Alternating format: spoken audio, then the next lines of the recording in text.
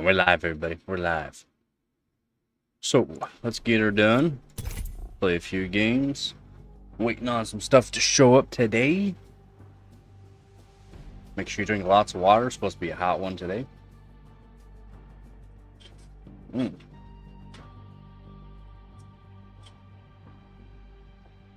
sure you drink lots of water. Water is your friend today.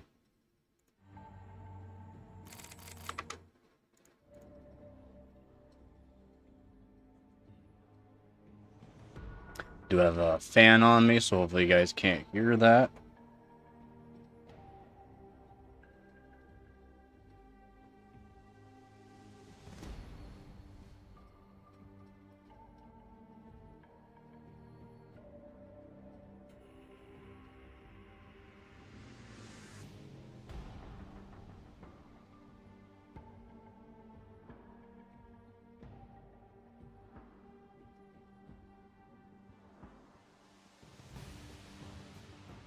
Hey, sweet time to find a game though.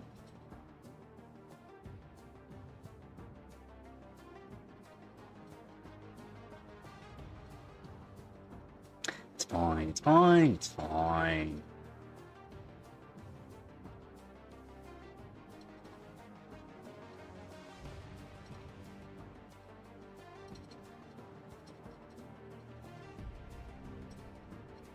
It's gonna be like 36 today.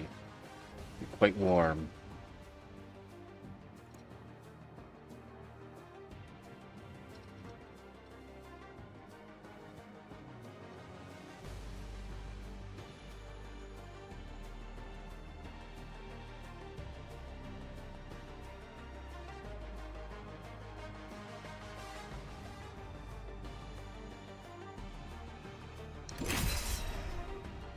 All right, we're in a game. Let's get it.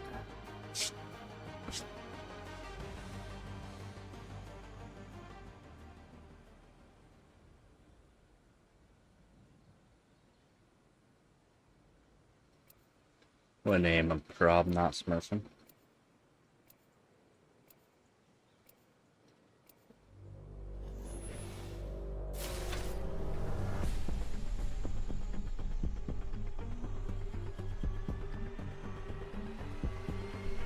Eventually, everything falls apart, and I'll be there to clean the pieces.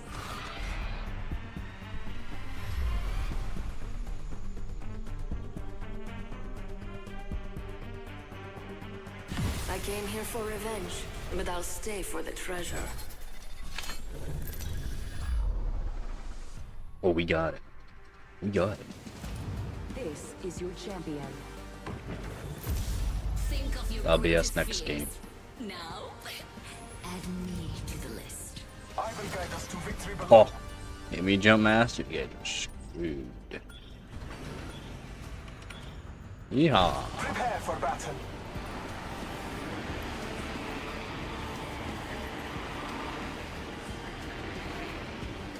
Just one team here. Trust your senses. My weapon has been enhanced, marking our surroundings. Optics here. I don't need sniper optics, man. I don't need it. Taking fire. Boy, I'm starting off with some I nice cracked line. an enemy. I'm Oh down. man, already down? Big shot. Dog. Broken enemy shield. Breaking through with the gate. I don't Oh my god, dog. enemy sight. Grenade. Attention. First blood. Time graces me. The ring is close.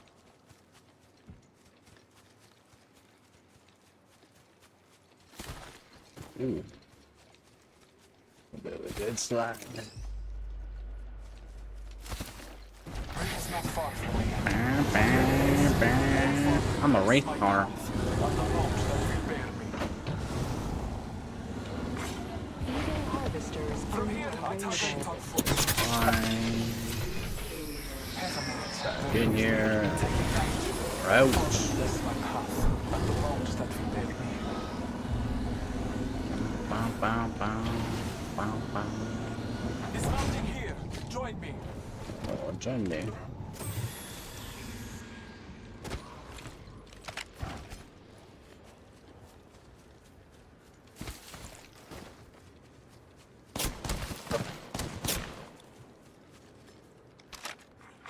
Attention.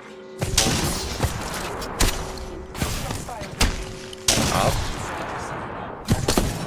Oh man, will you fuck off? Taking a moment to recharge my shields.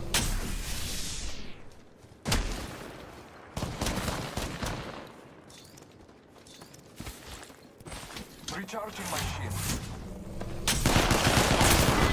Man, A mind is like I should a just blade. stayed in the car and just Mine is beast. honed. Yours was dull. Targeting that spot. New kill leader appointed. I do have teammates that just go down instantly. That's the sad Care part. package being Like just delivered. instantly go down. Man, how are you guys getting to at least plat just going down instantly?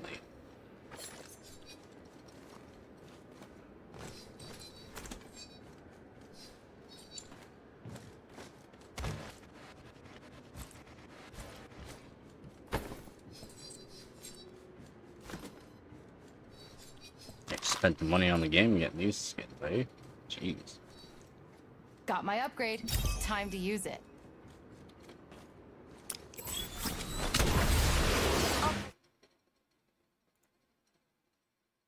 Close range.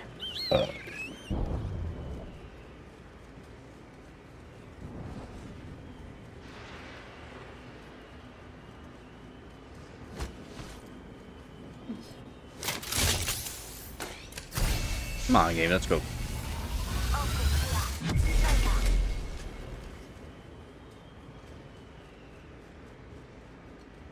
Sniper stop. Optics here.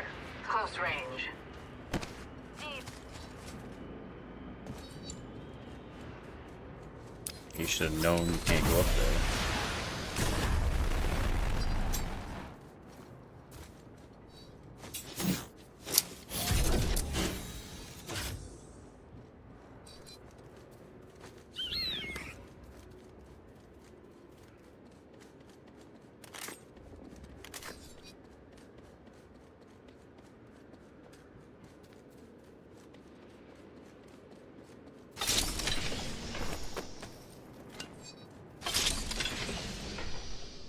Barrel stabilizer here.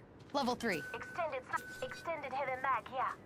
I need it. Dibs.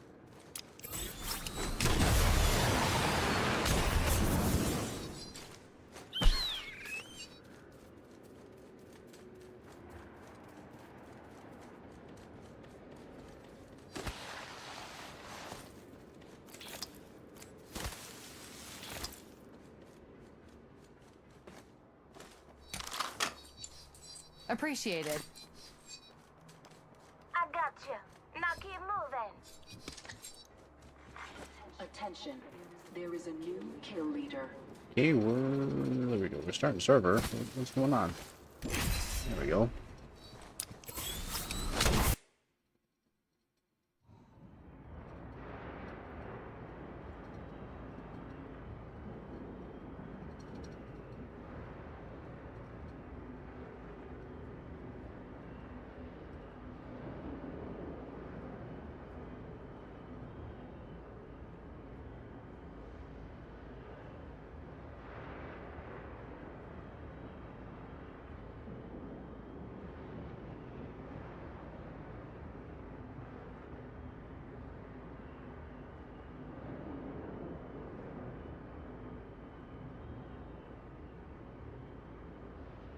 Finally. Took long enough.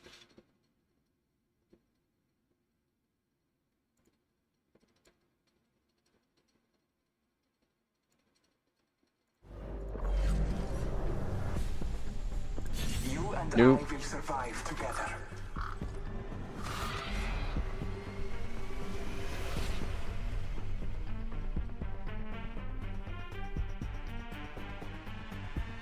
Get ready.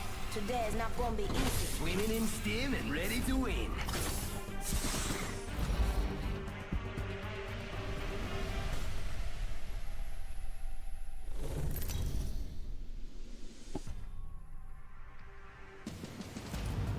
This is your champion.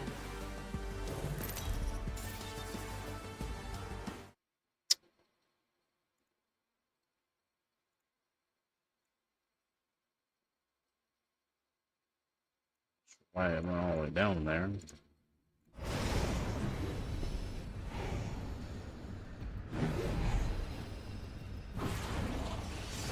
Can you feel the speed? Let's go over there. I'm bored here.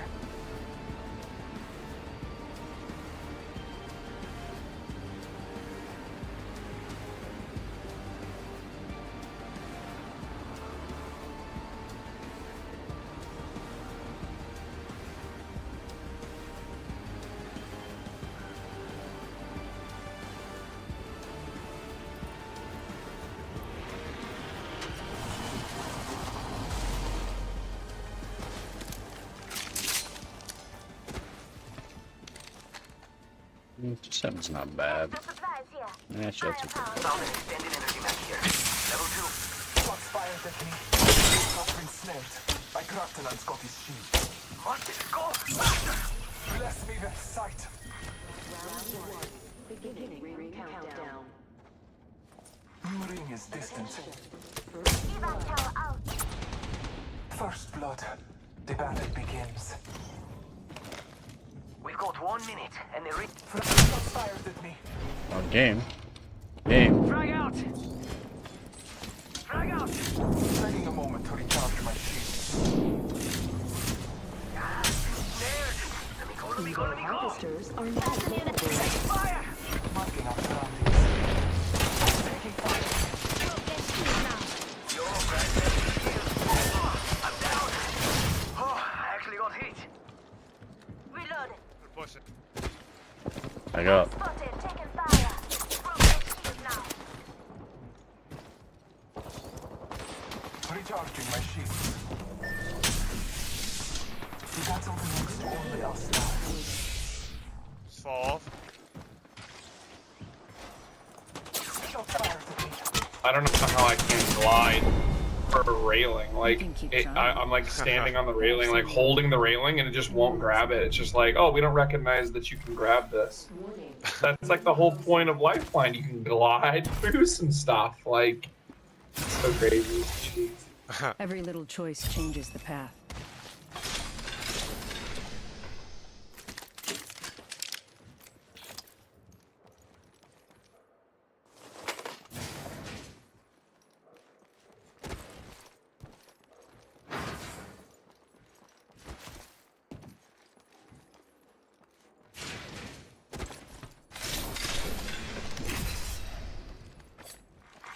Care package being delivered.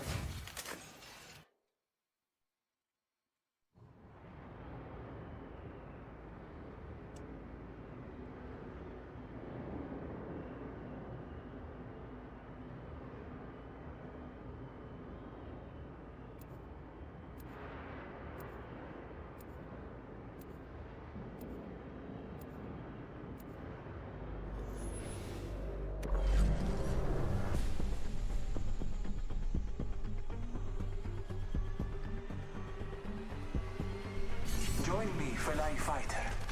Fight strong. Alright, then going over strategy. I am ready for anything. Always look out for the little guy. No, I'm not talking about me. I'm just petite.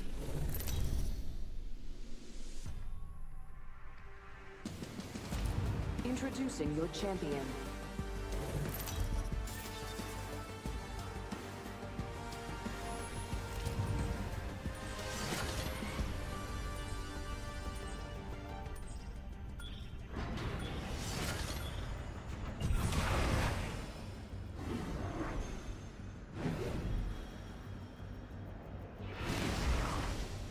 We're in this together, amici!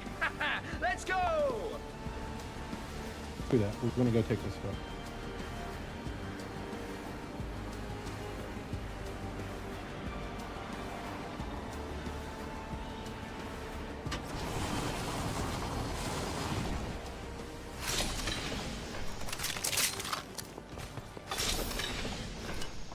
Got an enhanced weapon and ready to use They're fighting out front. We should probably go third lap. Just like me. Hey, mobile respawn beacon here. Shift is on the way. I need a weapon. Round 1. Beginning ring countdown. They are not all in the ring. The ghost ring will lead us to victory. Attention. First blood. First blood. I think they're in a 1v1 situation. Alright, I need thermites. I mean, fucking, as soon as I hear more, I'm going up. Or one of them's gonna drop on my noggin. One of the two. Attention. Evo harvesters are online.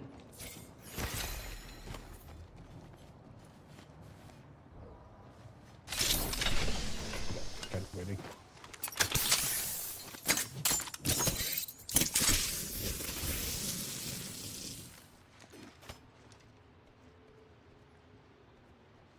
They done ran away. Right there. Sige. Marking our surroundings. Let's move here. And there. Thermite grenade here. Good for They're cover. both. Careful. Fast as No fuck, kill boy. leader.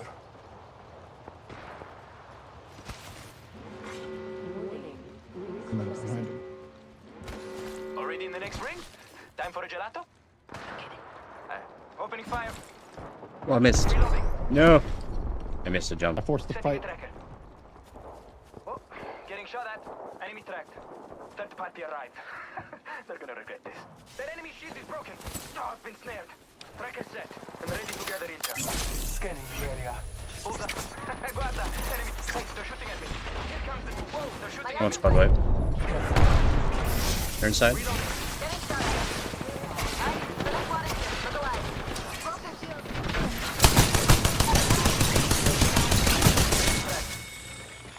Took out a hostile. Taking fire.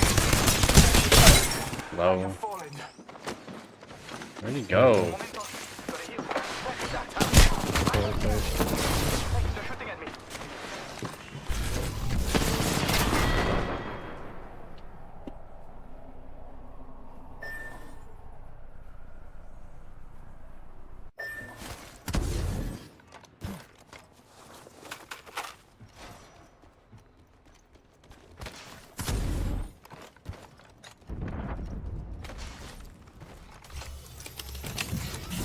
Got the banner.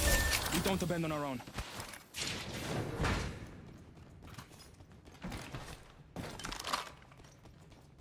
Oh, that enemy is being tracked. Un momento. Gotta heal.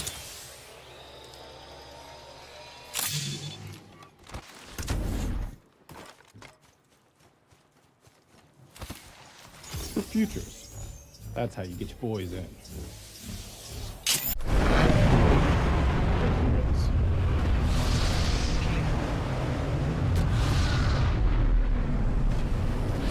I'm going in. Let's see. I see him there. I've returned from the other side. Yeah, this lag is so fucking annoying. To the hunt.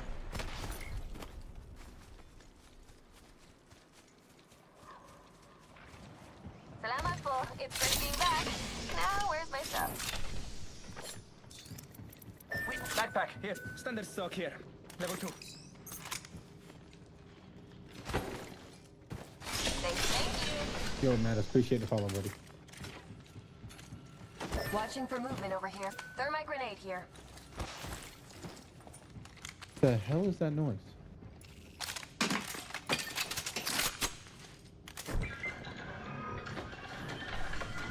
I have enhanced my weapon. Glory awaits.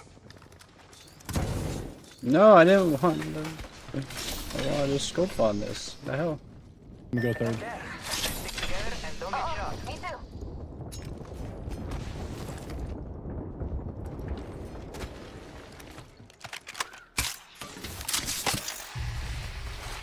Alright. Let's get it. See exactly where they are here. Oh yeah, there. What? I'm I'm recharging my not even shields. in the fight, Brody. Taking fire. Yeah, nope, just kidding. I'm Recharging not my fighting that. shields. Going other way.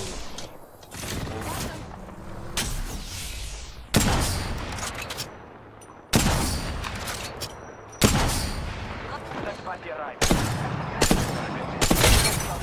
120 HP. I've leveled up. I should choose an option. You just gotta own. As Volter says, hard play. Damn it, squad mate. Already missed one. It's right there. Oh, it's on the bridge. That's it. Appointed. Be aware of the new kill leader. What? Move here. Right now. No more. Frag out. Clean more. Nice. Another squad is here. Look alive. Throw an arc star. Frag grenade set. Oh, I got the assist. In combat. Reload. Opponent. Boss. Beginning ring countdown. Recharging my shields. 1 sec. Hostile spotted. Attention. Delivering. In fact, there's a part of the right if y'all need it. Replicator on its If you're way. low on health. His lag is so annoying.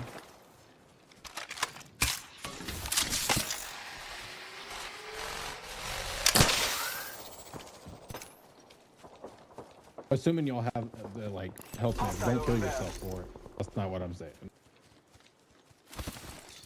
I don't have much. Okay.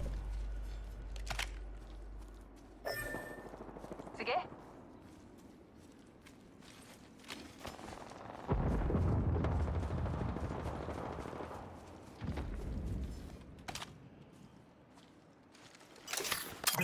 Marking our surroundings. I'm You should crafting get something. Moby too. Teammate's banner in my I pocket. have one.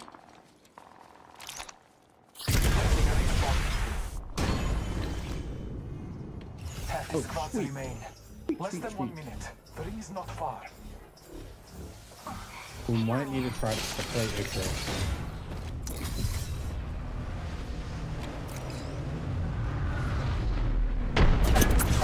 Yeah, rotate Icarus. The ring is near. Don't get beat up. Rotate. Calling upon nature. It's over there. Yes. Oh, they're shooting at me. A leaf to our Oh, enemy. there's a death. Let us follow it. Oh, there's another death. Taking shots here.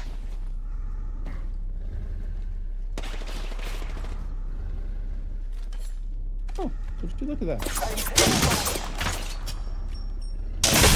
One's 1 HP. Recharging my shield. 1 sec. Reloading. Okay, so I know I said we need to play Icarus. I lied. We need to go orbital. Trained. Using it. Man, can these guys fuck off? Getting a shield jammed. There's a new kill leader. That's a target on their back. Care package being delivered. I am trained. Using a Phoenix kit. We got a 6 extra syringes coming up.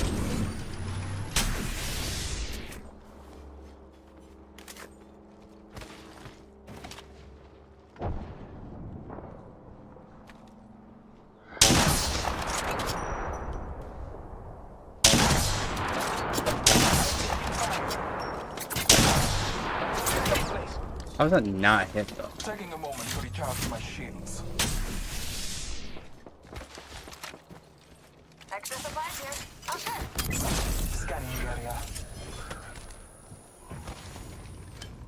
There are unscotty to be found in this direction. Hey, found some extra supplies. Got any next one? Ready to use it. Refill we're not all in the restocking ring. complete. Un momento. Gotta heal. Replicator being delivered. Scanning the area. Rethinking our strategy. How about moving there? A leaf to our enemy. Let us follow it.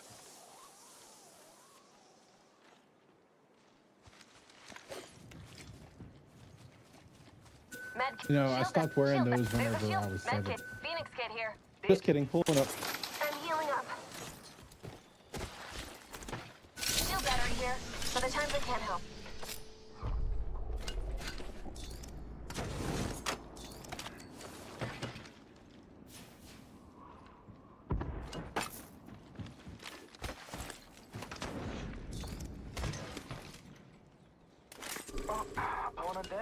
One's close.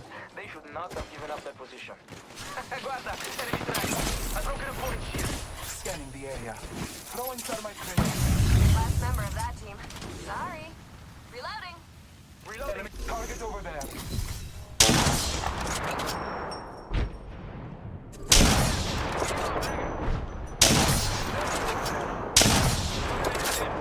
What? I hit him.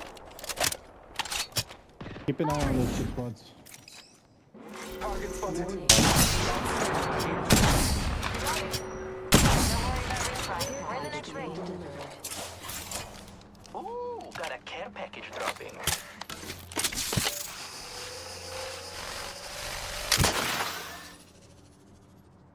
Target spotted. I got a feeling that's my crave. For the walking up. Boom. Reset. I'm taking fire. Charge rifle, careful. And he has equipped good charge rifle. Enemy track. Don't be peeking that shit. Flash fire receiver. Attenzione, enemy here. Tracker in place. Bless me with sight. Heat shield. Opponent found.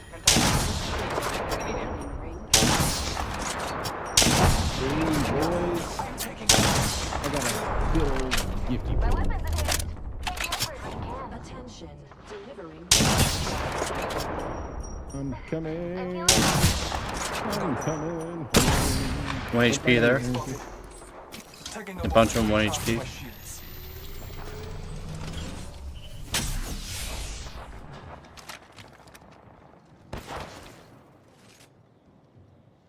Someone was here. Hang tight. I'm gonna look. Get ready to look at that. Setting a tracker. Marking our surroundings. Just kidding. 5 seconds.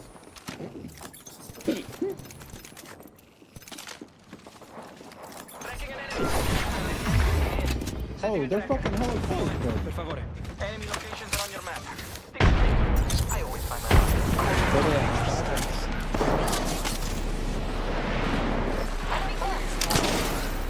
Let us follow it. Marking our surroundings. Hey, look, getting shot at. Frag grenade set. Throwing thermite grenade.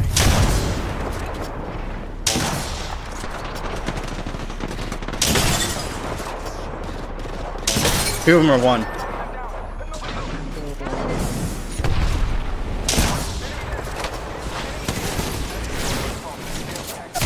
Coming up. No fucking way, that charge rifle. Like 1 HP is rezzing now. But We're already inside the next ring. Good strategizing. I'm walking away. I'm gonna get away. Enemy shield broken. Kodak, run this way. Getting shot at. slag. What is this guy doing? Good try. Good try. What a waste of fucking time, man.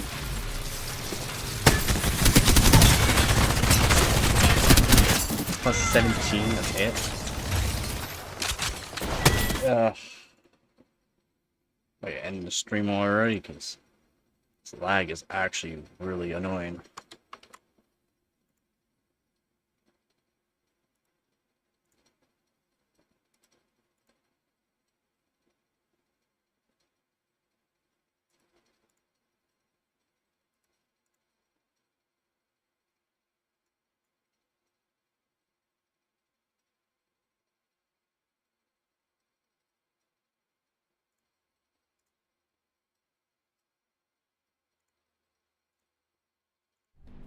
Let's see if that helps things out. Let's see. We'll see.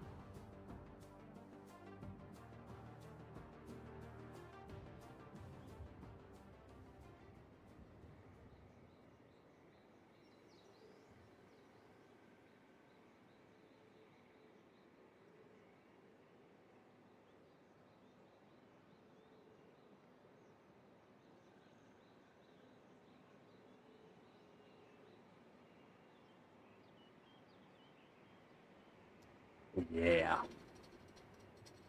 Already 28.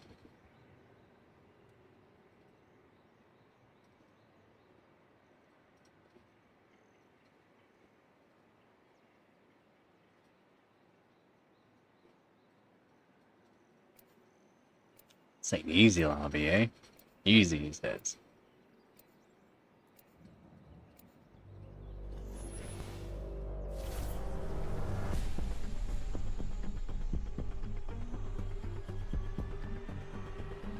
This ain't easy lobby. Alright, man. I believe you. Programmed.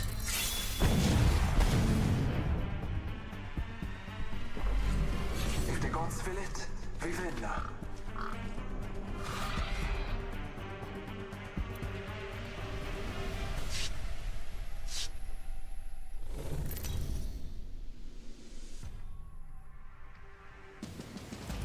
Introducing your champion.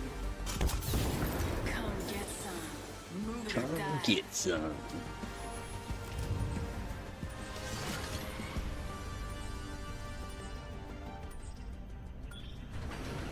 Reminds me of Duke Nukem.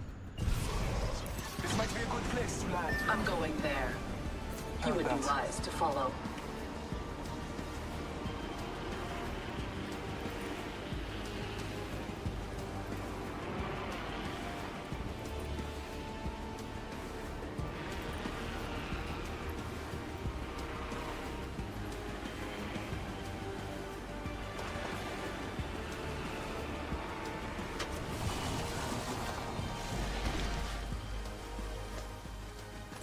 Pick it up. Weapon.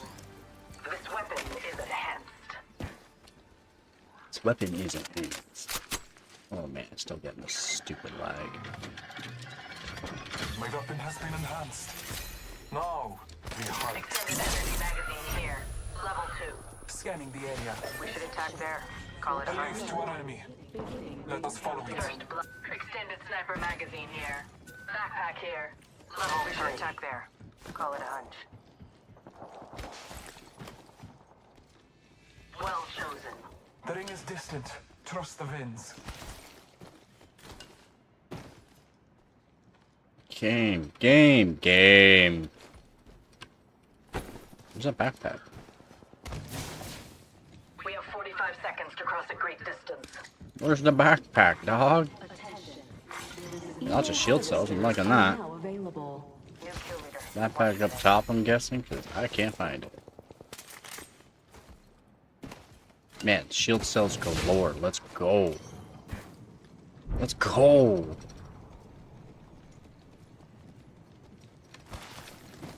What do you want? 2-time or 3-time? Making contact with enemy.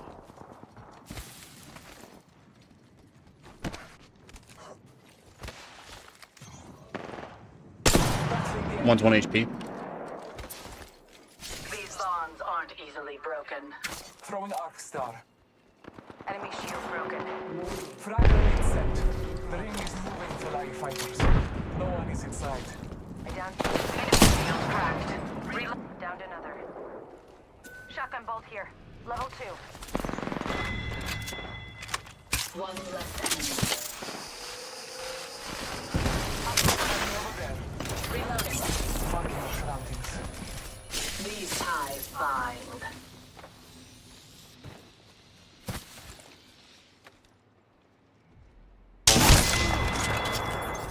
Took out a hostile. Impressive kill. Standing by. for Just care one left, I package. believe, right? Getting shot at. I shattered an enemy shield. Not so fast. Reloading. That was the last one. Nice work. I'm not gonna lie, bro, there's a bot lobby. For a pistol.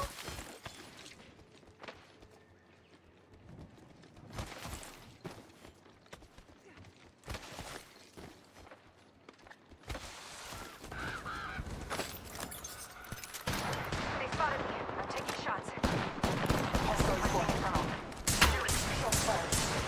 Need to recharge my shield. They're lobby. I've been snared. One broke, one lit. These ties bind. Caught with no way out. Need that 2 times. Oh, got it, bro. Yeah, I'm gonna look for one for it.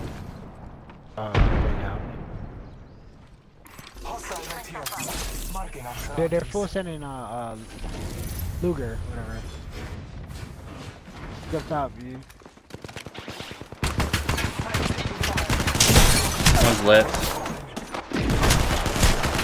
Why'd you guys run away? Just wrong, bro. I don't know what killed me like that. I fucking thermite rampage. Whatever the fuck. Did that, bro. I need help. Oh, no way. Just keep running.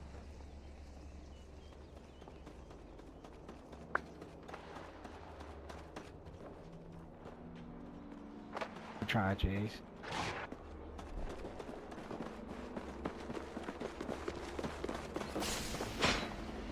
Yeah, there's the chase. They're near me though, they're looking for my body.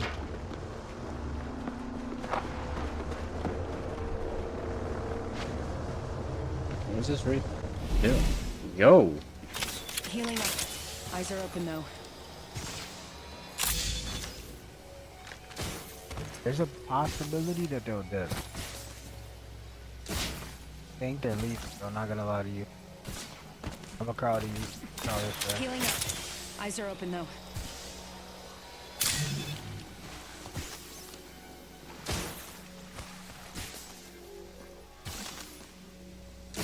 One second. Nice, bro. We got this.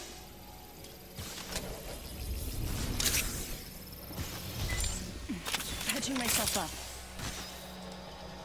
Optics here. Nice. Close That's range. you. I want you to grab that quick, get off out of shit. I need help. There's hella boxes, that should be Healing up. some damage. Eyes are open though.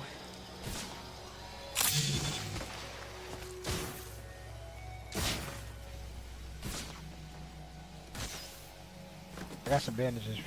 Healing up. Eyes are open. Listen, let's move here. No, Jesus.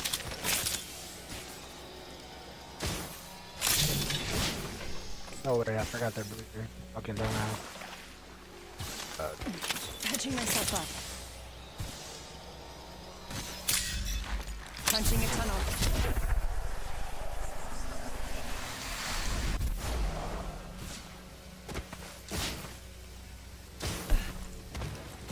Portal's ready. Patching myself up. Syringe here.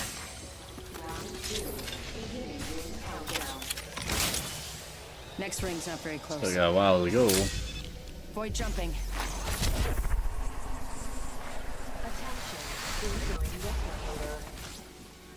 Got a replicate. Healing up. Eyes are open though.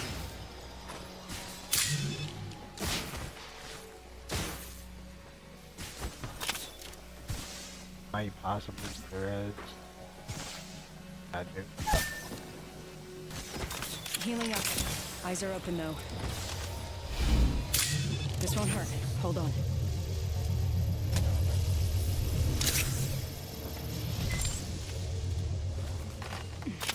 Care package over there.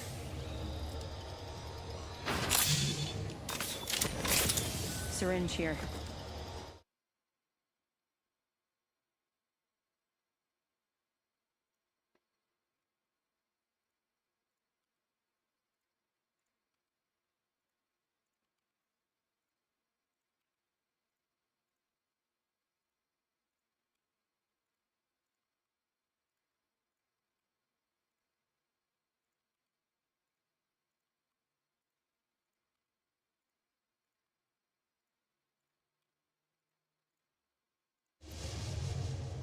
Gonna see. Let's explore this way.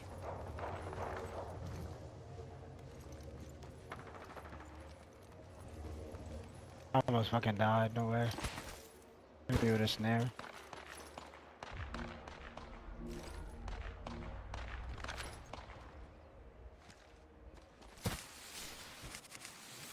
Keeping an eye on this spot. Dang, that ring is hella far too. You guys got a distance to go, by the way. Warning. Ring movement in progress. Enhanced my weapon.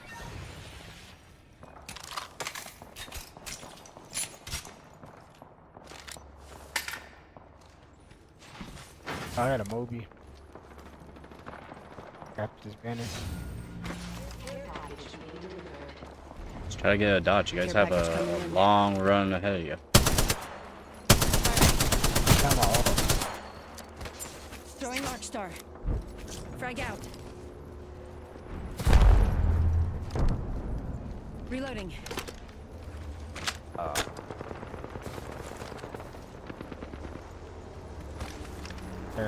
Yeah, I should be on right side, bro. Targeting that spot. I think that's it.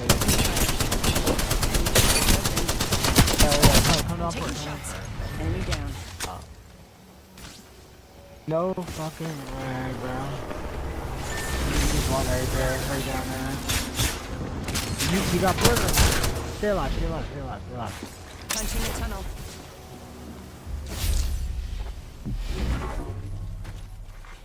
I'm safe. Photos ready. Recharging my shields.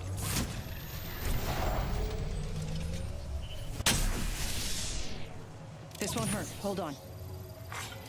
Watch yourself. There's another squad attack. Phasing.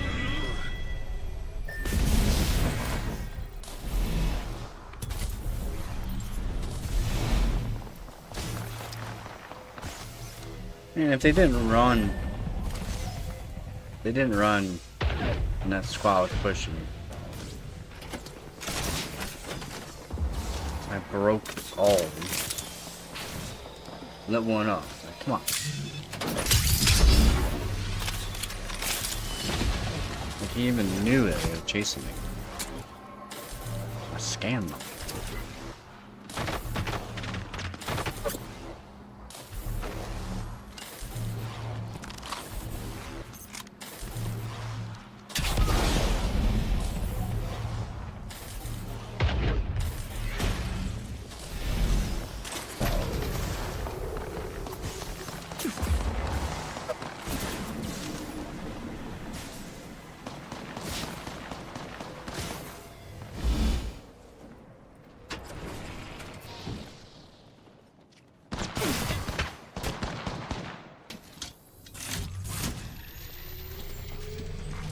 They're too long left running, probably gonna die.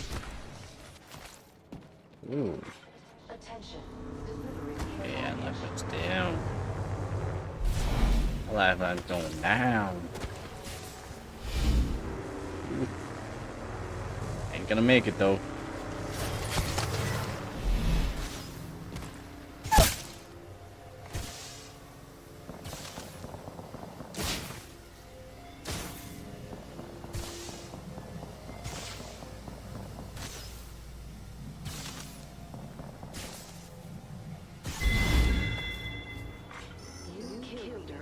Let's reposition there. Got a replicator there. Grab whatever you can carry.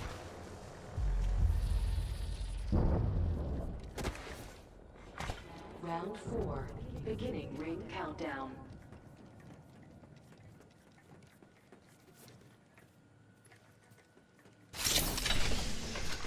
Replicator B.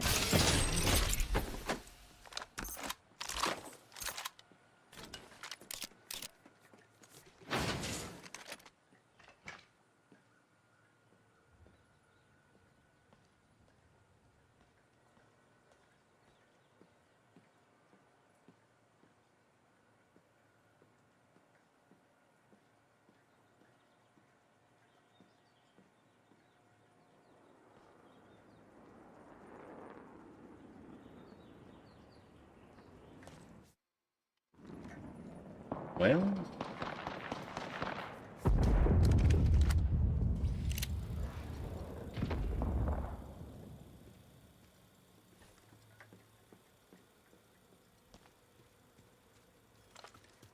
Taking forever to find a game, holy moly.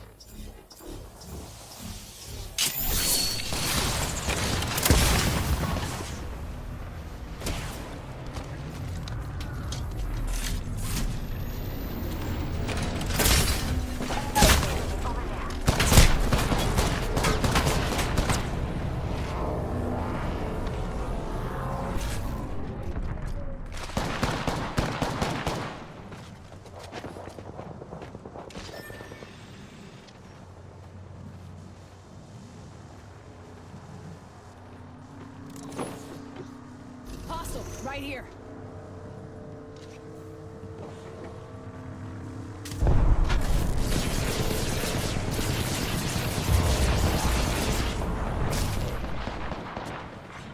Just taking it sweet time. Fine again.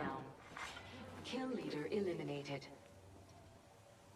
Target close.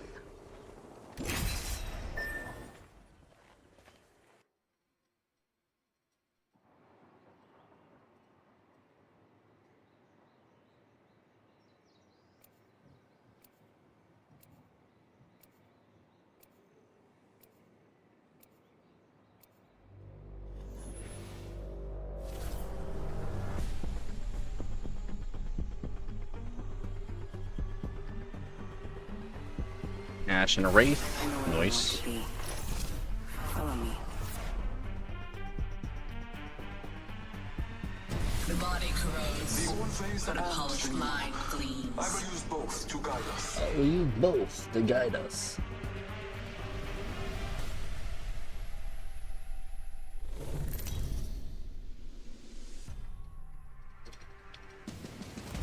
This is your champion.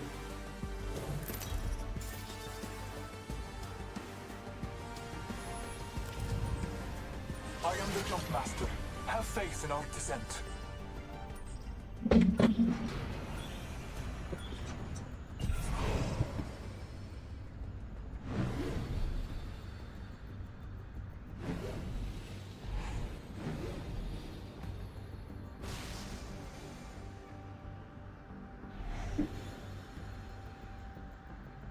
She's going to gloat about this all day. Still lagging. Better lies below.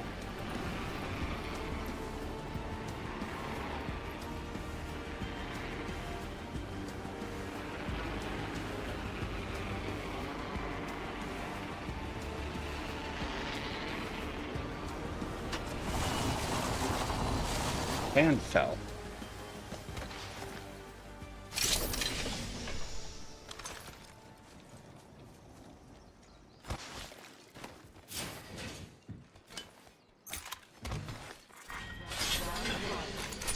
This weird lag, it's really annoying. All Father, give me sight. A leaf to our enemy. Wait. Let us I follow have it. crafting to do. 1 minute remains. Enhance my weapon. First blood. Let us Oh, baby. begin.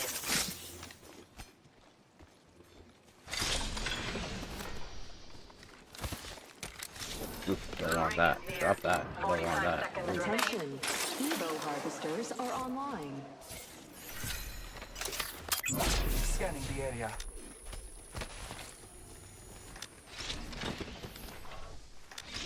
We have 30 seconds. Prepare.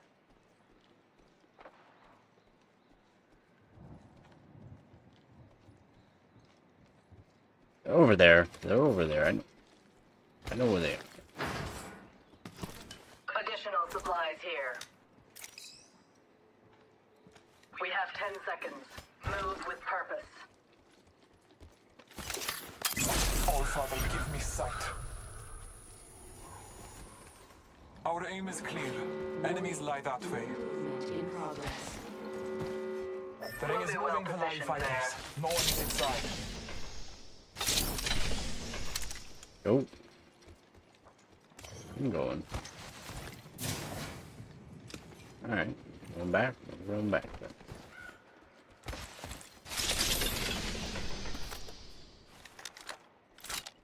Ooh, that's dirty. Bless me with sight. Care package being delivered. A trail to Unscotty.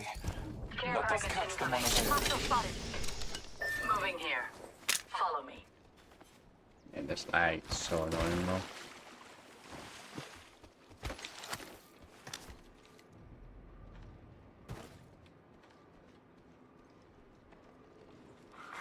Champion eliminated. The champion has proved unworthy of the name.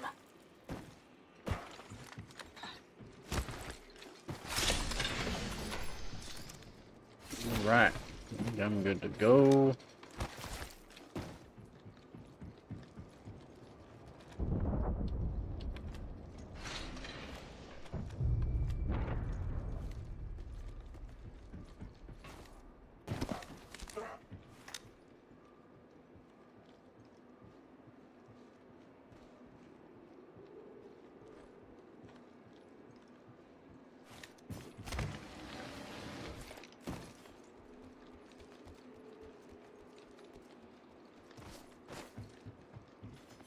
Hostile spotted.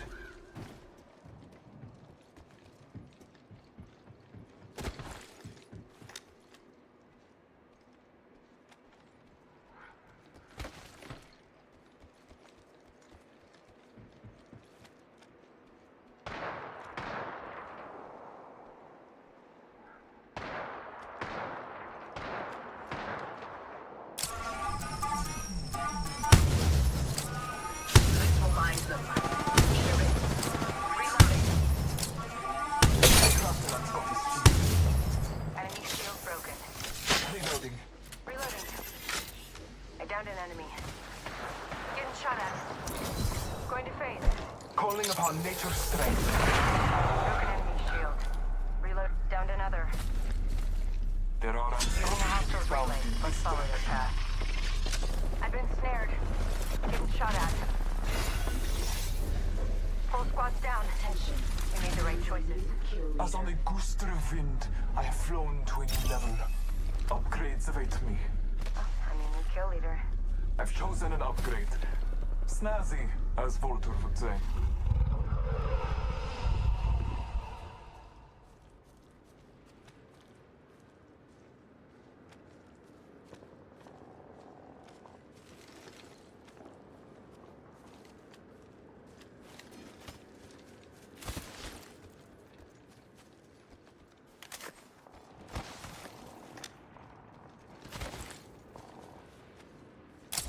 Take heed.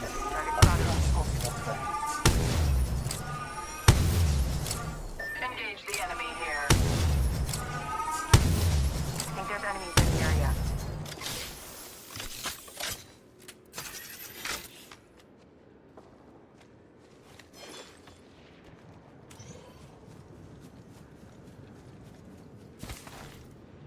Oh, enemy shield. Launching there. Reloading. They spotted me. I'm taking shots. Enemy shield broken. Recharging my shield. Attention. Reloading. There is a new kill leader. Finding them. Caught. No way out.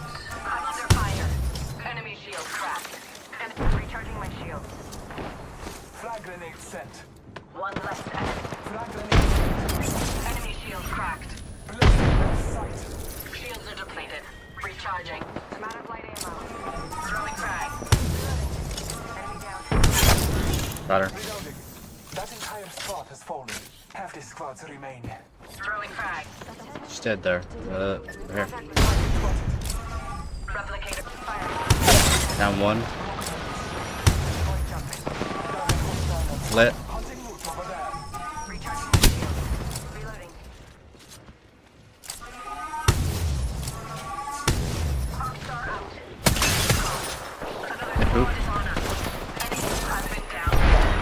Unacceptable. Getting shot at. Enemy shield broken. I downed an enemy.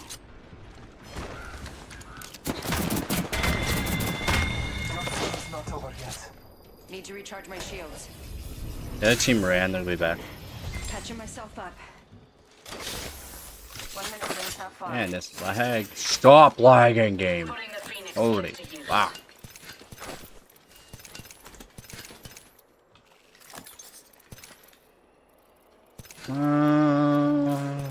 Take that. 45 seconds and a nearby That. ring. That. We strategized effectively. Or that as well.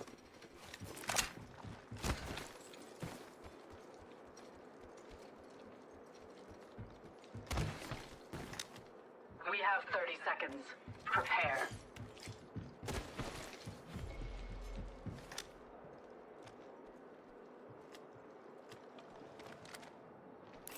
Target over there.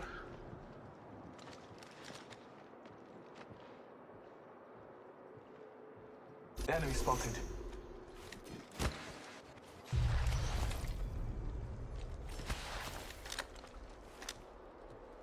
Hey, enemy void nexus here.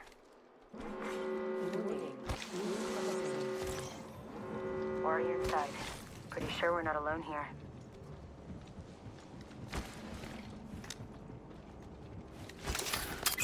All Father, give me sight. Firing. Reloading.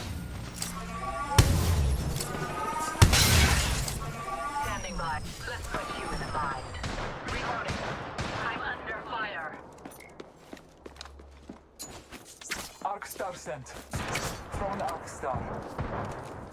Putting a Phoenix kit to use. Bless me with sight. I am broken. Fire. Alert to our enemy.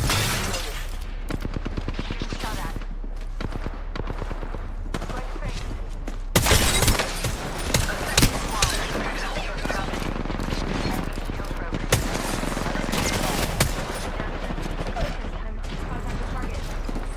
Taking a moment to recharge my shield. Taking fire. These ties by. Recharging shields. We're already in the next ring. Now we wait. I've been downed. Unacceptable. Silence, Scotty. Blessings upon us. A replicator. Marking our surroundings. Taking a moment to recharge my shields.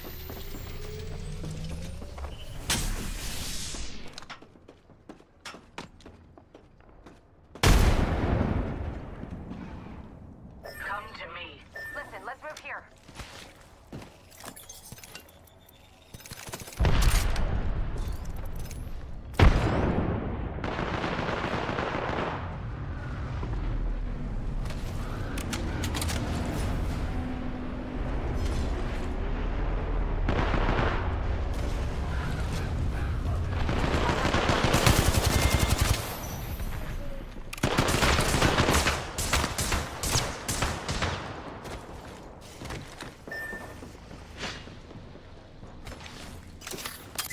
Marking our surroundings.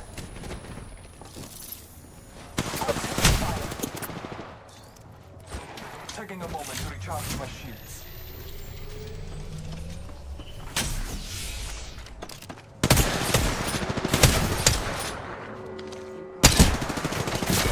Fuck, man, I should have switched.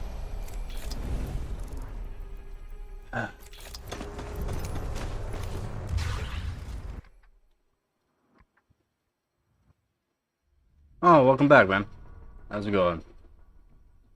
How you been?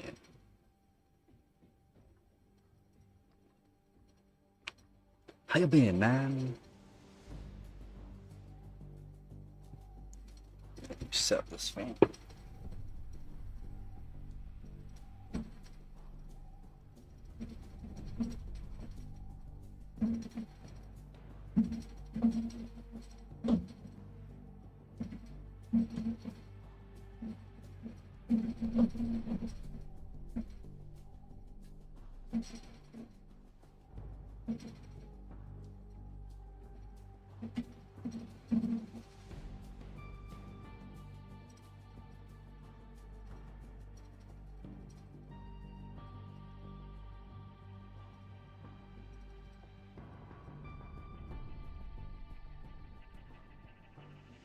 I'm doing alright.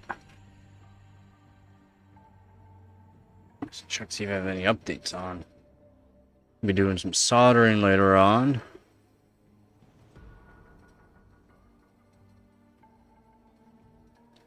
It's gonna be a hot day, so I don't know how long I'm gonna stream today. This could be a warm one.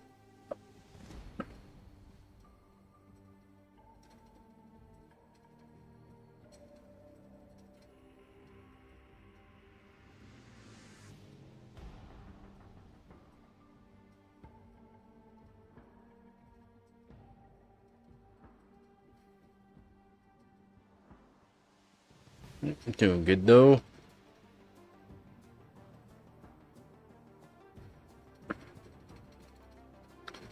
Got a new hot air workstation. So I do some soldering, show some tips and tricks on some things, stuff to watch out for. Reason why I got this one. Be doing a bunch of things.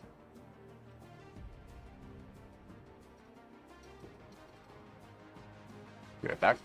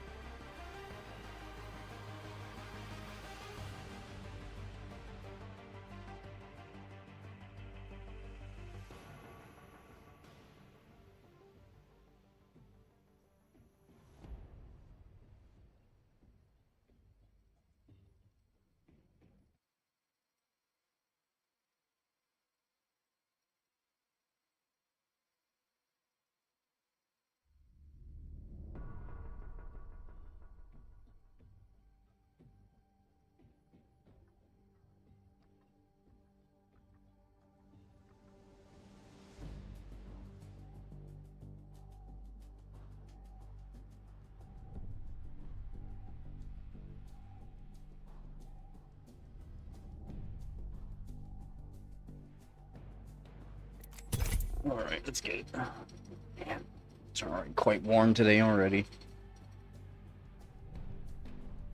Have to get more water.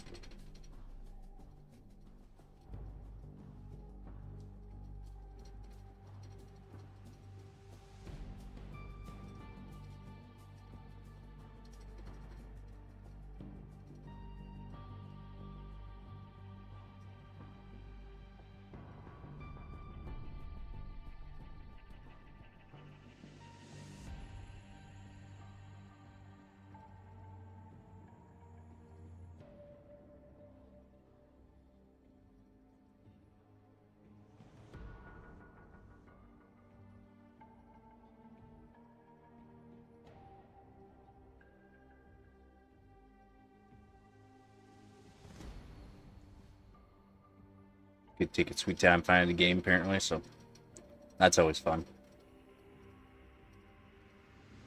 Again, it's gonna be a warm one, everyone. Make sure you drink lots of water. It's gonna be a not so fun day.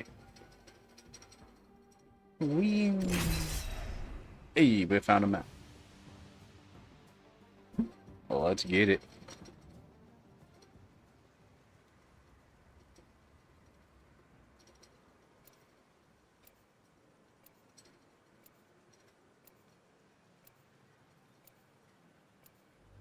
Got a new light setup coming too here soon, so happy about that as well.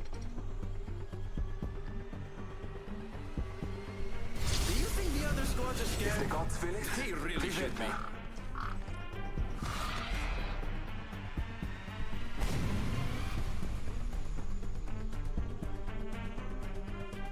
Two trackers? Nice. Something's whispering in your ear, distracting you. Silence it. Silence it. This is your champion. Champion challenger means little if you die. I will choose our location for battle.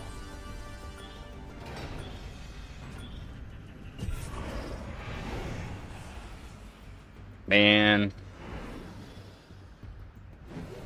Prepare for battle. Little phase driver.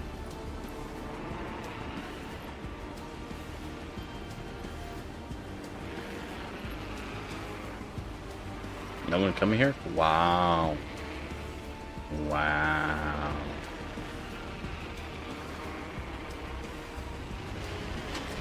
That much. Snap-ons.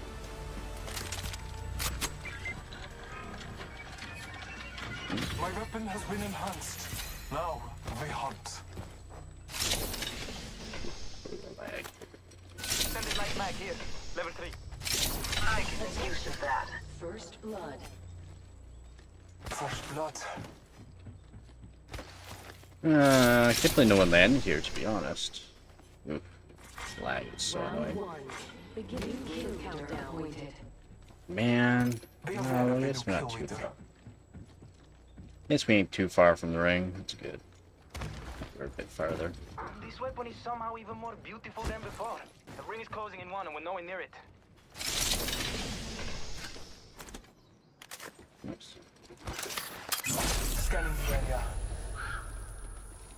Oh, they're not too far. At least to our ring with 45 to close. Let us follow. Attention. Evo harvesters are online. Ooh, I like this. I like the wall. I wonder if they are coming this way. We'll take a look. Half a minute. This weapon is enhanced.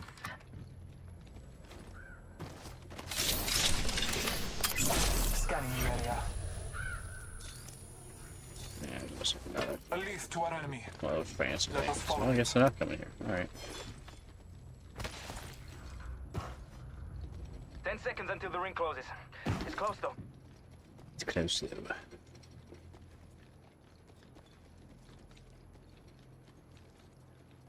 Oh, che bello! I love new stuff. Marking our surroundings. You're outside the ring. Get going. There are unscotty to be found in this direction. Get over there. Stuff disconnecting. That's not good. Attention. There is a new kill leader. Careful, new kill leader. Extended energy mag here. Level 3.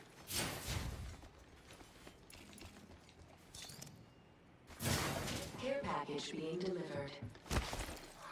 Care package on high. Feedback from the gods, marking our surroundings. A leaf to our enemy. Let us follow it.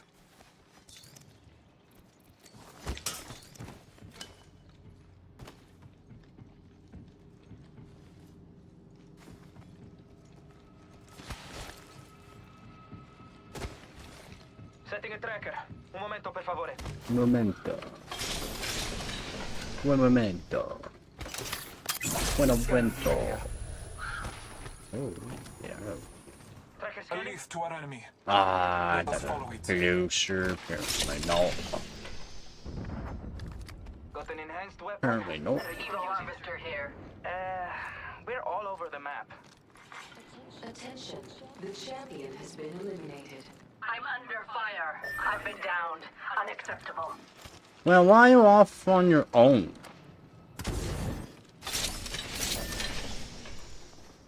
Only the two of us. Tracker dart out. Be aware of the new kill leader.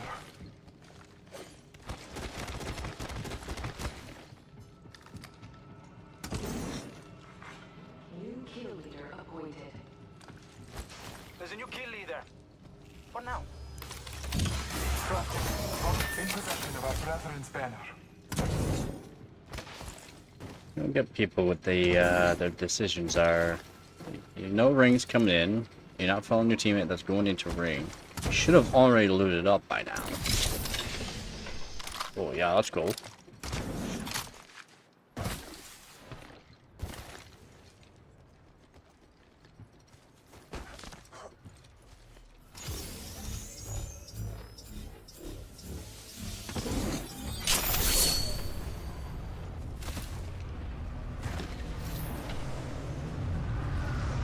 Only half the squads are left.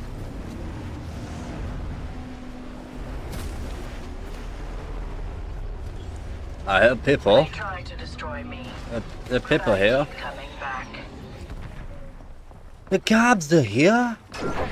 Oh, they're going down. Those guys are definitely going down. Stick with me. I always find my mark. Heard people over here. Yes, yes. Si, senor. Given up their position.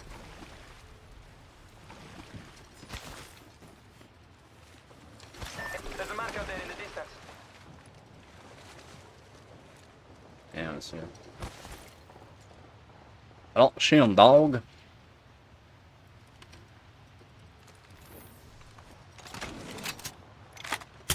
Let's charge your puppy up.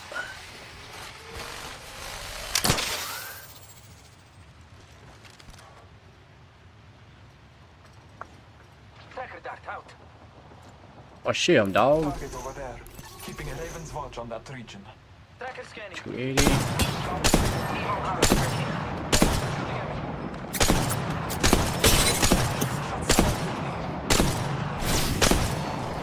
What a bitch. Damn charge rifles, man. They hit so hard.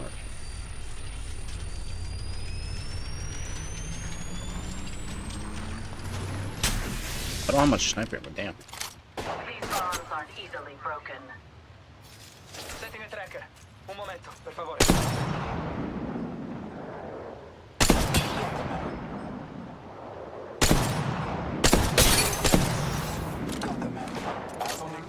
In the gust of wind. To a new level.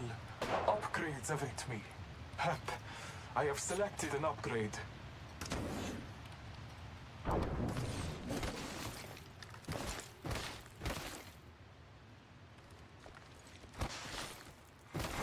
Replicator being delivered. Calling upon nature's strength. Un momento, per favore. I knew I heard him.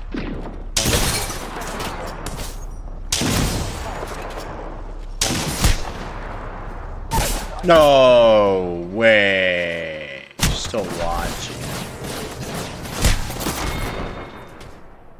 I don't consider death cruel. But I hit that. Didn't hit that. How's it going, Hart? Yeah, I should be doing some soldering later on here.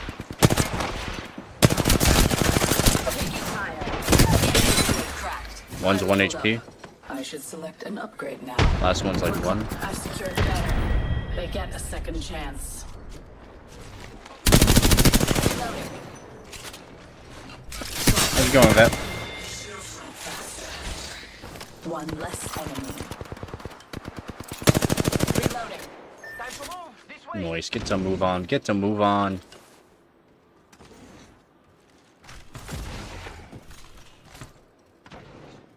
I have chosen an upgrade. Too kind, too kind.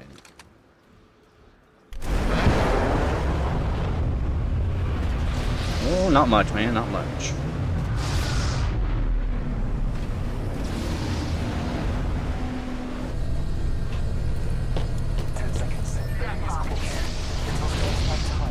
Bow, bow, bow. I'm a race car. Yeah, I know where I died. I'm under fire. I should have run faster.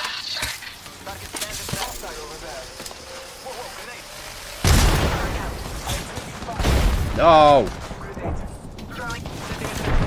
momento, por favor. Opponent found and tracked.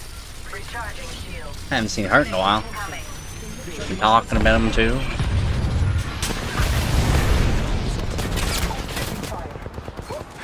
Yeah, buddy.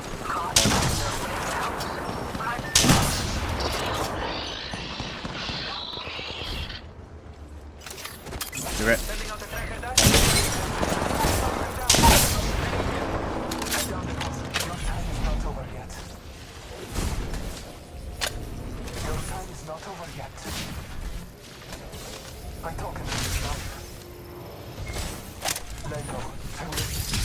Dropping a heat shield. Un momento. Gotta heal. Using a Phoenix kit. Cover me.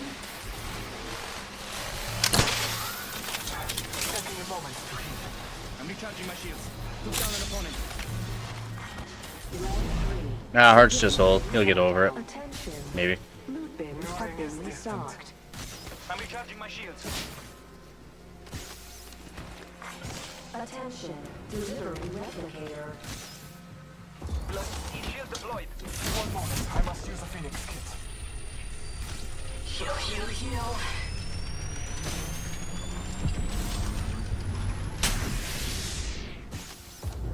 We're close to the ring. We have 1 minute. I don't want to work. Healing. I'm gonna be doing some of that today. At least feel like it. Less than 1 minute. The ring is not far. I miss. Un momento. Gotta heal. Hostile spotted. 30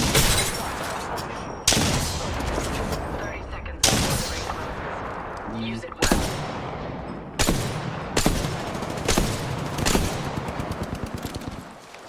So close.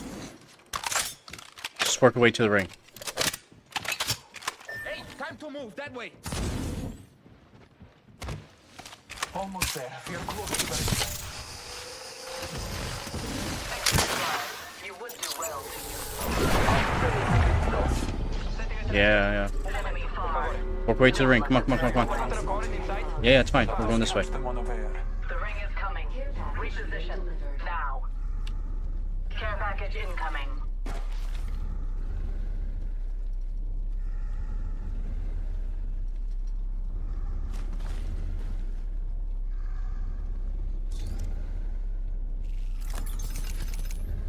What? Hold, please. I'm crafting.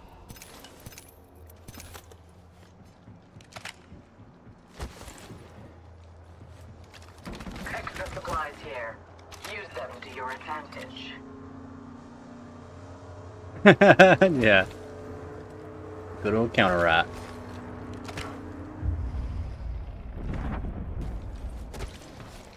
Heal, heal, heal. Round 4. Beginning ring countdown.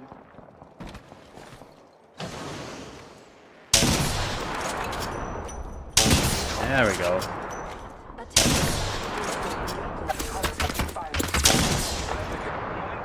Gotta heal. Recharging What's my up over shield. here? Reloading. Setting a tracker.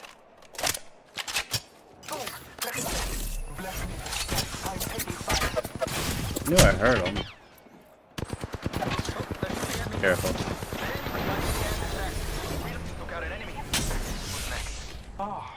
Where's my slide?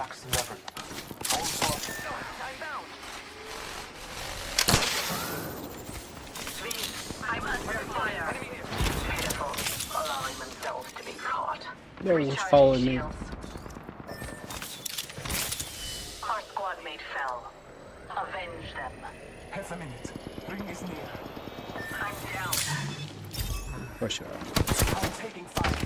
Oh, fucking lag, man. Fucking lag, man. It's not about how hard you tried. Bullshit. It's about who wins. 3/4 of a steak. Damn, son.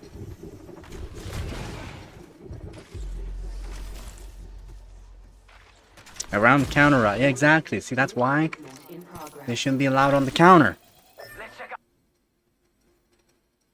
Bet he was happy about it, though.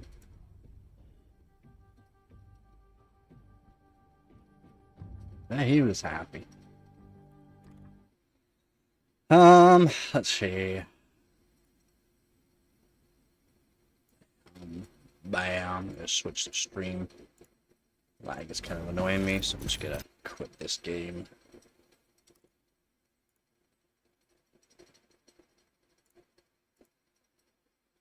Oh. Good morning, Duck.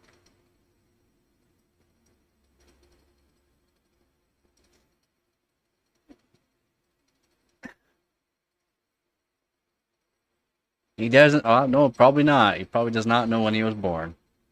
Unfortunate. Very unfortunate, right?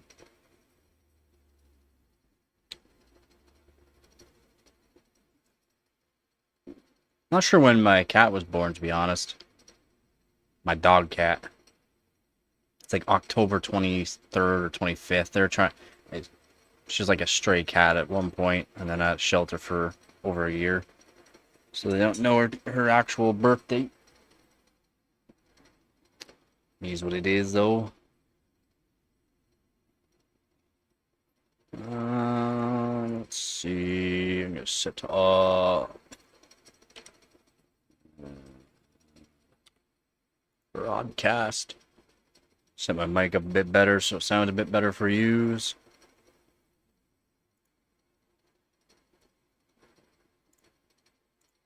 Oh, hello. That should be a bit better for everybody there. Hopefully that sounds all right. I'm doing pretty good. It's gonna be a warm one today. I got hot air workstation coming, new lights, so gotta set that up as well. Yeah, they're going over why I got this hot air workstation. Cheap multimeter, but doesn't matter if it's cheap or not, they still work. And all multimeters, unless you're getting a really expensive one, are not accurate. You know, not 100% accuracy. There's always going to be a plus or minus involved. So, to find getting a cheaper one. Yeah, even flukes are not perfect. Flukes are not even high end. They're just a good known brand. Good for homeowners, good for people that want to have some sort of accuracy. It's not perfect, man. It's not. Change the stream over.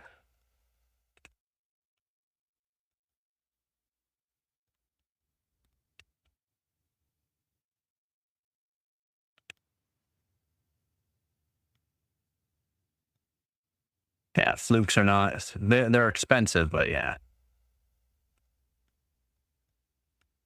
Exactly. Way better than what you need. Yeah, exactly. I hear you. For doing the hardware that I do, I need a high-end one technically for getting more precision, but I just don't have it.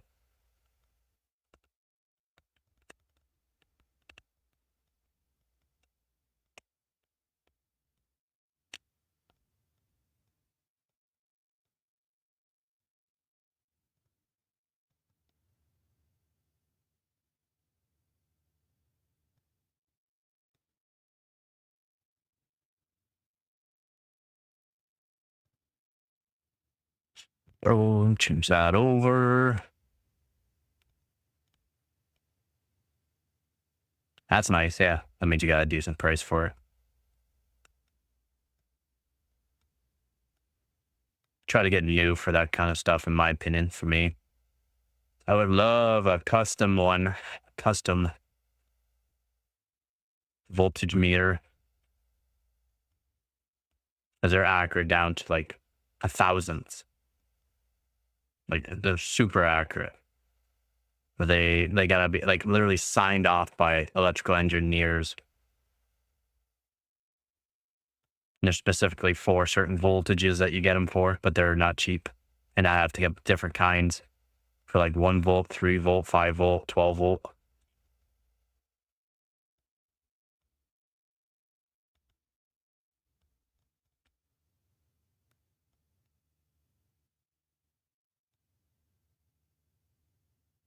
I can hear stuff now. Yeah.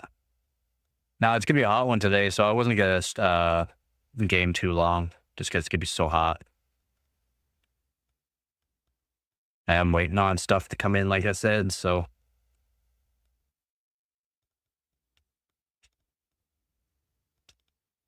Hoping it's here somewhat early.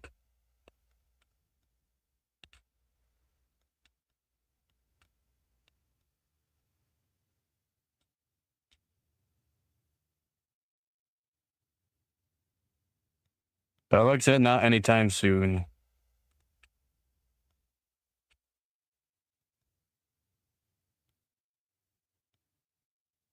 Not anytime soon. Here's what it is there.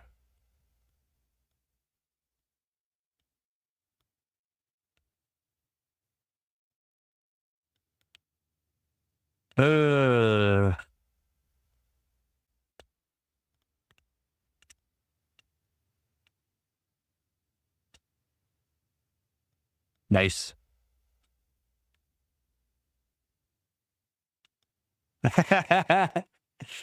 Yeah, right.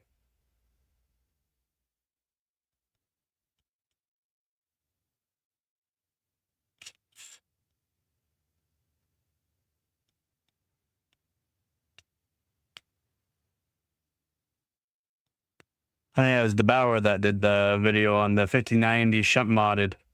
And it's being the RTX Pro 6000. I mean, no doubt. It's hitting 800 watts.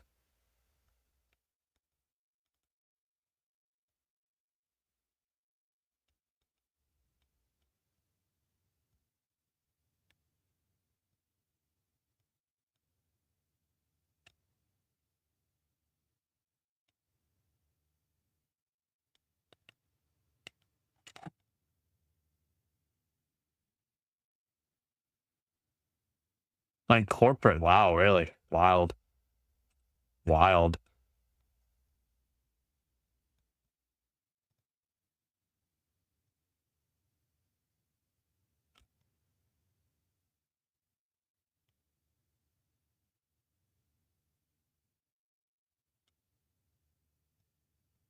Oh, yeah. Yep. I saw the video actually yesterday after I streamed. Debauer shunt modded the 5090 ROG Astral. They Zeus ROG Astral. He shunt modded it. Yep, pulled up to 800 watts. Pretty wild.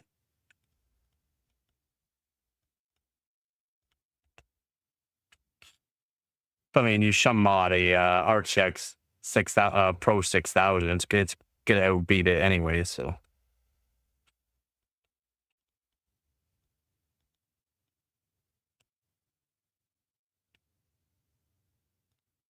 Shunt mod? I can show you right now, to be honest, what a shunt mod is.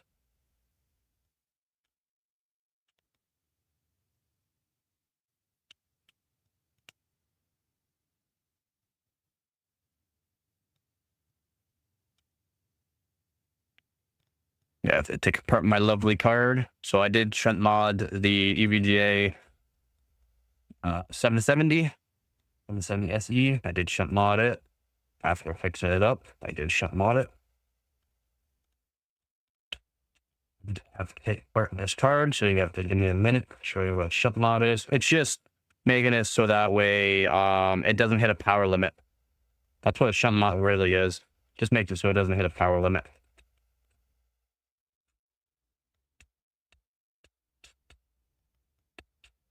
I don't mind. I don't mind taking it apart.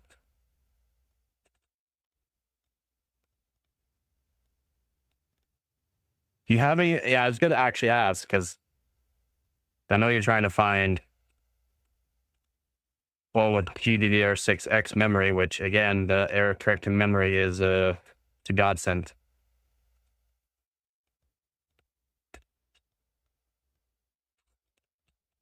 That's how shit gets broken. This car was broken when I bought it. I fixed it up. And then after a move, it got broken again. I had to replace a bunch of components like voltage regulator, couple of resistors and that. And it's already been shunt modded. It's not how you're talking to a top overclocker in Canada, in the best overclocking team in the world, buddy. This is a daily thing technically for me. Taking apart stuff, modifying it, making it work better. It's seriously a daily thing generally. Just hasn't been lately because I can't really do a whole lot. What I'd like to get for this card too is some epoxy resin. They cover up some work that I've done. I did have to redo a trace on this card to get it working. That was interesting.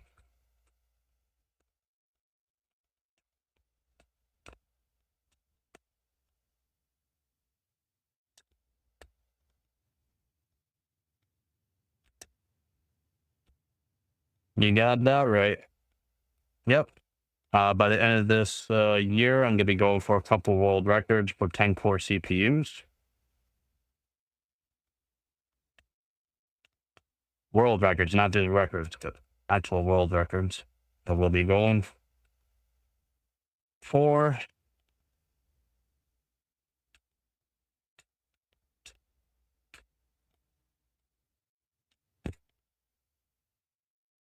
In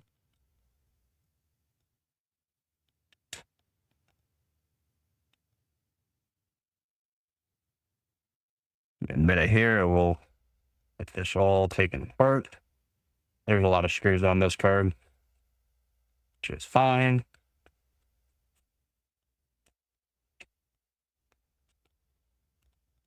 There's a couple different ways to shunt mod. I do it a certain way. A little bit trickier in some people's opinion, but I don't mind.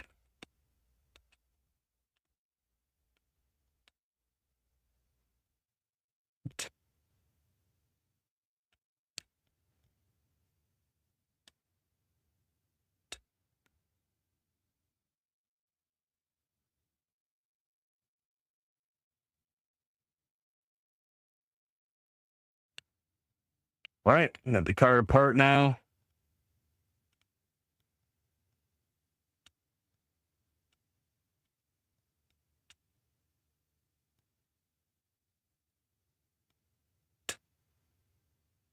Got the cover for a bunch of components, memory chips and whatnot.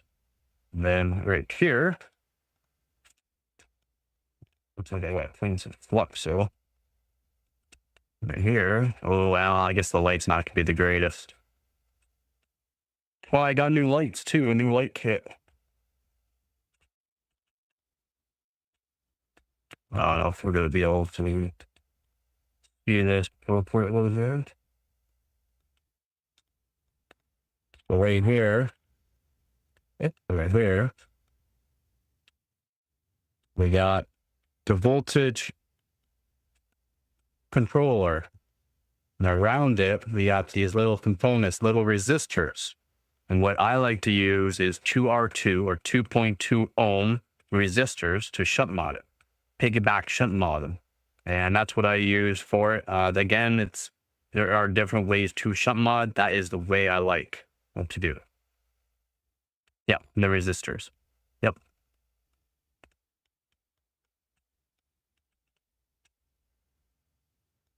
Right here.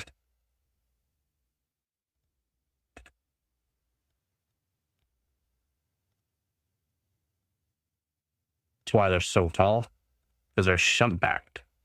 And that right there will make it so it does not hit a power limit when I'm in. I'll show it later on too. I've already done live streams of me shunt modded this card. I have live or videos of me shunt modded at 1070 as well. And I like the 2R2s because it does not put it into a limp mode.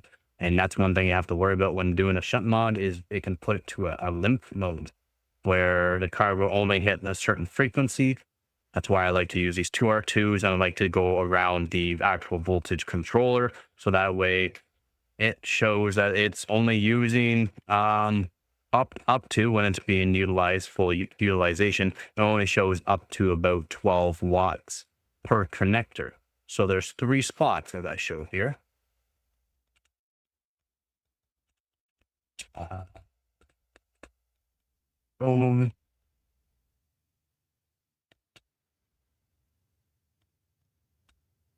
Focus.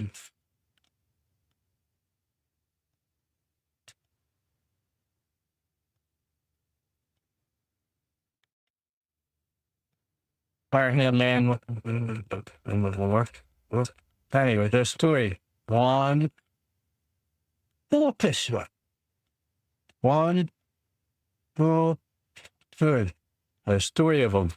So what each of those connect to is one connects to this power, this one connects to this power, and the other one connects to the actual power that goes through the PCI Express.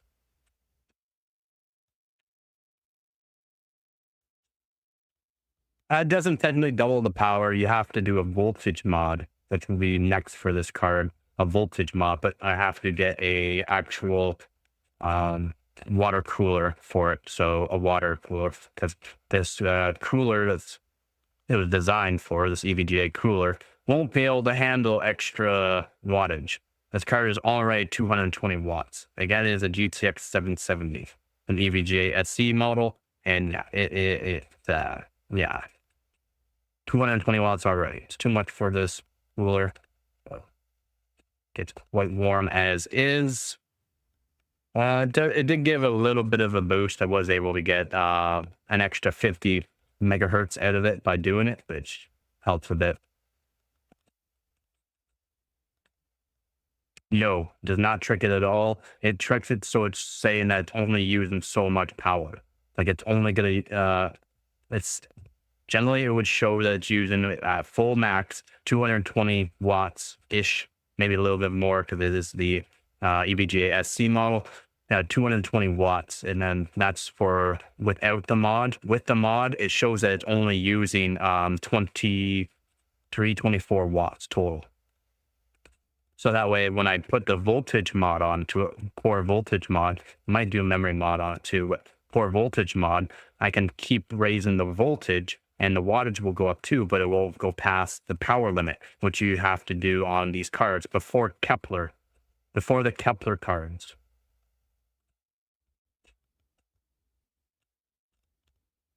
Yeah, you can put 1,000 watts to this card.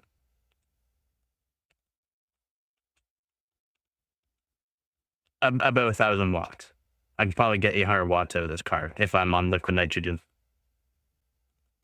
Yeah. Put like 1.5, 1.6 volts into it, but it only uses 1.215, 1.22 volts.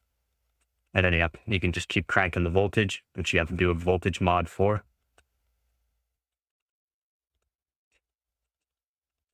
And then so with these cards, there's nothing you can do with the drivers and that because they'll hit the voltage limit. They'll hit a voltage limit, but before voltage limit, you generally hit power limit.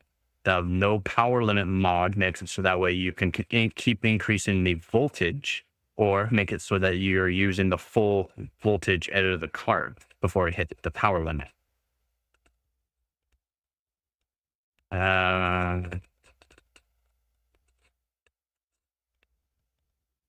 Yeah, it's kind of the same thing. Yeah, you can increase the voltage.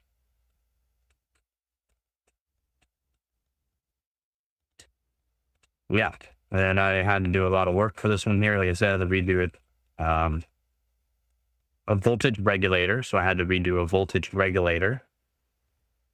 And then I had to redo a trace for this to get it working again. That was not fun. And the trace, I just cut a wire and then used one strand of wire for the trace.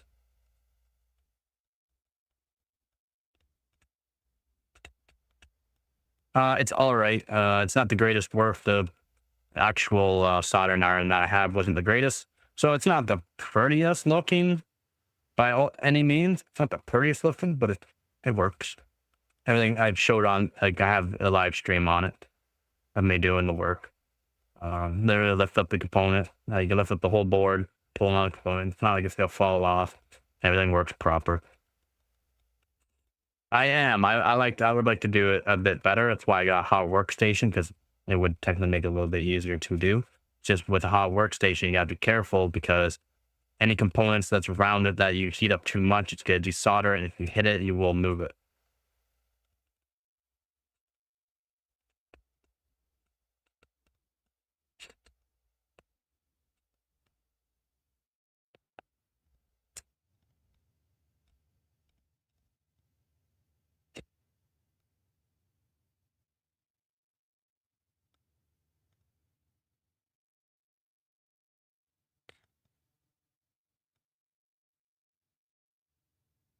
Well, I get that a lot. Yeah, I hear you there. Same.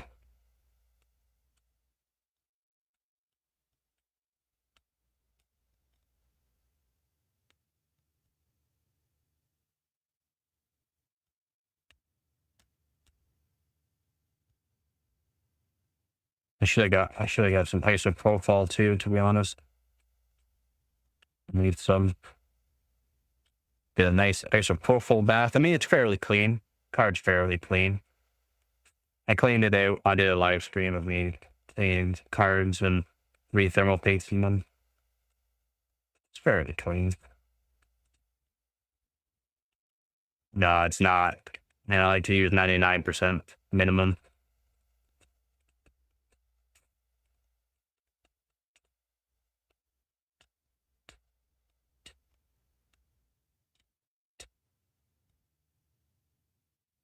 Nope, good isopropyl. I mean, being an overclocker, it's not cheap being an overclocker, man.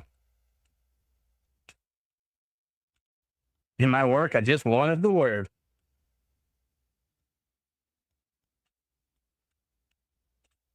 All right, let's put this back together.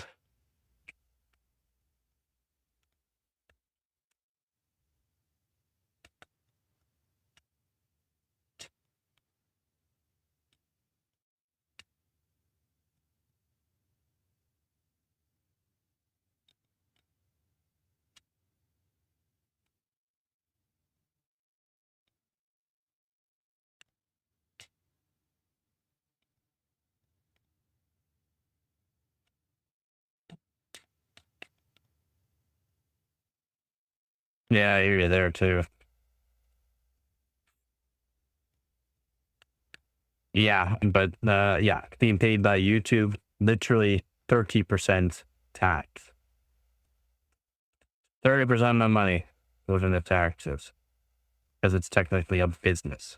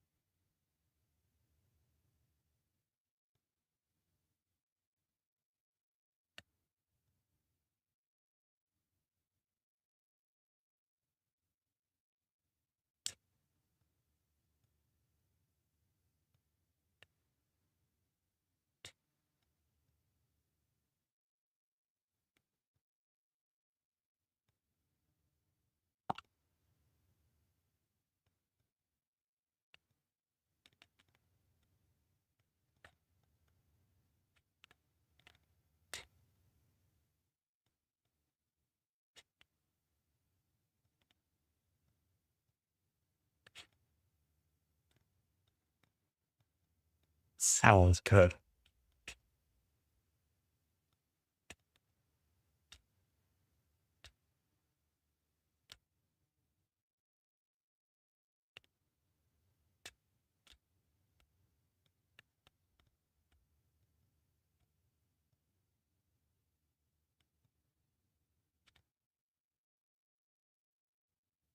Oh, that. There's a pain in the butt. This one put some screws in here to hold this in. Loose.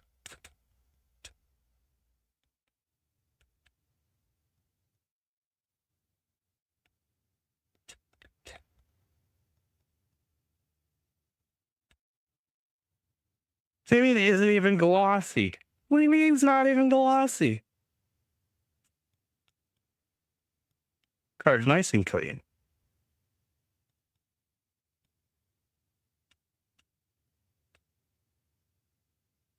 Alright, look at that gloss. Look at that glossy. You can see where some of the thermal pads are for the heat transfer. Car's clean. Car's like, what, 13 years old?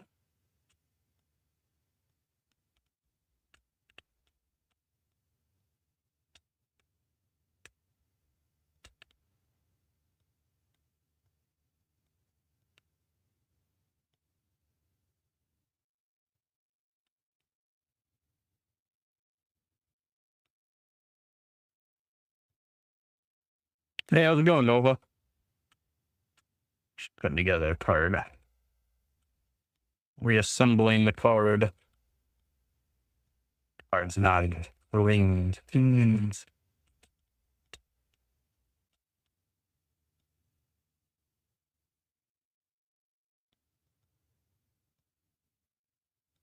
That was.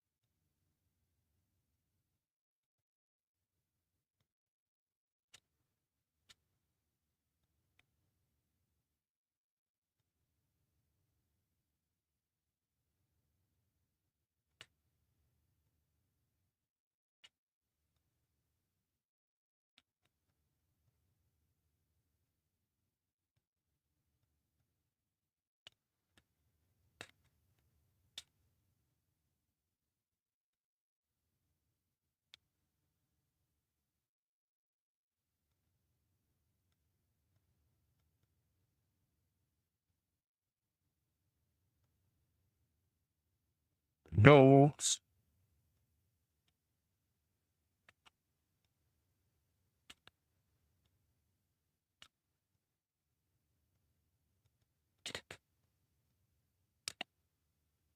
And be doing some soldering later on. Yeah, get some stuff set up though.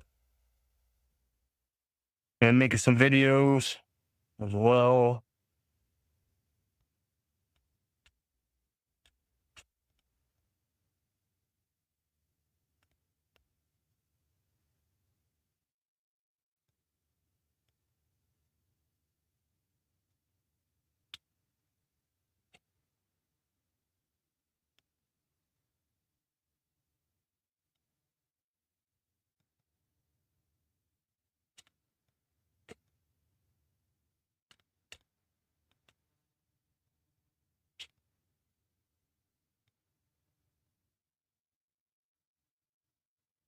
Rough as an inch. Wait.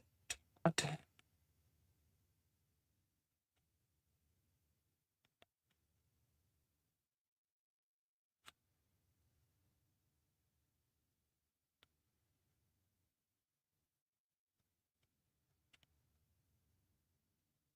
Oh.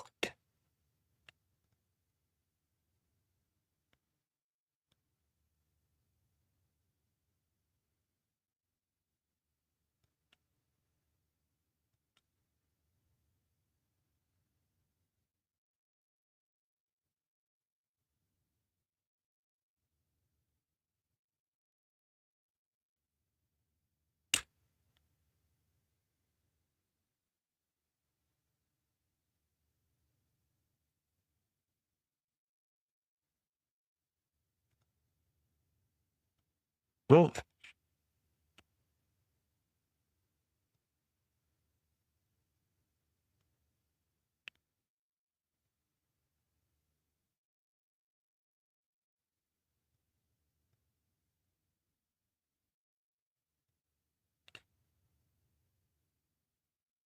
How's everyone's day going?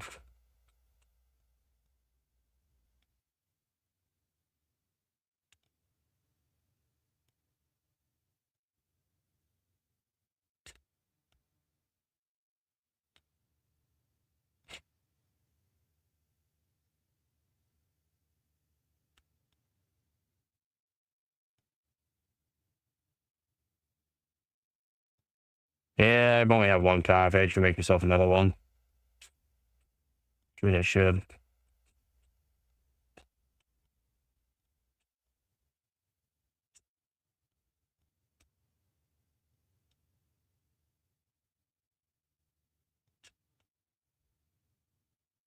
That's fairly early before we get that main.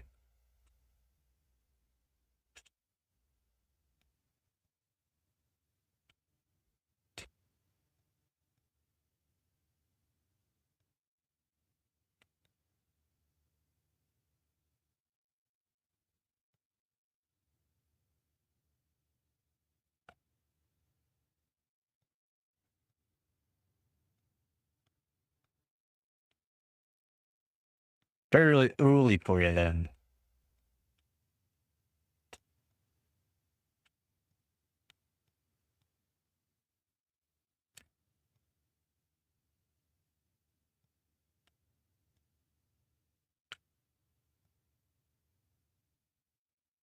But Colorado too. Colorado definitely have to do that. No, we're in the room. All two. That's not cool. You said here.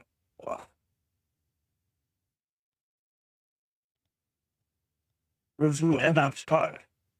And times real far. Glad.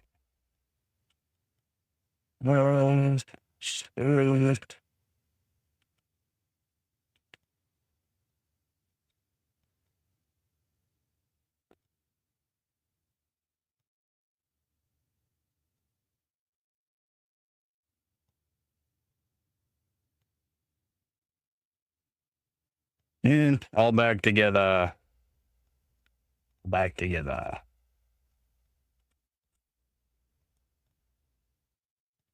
Moist, and moist. But yeah, that's the power limit mod. Use the power limit mod is the one that I do.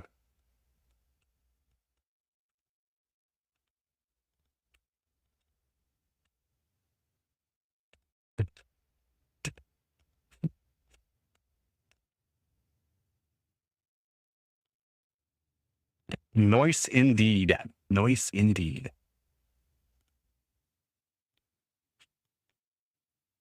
It's all right. 30 degrees. Brutal. Actually, brutal.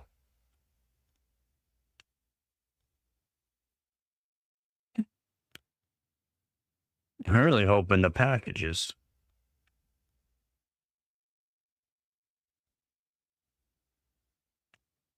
It comes in fairly early, but don't know yet.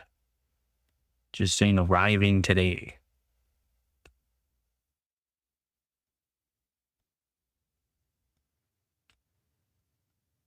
Arriving today. I'll probably make a bunch of videos. 79.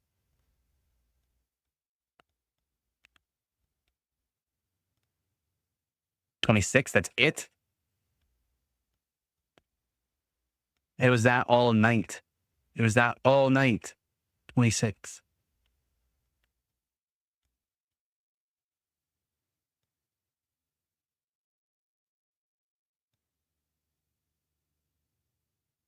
Yeah, that's literally like, that was here all night, that temperature. It's going to be going to...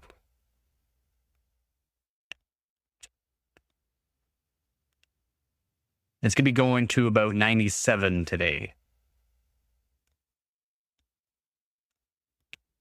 It's going to be going to about 97 today. Maybe a little bit warmer.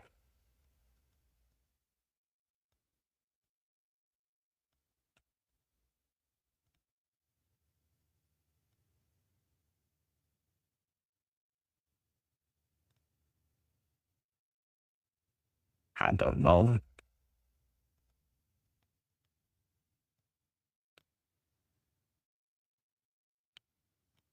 I did believe east. Yeah, east.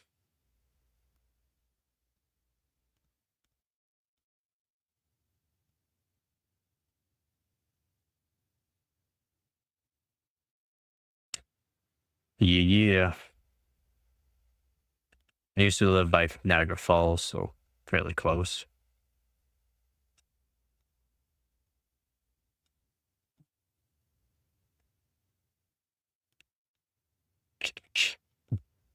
Time 9:30.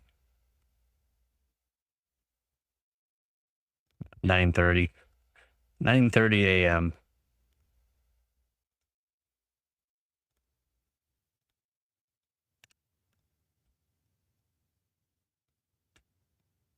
Yeah. Yeah. Yeah, we're east.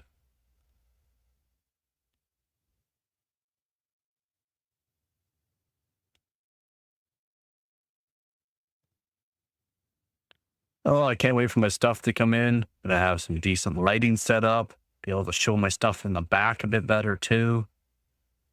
It's gonna be nice. It's gonna be nice. Hot air workstations can be coming in. New one.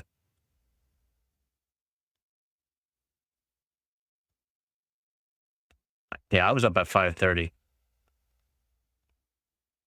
I was up at 5:30 a.m. Then stream until a little bit later. Wanted to relax, have a coffee. It was warm all night, so not the greatest. Plus my back, man. My back has been brutal.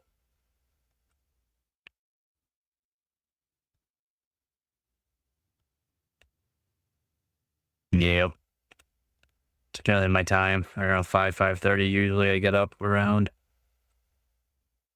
Usually.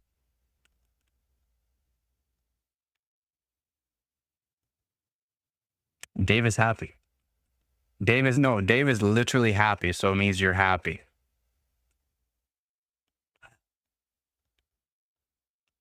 Happy, man.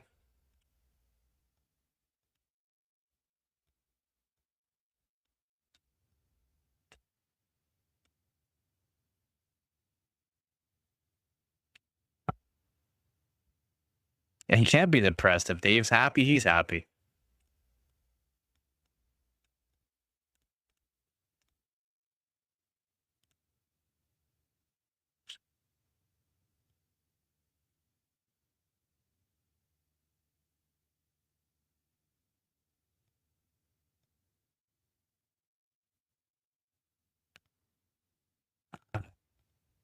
Oh, we had some more information on the 18A.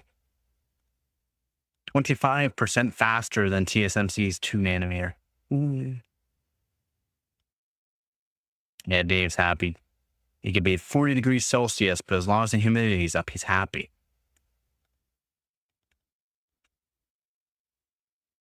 So Intel has published a paper about its 18A 1.8 nanometer class.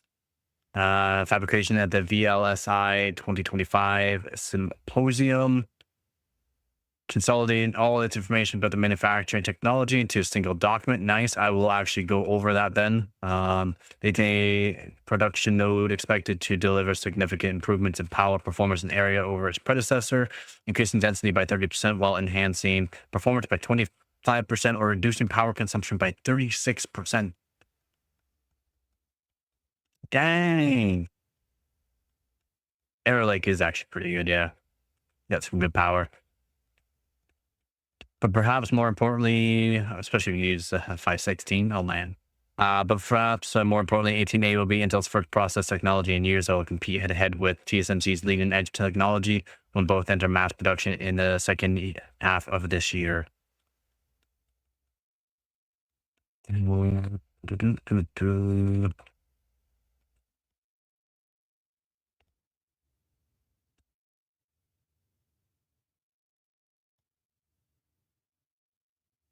So soon. It'll be in production soon. I know it was in risk production earlier on this year, so it's good. We got some actual diagrams too. Let's go.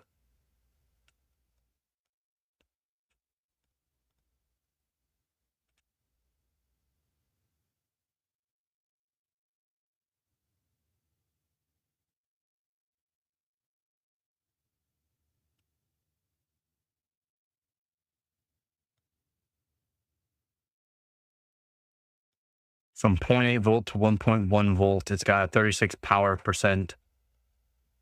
Holy efficiency. Like the power efficiency is way better. Up to 25% faster than the 2 nanometer or Intel's 3.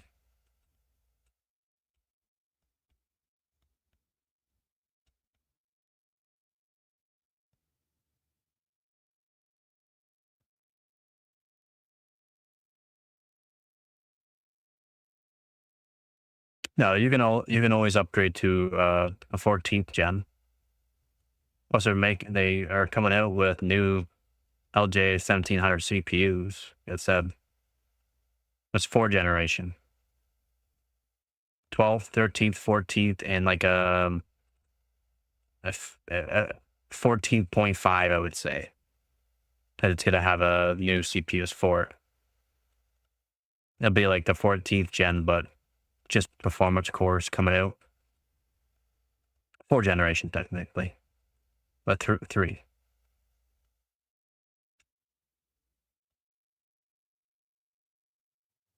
The LJ 1700 has 12th, 13th, and 14th.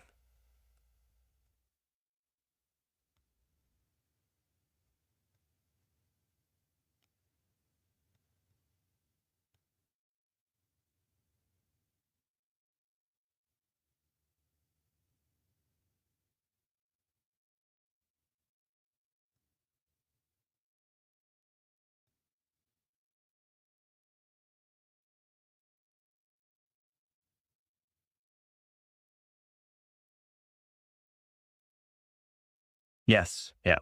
That's their 15th gen. Or their new Core Ultras. No, not same as 1700. That's the 1851 socket. And then they are currently working on 1954 socket.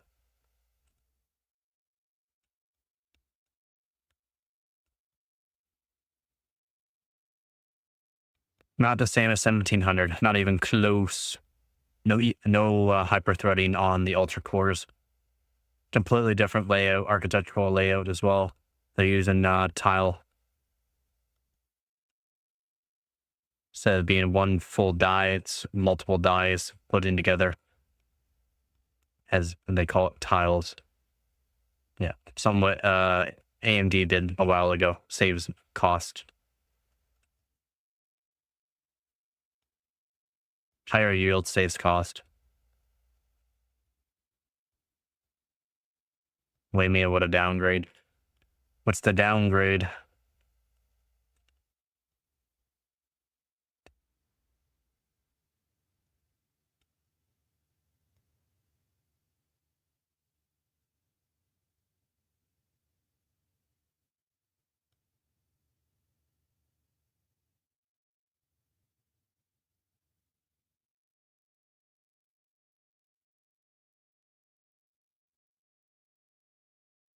Oh, yeah. The price of things nowadays is just wild.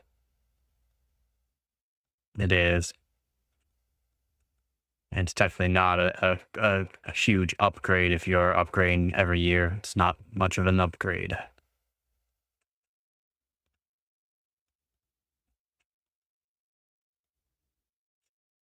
Oh, according to JEDEC standard TQV test, Power VIA passed multiple stress conditions with 0 failures.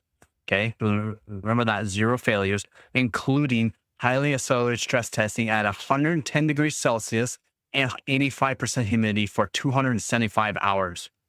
0 failures. Extended high temperature bake test up to 1,000 hours at 165 degrees Celsius and 750 cycles of temperature swings from negative 55 degrees Celsius to 125 degrees Celsius. These results confirm that Power VIA can withstand harsh operating environments without compromising structural or electrical integrity. What? accelerated stress testing at 110 degrees Celsius at 85% humidity. That's crazy, by the way. 85% humidity, 110 degrees Celsius. That's wild. For 275 hours, 0 failures.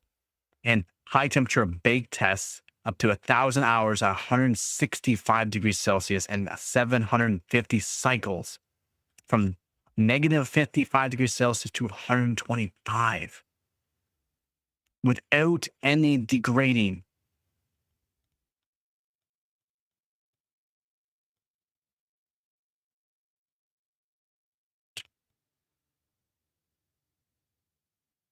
Yeah, the performance for the 1080 Ti, we're not going to match it ever again. We're so close to the hardware limit that they would literally have to completely redo the way they're just giving us this little bit of an increase every year. Little bit of an increase every year. Hell, my 3070 Ti matches the 5060 Ti 16 gigabyte card. Matches it. Where's the improvement? The 5060 Ti should crush my 3070 Ti. Basically a potato.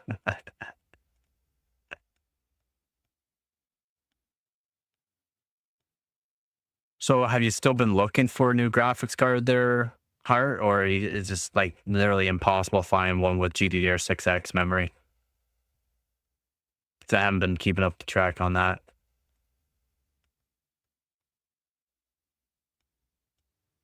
Yep, they are making stuff on the works for that for a while.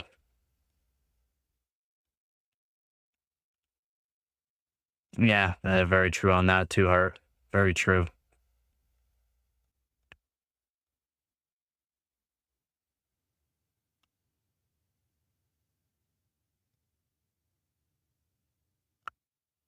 So by moving power delivery to the backside, Intel eliminates the needs for front side power grid, which combined with direct EUV patterning lowers the total number of masks and simplifies the front end mental process.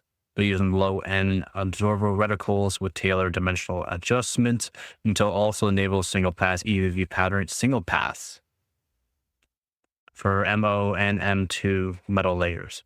Single pass. Wow.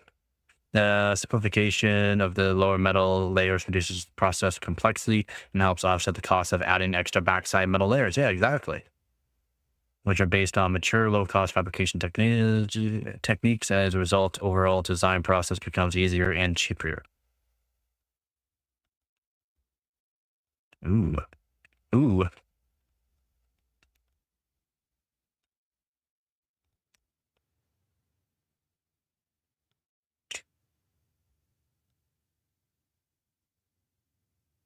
Now, where can I find power?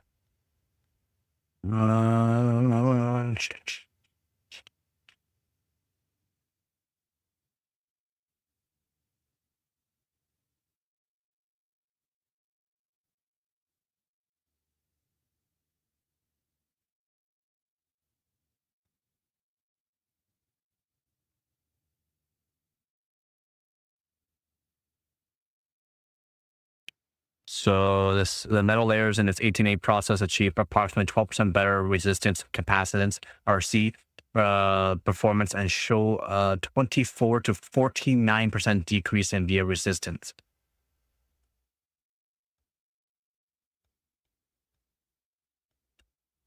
Compared to Intel 3. What? So that's thanks to the new metallization techniques. Ultra low K dielectrics. Thirdly, Intel's A power via reduces voltage droop. Reduces voltage droop compared to Intel 3. So worst case scenario for Intel 3 by up to 10 times. Up to 10 times. So that's good.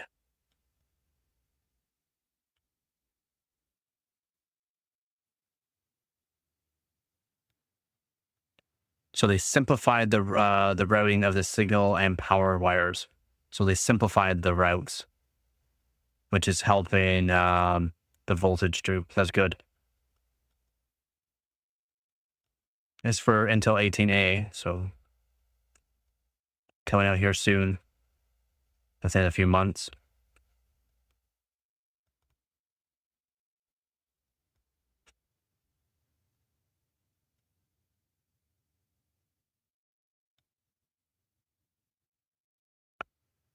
That's wild, though. The highly accelerated stress test condition was 110 degrees Celsius at 85% humidity, 275-hour duration, 0 fails, 0 at 352. So that's awesome. Awesome to see.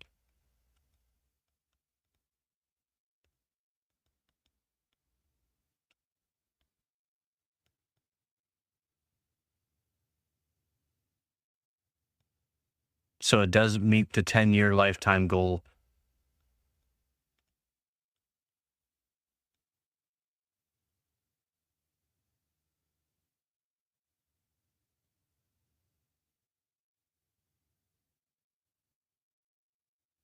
So I wonder what they're going to do for like the Xeons.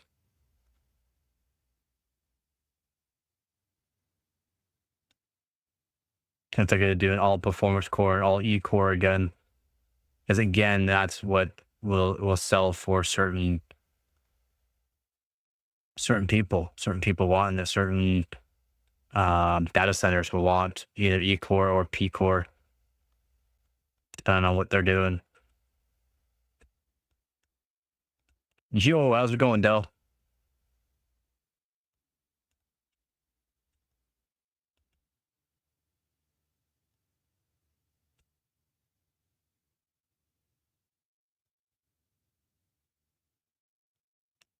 So the new node has also passed stringent JTEC reliability test. So JTEC reliability test, including 1,000-hour high temperature aging, extensive thermal cycling to verify it can be used.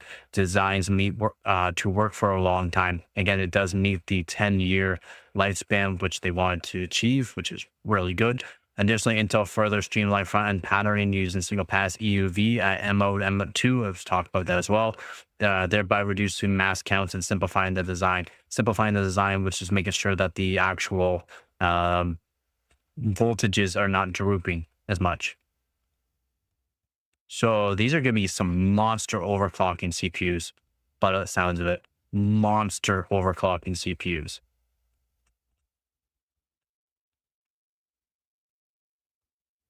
Now, I'm not seeing anything about the memory controller, which is kind of, no. It could be a new 1954 socket, but probably on the 1851. We'll see. Could be on 1954 platform. We still don't know about the 1954 platform, what they're actually going to be utilizing that platform for. It could be for this, but we'll have to see. But due to the fact that they changed stuff around on this, maybe it will be on the 1954 platform. Like a huge increase in performance. Huge increase in performance versus the Intel 3.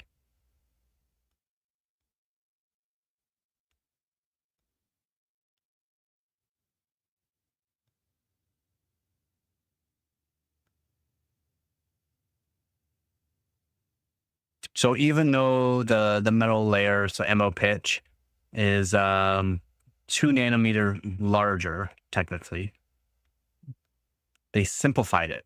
Should help a lot. So high performance library height from last gen for 240 nanometer down to 180. High density library height from 210 to 160. HP library height XCPP from 12K nanometer squared to 9K nanometer squared. HD library height XCPP. Again, 10.5K nanometer squared to 8K nanometer squared. So Intel A relies on the company's second generation ribbon FET gate all-around GA transistors. Again, that's good because that worked really well. And power via backside power delivery network, BSPDN. We investigated exactly how Intel managed to implement GA resistors and BSPN SN below. Let's see where this is saying. So the ribbon FETs, GA transistors, and gate completely wrapped around the channel. What? Where? Oh, yes. Yes, I already talked about this earlier on and how they're doing this. Yeah, wrapped around the 3 sides. It's very good. Very smart. And this probably was helping the power consumption too. Yeah, low power. Yeah, it's helping the low power consumption for high performance. Such an architecture enables engineers to finely tune devices' characteristics for either high performance or low power consumption by adjusting the total effective channel width.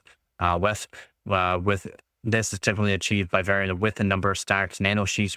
More sheets, more nanosheets, alongside wider sheets can increase drive current and performance at the cost of power, while fewer of our narrower sheets reduce both power and performance and power consumption. And that's what they're doing with also the metal layers, so the traces and all that.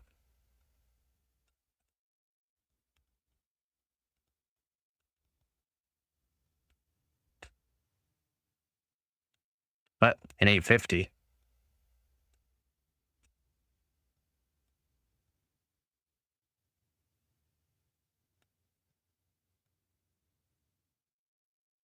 Oh, and they are using the flexible metal ETE spacing. Okay. Bidirectional metal routing, yes. Block integration simplification, yes. That's why it's making things so much easier. That's why they're actually being able to gain this performance with less power, which is great. They simplified stuff. Layer drawn, layer reduction. Yeah, so they did do less layers as well, which will actually help increase performance as well, and also should make things cheaper in the long run.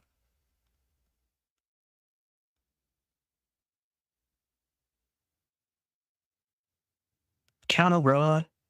So Intel's A transistor feature 4 nanoribbons, support 8 distinct logic threshold voltages, VTs 4 for NMOS and 4 for PMOS, span 100 millivolt range.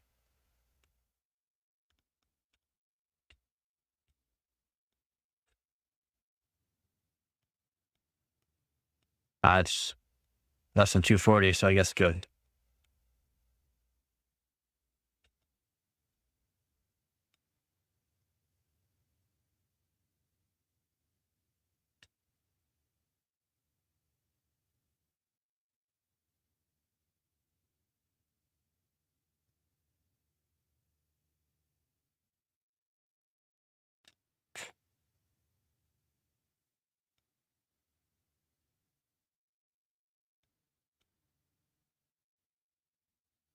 $850? It's $950 here. $950 here.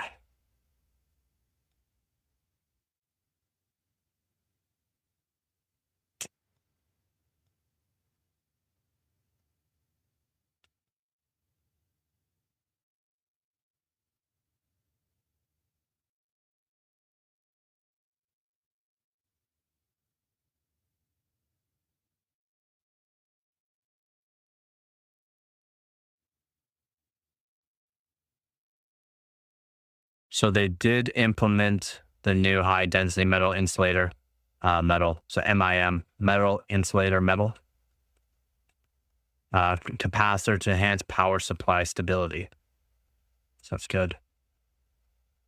And it's connected to, so TSMC's Super Rail, Power Rail coming in second half of 2026, along with the 18A, which connects directly to each transistor source and drain, which Intel's PowerVia delivers power to transistor contacts, which is slightly less sophisticated, quite a bit less sophisticated. All right, sounds a bit hard. Love me some counter rod.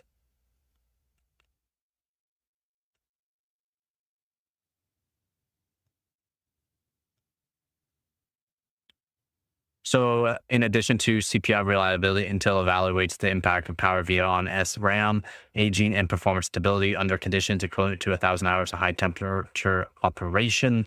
SRAM array maintains stable minimum operation voltage Vmin with margin. So probably quite small margin that they have to go on there. Showing no signs of degradation, which is really good. This suggests that PowerVia does not negatively affect sensitive non-chip memory and is robust enough to support both digital logic and embedded SRAM under extended stress. Together, these findings are meant to affirm PowerVia readiness for deployment in high-performance, long lifecycle computing platforms. Again, data centers will be going for this. And consumers should be going for this. Yeah.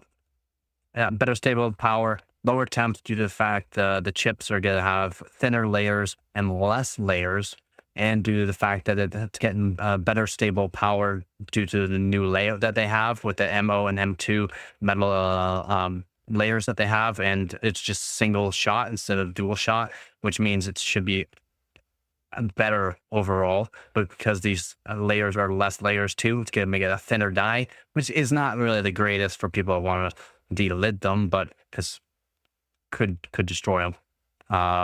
But yeah, it should be a lot better temperature due to the fact we're going to be closer to the architectural die itself instead of having too high of a layers. So it should be a cooler chip as well. It is already 36% less power that they're saying. 36% less power than last gen. It's only hot because people didn't use correct coolers. I mean, they did recommend water cooling for them. And AMD is standard 95 degrees Celsius, so I don't know what people want to believe on things. Yep, but they don't last that long, unfortunately. That's why I don't like them. I have AIOs. I do testing on them.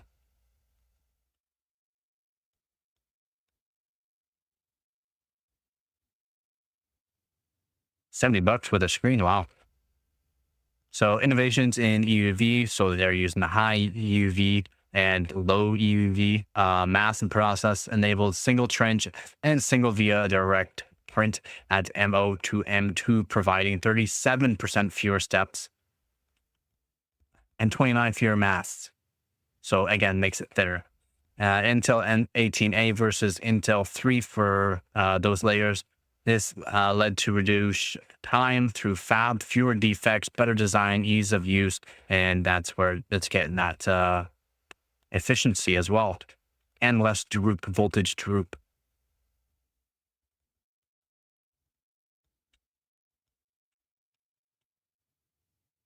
Yeah, I've seen people do that. So if you're going to drill, make sure you're drilling upwards, right? And letting some water go out or coolant. Yeah, it's technically water and glycol. So, but moving power delivery to the backside Intel eliminates the need for front side power grid, which is, again, simplifying it and making things cheaper, better.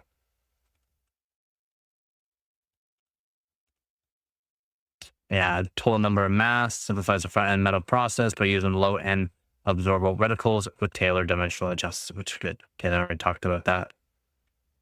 Yeah, so this simplification of the lower metal layers reduces process complexity. So simpler layout, which is good for the actual metal layers, and helps offset the cost of adding extra backside metal layers, which again, smart.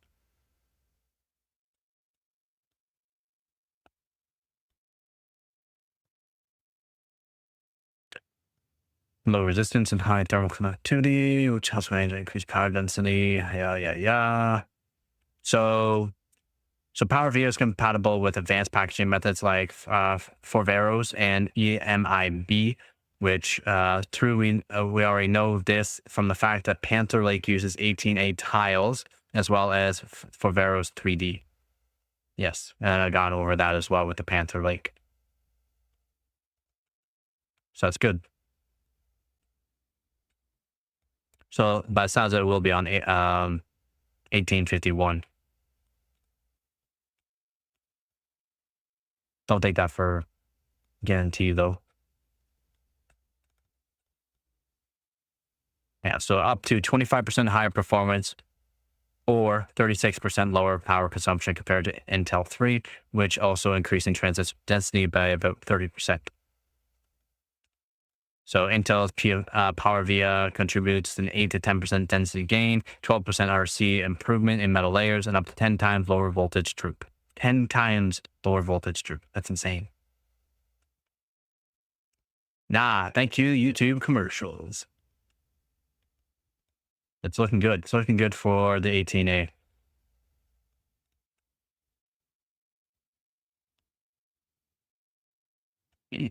Follow me and repeat stuff I can. I don't mind. Yeah, and with the 14A-E, they could be introducing the turbo cells. So it will improve max frequency and performance per watt. Now it'll be with the 18A-E. Will not be coming out this year, be coming out more or less next year, second half of next year.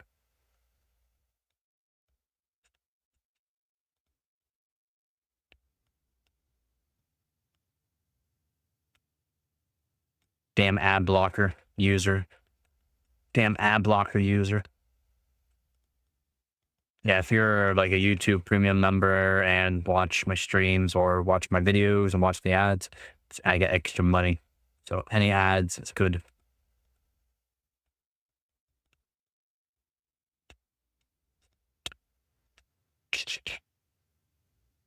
While when operating at the same clocks and 1.1 voltage, it also cuts power usage by 36% compared to the same design until 3. At a reduced voltage of 0.75 volt, 18A offers an 18% speed increase and uses 38% less energy at 0.75 volts. 38% less energy and 18% gains.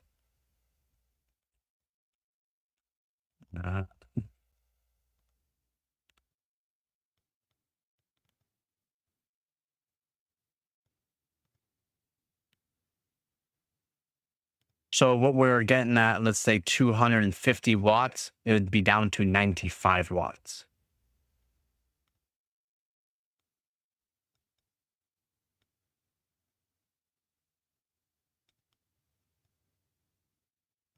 You got that right, yeah?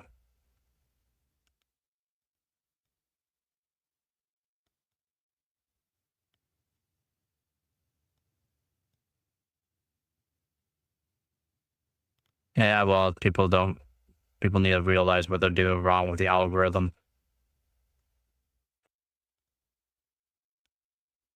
Maybe getting back into doing more soldering and GPU and CPU stuff, RAM stuff as well, motherboards as well. I'll be getting more into that as well. And I'll be getting my viewers back up on my live streams. Getting that 50 to 100 viewers per hour plus average view of 50 people. That's what I would like to get back up to.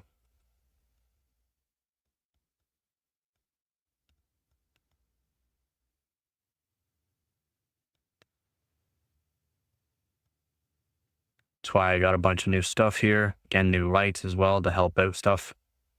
And I'll be setting the displays up a bit better.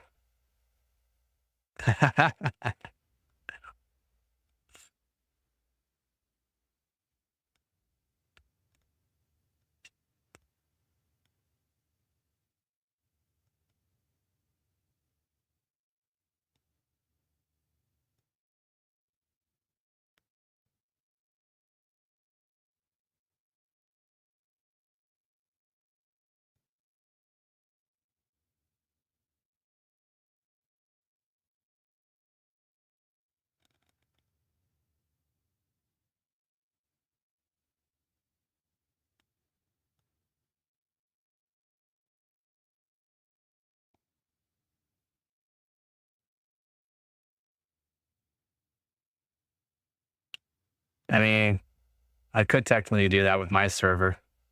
I could set up with quad 3090s.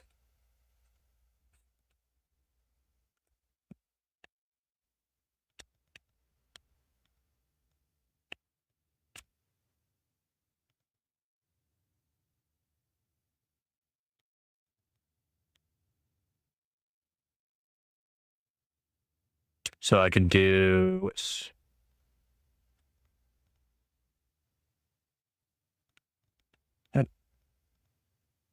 576 gigs. I could do 576 gigs of RAM.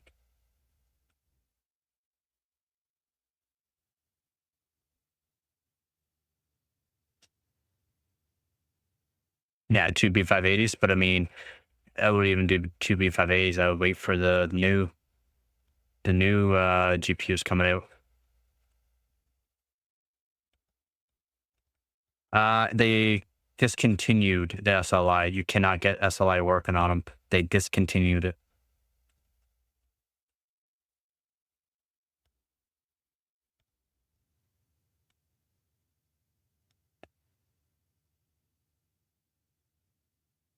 $24 GB for $600. What? You mean 48 GB? 24 GB sticks.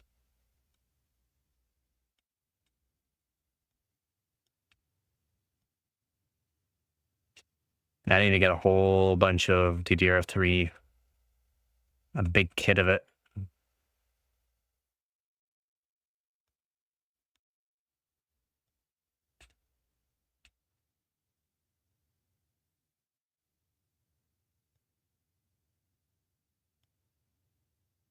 The VRAM on the Battle Mage is only 12 gigs. The B60 will have 24 GB, and some vendors will have 48 per card. Yeah, the B580 is what he's talking about.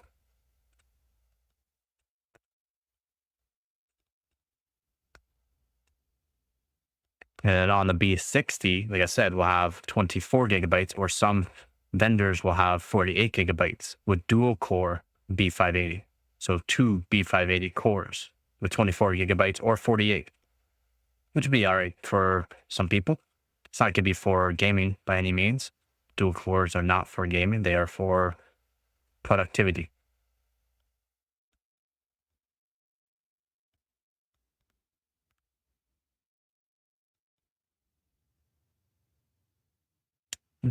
Yeah, you could.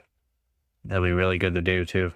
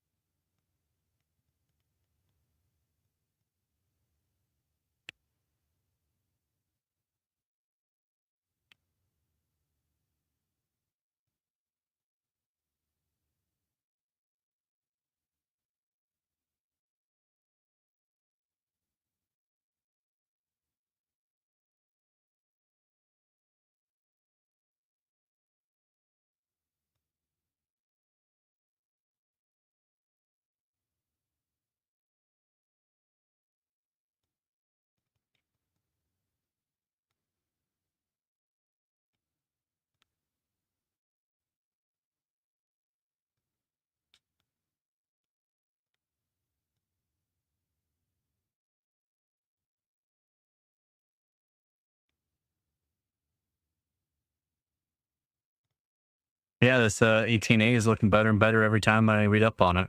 It's awesome.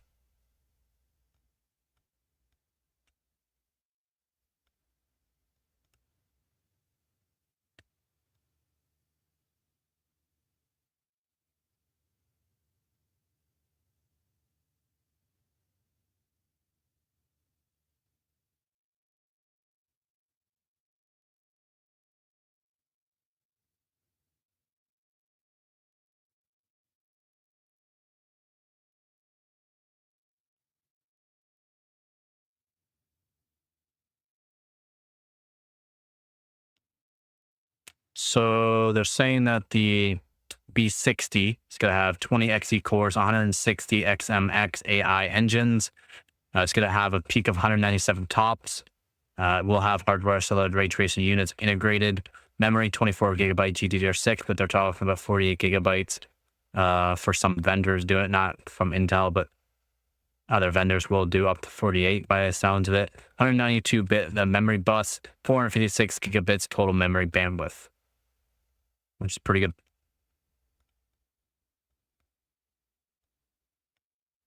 Oh, it's a crazy improvement. Total board power about 120 to 200 watts is what they're saying. PCI Express 5.0 by 8 interface. That might change, but by 8. Form factors and partners, single GPU card sampling now. Q3 2025 workstation. Project Battle Matrix. Key add-in board partners, Maxon, ASRock, Sparkle, Gunner, Seno, Lanner, and Onyx. Dual GPU 48GB boards also shown. Two B60 two B60 dies. There would be B580.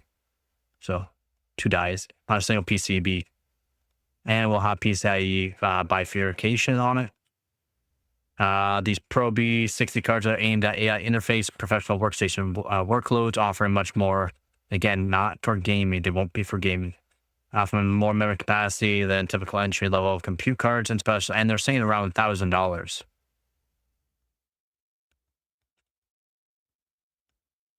Is what I heard. Around 1,000. Could be less. Could be less. Oh, Intel's been going hard with Liputan. He's been just absolutely going wild. He's great, doing good, man.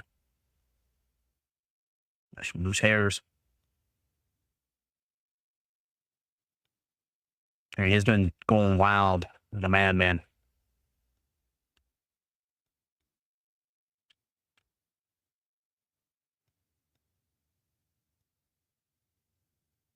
Yeah, Amazon. Again, Intel still sells more CPUs than AMD. NVIDIA still sells more GPUs than AMD. It's not much of a competition there.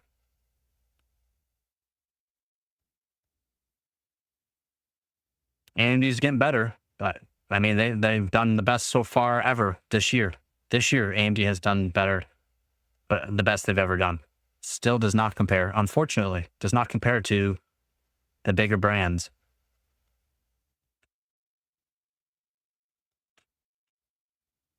Yeah, unless they get together, yeah. Probably never work together, no. And AMD will probably just continue taking their innovations from Intel. That's how AMD became AMD, really, is by re-engineering Intel CPUs.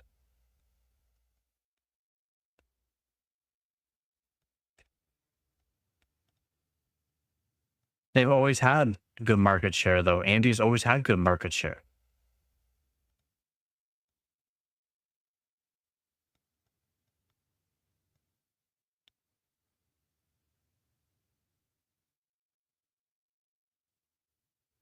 Oh, I guess not that market share. I was thinking more like stocks. AMD's always had a pretty high stock market.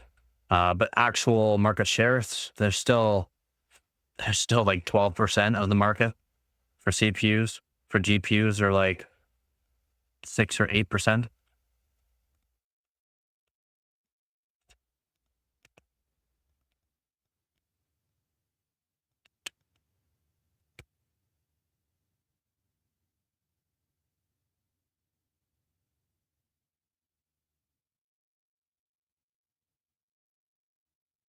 Yeah, reported Amazon CPU sales. Amazon CPU sales, it's 80% AMD. That's just Amazon. All market. You talk about all market, AMD's not comparing. You cannot just say gaming, because again, that's why they got these gaming CPUs. Intel does not have a gaming CPU.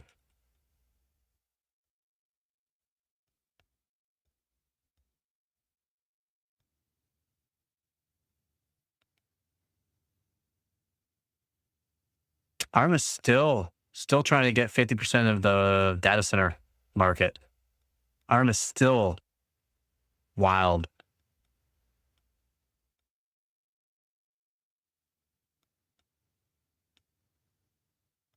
So first quarter 2025, AMD secured 24.7%, while Intel held 75.3%.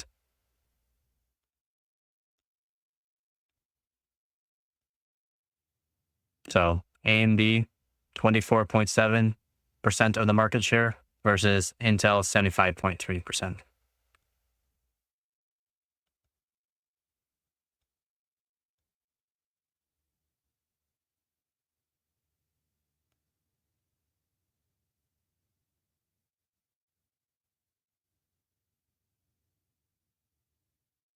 Oh man, that 8% is huge, huge. Intel went down by 0.8% from end of the last year to this year, but yeah.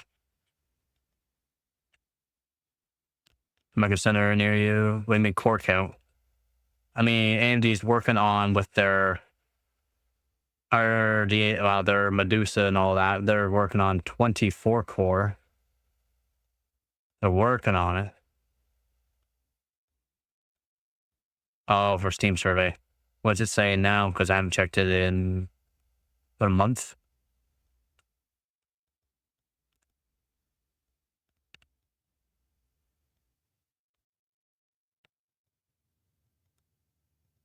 You got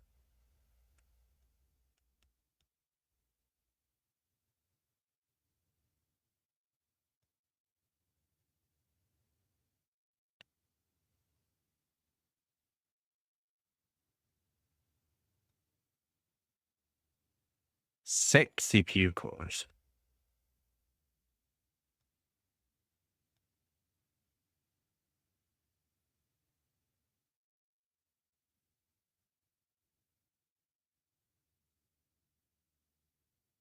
Oh, you mean the Intel CPU speed, 2.3 gigahertz to 2.69 gigahertz? Nope.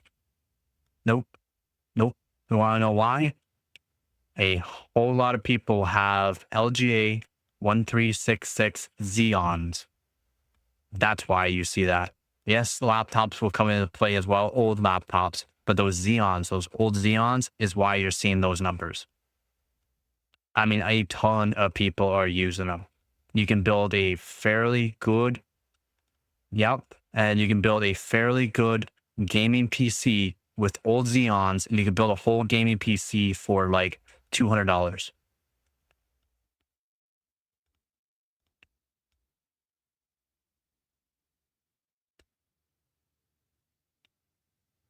Yeah, I've shown it. I've shown the performance of like a Xeon X5570. I've shown performance for an X5667 and for 5650.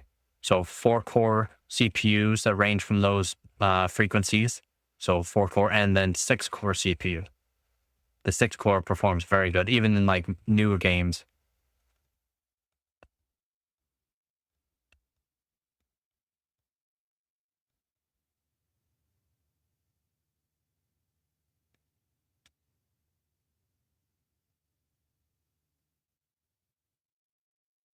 Still, the primary display resolution is 1920 by 1080. So 1080p, 55.35% of people.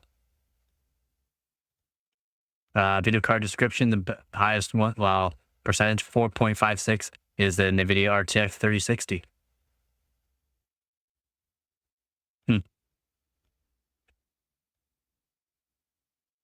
I'll have to make a new video about that.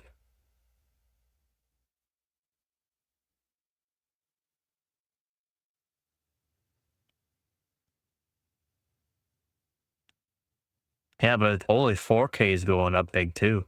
4K is going up pretty big in the hardware survey.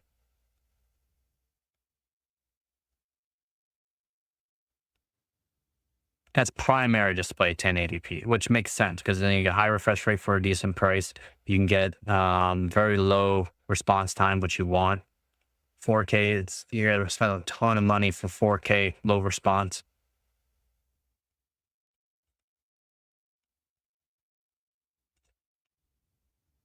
Yep, that's what we're averaging. Our averaging for gaming PCs now is around $1,200. That's the average pricing. 1,200. It's 1,200, not even 1,100, because you have to add in extra components too. That's $1,200. Yep, I've already gone through this. what happened? The 30 series. After the 30 series, after these laws changes and all that, I've gone through this as well. After the law changes from more or less the 20 and 30 series, there's like a shift for the MSRP pricing. As in, MSRP does not mean all the cards will be at MSRP price, and retailers and board manufacturers can raise the prices of the MSRP depending on the model. And the retailers can change the price from that depending on buy and demand. And because of what they called the silicon shortage was around that time. Remember that? The silicon shortage? Right around the 20 and 30 series. It's like end of 20 series into 30 series with silicon shortage. Silicon shortage. That's what raised the prices. And now we have the tariffs to come into play onto that as well for metal and for silicon. Silicon, semiconductors. That's what happened. That's what happened. And now our average gaming PC will cost 12. Average, like that's basically bare minimum gaming nowadays. $1,200.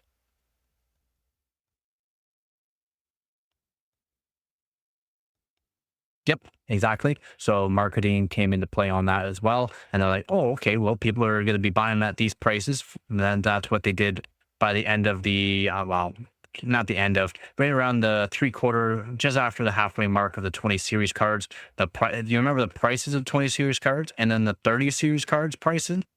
Because the performance going from the 20 series to 30 series is actually pretty good. Brutal. Yep, exactly. Car and trucks went up in price big time too, due to the fact around COVID hit. Remember when COVID hit around the 10 to the 20 series cars when COVID really hit? That was around the 20 series. Wasn't bad compared to the 30 series because of the silicon shortage. Because of COVID, a lot of people were not working, and a lot of homeowners wanted trucks so that way they can do work renovations on their own place because of the market. The market for housing went up. That went up because of COVID.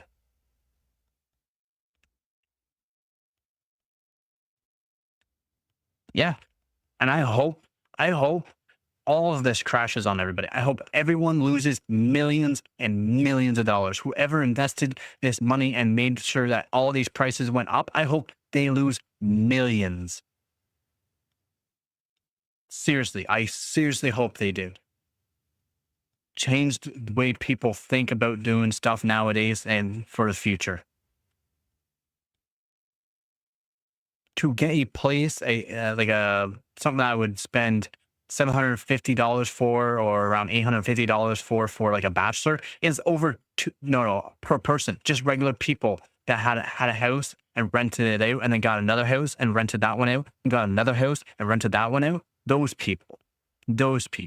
I hope they lose millions. I hope the market crash for housing crashes so hard that they lose millions, that their houses that they spent $750 million for go down to 200,000 or like 100,000. I hope those people literally never do this again, because that's why everything went up. Like I said, for getting a bachelor that I would normally spend $750 to $850 for, now would cost me $2,400. No, I have not seen the Discord today. I'll check out the Discord.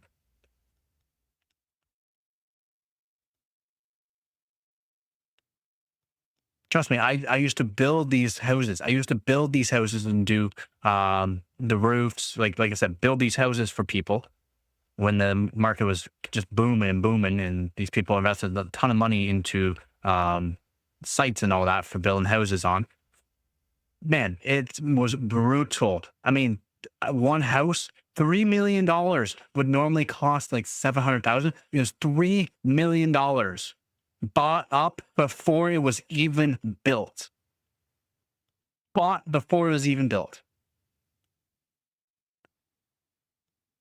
All the other houses around the area that I did the roofs for, that were literally really expensive roofs for them, by the way, all metal or especially shingled.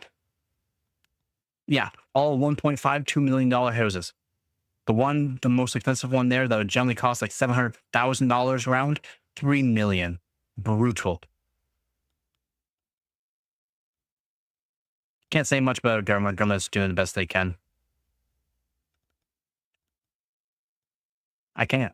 For our government, I mean, not, I don't care for Trudeau. I'm talking about Ford. I'm talking about Ford.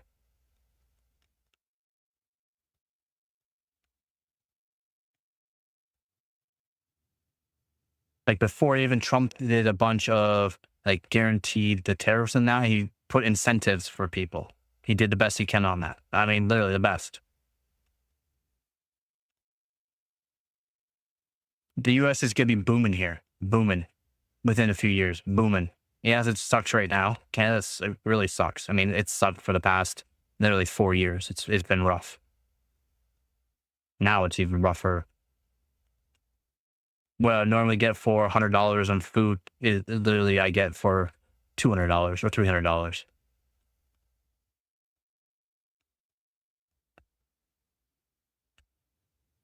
It will get better. It will get better. For the U.S. guaranteed. But again, Canada will not be bought by the U.S. This is one thing that everyone's saying. Like, it's like our government is set on not becoming part of the U.S. Because there are stipulations that get involved onto that.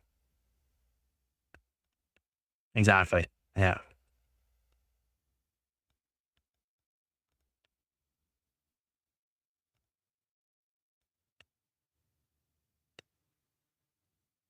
Oh, Trump is still trying to get Canada.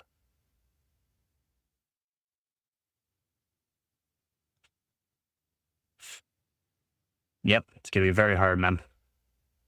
Yep. Yep. Literally just getting by paycheck to paycheck. Just getting by.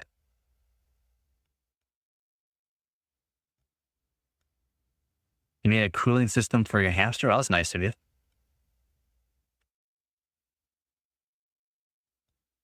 That was nice of you, man.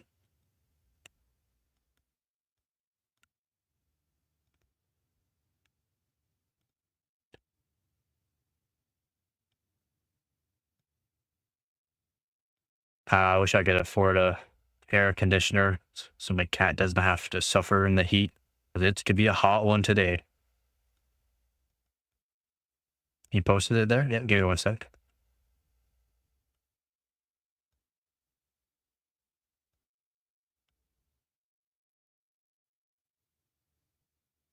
I'm looking.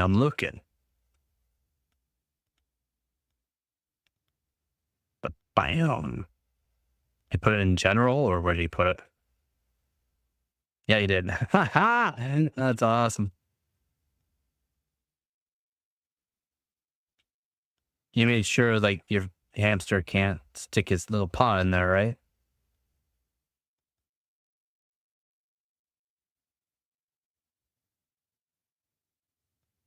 Looks like it's sitting on something, so hopefully.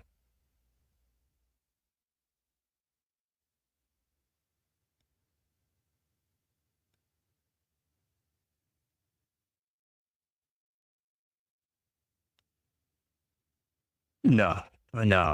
I mean, in a way, it would help out the U.S.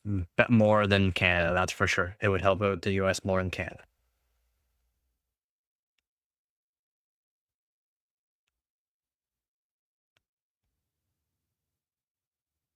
And it's already 31 degrees.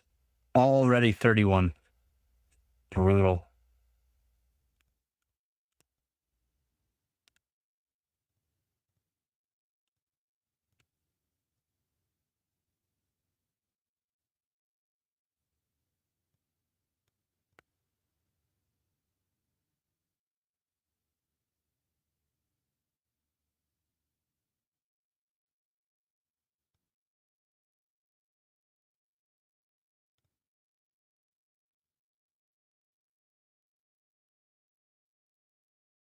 Just wild. Absolutely wild.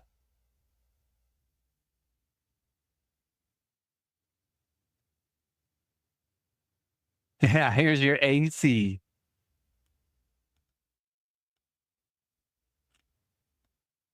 But I know it's a good one. Yeah. Lower laying on the floor.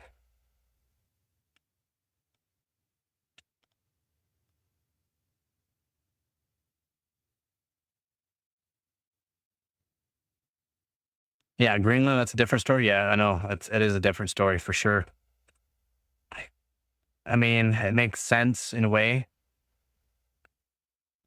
In some ways, I try not to think too much about that kind of stuff, to be honest.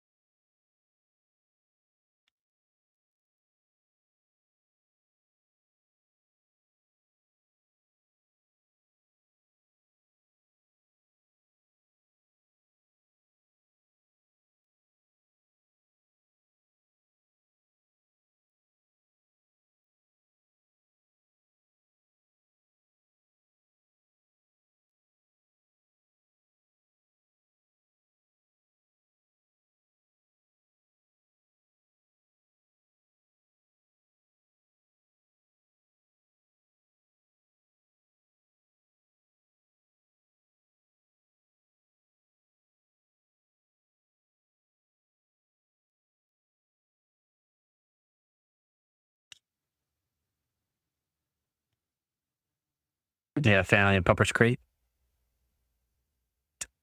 Now I should set up a fan for my cat. She'd probably like that.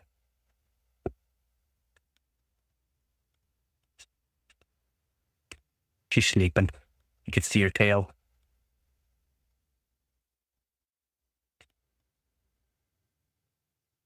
Yep, you would want to have some fans.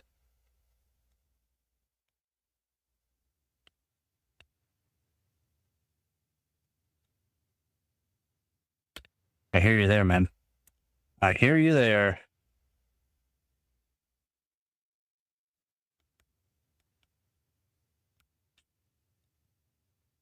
Water cooling, yeah.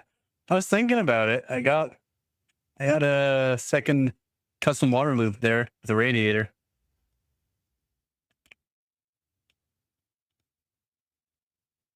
I was thinking about it. I mean, it's supposed to be cooler in a few days, so just gotta get over a couple days of high heat.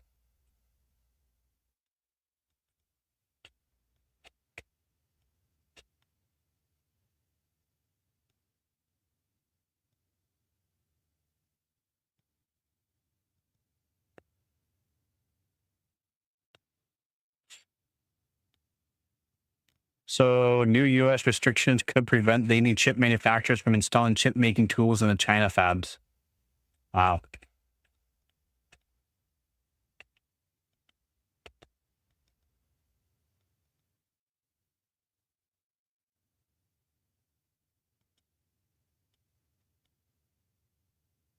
And yeah, the GeForce 7800 GTX hits 20 years old today.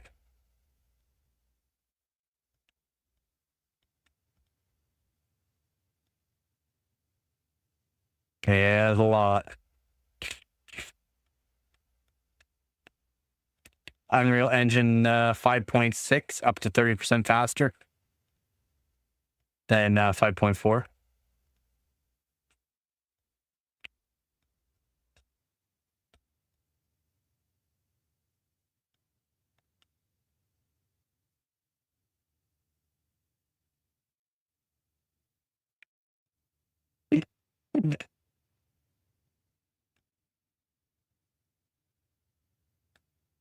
China's first 6-nanometer gaming GPU matches 13-year-old GTX 1660 Ti.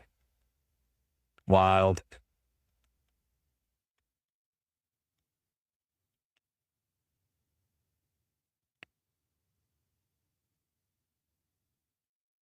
Their first gaming GPU matched a 13-year-old GPU. Good for them.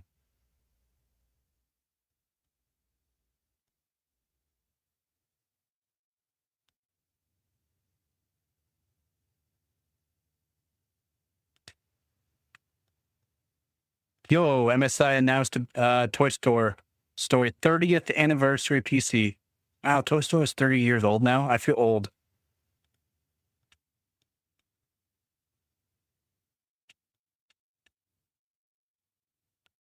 And it sank as soon as it hit the water. What?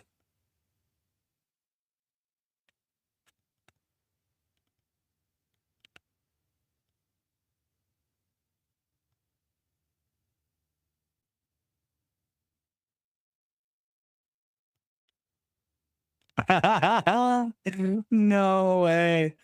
A new Chinese nuclear-powered attack submarine reportedly sank while under construction in a dock.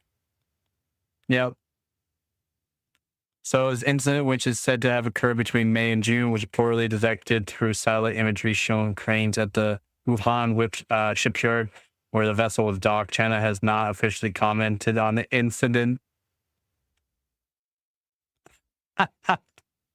Wild.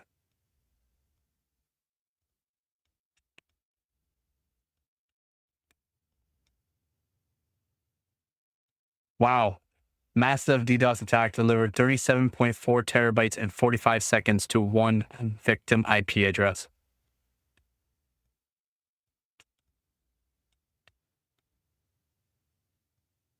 Huge. It's the thought that counts. Yeah, that's wild.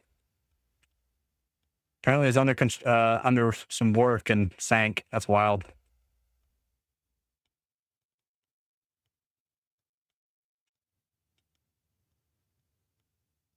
Just wild. That's wild that happened. New display hits 1 million frames per second.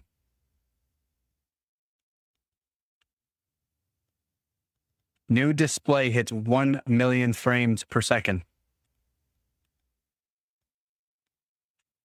So X display company XDX has introduced, actually I should show this. 1 sec, I'll show this. Yeah. Yeah, man. Yeah. Yemen. Yemen. Yemen. Yemen. Yemen. Yemen. Yeah.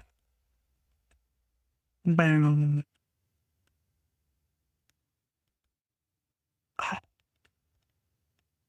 So X display company XDC has introduced an advanced high-speed screen that can display 1 million frames per second. But while they use the term frame per second to describe the device, this unit is by no means designed for gaming or rather human beings. Instead, it's paired with an ultra-fast camera display system designed to enable low-power, high-bandwidth machine communication at blindly fast speeds.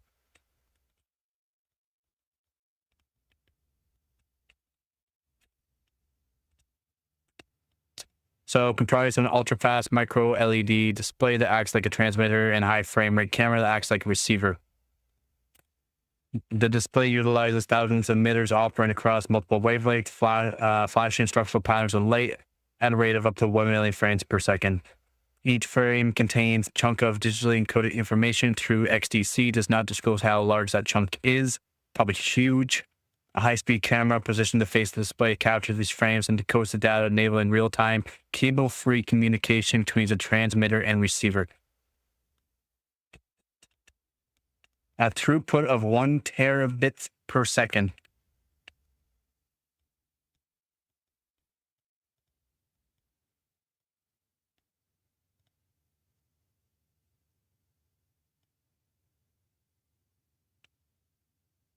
Yep, I've already gone through the A6000s in the Sphere. The Sphere in Vegas. I've already gone through it. I literally went over it not too long after it came out.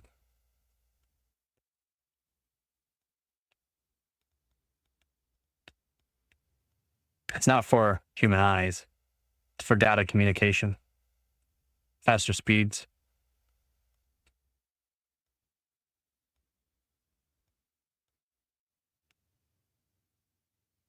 Yeah. Not for display. It's for transmitting information. That's all.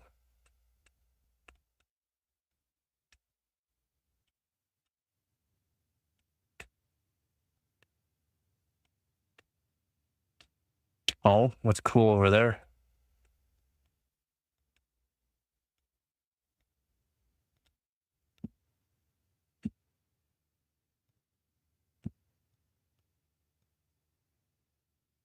Yep, I went over that.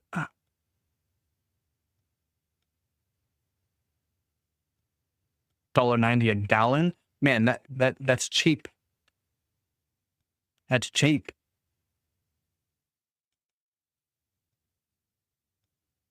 We're at $1.60 a liter.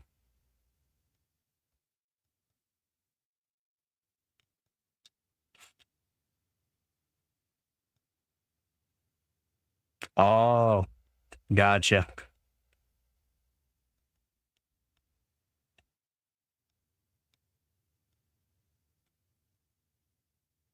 Four states at once. Pretty cool.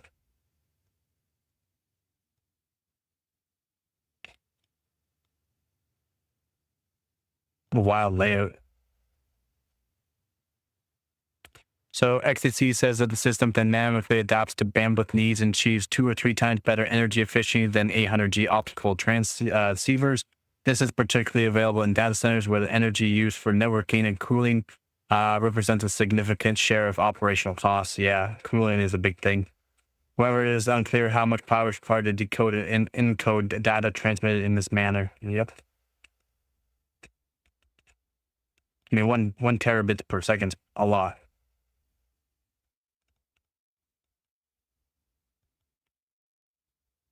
Yeah, XDC's interconnect architecture does not need physical fiber or copper connections, which helps costs, which could provide much needed flexibility and maintenance. Yep.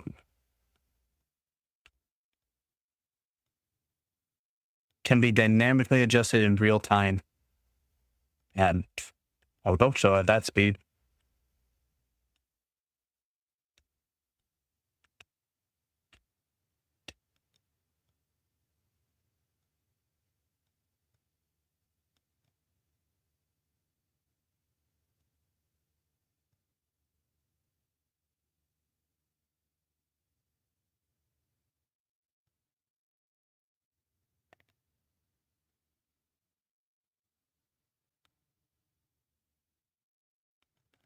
That's wild.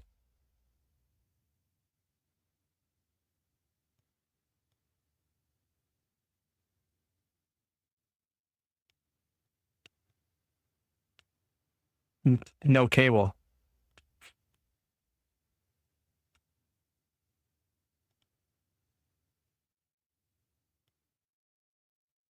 It uses a monitor and a camera.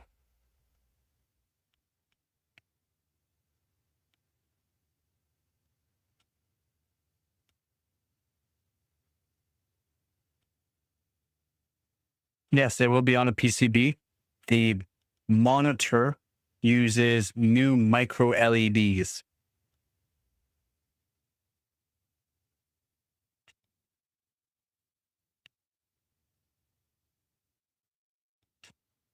But it has to be paired with a 1,000,000 frames per second camera or a high-speed camera to transmit this data up to 1 terabits per second of data.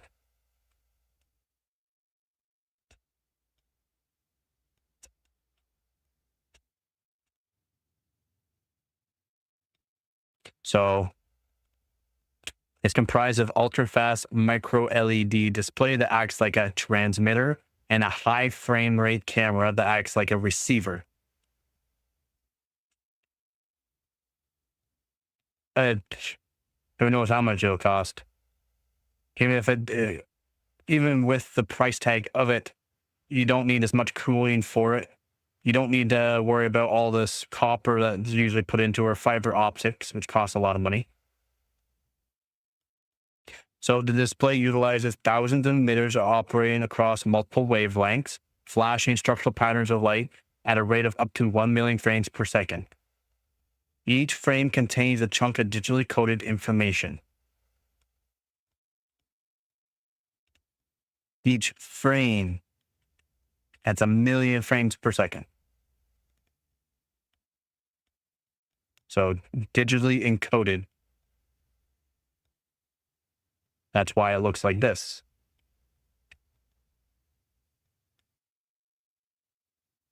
Each frame will have a different color and layout.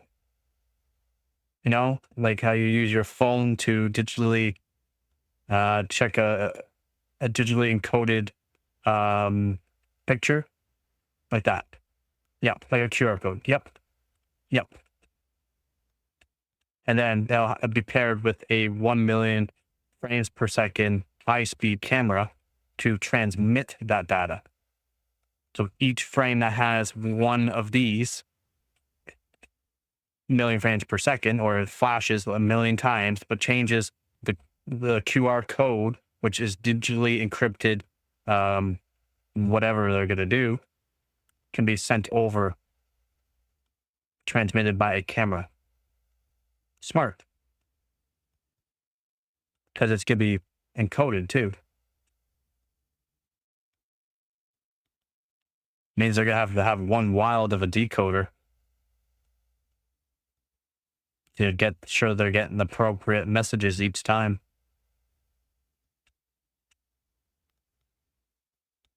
Exactly. And that's why I'm saying, however, it is unclear how much power is required to decode and encode data transmitted to this manner. Oh, did you? All right, I'll take a look at it.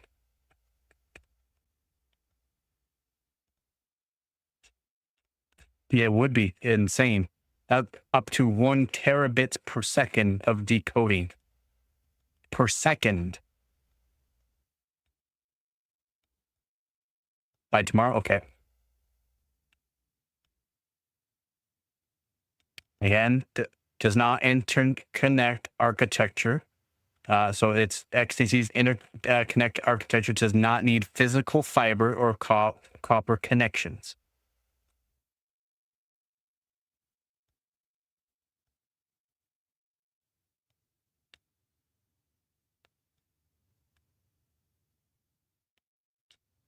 Dynamically adjust in real time. It would have to for 1 million frames per second to dynamically adjust in real time, because that's basically real time. Almost the speed of light.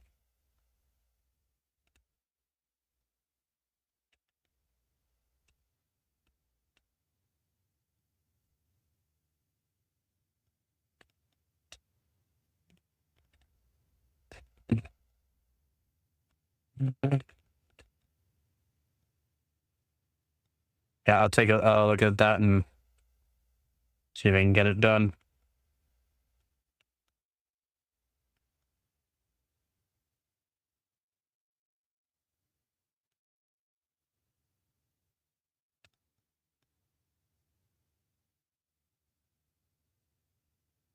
This is basically through air, because it's just taking a picture of a picture.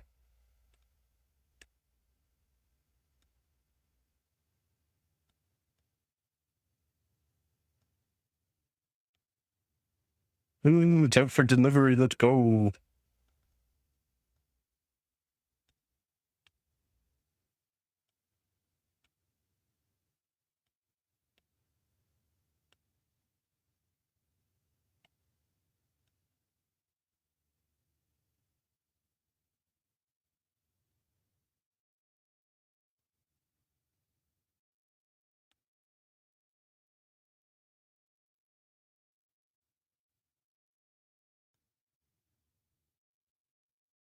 In 10 years, how would this be used from an end user consumer? It wouldn't, probably. Not even in 10 years.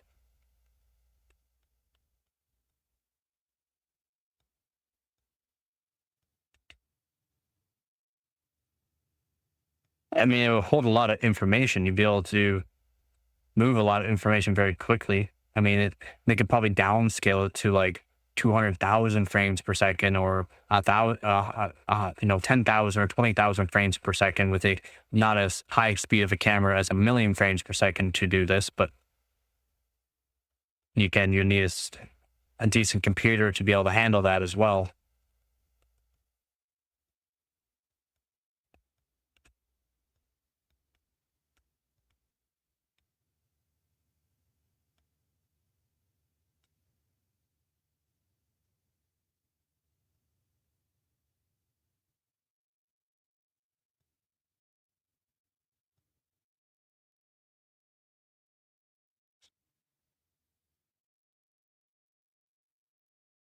And it's probably not going to happen, like, for consumers.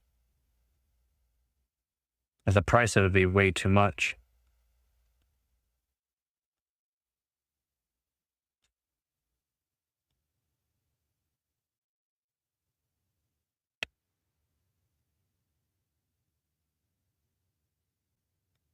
Still pretty cool.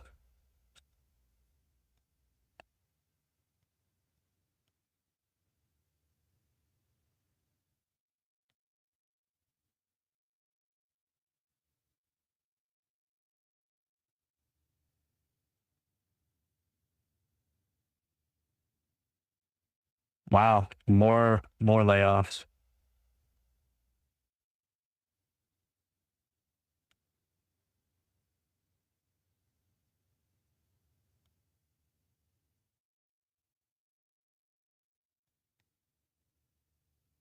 That really is like science fiction stuff, yeah.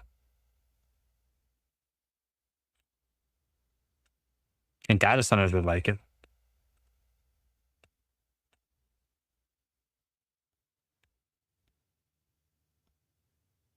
Wow, power GPUs.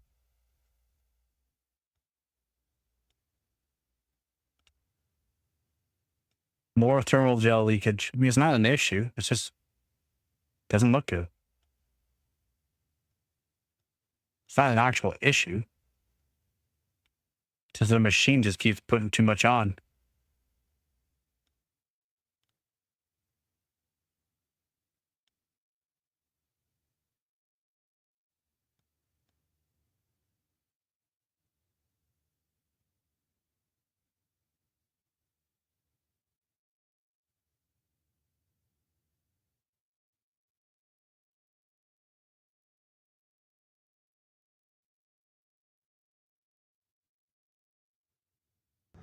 All right.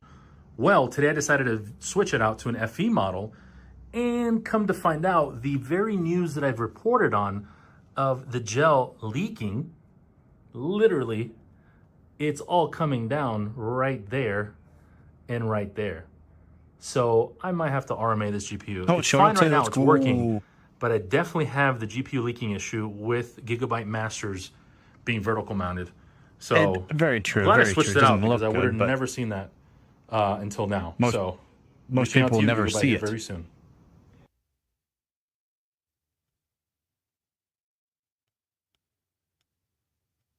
Yeah, it ships 50 series and 9000 series.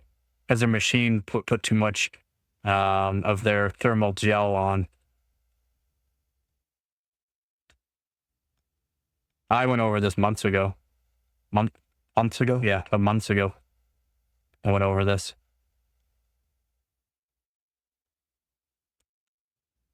When it first appeared. Yeah, you wouldn't see it because it'd be horizontally mounted. Most people horizontally mounted. They never see it. It doesn't affect performance at all. It doesn't actually leak. It's a gel. So it doesn't go anywhere. You just see it. When you have it out like this, you see it. It's the only spot you can see it, right here. All right. See? Only spot you can see it. Right there. Right here. That's it. Yeah, basically, man. Yeah.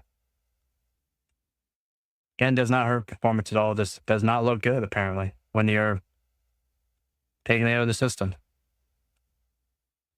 And yeah, they've already been through this. They've already gone through this.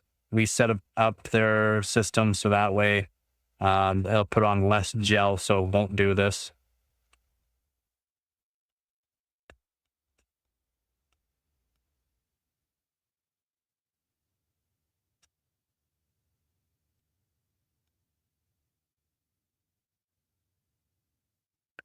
Well, there's nothing left on their GPU's VRAM chips. It should have enough contact pressures on the actual chip to the cooler. There shouldn't actually be anything really left on there except for a little bit to fill in the void, which is good.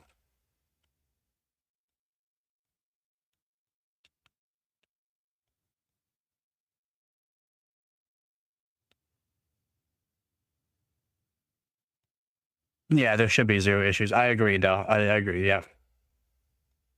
Yeah, it is a fail.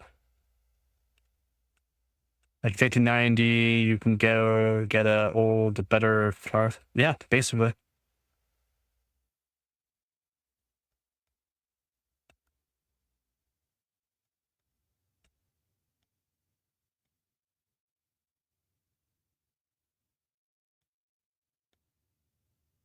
I mean, I would do copper mod anyways.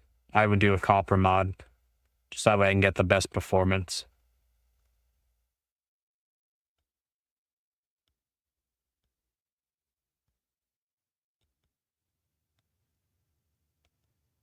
It outbeats any thermal pads, paste, whatever. It outbeats it. So that's why I use copper shims. Yeah, a lot of people are. I take apart literally hundreds of GPUs, so, and delidded hundreds of CPUs, so I ain't scared of delidding a $1,000 CPU. Done it a few times.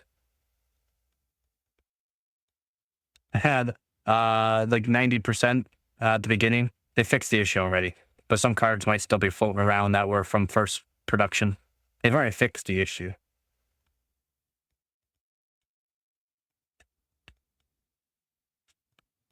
Oh yeah, the 5090D falls victim to the 16-pin mounting cable. It's not like it's any less power, so depending on what you're using for cable, could cause an issue. Again, that relies on PSU as well that can cause this issue, not just the actual this cable here. If anyone knows this power connector, there's nothing wrong with it technically. There's technically nothing wrong with it. The issue is the power supply and the cable. This here can handle 1,000 watts. It gets done by overclockers all the time, and they don't have any issues with the melting cable at 1,000 watts. Okay, so people are having issues with their 550 to 600 watts. That's just their fault for using a power supply with bad connectors, or the cable itself has been worn down and or just a bad cable. It's not the actual connector itself. Okay.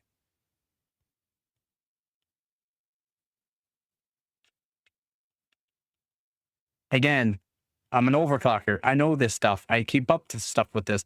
Again, the Bauer just did a card that did, he just put no power mod on it, basically.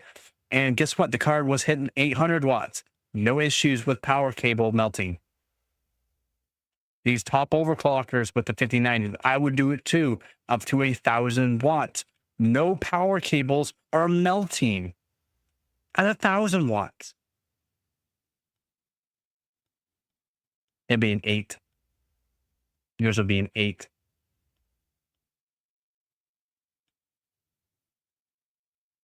The 8-pin, 188 watts. So the 8 pins are good for 188 watts per pin. Per 8 pin. Not 150, 188. But, like I said, with that GTX 770 that I have, or the 1080 Ti that I have, I can put them up to 1,000 watts to those 2 pins.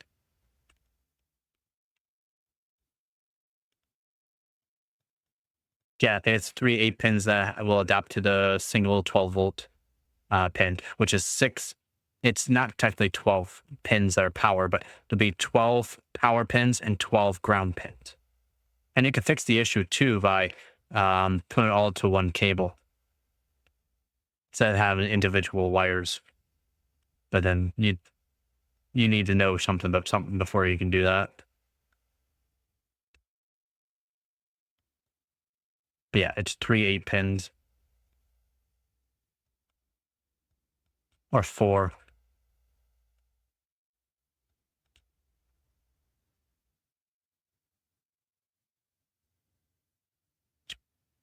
But it also relies to the power supply. If the power supply end is getting too high, supplying the power, that will relay to the actual throughout the wires to the GPU to where it's giving bad power to where the cables are going too hot.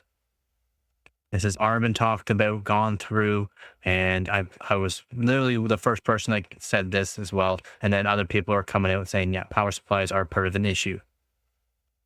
Not the full issue, but part of the issue. Then the cables as well.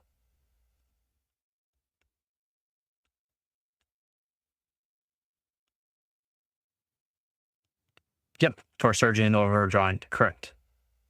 But I should have a cable around here. One sec.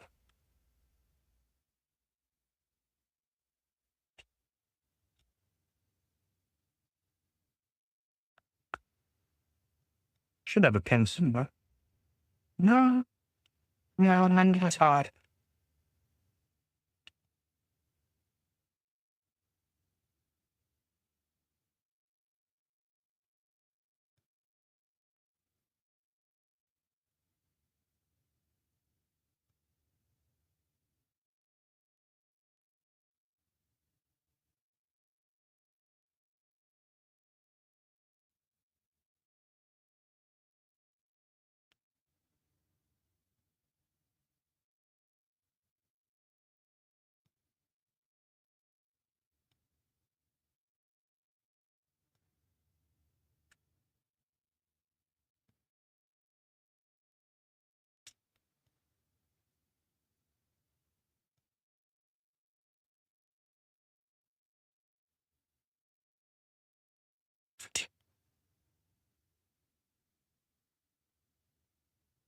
Gotta find my bag of cables.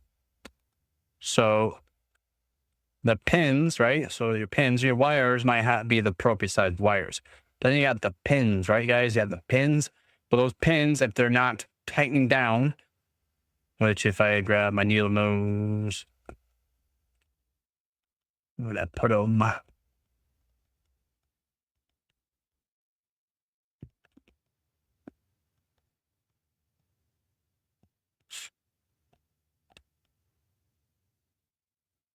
Sure, I put my little tweezers.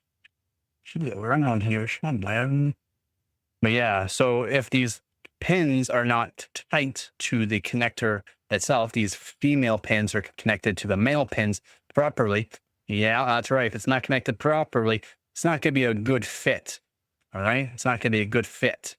Be all loosey-goosey. If you have loosey-goosey, one pin might pull more power through one cable more.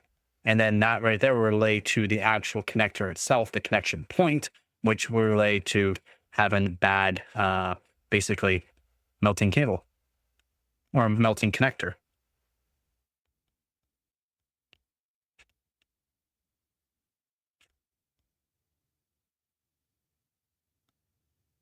It's getting 1592. Nice.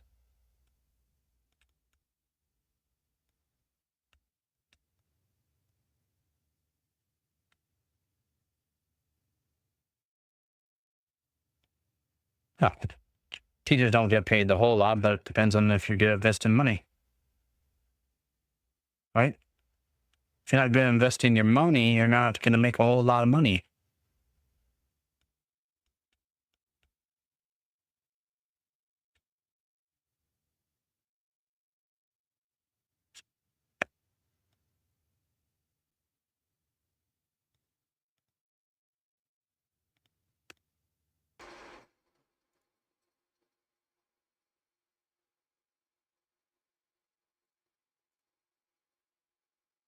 I have to turn that off. I have to turn that off. It's getting warm already. So it's not going to sound as good now, but it's fine.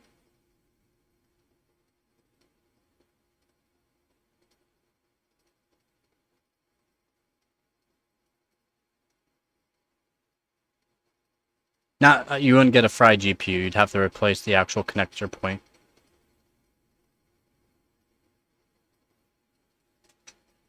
Okay, so let's say the connection point, remember the connector point to your power supply. Let's say the power supply heats up. It's going to relay bad power throughout the cable to the other connection point on the GPU. Now let's say the connection point, okay, 2 connection points are bad, as in one of the cables are looser than other ones. The power will go more through one cable, and then that is what could fry the actual connecting point on the GPU.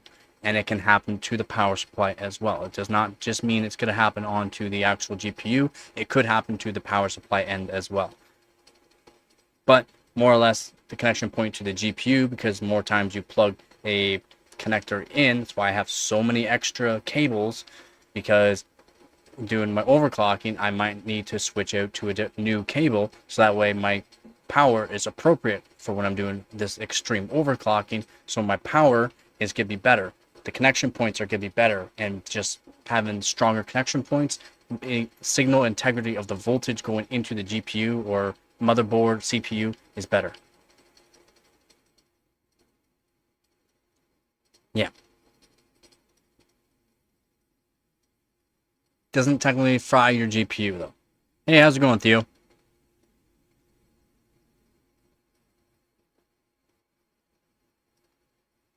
I have 1 pin connector, but there's holes for a second one, and ship the one. What?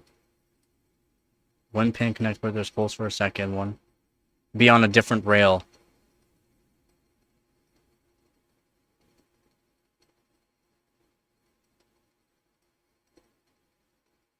So it's set up for doing overclocking, so you can add in a second actual connector point and add in an extra power to it, so that way you can put more power through that card.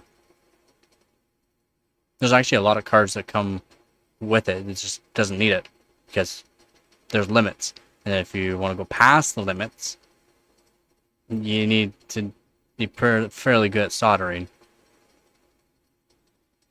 And then you will have to add in probably more capacitors, because there's probably capacitors missing too.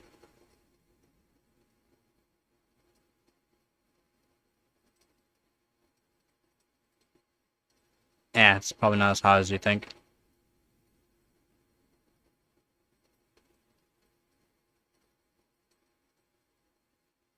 The third 8-pin?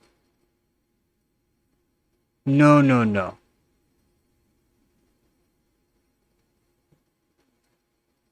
What? 75-watt pin on the third? What? No, no, he's talking about...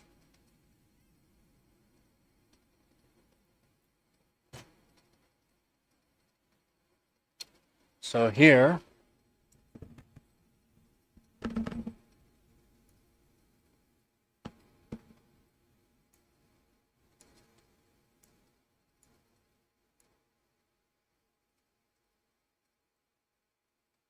So here, you got an 8-pin and a 6-pin.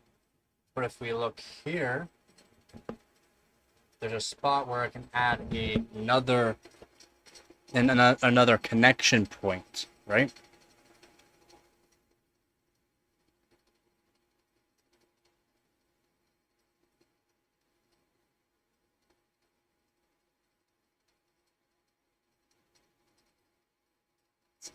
It's 75-watt connection. You mean a 4-pin?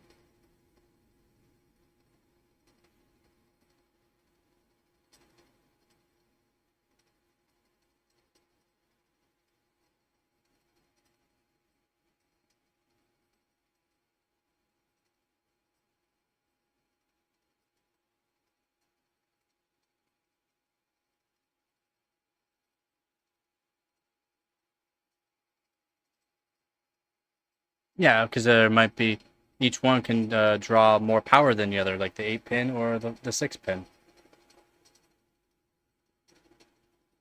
PCIe is up to 75 watts. If you have the newer boards, they can draw more than 75 watts.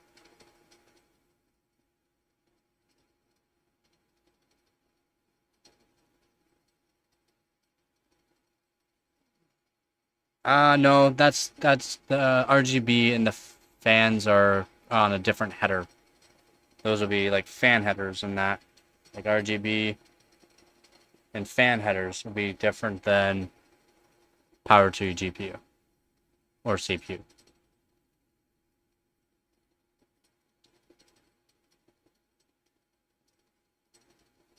I mean, you can only put so much power through these pins, right? There's only a few pins for actual power on this. And these traces need to be able to handle the wattage too, right?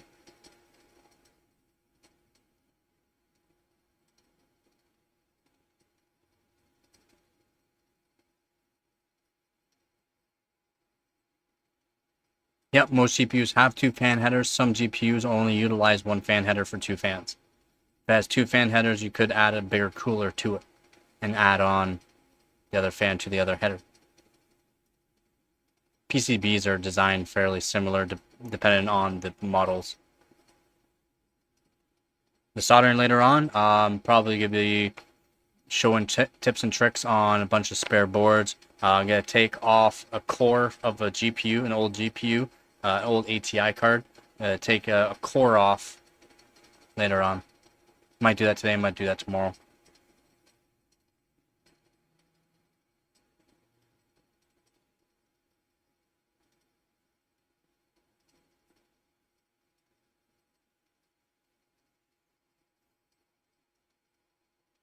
Because it's just a donor board. I want to remove the core so I can put it on display.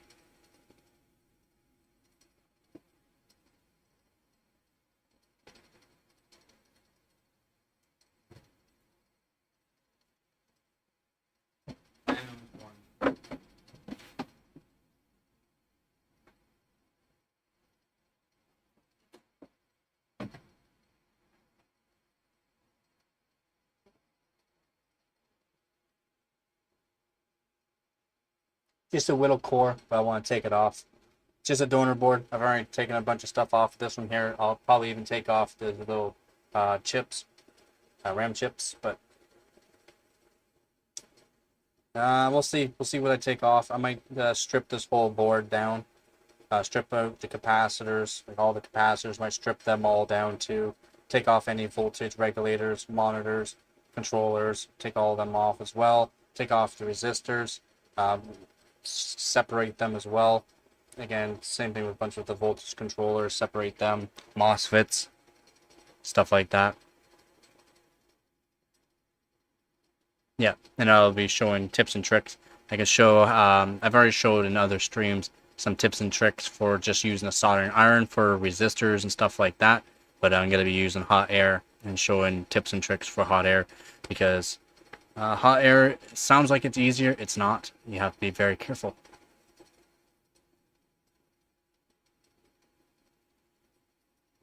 So my 8-pin is slightly up more. What do you mean? Slightly up more. What do you mean by that?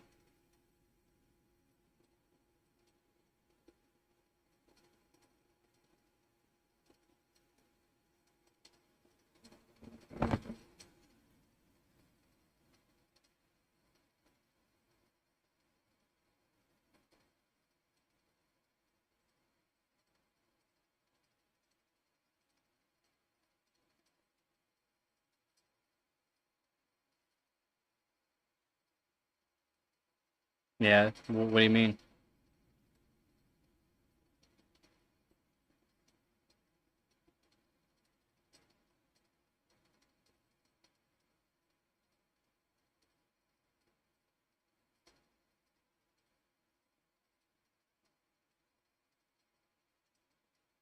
And make sure all your connectors are plugged in proper. Can't really tell.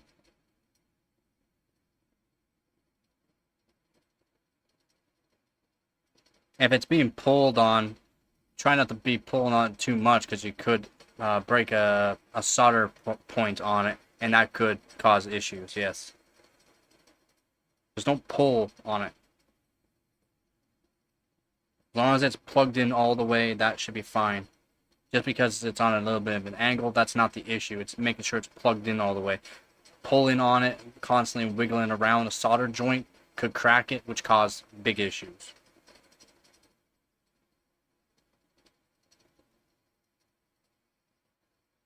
Yeah, you can use a temp gun to check connections.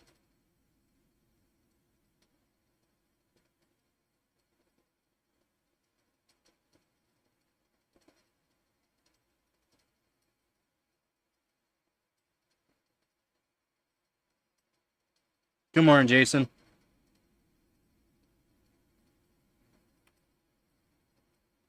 It is raised slightly, but that could be multiple reasons why it's slightly up like that. Just when it was soldered onto it before, could be up a bit. Also, check to see if there's little plastic go-throughs that go through the PCB and they spread out. Make sure those are all the way up. Check it over. Yeah, temp guns are cheap, but their cheap ones are not very accurate.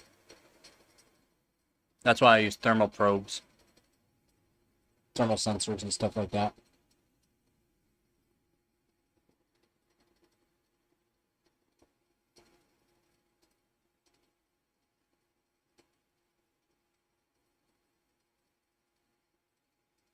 $12, so that's pretty good. Yeah, that's what I'll be doing later on. Should be here soon, I do believe.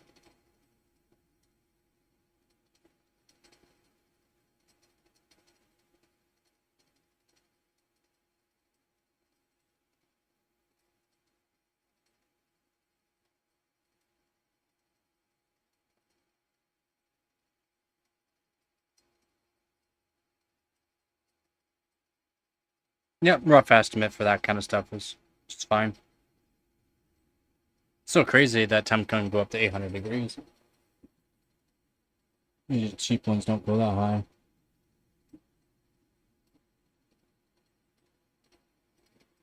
Usually they don't. Yeah, that's what I'll be doing. And going over motherboards and that as well.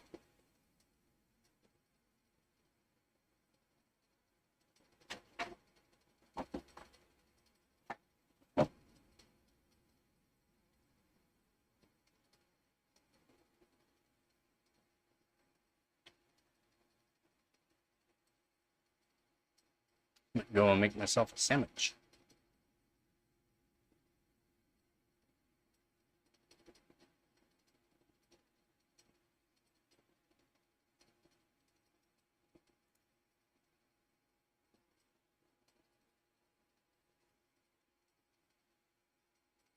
Yep, the stuff should be coming here soon. Hopefully, real soon. Be nice. And I'll go over a bunch of stuff. Again, I'll be going over, taking it out of the box and all that, and go over why I bought these specific ones.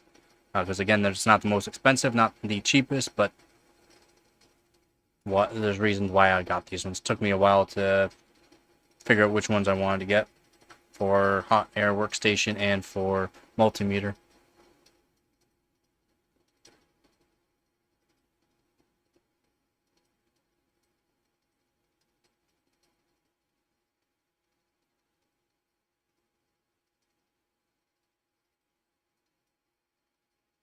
Yeah, I know you told me that, Squeeze. But you gotta be careful. Yeah, all soldering handles get warm unless you hit the top of the line stuff. Also really long. A lot longer. Yeah, they do get very hot. Very true. If it ain't glowing, you ain't doing enough.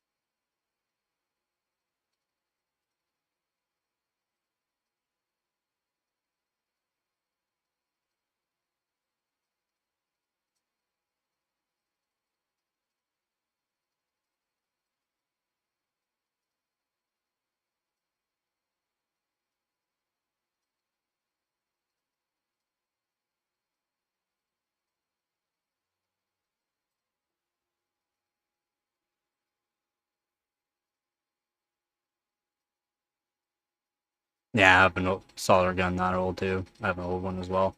And a newer one, but it's broken. Cat ran by a fan and knocked it over on it, so try to fix it up, but I can't. I don't want to spend the money on the epoxy for it. I'll just get a new one for close, just a bit more than the epoxy. Yeah, of course it does. Right here. Try to fix it, but show it moves around. And then because of that, it gives errors. Works pretty good though. It works pretty good. Yeah, it gives errors now, and I don't like that, so try to get a new one. Plus, I figured I might as well get a hot workstation with it, since I haven't used one in a while.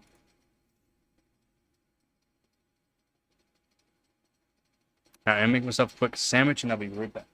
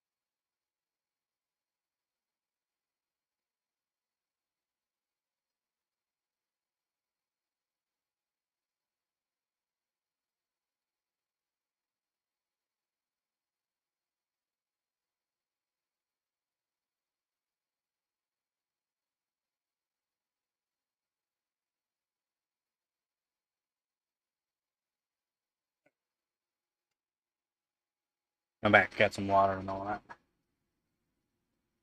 Wow.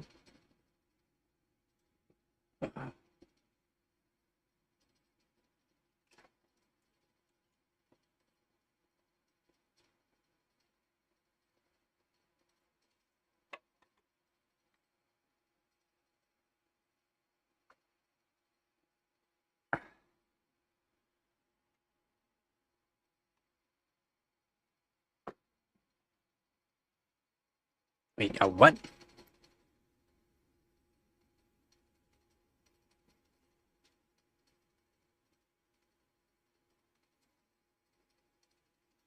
Yeah, I gotta make sure you eat lots of food. As I do.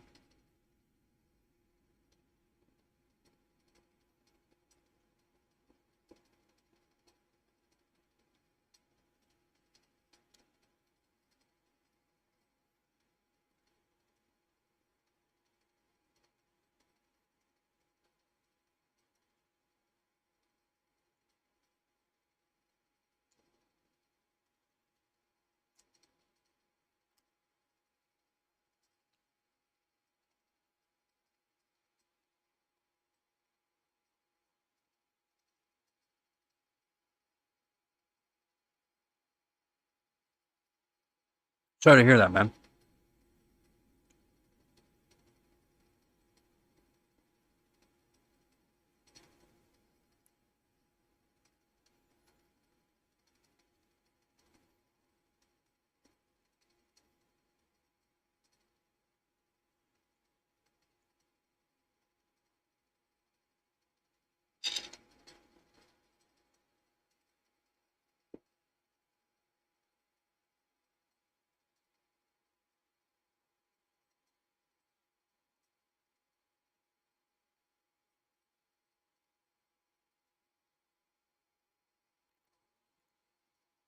Yep. Things may get rough, but makes you a little bit tougher. Not easy, though. That's for sure.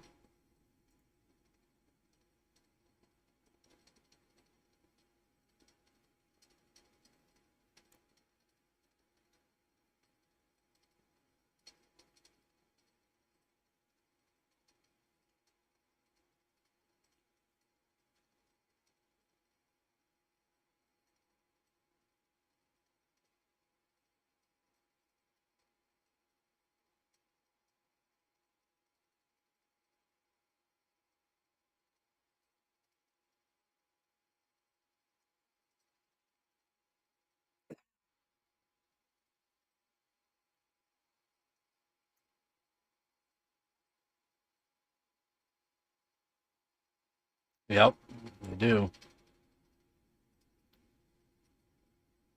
Kind of one thing I'm bad at.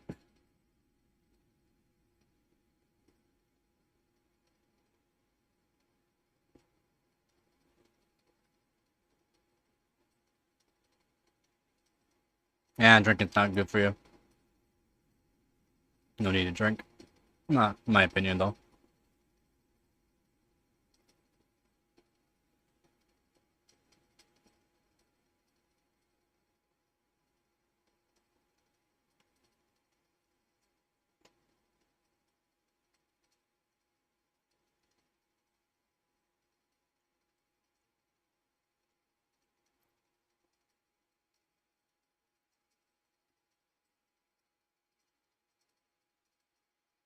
No.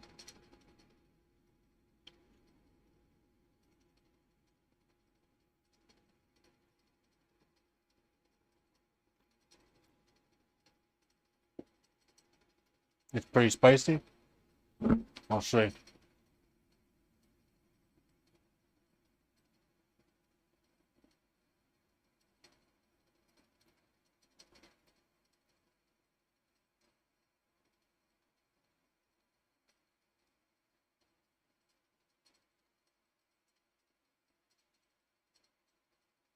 Yeah, you only have about half as much as what I have. I'll show mine later. What's over there is like a quarter of what I have. That's over there.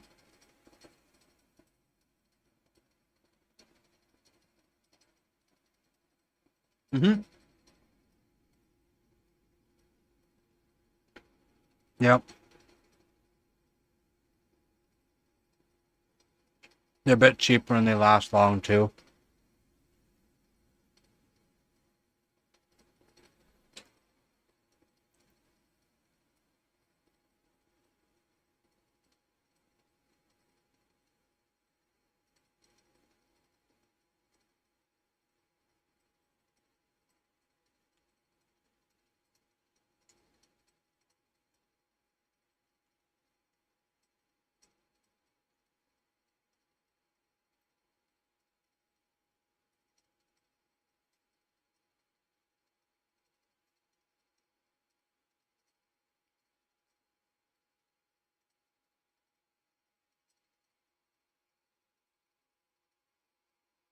For $25 more, the Samsungs are good.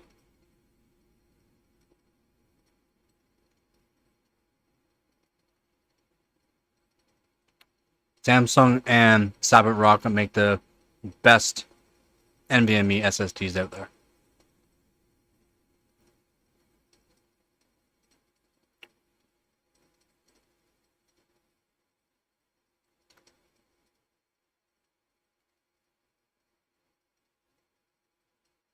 I don't get it, Dell. I don't get it. Sorry, man. I'm trying to think of it, but I can't think of it.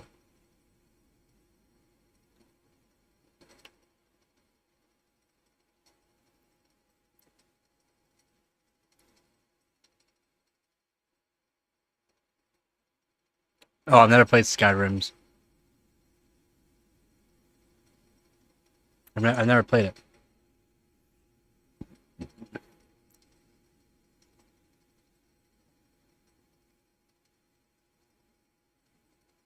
No, I've had friends that play it.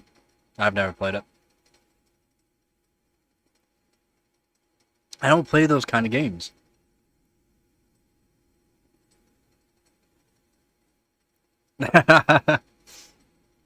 I'll take it.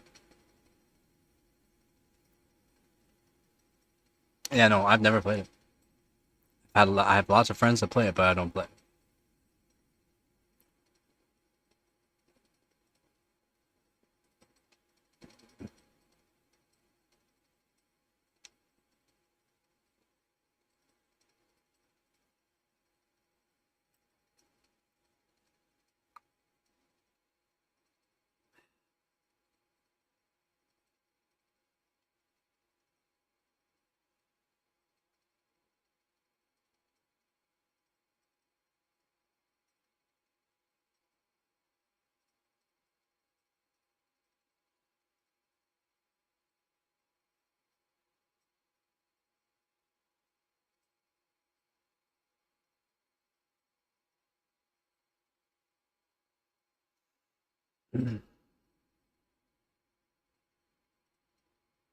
I don't have a GT 730.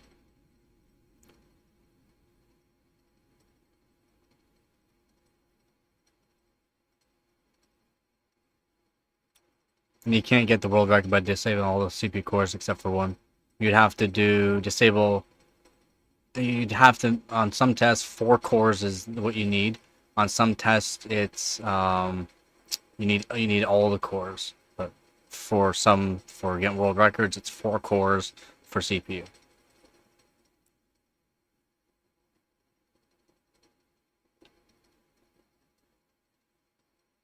I can't get one for $15. You can't. I know, I've looked.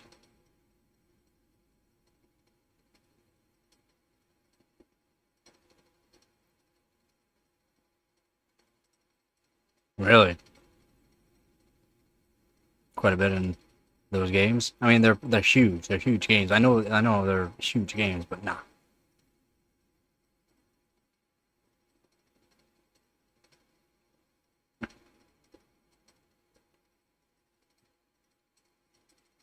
I know. I have the 600 series.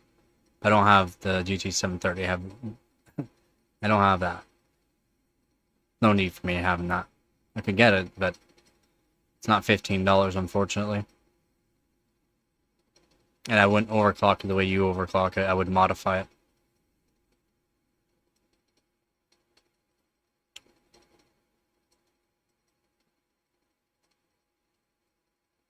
You got to. You got to, he says.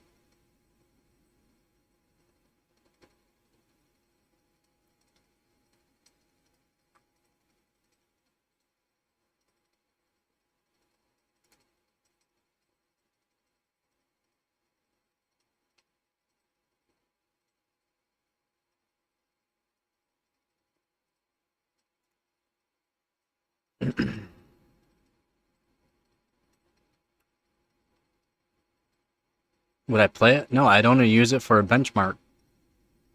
I don't play those games. I'm sorry, guys. I don't even care if it hurts your feelings. I don't. I don't care. I'm sorry, man. But not really, sorry.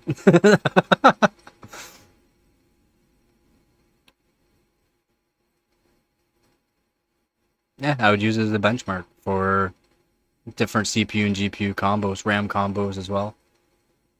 Frequencies, timings. I'm not missing it at all. Trust me, I had a friend that got it right off the bat. It looked cool. I could never get into one of those kind of games, unfortunately.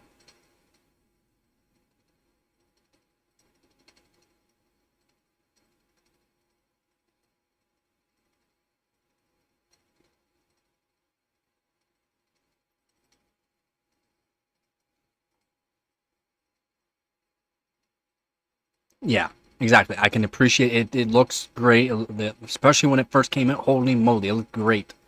Huge open world too. Huge, absolutely massive. But no, still not my thing, man.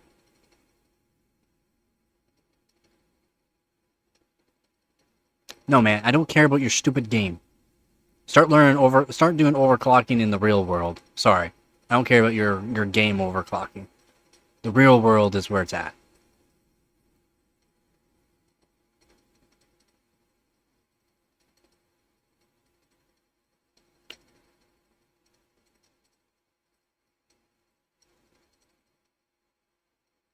Oh.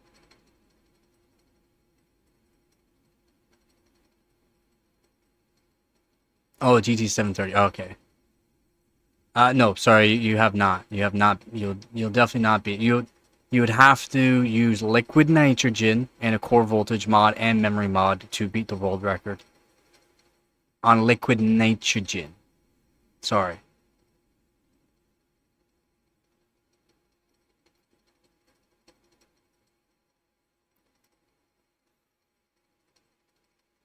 The GT 1030 is, oh.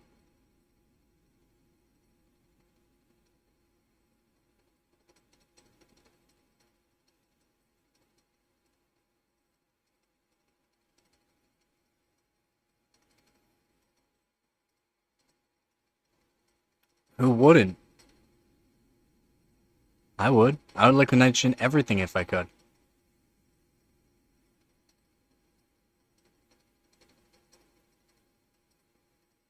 Everything. Hardwarebot.org. hwbot.org. Give me a sec.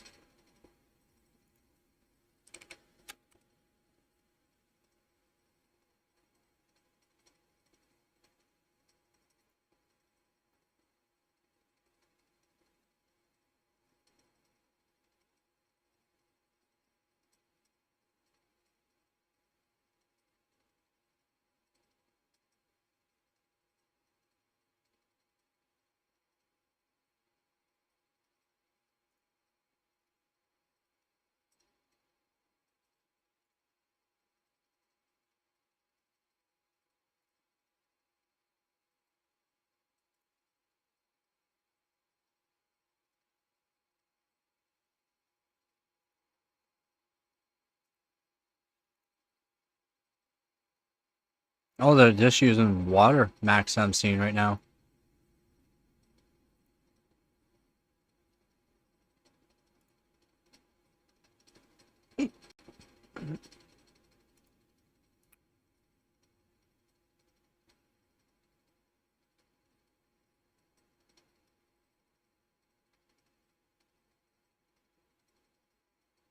Yeah, for them not liking other games. Yeah, I can hear you there.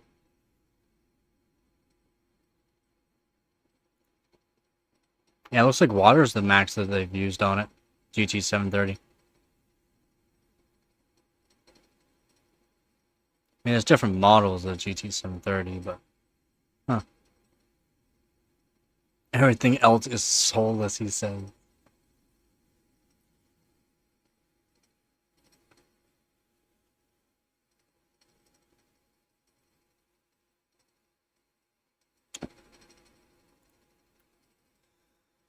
Alright, we got a competition.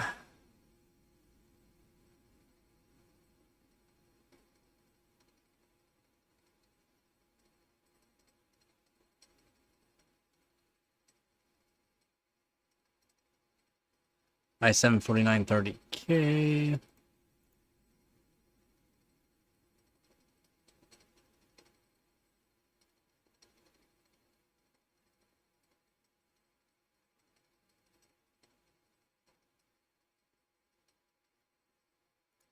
Eh.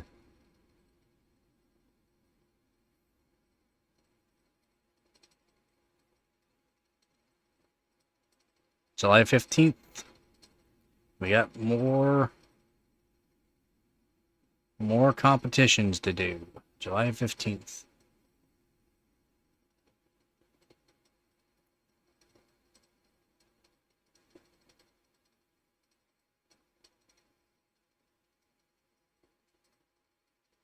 Yeah, I can agree on that, man. A lot of games are.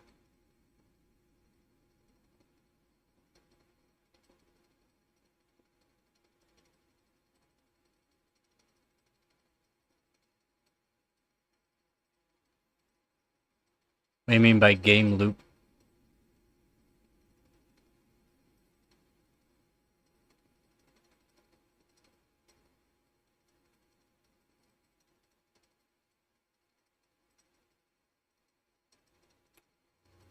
Oh.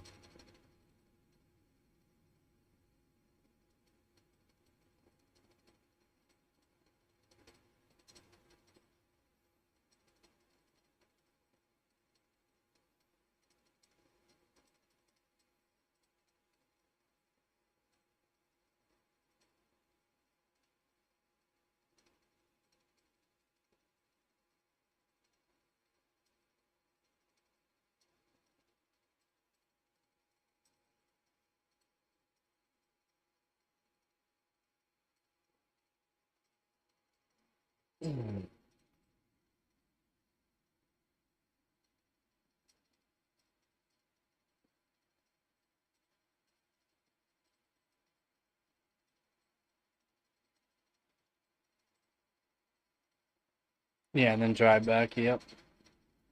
Yep. That's GTA for you. It was the open world and doing whatever you wanted, though, that made it really fun.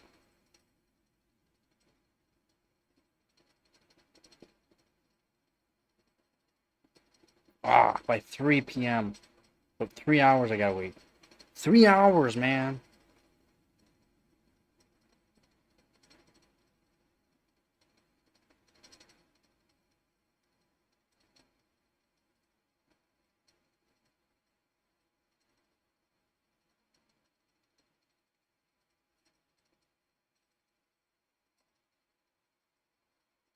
I don't think you're doing above 1342 core. Maybe, but I don't think you were.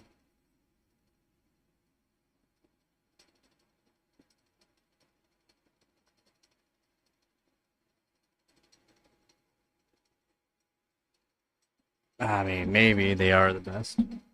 Couldn't tell you on that part. I couldn't tell you. Couldn't tell you.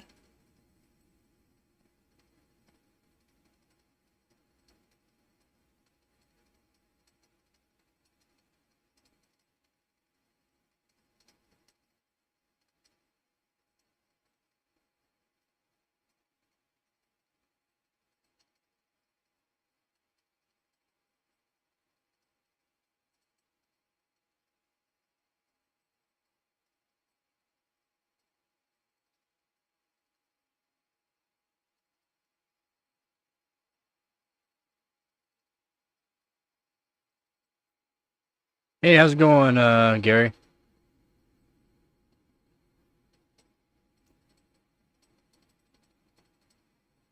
Oh yeah, did you get your code all activated? Good to go?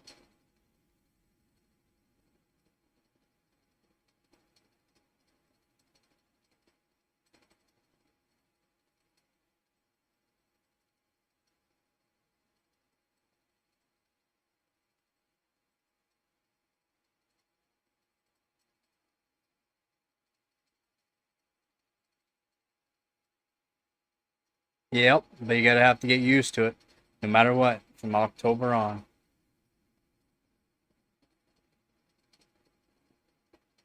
And you'll get used to it. You'll start liking it. It's not that bad.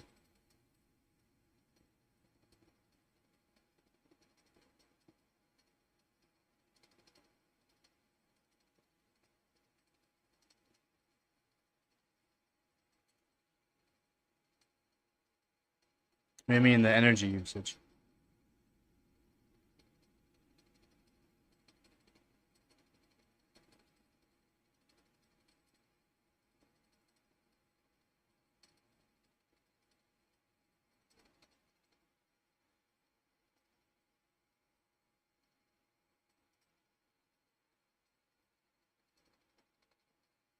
I mean, drawing up more power. It'll make the CPU run a bit harder than the RAM, but that shouldn't draw too much more power.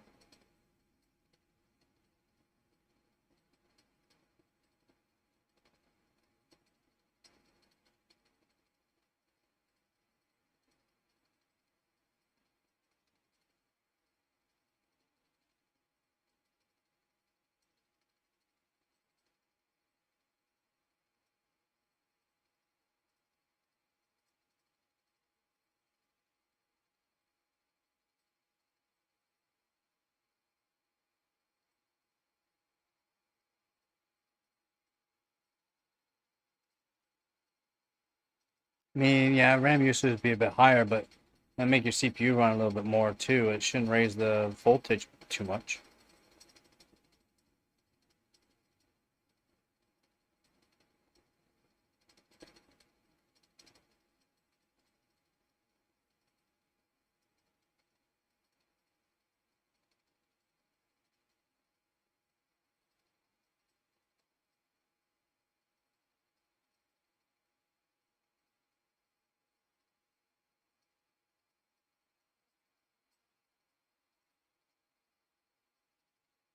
I mean, it really shouldn't.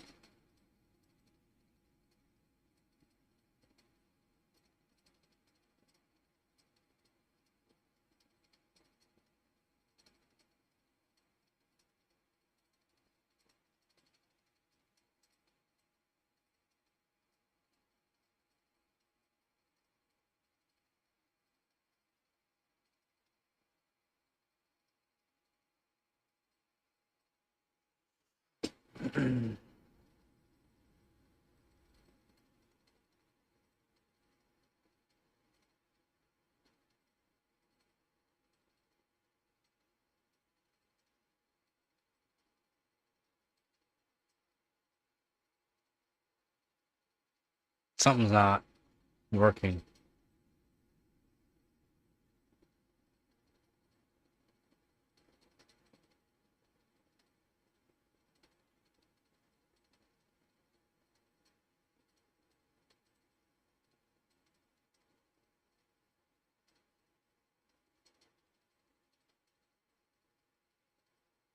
Yeah, 45 watt would be for CPU. It's not CPO, for CPU. Yeah, it'd be for the eco mode, 45 watts.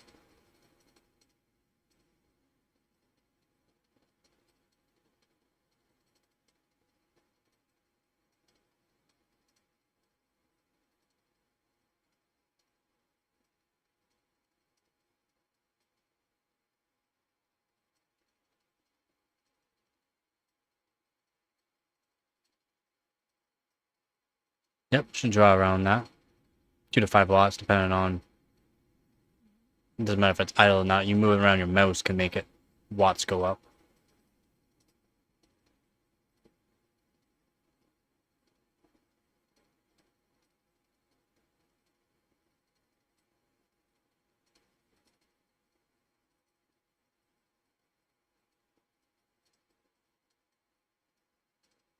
CPU, yeah, seems to be drawing a lot more watts than what is needed.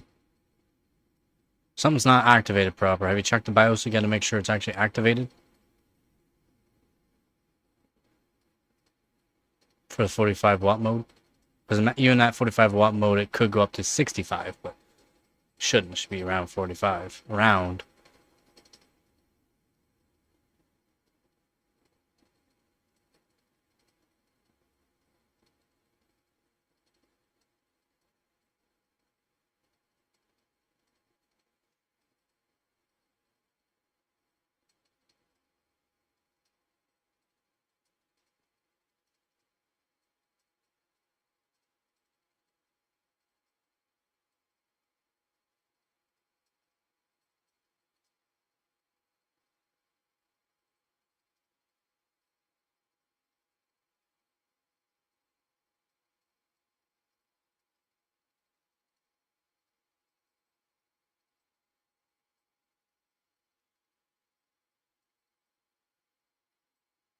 Take it out of power saving mode. Put it in just normal usage.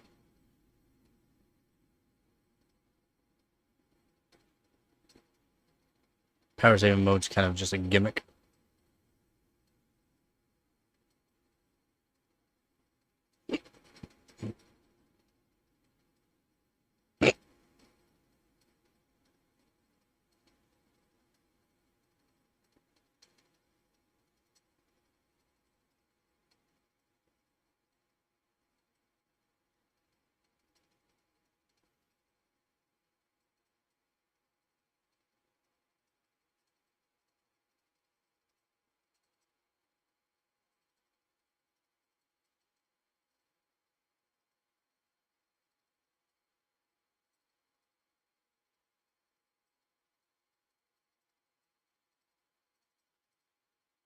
No, it shouldn't. So I'm saying something's off. I don't think he's actually drawing that much watts. There's some sort of bug. There's a bug at play.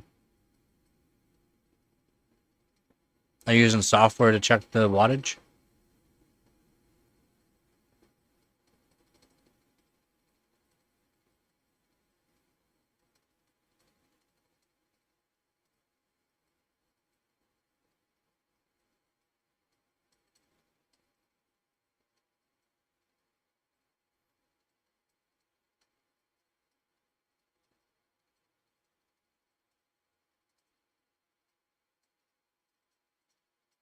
No, it's not that high of a CPU. It's a 65 watt, 75 watt CPU.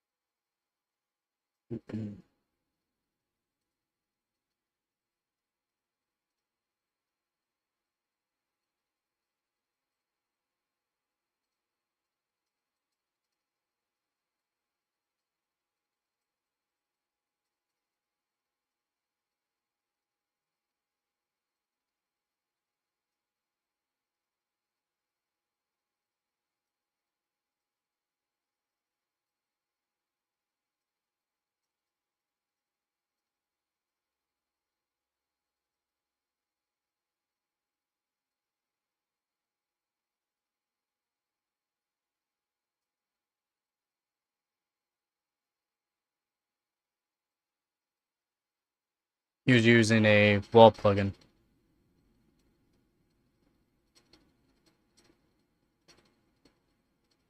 What board?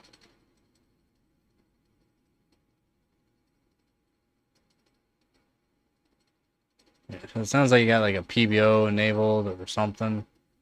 Definitely have something enabled.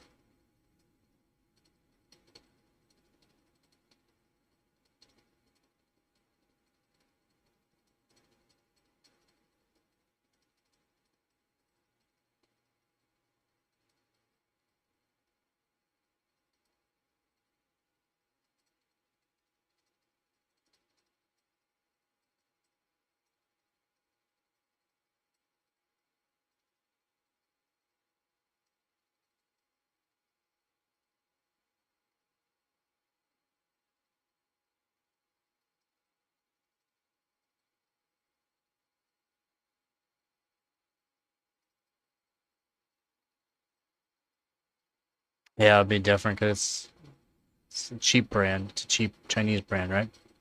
It's a newer one that came out. So yeah, the layouts could be way different.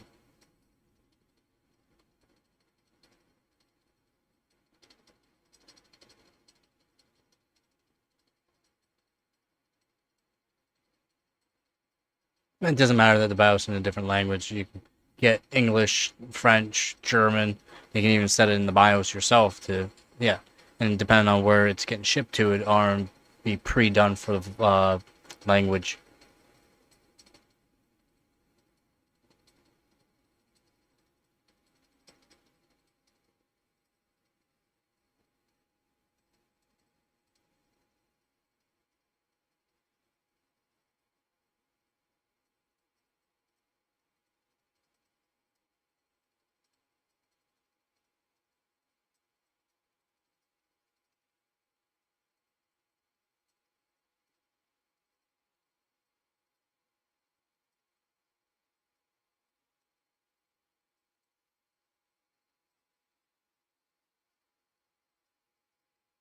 That's what the board roughly costs.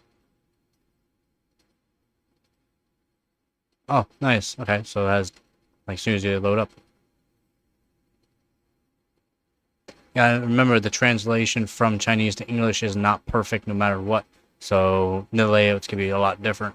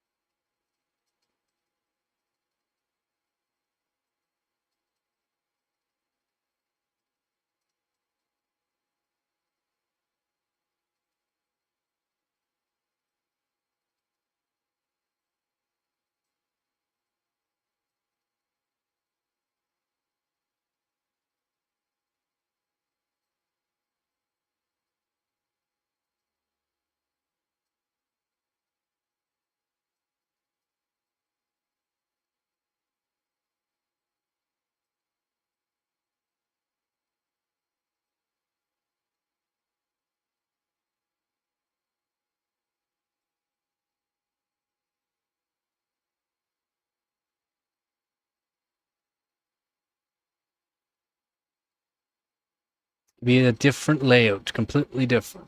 But still, you should check it over and make sure that the settings are correct, because it does seem like you're pushing a lot more wattage than what you should.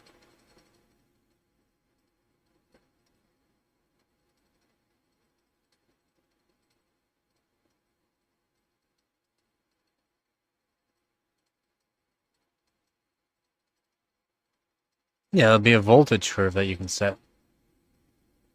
There'll be like your load line calibration as well. You also have PL1, PL2.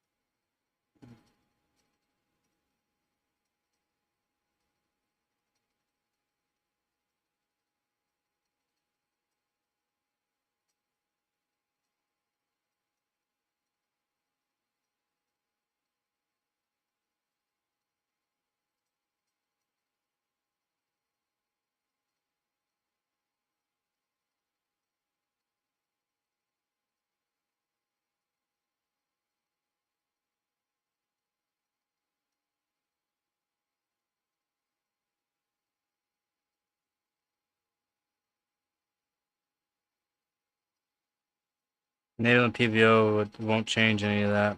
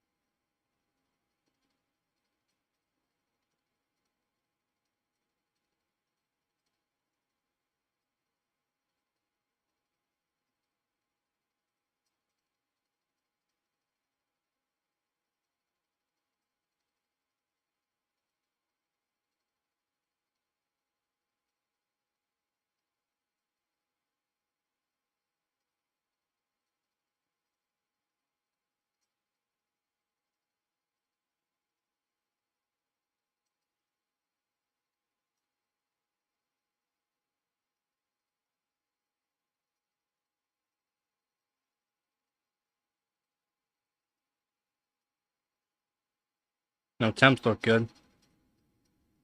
What's the game load? For CPU and GPU.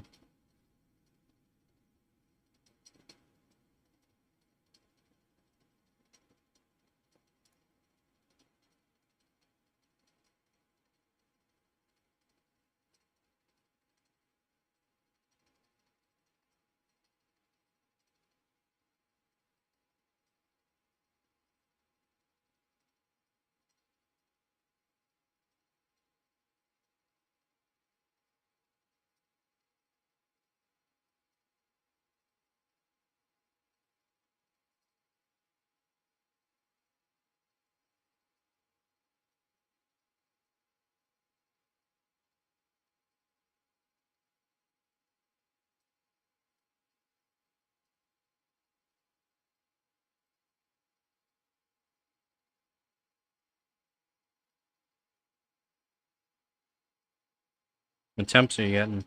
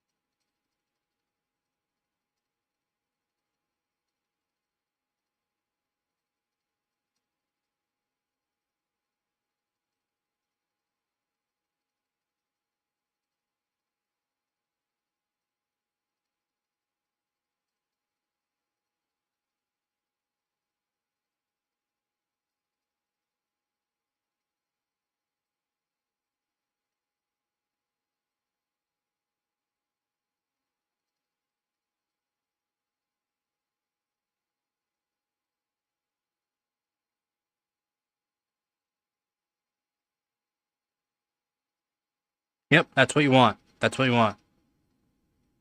Gary, that's what you want. CPU usage low, GPU usage 98 to 100% is what you want to see from your GPU while gaming. Means you're not bottlenecking your GPU. That's what you want. And then you see under stress load with a stock Wraith, that's just fine, buddy. It's not bad at all.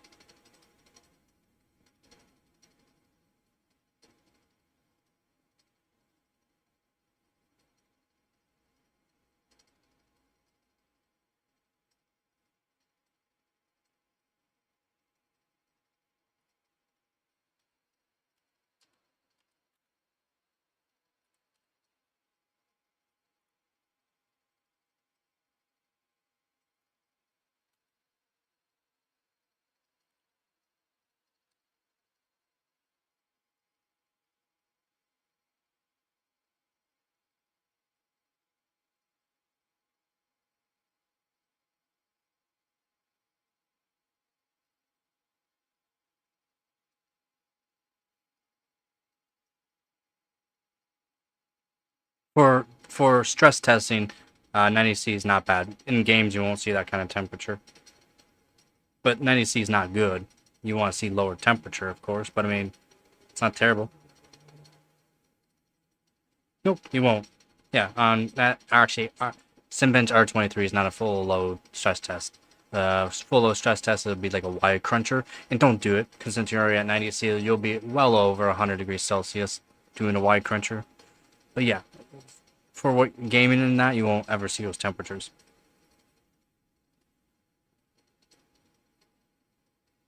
Yeah, PCs are fun to build, man. More fun to modify and benchmark and try to be the best.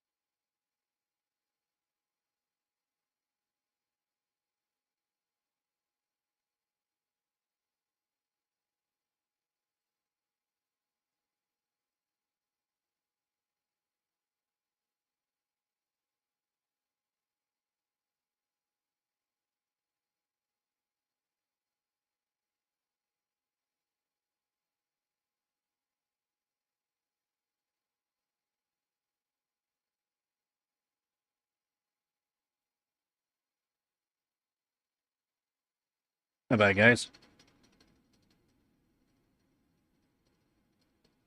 And I'm winning. Actually, it's not that bad. Your combo's not bad. Nice low powered, decent system. Can do 1080p. No problem.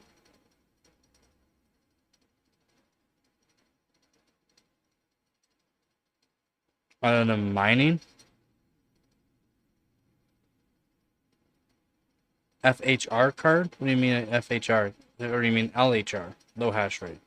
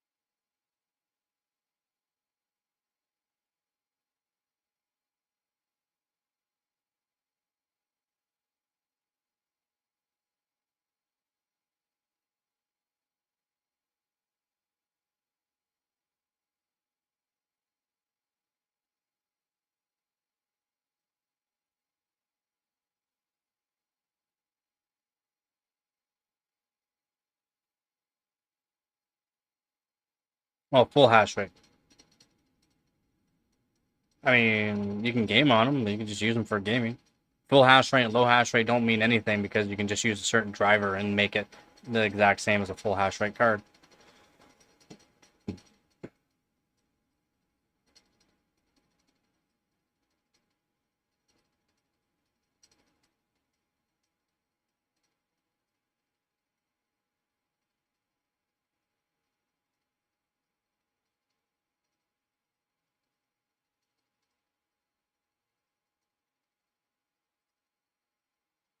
No, it's a driver limitation. Yeah. That's why I bought, that's how I actually was able to get my fastest 3070 Ti in the world, get a really good silicon for the actual silicon for the core and for the memory chips, because I bought a bunch of 3070 Ti's, did copper mods for them for miners, and they're all low hash rate cards. It's just you use a certain driver and you can get full hash rate out of them.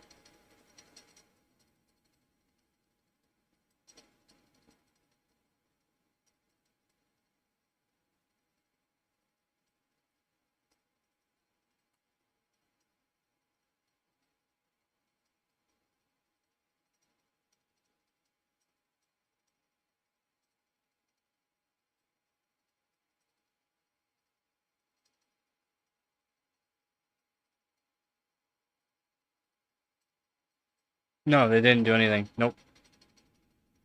Nope. They didn't do anything, and it didn't change the prices of anything. It just made it so that way it sounds better. Yeah, literally just a certain driver. You can literally get full hash rate of low hash rate cards. That's why people didn't care about the full hash rate cards, because you can get the same specs anyways.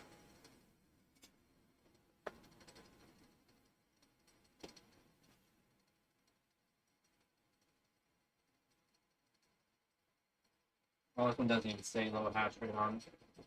I was lucky this box doesn't say low hash rate, which is nice.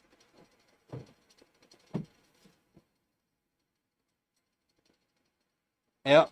No, they didn't do nothing. They never will.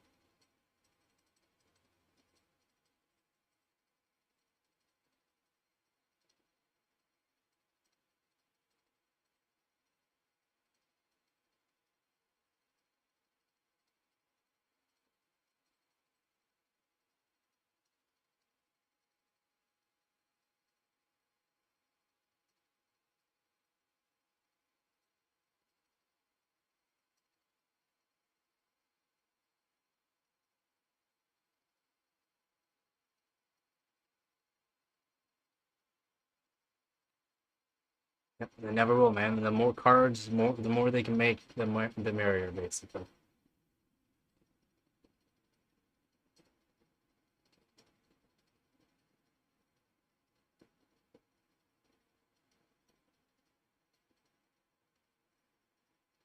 Uh, you will eventually. Takes time. I've been streaming for just over a year now, and literally streaming anywhere from 8 to 30 hours per stream. You'll hit a certain spot where you start getting more viewers. I used to average around 50 views, average views. Right now I'm at 10, but it is what it is. Best I got was just over 200. That's why I'm trying to get some more stuff. So that way I can help get my views back up and educate some more people on stuff.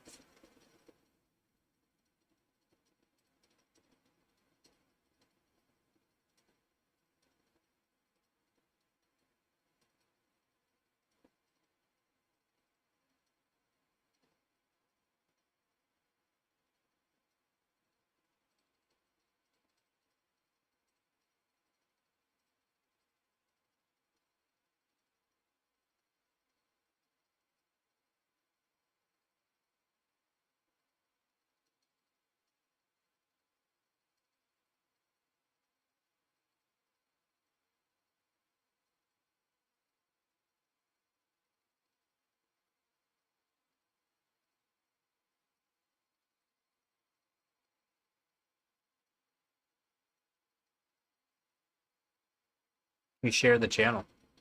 I got I got a lot. People share my channel a lot, and it just ends up on people's main screen. That's how I get a lot of extra new viewers and subscribers. Just random people. It's how I got part of the best overclocking team in the world. Literally, top overclocker in the world joined my stream and asked me to join in their team. So, he just saw my channel on his main screen. It's like, hey. And then he figured out who I was in the overclocking world and was like, hey, you want to be part of our team? Sure, man.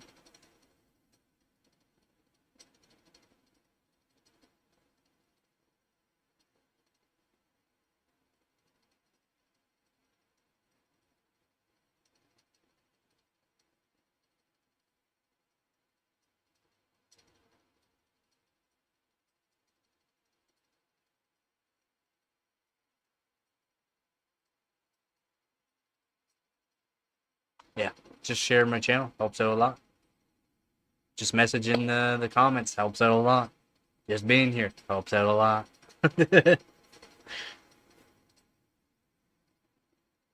That's why I thank everyone after the end of every single stream. That's why I thank everyone. I thank my viewers, subscribers, and my donators because you guys help out a lot.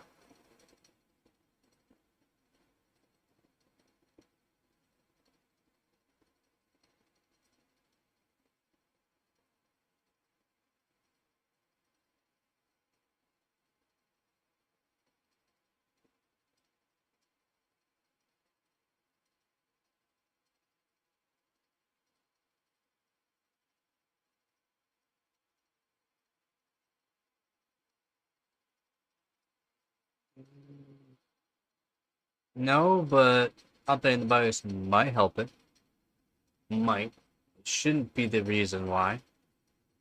Updating the BIOS for certain CPUs, because you gotta remember AM4 was all the way back to like the 1800, the 1800, right? The AMD 1800, 3000, 4000, 5000s. That's like, it spans a big generation for AM4, right? Now, the only reason why what you'd have to update the BIOS for certain CPUs is because it's an older motherboard. It's not like the B550 or anything like that. What chipset is it? What chipset is the actual motherboard? Do you know the chipset? Because that would actually explain to me what generation it's generally for and whether or not you have to update the BIOS. Should be ready though.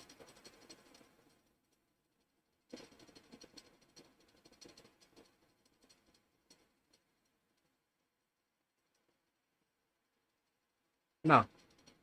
That should be it. That's all you need. You're set for the 5000.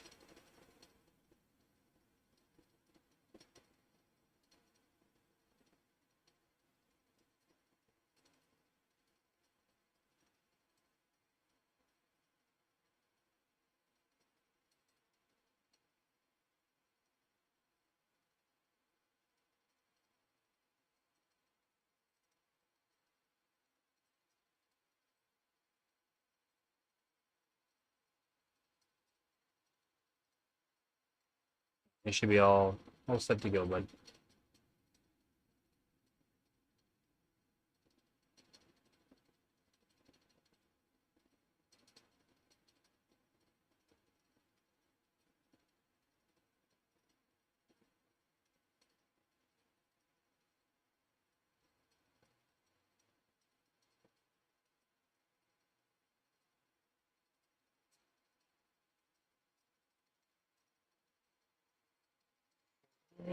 It should be here soon. Let's go.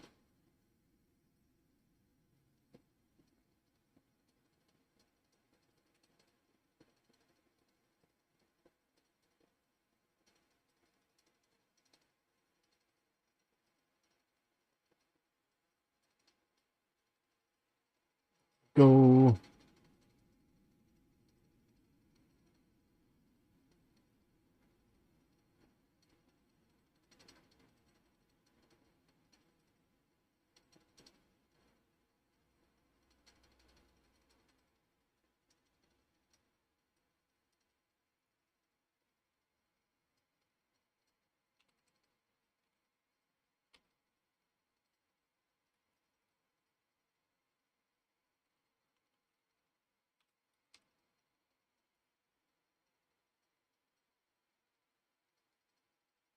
There's your chipset.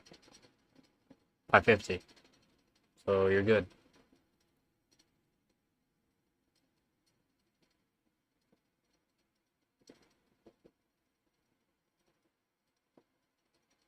That'll be nice. Usually get a lot more viewers later on. Get a lot of people from India and Australia and stuff like that. So they usually come on later on, which is early for them.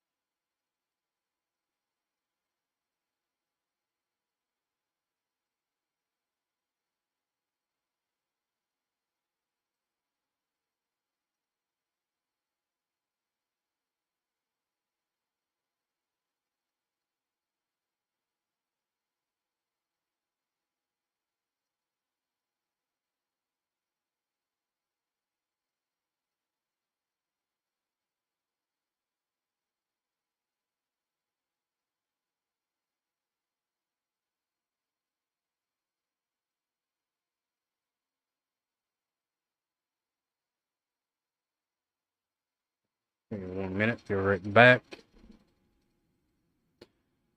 Oh, the solderings or hot workstation soldering stations can be coming soon. I also have to set my lights.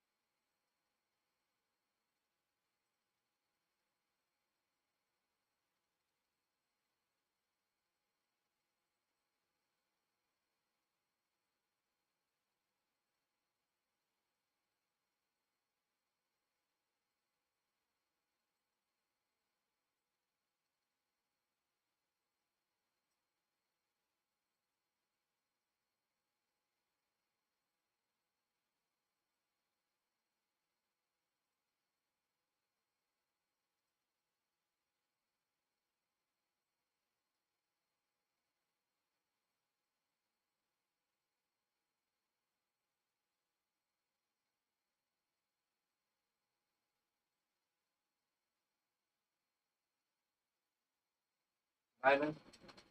Yeah.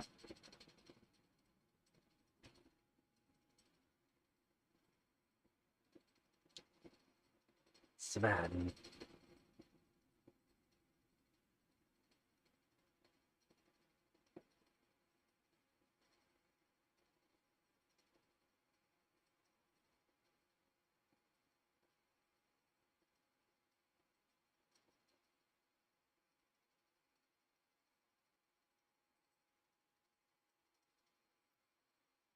Let's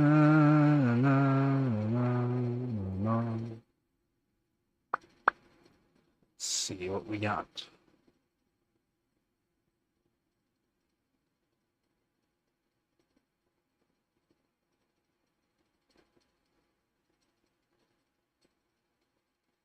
€50.90 drops below €2,000.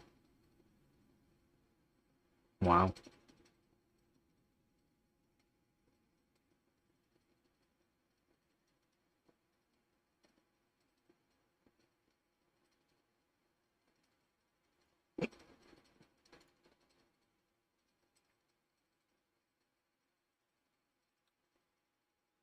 So Intel's laptop version of its Nova Lake processors will use Panther Lake. I've already gone over this.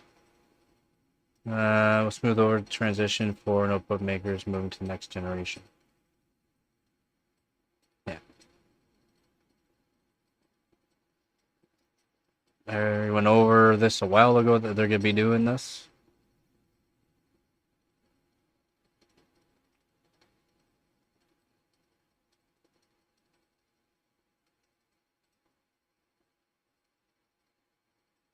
So, based, actually, let's do this a bit. Here we go. Whoa. All right. So based on multiple cargo descriptions in the NBD database, Intel is shipping various test tools for Nova Lake HX. So again, this is for the laptops. Processors and intended for high-performance notebooks to India.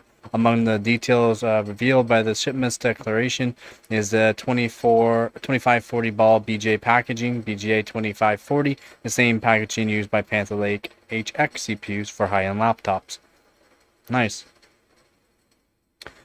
The use of this packaging will greatly simplify the transition between the new platforms for notebook makers, as they will be able to leverage their existing motherboards for new CPU, provided that GPU developers mainstream the same package for their products. According to NBD data, Intel is shipping a broad range of BGA 2540 test tools, including the voltage regulator test tool, as they should be doing.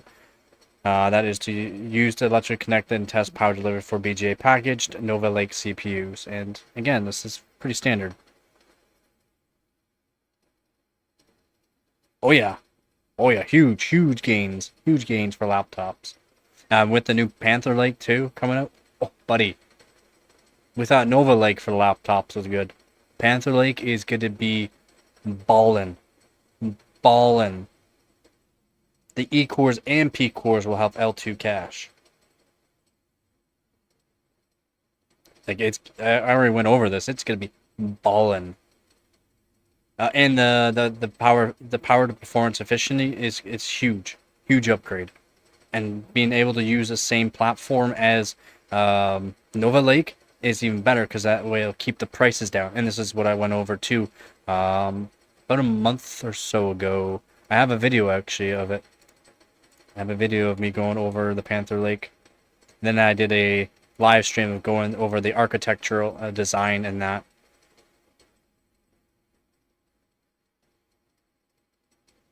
Back, yeah, Panther Lake right here. That was April 2nd, actually. April 2nd, a while ago when I went over the Panther Lake. That was through the CES 2025.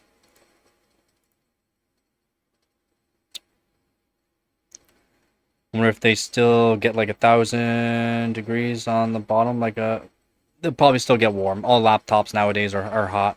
But this is the actual temperature should be a lot cooler, because even though it's more performance, the packaging size is a little bit bigger.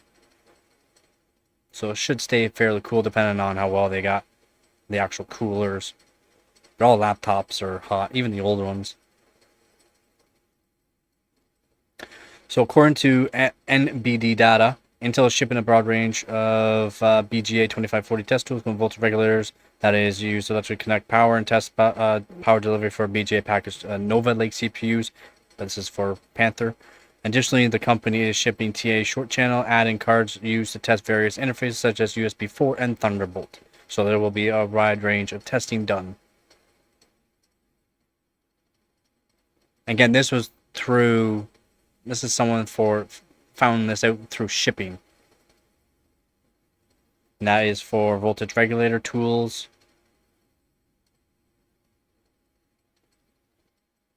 Add-in cards, yep.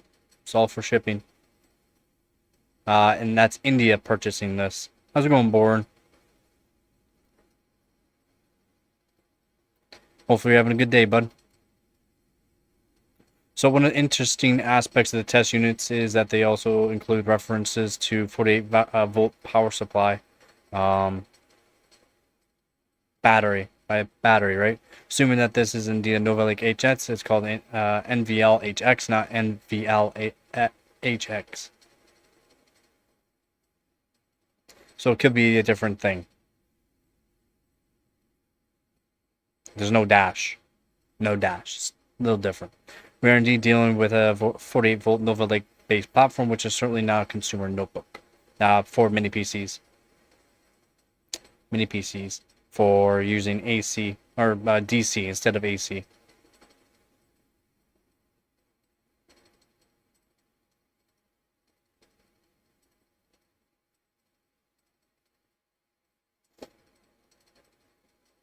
Yep, can be used in a NUC, can be used in all-in-ones, mini PCs.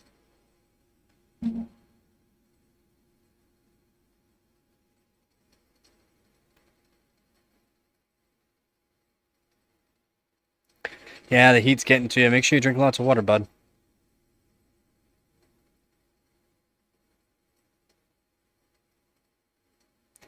Intel often repurposes HX class mobile processors for small form factor workstation desktops, workstation grade machines, such as HP Z2. And that would help out a bit. That's why I like my coffee, because coffee does have fiber in it.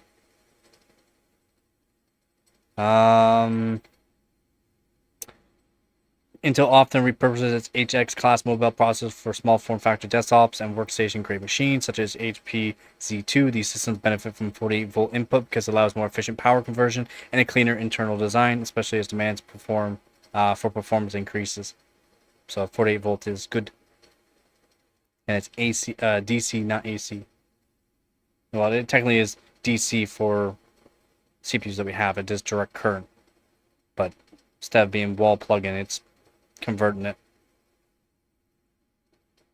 Intel's upcoming Core Ultra 9 Nova Lake S desktop processors are expected to be quite beastly as they feature up to 52 cores, 16 high-performance Coyote Cove cores, again I went over this a while ago, and 36 Arctic Wolf efficiency cores, and support DDR5 8000 memory, along with 32 PCIe 5.0 lanes, making them highly capable for both gaming and workstation workloads. The game platform feature, again, for both gaming and workstation, it's not saying it's a gaming CPU by any means. The platform features 24 CPU PCIe 5.0 lanes, 16 for GPUs, 8 for SSDs, and additional chips set lanes for 8 PCIe 5.0, 16 PCIe 4.0. It would debut with its new LGA 1954 socket. Again, we went over that as well.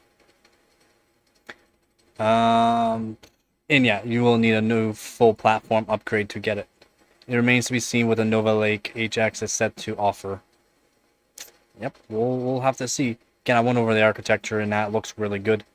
I'm just hoping the latency is good on it. Latency could still be an issue due to the fact it's tile-based. Tile-based or have a latency on it. That's why AMD's latency is not so good.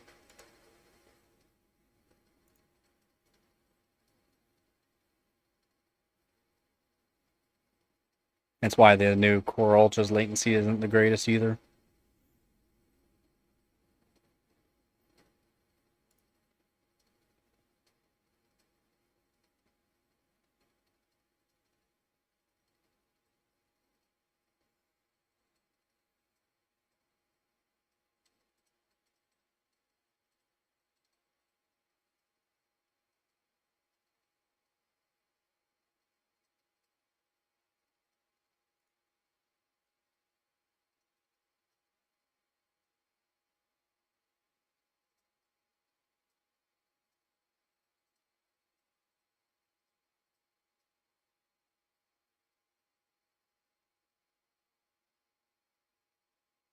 Holy, Rubin telescope to collect up to 500,000 terabytes of data from 3,200 megapixel camera over 10 years. That's a big camera. That's a big camera.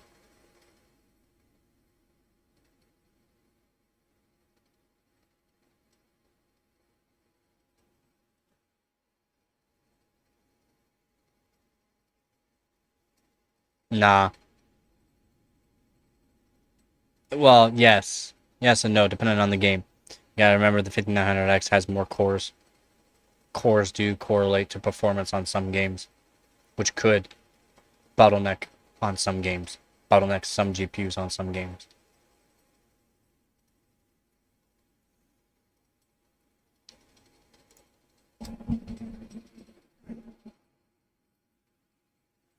So it's not wrong. It's not wrong. It's not giving you full information on why, though.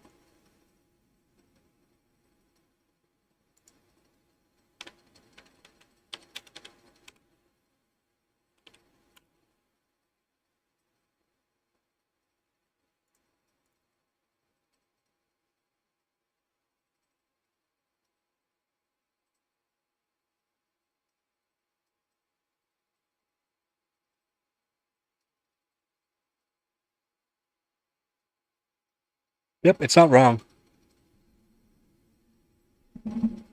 It's not wrong. Some games, the 9600X could perform way, way better. And that's true. Some games that needs way more cores, it's the 5900Xs could perform better.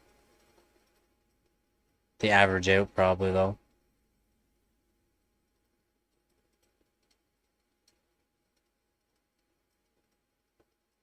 $6,000 CL38.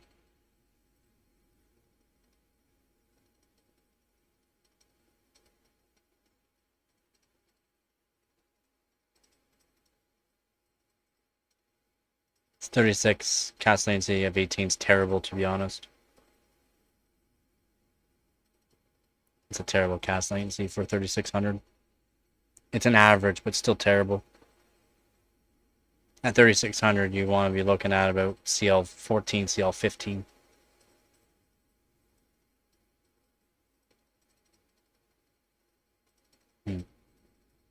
Yeah, the 6000 CL38 is going to be better. Still wouldn't really recommend it. I'd recommend a 6000 CL30 or CL32. It's basically guaranteed to work on every board, every CPU. Getting like CL26, CL28 working though, it's a little different.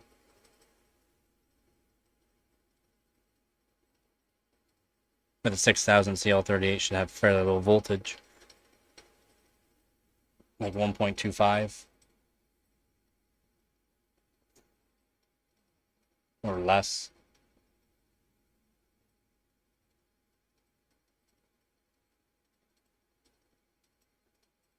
Yeah, I got my 5600 CL46 kit down or up to 6000 CL36 at 1.1 volts.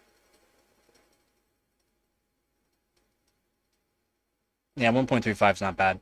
Still, that's pretty high voltage. Probably in place due to the fact it wanted to guarantee it works on all boards, basically. But CL38 at 1.35 is high. 6000 CL38 can probably run at 1 volt or 1.1 volts. Lowest you'll generally see them is 1.1 volts, so. But CL38 at 6000 is nothing. Like, it's nothing. That's why all CPUs and motherboards can basically handle it. Any DDR5 board and CPU, right? It's easy to handle. I could do 7200 CL32 at 1.4, so at CL36, I could do 1.25 volts. It's stable. Depends on also the kit of RAM you're getting, what memory chips, controllers on board, a lot of things. If it's cheap, then yeah, get it. If it's cheap, nothing wrong with it.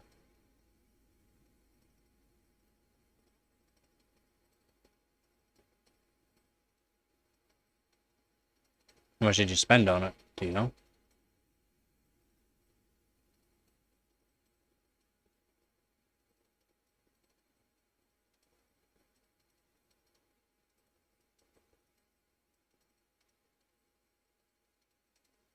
No, that's not bad at all.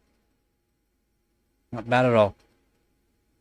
Pretty average for those kind of kits, though, but for the RGB, I mean, it's Team Group. They're not known for having the most high-end kits of RAM anyways. They're budget friendly, for sure.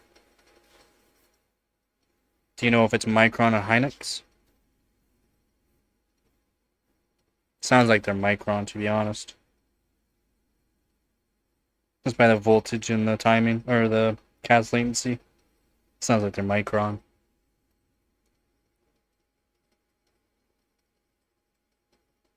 Yep, right now is a terrible time to be buying.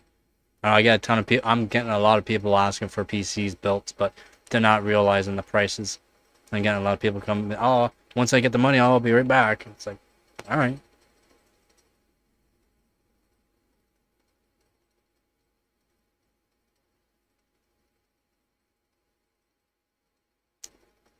Yeah, there's not much for deals right now, unfortunately. Used or new.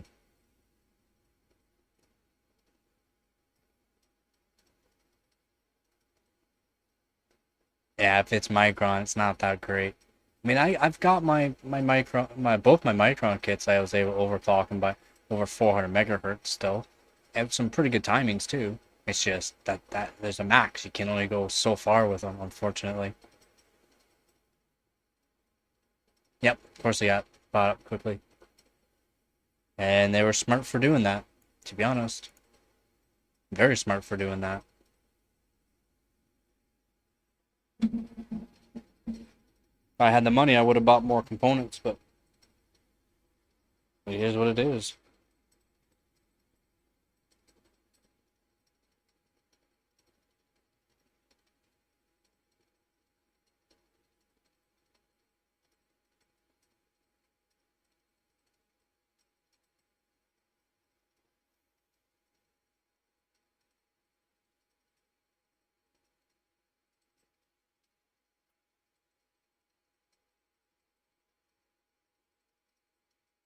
Next year, some point.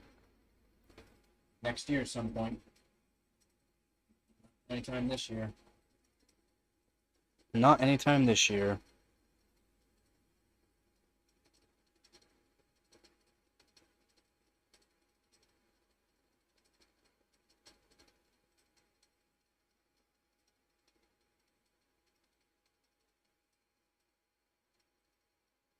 PC gaming popularity down 20% in Germany since 2019. Down 20%.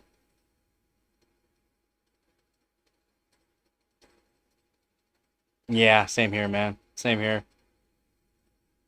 Like I said, next year, more or less next year, half next year, so quarter 3, quarter 4 next year, there's gonna be some nice stuff coming out. Early next year should be some nice stuff as well. But we'll see what the prices are like. I don't know if they're gonna be good. Got no leaks on the pricing for a lot of things, unfortunately.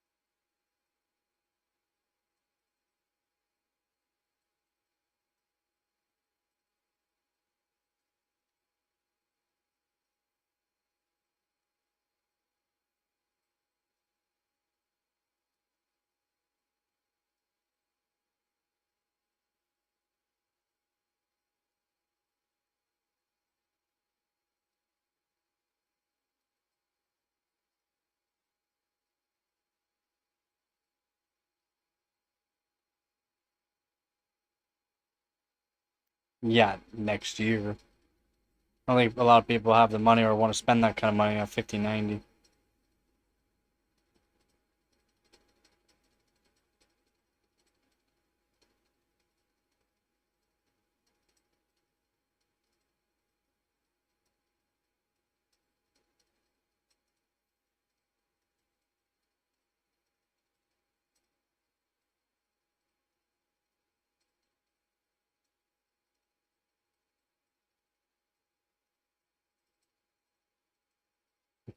All eyes on me in Asian mood. As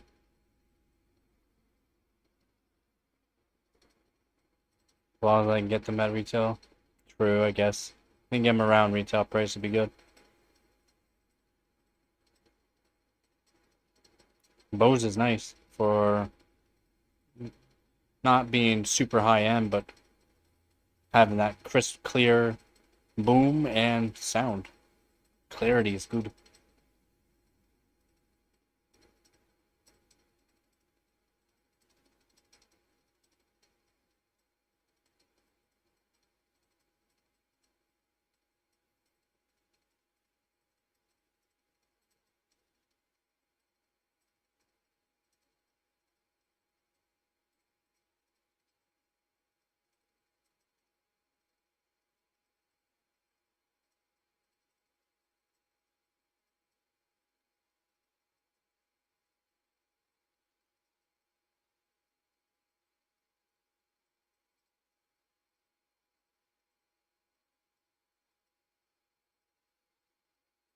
Because the speed. It is error correcting RAM too, right? So compared to GDDR6, the GDDR7 is way better. Compared to GDDR6X, it's not as good as you would expect since you can overclock the GDDR6 quite a bit as well.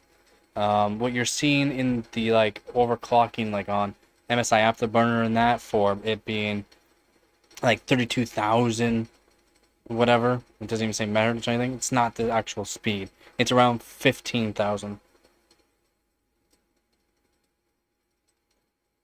But due to the fact it's error correcting, you can get a good frequency of it and it still performs very good. There'll be a limit still, but it's fast. Having faster RAM helps a lot. You can transfer stuff quicker, right? Just like RAM on your CPU, right?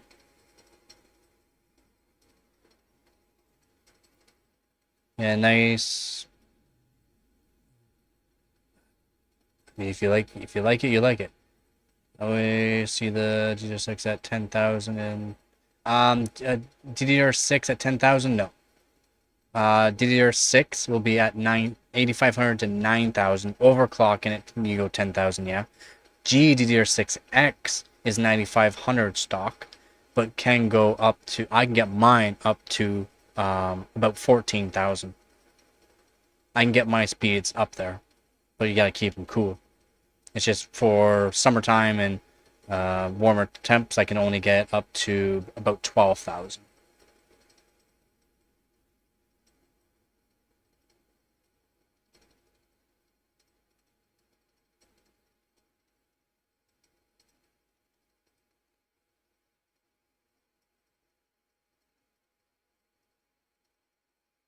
I know what you're talking about, but it's the same thing. The speeds matters. The actual RAM, VRAM, Video Random Access Memory, or RAM, Random Access Memory for CPU, are basically fairly close to being the same thing. It's just video RAM can hold more, and it's made for actual games and like actual footage. And that's why RAM is different, but does everything that it does as well. And having faster speeds helps transfer speeds. There's no like CAS latency in that, but there is timings that go into place. Straps, there used to be straps for the older stuff for. Yeah, oh yeah, that's why it helps. Yeah. The speed helps. The speed helps a lot. That's why when I game doing like CS2 and that, and I want more frames per second, I won't do an overclock on the core. I'll just overclock the memory.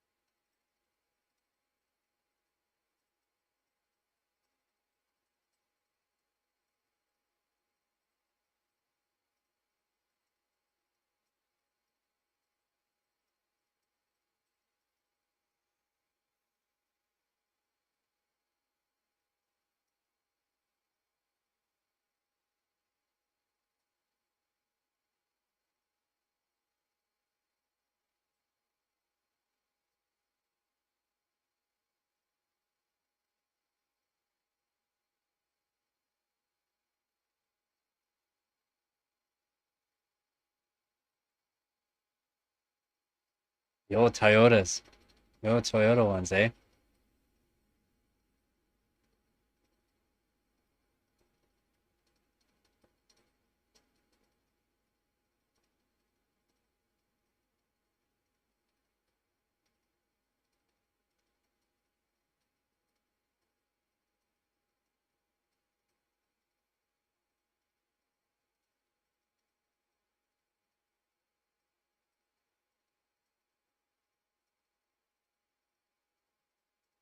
Yep.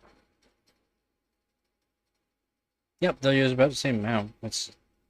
You're only gonna see, okay, there's only literally a few handful of games that'll use more than 20 gigs. A handful of games. Not even a handful. Literally like 3 games that'll use more than 20 gigs of actual VRAM. And it more or less goes when you're into 4040p and 4K, but some 1080p games can use 20 gigs as well. It's just there's only a handful of games that'll use more than 20. Like 30 gigs. I think there's only like 2 games that'll use 30 gigs of VRAM. So even if you have 48 gigabytes, you're not going to utilize it.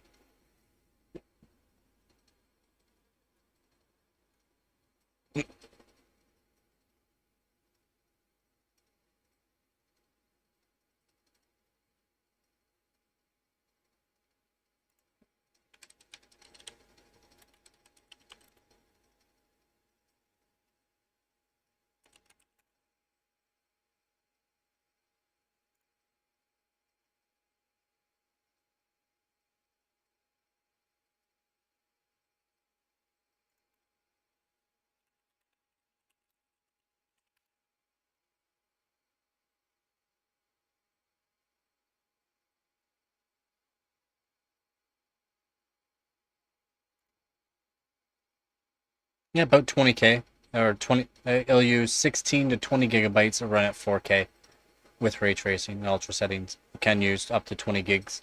That's only 20 gigs though. Can use up to that. Doesn't say it will.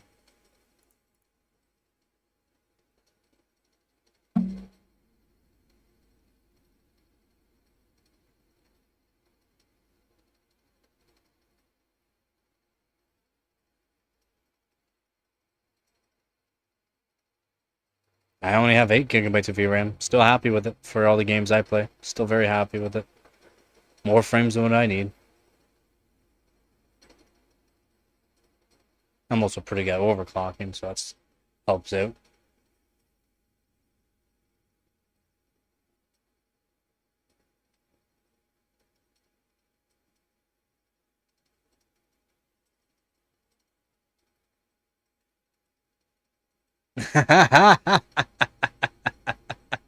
That. We're not talking about power supply anymore, man. We're not talking about power supplies. The 5070 can perform the same as 4090 with only 12 gigs of VRAM, though. I mean,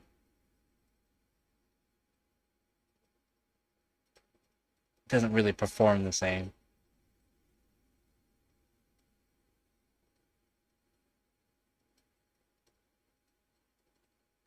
I don't think he does. Nope. It's marketing, though, right? There's so much marketing involved with so much nowadays.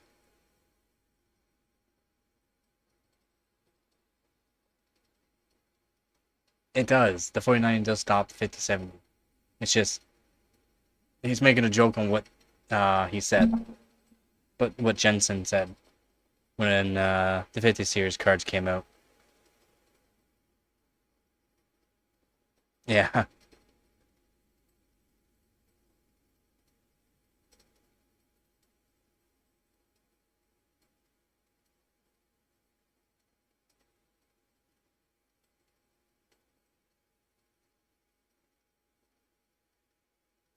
Both arms behind its back. Yeah. So true, though.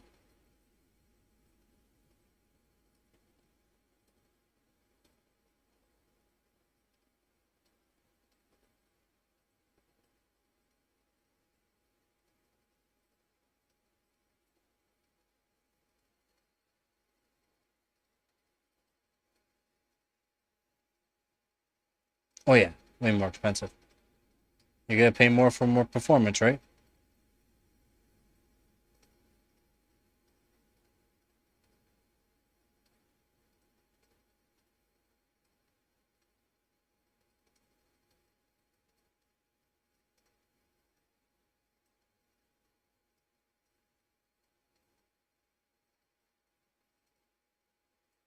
That's marketing for you. It's also marketing.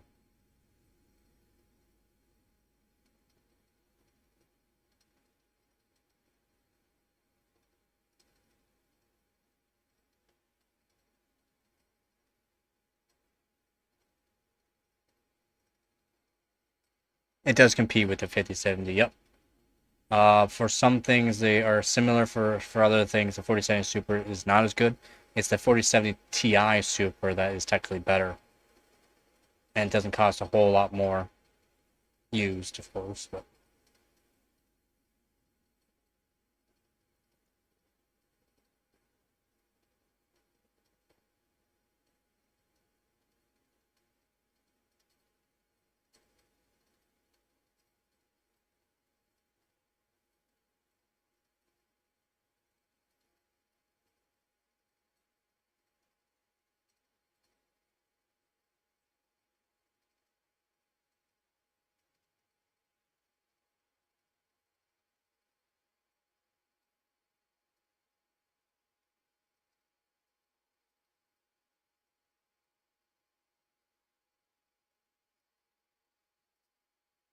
As long as there's no motion, yes.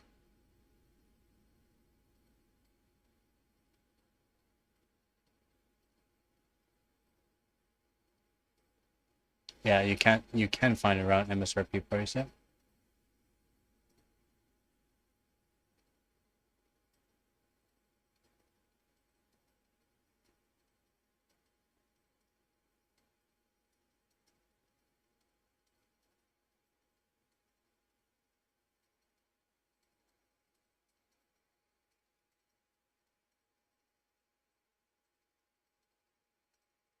And the 5070 can only match the frames of 4090 if it uses multi-frame generation.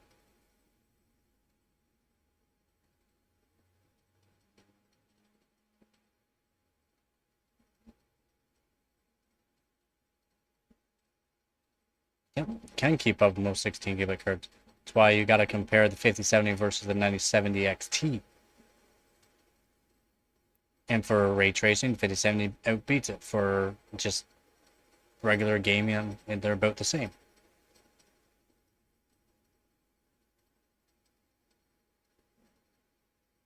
That's a 12 GB card versus a 16 GB card.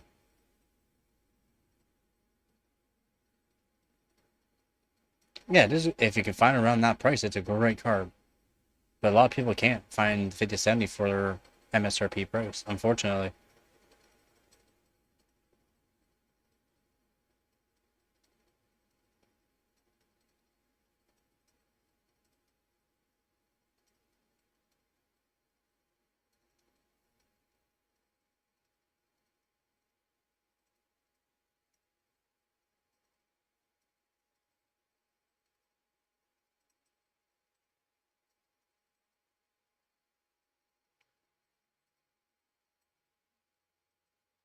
No, there isn't. Not for 500.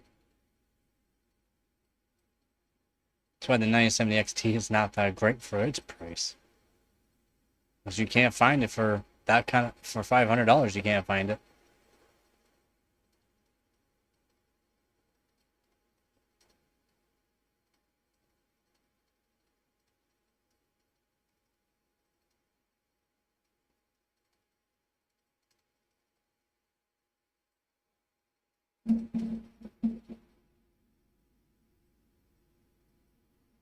I lost my chat. There we go.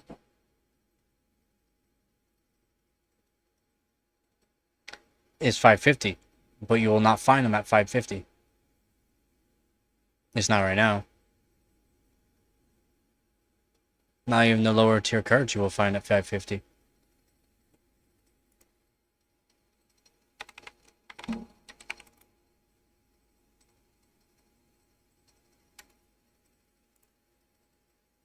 Here in Canada, it is about $1,000 for the low end cards. 1,000, 1,000, 1,000, 1,000, 1,000, 1,000, 1,000, 1,500, 1,200, 1,000.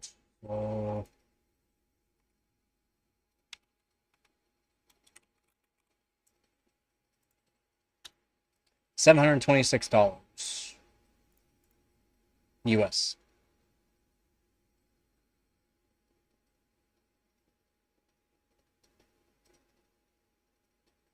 $545 with taxes, perfect.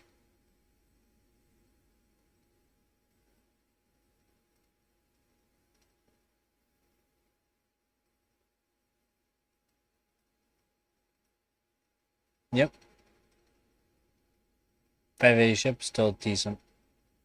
You don't have to spend the money for gas and whatnot.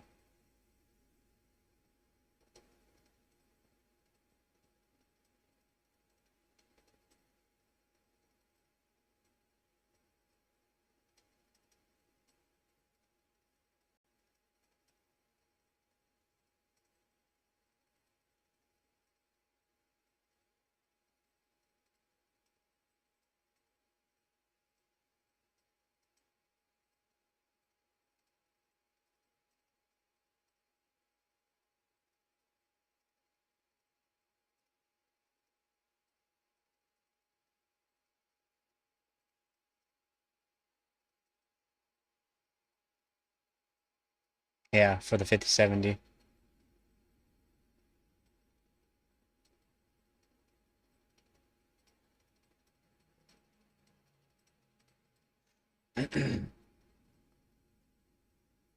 Yeah, right?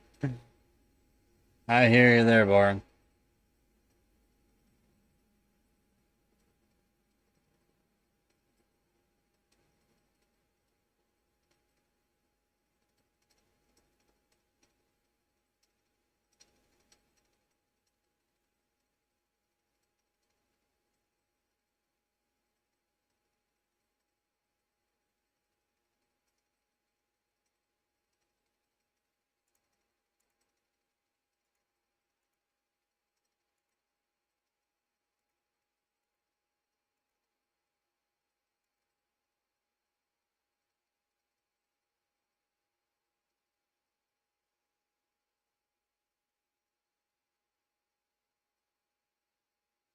What's the euro to US?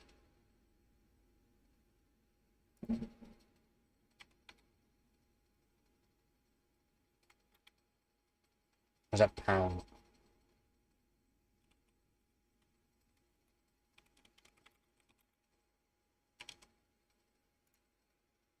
$6.59.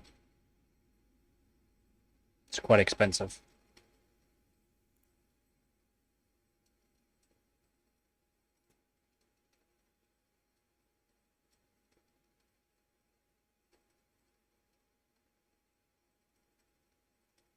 Yeah. It's a lot.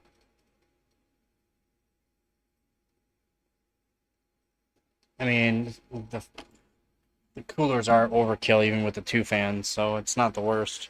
And some people don't have the cases to fit the 3 fans, unfortunately, right?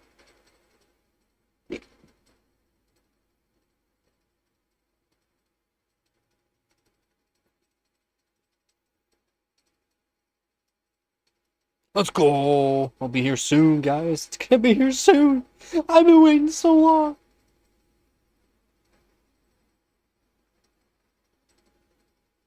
Nope! 2 fan didn't run hot. Like, I think it was like 7 degrees higher. Not much higher.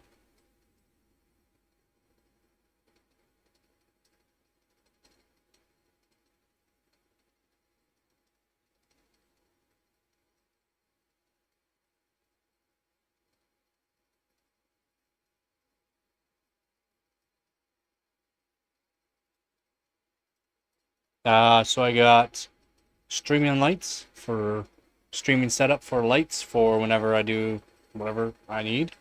Actual lights instead of the light bulb that I use, and a new multimeter and a hot workstation.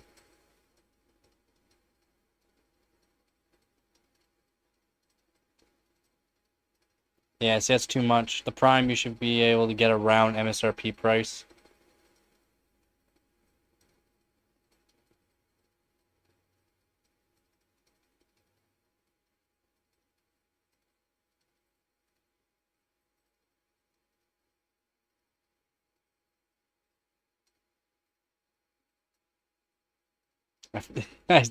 Yep, finally got some of that YouTube money. Yeah, I'm fully set up now for YouTube, so.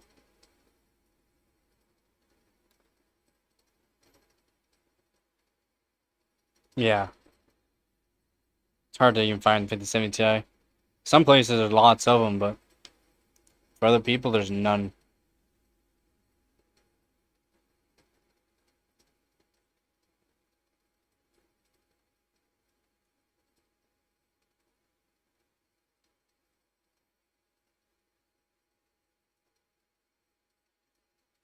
I live in rip-off, Brittany says.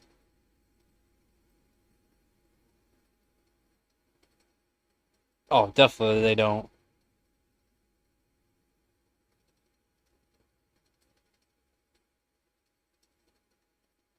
Oh, of course it's gotten worse, but still not terrible.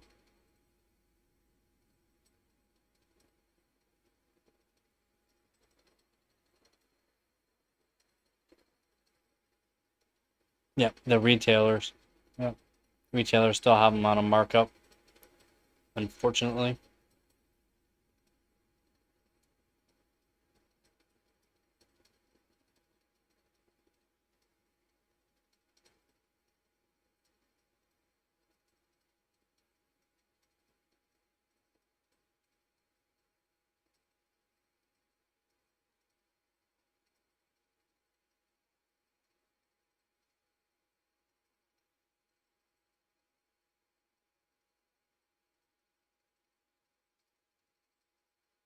Yeah, I know. Yeah, the Iran prices are wild. Way overpriced.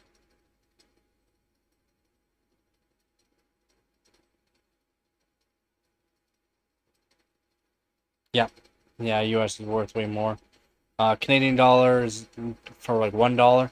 For US, it's $1, almost $1.40.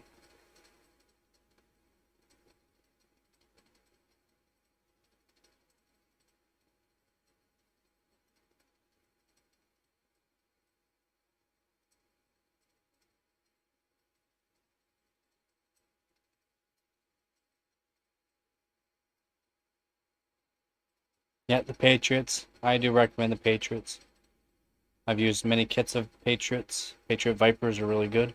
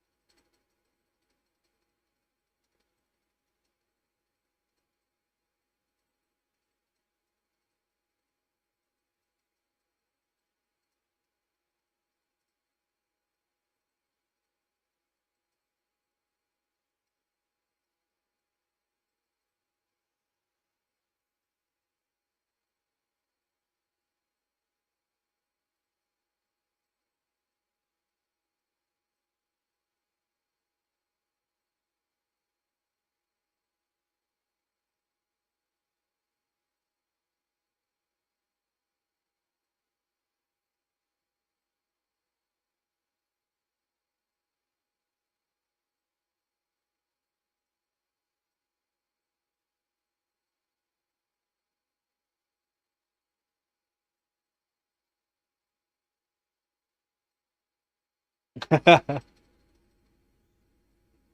love that being legal.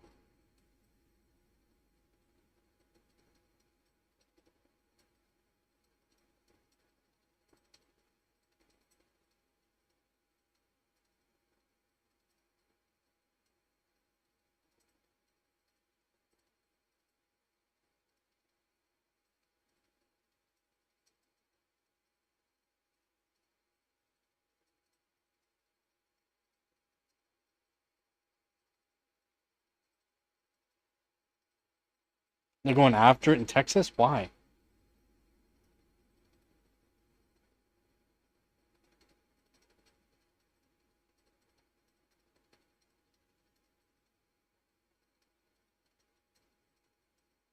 Not 100% sure. It's wild.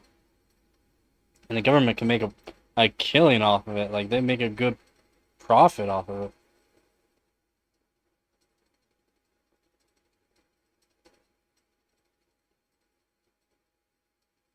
I'm not sure.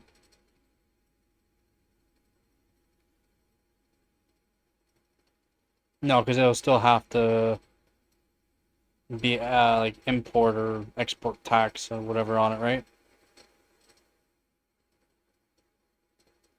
That's why ours is on a mock-up if we get somewhere else. And I still have to pay American money, which means I have to convert my Canadian dollars to American, right?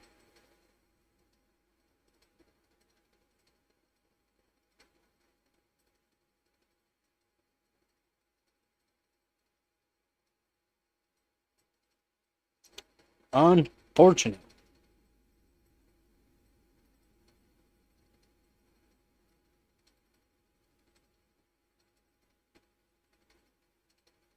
Oh, it's here. I'll be right back.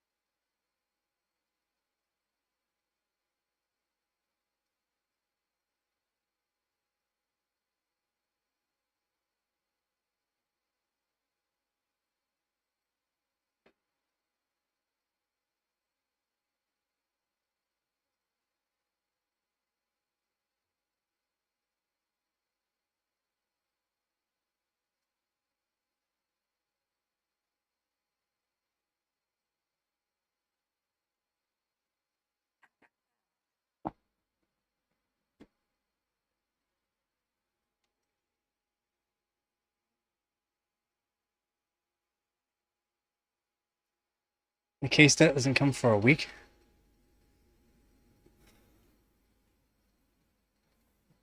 Feels like the big. Yep. Photography lights. Ah, assembly required by the looks of it.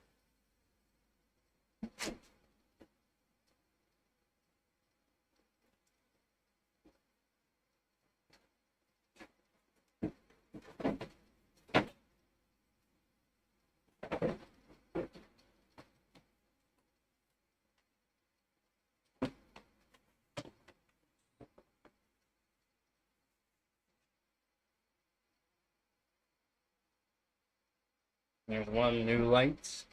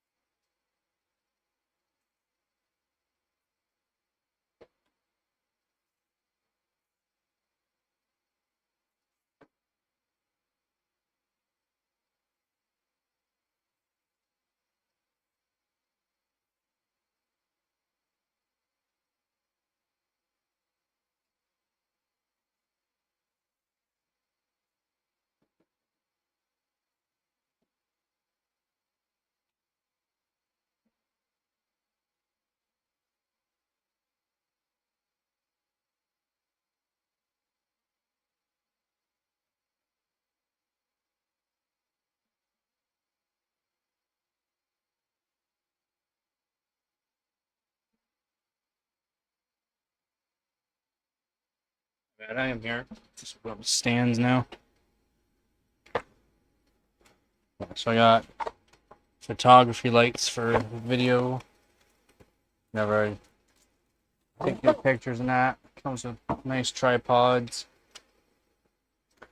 Something I wanted to get for a while.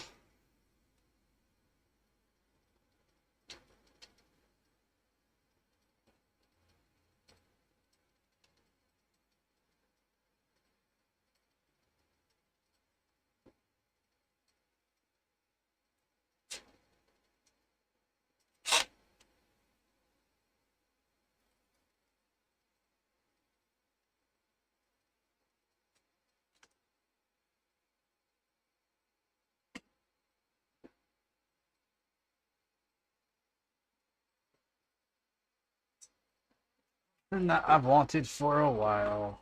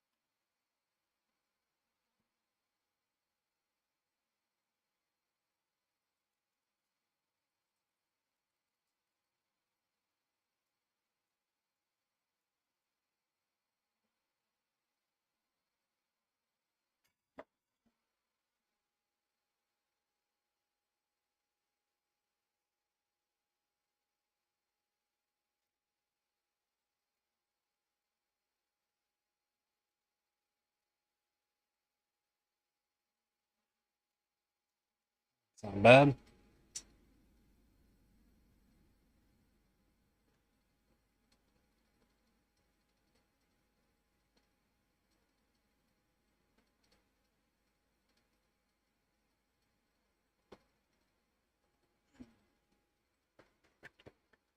This will help for when I do soldering that too. More light for cameras and video, you know, video cameras and all that.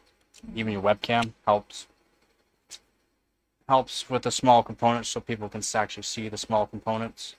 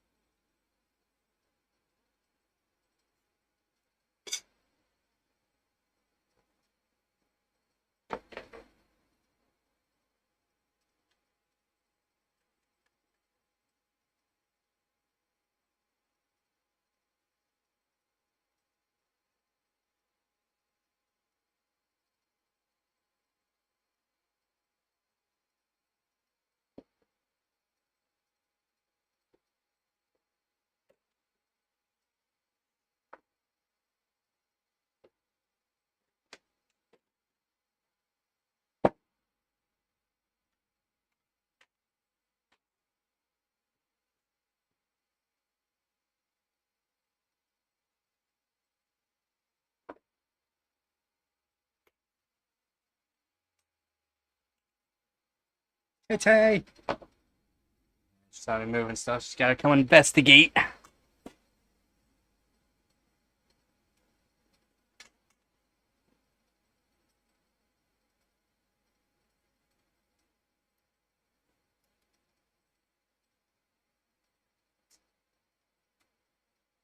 course, she's gotta come investigate.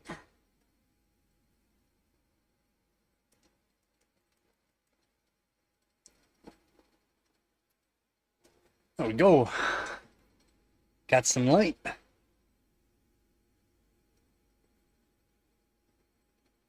Steal it later to inspect it? Yeah. Brutal. Let's do half. That.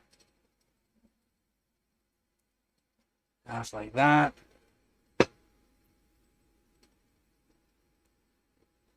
Yeah, she's gotta investigate. I know there's boxes. Give me a minute. Yo. And it even came with these actually good Velcro zip ties that I like. It came with Velcro zip ties. I love Velcro zip ties. So I'll use those for cable management. That's awesome. It came with them. It's awesome. That's money there.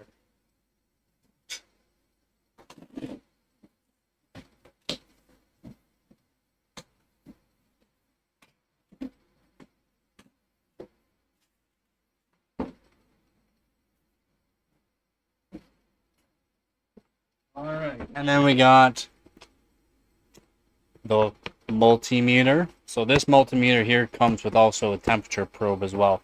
So a little bit handier. I have temperature probes, thermometers, special ones too. So it doesn't really matter. It came with that, but the price was right for it. Can't sell, yeah. That's why I gotta watch my cat too. She'll just chew, and she has a lot of claws, and they're huge. Huge. So, nice big multimeter.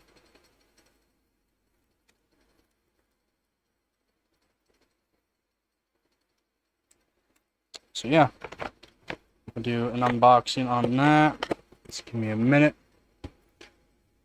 Again, it's just an Astro multimeter, but I do like it because it's a good price. Not all multimeters that you're buying, unless you're buying some specialty ones. Fluke is not a specialty one. It's just pricier. They are not perfect. Yeah. I don't know why cats love boxes so much. I know she wants in it. The one in the box. It's just hot. It's just hot. She won't even want to go in the box. I'll put it over here though. Just in case you want to go in the box. It's right here. It's all yours. Just in case she wants it. Cost me thousands. Yeah, no doubt. Yeah, vet bills for my cat.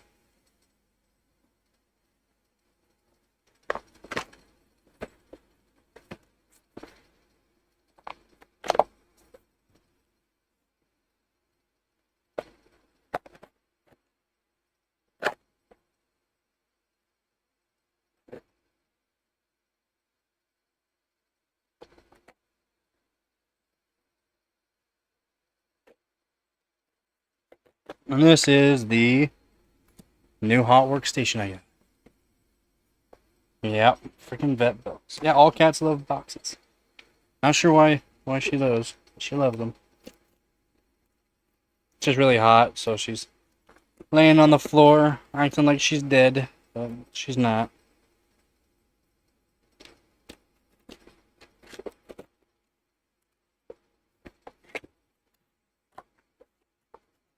Alright.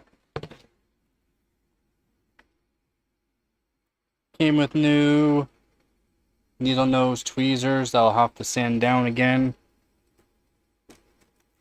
Heck, this is the reason why I got this. Well, this is the reason why I got it.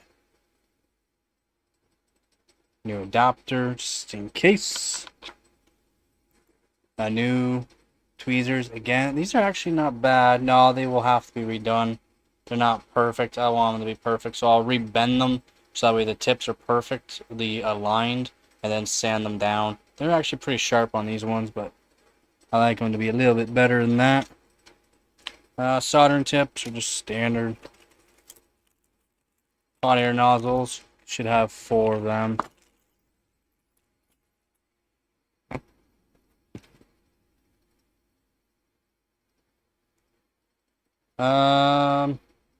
Uses the plug-in the same as a computer. So, literally a computer. So this little short cord, I probably won't use. I have server grade power cords. I'll just use a server grade power cord that's longer.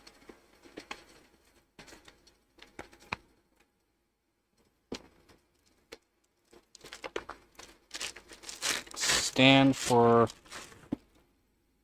the iron itself with a cleaning spot. I already have brass things, so that's why I also found this one for a good price, because I have components already from previous buys. Extra heater tip. It's again why I bought this one here. It came with spare parts that could burn out in the future.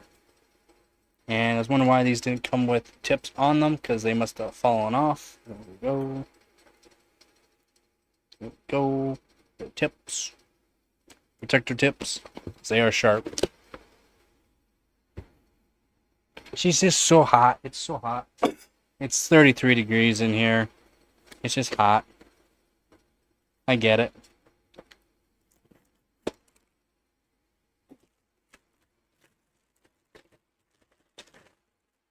Here's a little box for the power box for soldering iron and hot air. It's good to get this style here, just to the fact you can replace everything. You can replace the soldering iron. If you want a better soldering iron, you can use it. It's these boxes that you want to be fairly decent, and this is a fairly decent box. Has good controls. Yeah, it's sure it's not special touchscreen, whatnot. It does not matter. It's still a good box. Switching for both. So again, hot air and for soldering iron. So soldering iron's just a fairly cheap one. It's not really super cheap, but looks like it's been used before. Somebody tried it out. Tested it, probably make sure it works. Actually, the rubber on it's actually kind of nice. It's got, even though it's got somewhat sweaty hands, it's actually not bad. Not bad at all. Yep, and you can replace it if you want to get a different one. Maybe a little bit different style. You can replace it. Yep, and then this is the hot air. Hot air right here. Boom. This is the money maker. And then, yep, it's got, put it in here. Boom. Just sits there. So that's awesome. Not very long cords, unfortunately, for it, but that's fine.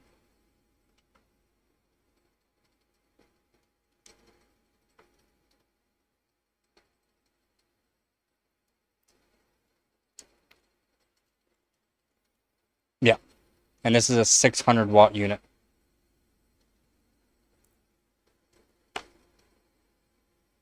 It's not a little one. A 600 watt unit.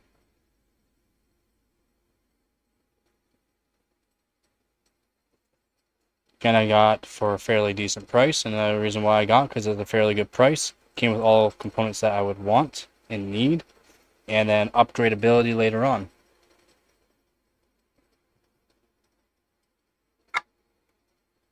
So, in 1 second. Yeah, hot air. I'm going to show tips and tricks for hot air and soldering as well. I've already done lots of tips for soldering, but hot air is a new one for making videos out of. Yep, I'll show you.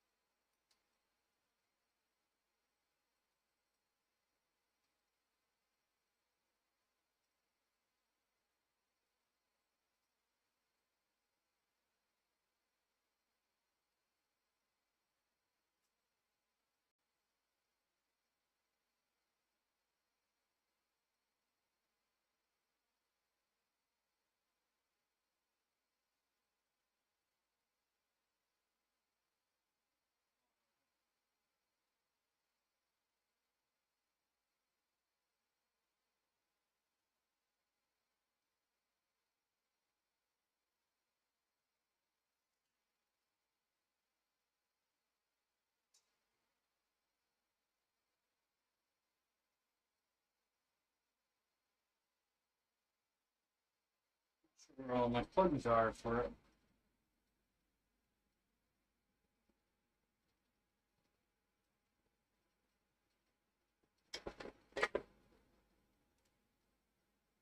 Just have to show it up here. It's fine.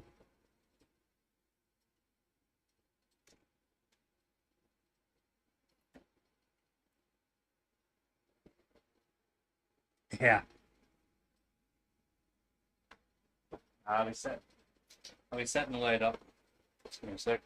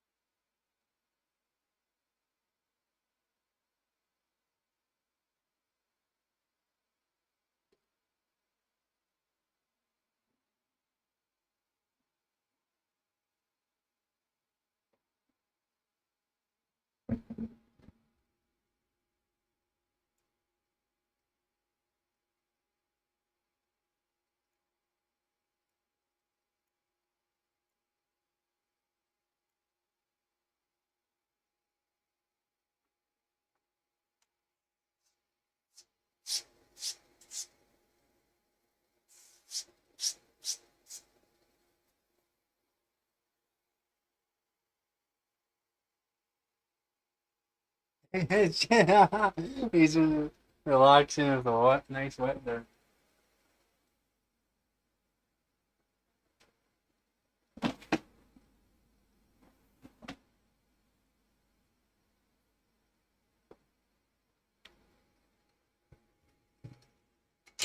Now,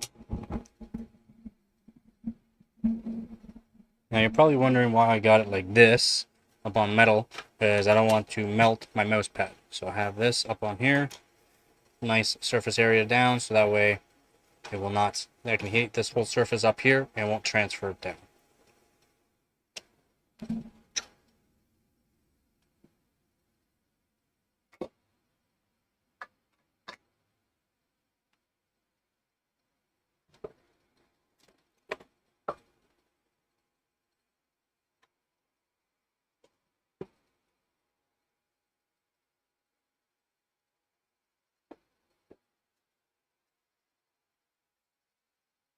Nope, you can literally do soldering with hot air.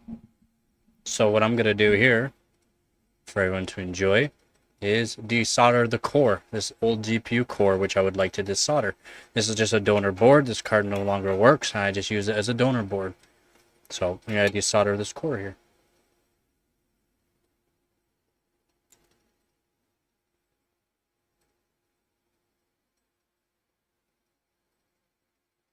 Should be able to stretch that up. Yep. Okay.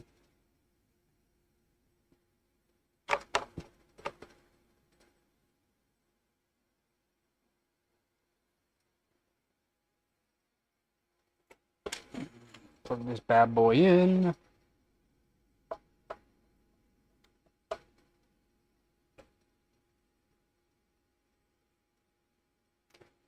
So,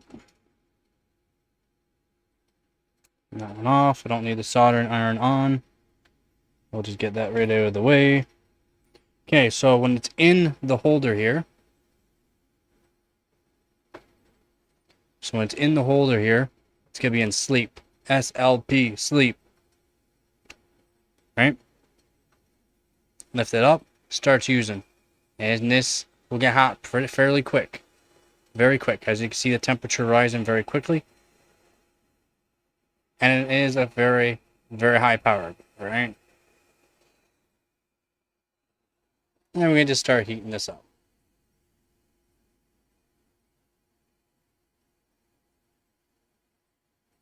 So the main thing that I want to do while I'm doing this is watch to see if there's any flow, solder flow.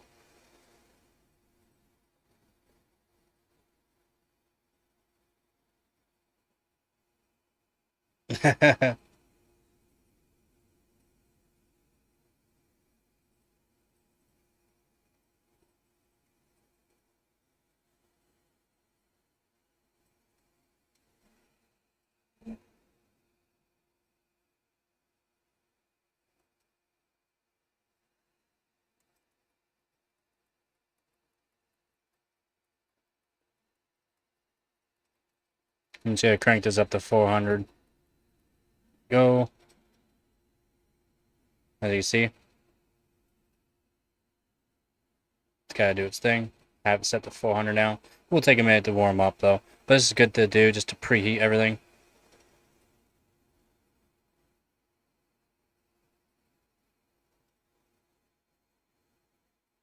PCBs do carry a lot of actual copper in it, so a lot of heat does get transferred all over the place.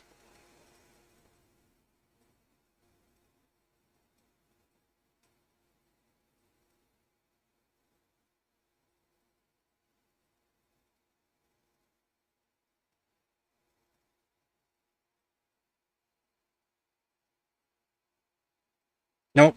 It does put out a lot of air, though. It does put out a lot of air. Like, this is hot. This is very hot right here. It's just a little fan with a heater core in it.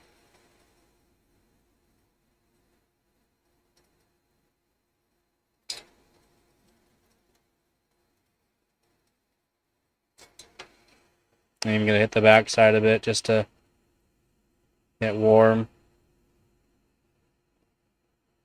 Now, generally, when you're doing core work, what's good to do is to have a heater plate. I don't have a heater plate, so it will take quite a bit of heat to actually warm up.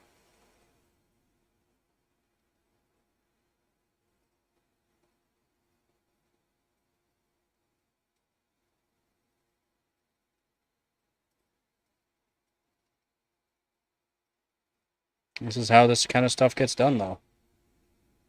Generally, you can get a big machine. You can get a big machine to do this kind of stuff.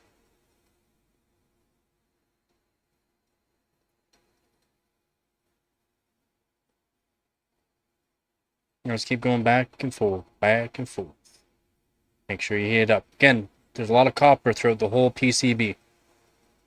Transfers a lot of heat around, so.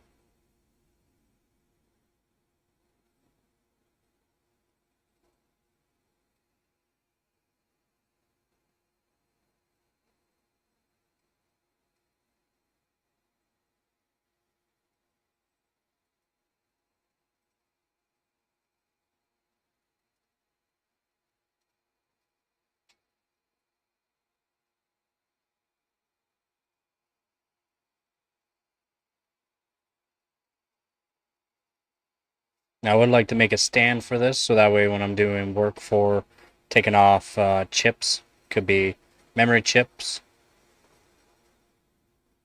SSD chips, I could just let it sit here and hold the temp, so I don't have to hold it by hand.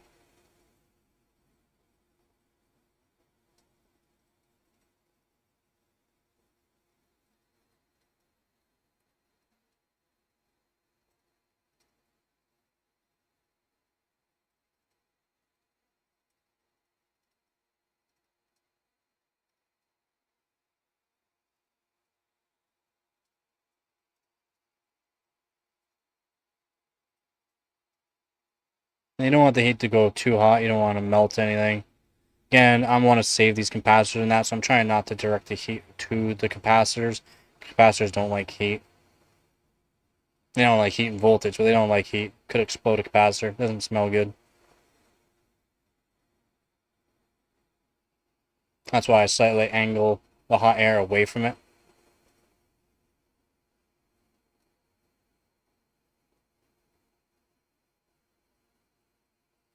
$70, nice.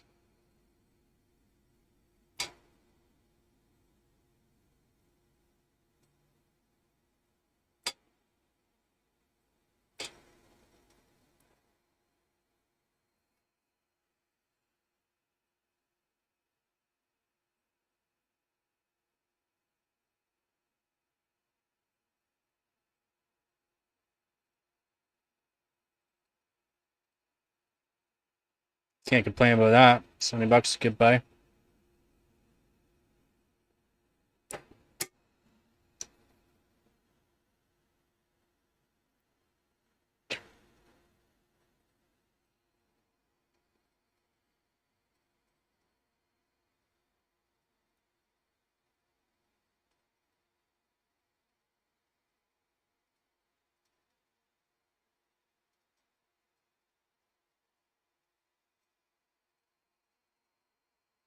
Should run like a scalded dog.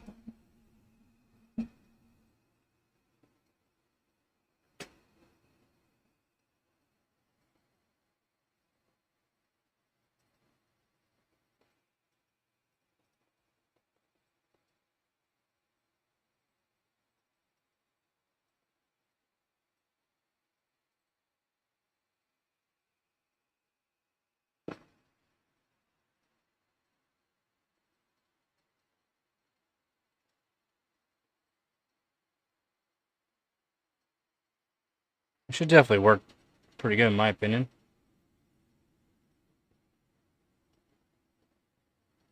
$240 for 9060, no problem.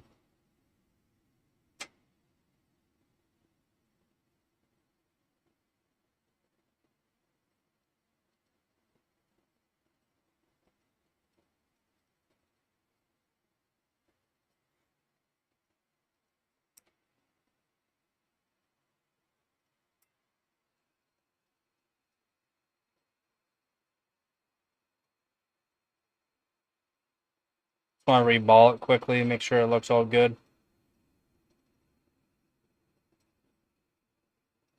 There we go, that's all I want. Turn it off.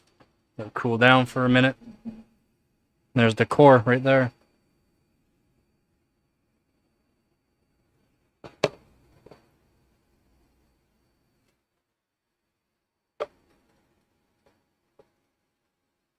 It'll run in till it's cool. Here we go. Here's the core.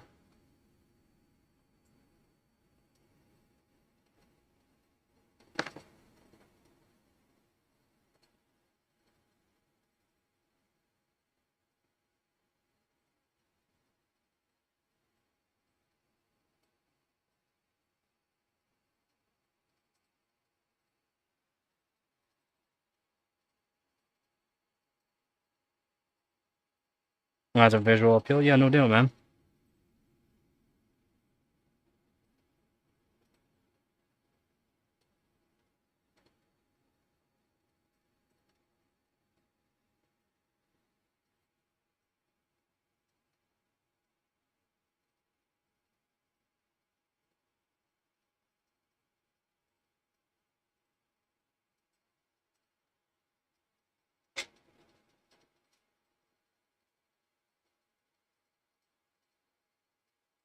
Now, that is the main thing I wanted to worry about was these capacitors.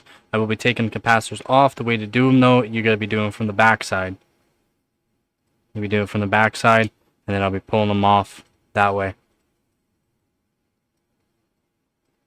Yep. And I want to make sure I didn't ruin any of these capacitors as well, because I will be reusing basically all these components on here. I'll be reusing for other GPUs that I buy broken. I've used a few components. Voltage regulators, so voltage regulators here, so voltage regulators here. I pulled it off, used it on GTX 770. A couple of resistors. I've already used a bunch of resistors, as you can see. I've done work right around this region here. Now, for using hot air, it will be a lot easier to do some of these pulling off these parts here. Makes it a lot easier, and I can do a lot at a time. Makes it a lot quicker than just doing it by actual solder, like an actual soldering iron. It's a lot quicker to use hot air, but you gotta learn to control the heat.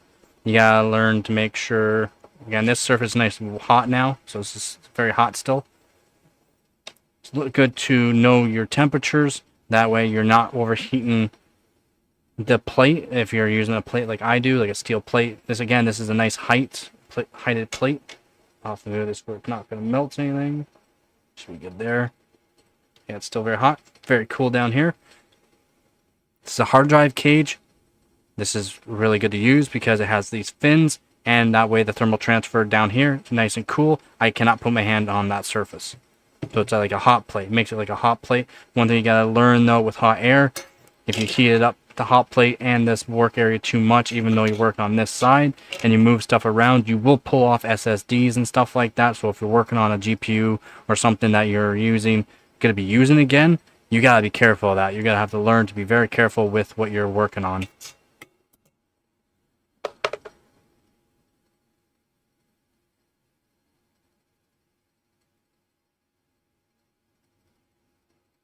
Again, that's why I wanted to take off the core. I will be putting this, I'll be cleaning this all up. I'll like wash this up, clean it up because it does have old thermal paste still on it, really old thermal paste.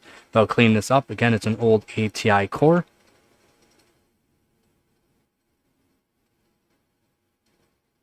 And I will frame this up.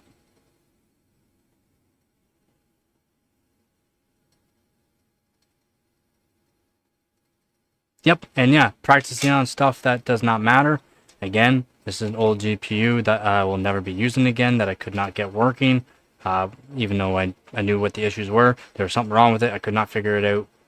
No matter what I fixed, whatever I replaced, does not matter. There's just something wrong with the actual card. It would not even give me any notification of anything. I checked the components over, everything looked good. So probably the core itself was toast. That was my guess.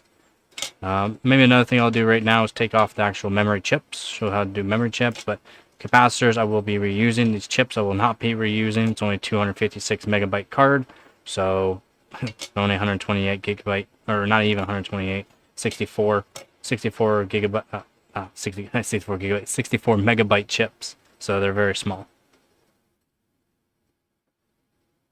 Yep, and that's why I just showing you some tips and tricks, like I said, while doing on this area. I'm trying to angle the heat and make sure the heat, and I'm going to show this a bit better, angle the heat, so that way I'm keeping the heat, because as you blow the heat this way, even though you're blowing you're going like this, right?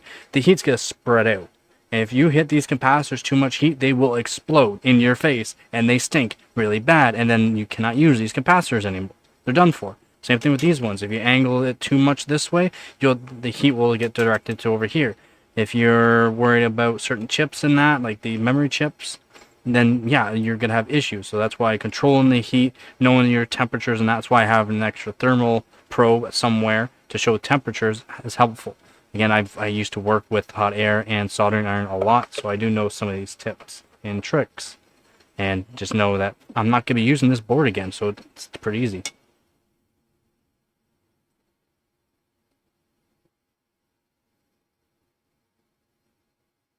Beefsteak really bad? What?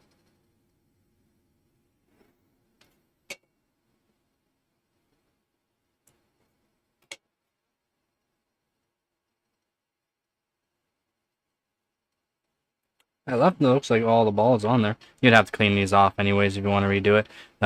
You cannot you'll have to clean up all these balls, the BGAs. You have to clean it up with an actual solder wick, which is just a copper woven threads basically, and then clean up all the solder here and put new BGA in there, so that way you can recore it. But this is not something I would ever recore.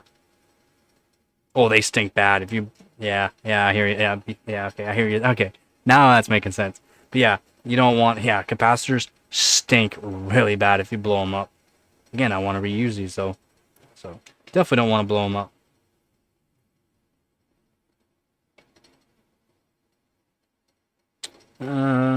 Which ones? I don't care for the 16 volt ones. I only care for these 2.5s, 2.5 volt 820s. I only care about those ones. The 16 volt I'm not going to care about. What are these? What are those? 6.3 volt? I don't even care about the 6.3 volts either. I'm not going to use them. I actually probably won't even use these capacitors ever. So the only ones I really want to keep are these 2.5 volts.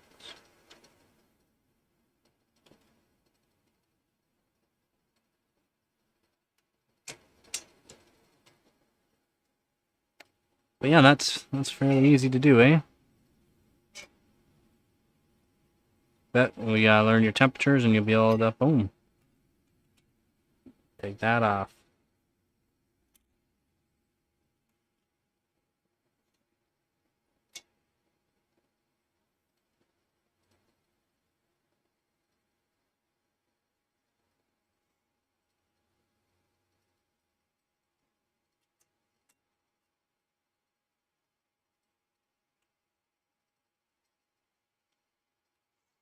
These solder tips are alright.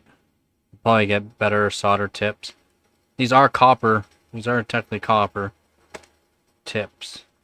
So that's good, at least.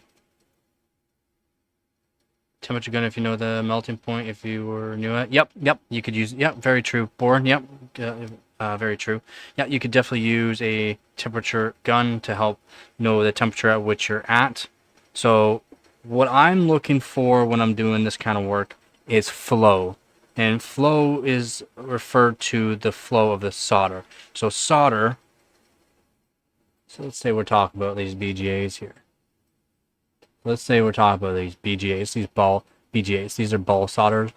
And then now these aren't really, I mean, yeah, there's some of them with balls still. But let's say you're working on something like this. I'm looking at it on an angle. So an angle like this, looking on it this way.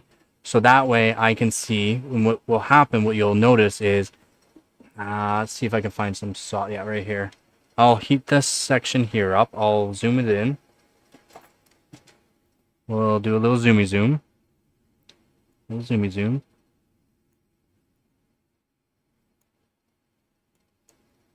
And then I will lift this up higher.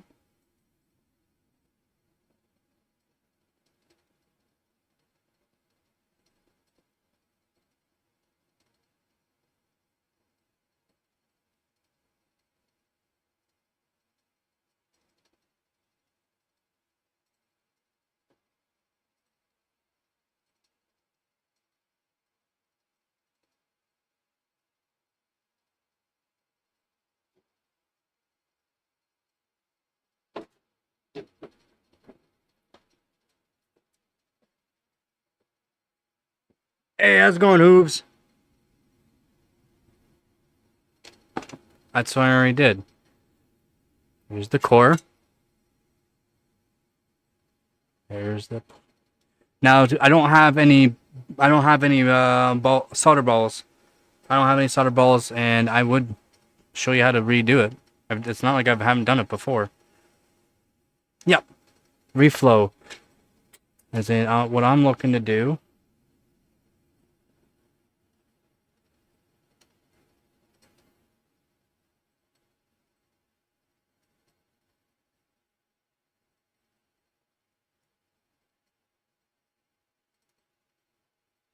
So what we're going to look at...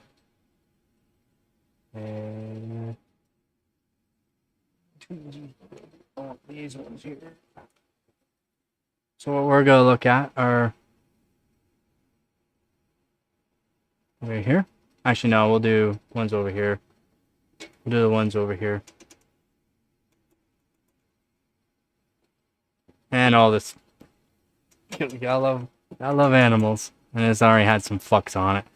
But what we're going to look at are these right here. I'll show you what's going to happen because I'm looking for flow.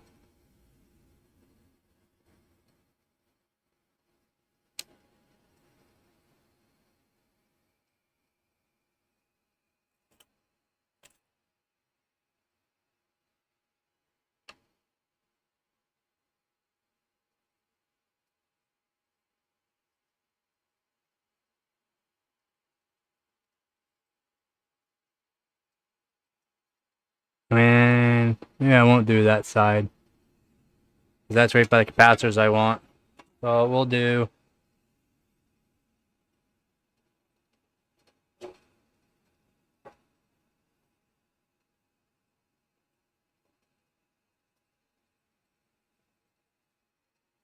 So what we'll do instead is this here. We're going to look at this section. You see these right here, these two spots? Even these?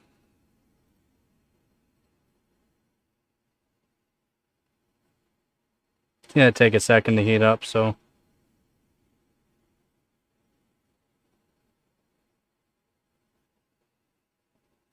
Yeah, starting to heat that up a little much.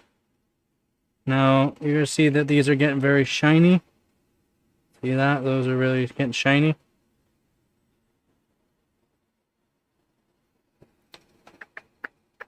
Should redirect my...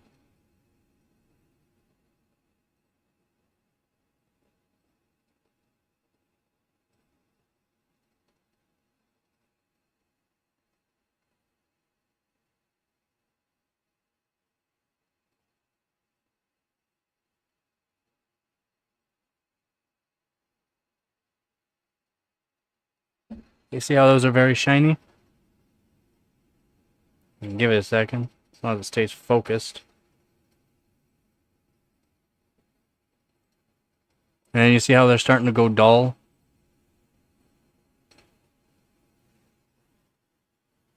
That's flow I'm looking for.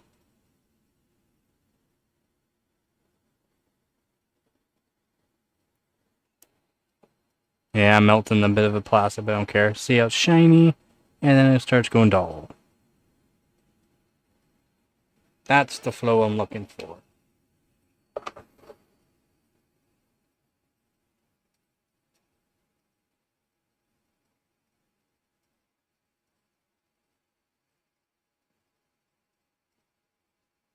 Yeah.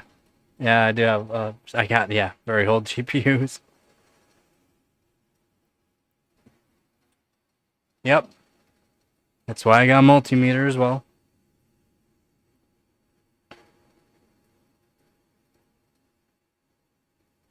Yeah, saving parts from old GPU, so I want to save a bunch of the, I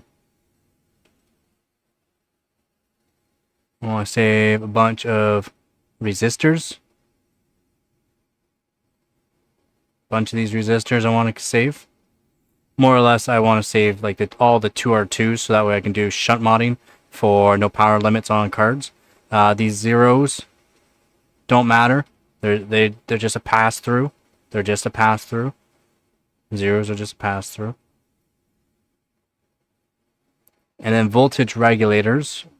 This is very hot still, so I'll just do this quick. Voltage regulators. Right here. Regulators. I'll keep the regulators as well. Because a lot of cards use these voltage regulators as well. And I'll save them.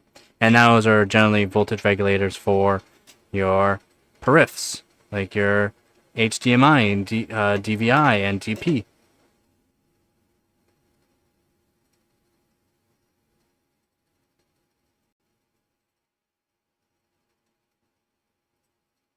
Yeah, the cores, yeah, the core is bad. I wish, again, I already went over this card many times to get working again. I tried to save all my old cards. Even though this is an old ATI card, I did try to save it, but I couldn't, so I saved the core off of it, and I'll be just saving that as a memorial for this card, more or less, and plus it's a nice ATI card. Right. Gunk on it already. But yeah, the old ATI chip here.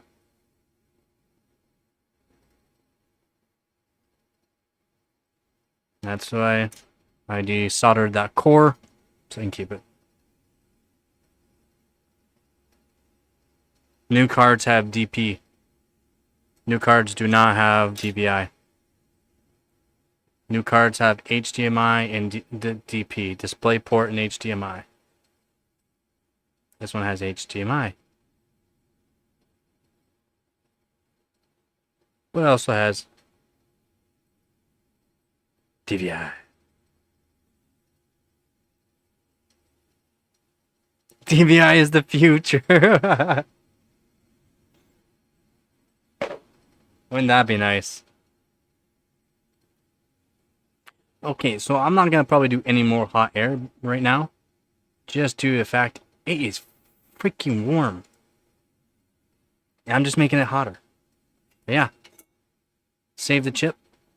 There's the core, GPU core. Fancy dance.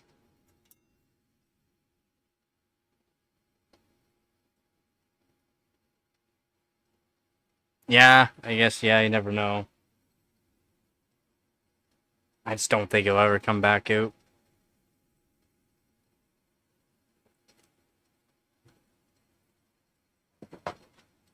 I don't think so, at least.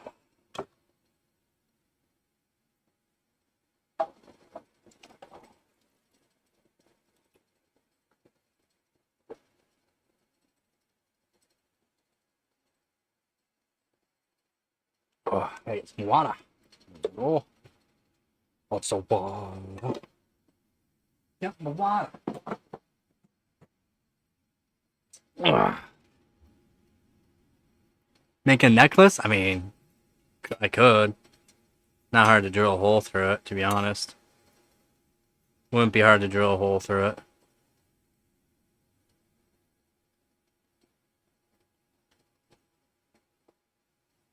Like a rapper is so true. Have capacitor resistor and voltage regulator necklaces.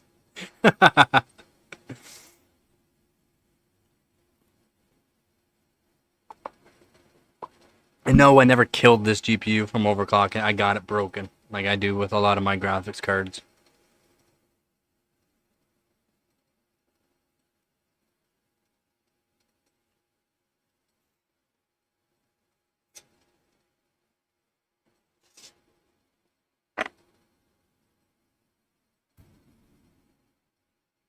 It's so small, eh? Literally, like, just bigger than my thumb. Just a little bit bigger than my thumb. That's the whole GPU core. You rocked the new 5090. They should do that with dummy chips. The stuff that's actually bad. Make necklaces out of them. Be awesome. So the reason why I got this hot work soldering station came with an extra heater core. Again, It's replaceable. That's why I got this one. It has replaceable parts. This is a heater core. I'm not going to take it apart to show, because I don't want to have to rewrap it, because you do have to take care of them. This is a heater core for the hot air. And an extra hot tip for the soldering iron. That's for the soldering iron. An extra hot tip. So that's awesome. Very happy about that. Extra heater core and hot tip. Replaceable parts for this unit.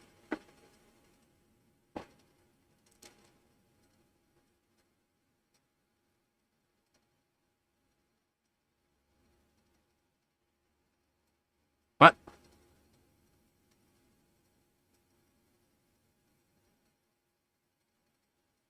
Solder only? What? What do you mean? What do you mean? Say my name, my name, gift.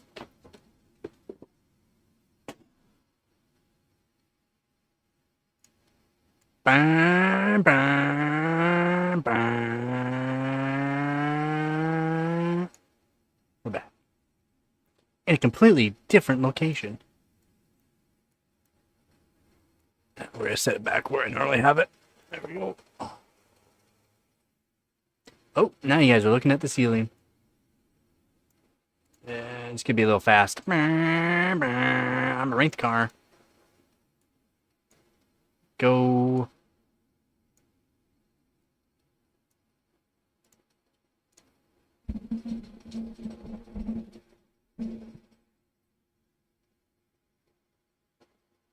You're a hot tip. Go. Set up the way it should. Oscar is fastest? What? I mean Oscar the trash can monster?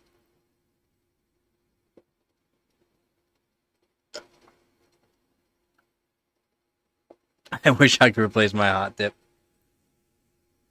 Yeah, but it's really nice that this unit is does come with replaceable parts. I will be making a video about why I got this specific unit, going more in depth onto why, but that is one of the reasons why I wanted to get this unit. Replaceable parts for the actual unit, and it comes with it.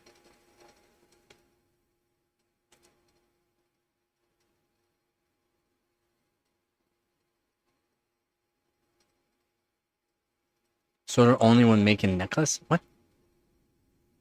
Doing more than that.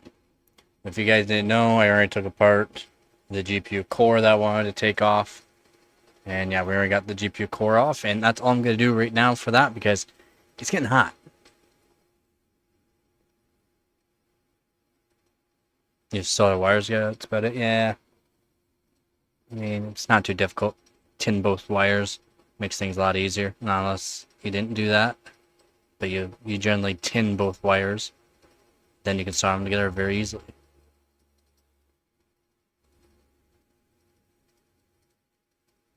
Yep, I've seen those. Yeah, I wish we had rain. There's no rain yet.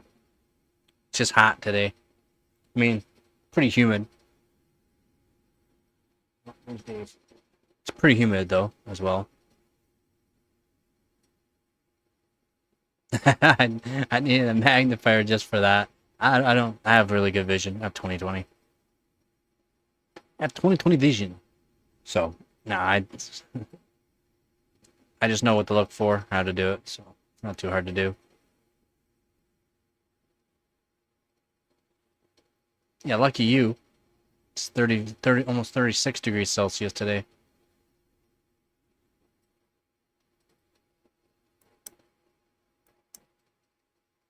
Unfortunate.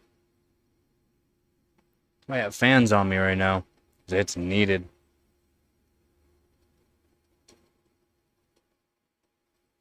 Kind of want to test out the soldering iron though, see how well it works. If it works as good as the hot air, because that hot air works really good. Quite happy with it, to be honest.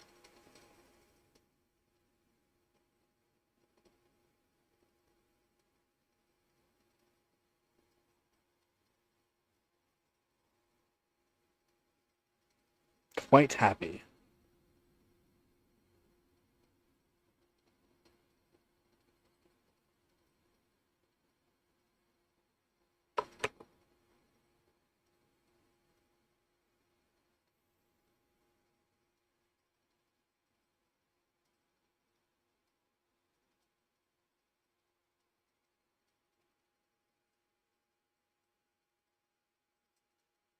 Yep. It's good to modify things. What you doing, Gabby Goo? What you doing, Gabby Goo? Not laying in the boxes yet? She's not laying in the boxes yet.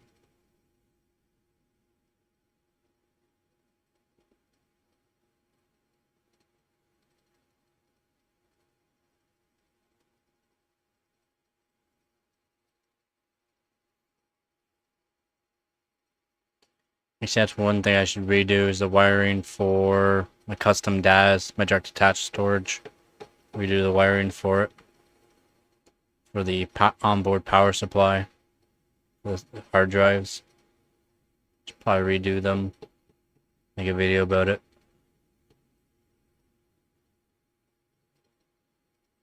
You don't have the shade? That sucks, yeah.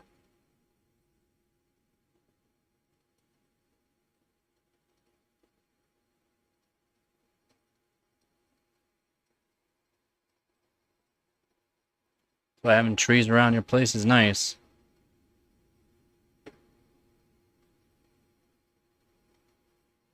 No, because still got the heat from the outside. I have curtains up. At nighttime I let air in.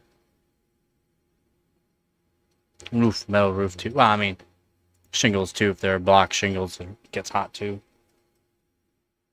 Same with dark siding, right?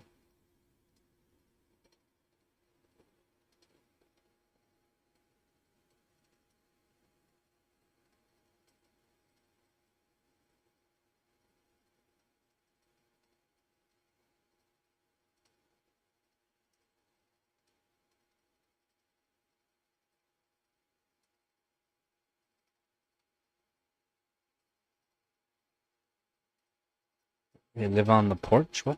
What do you mean you live on the porch?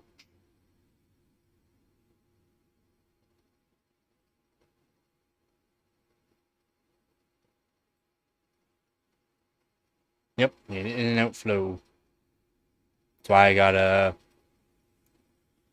extraction fan or an 8-inch inline duct fan that moves 1100 up to 1100 gallons of air per minute, and it's still hot.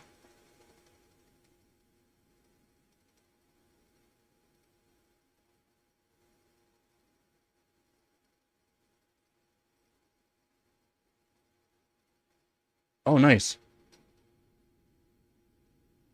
Don't want to spend the money on panels for the roof. Yeah.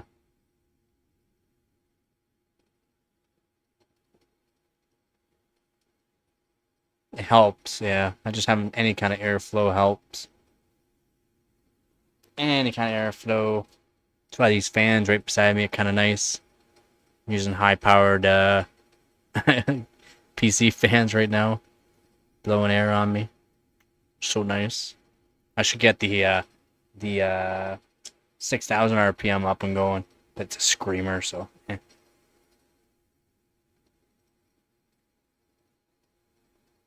It gets hot. Probably get around the same temp. Hold on.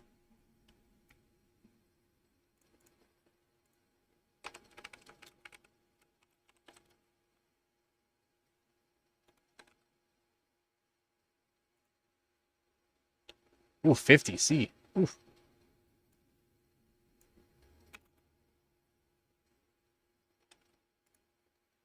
Nah, we're about the same temp. We get the same temp.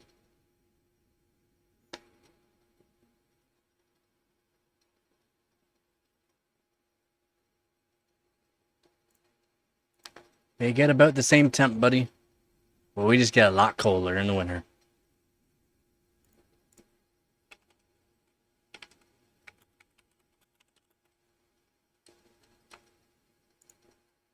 Minus 23, that's as cold as it's ever gotten for you, is minus 23? Really? 1994.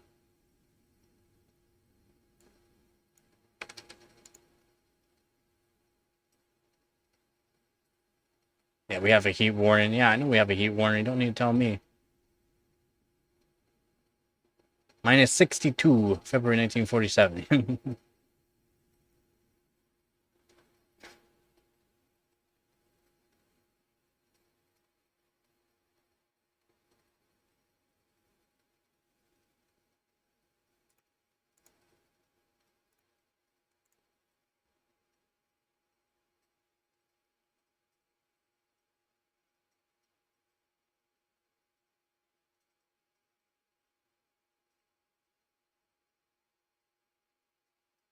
50 degrees Celsius is the hottest it's been in Australia.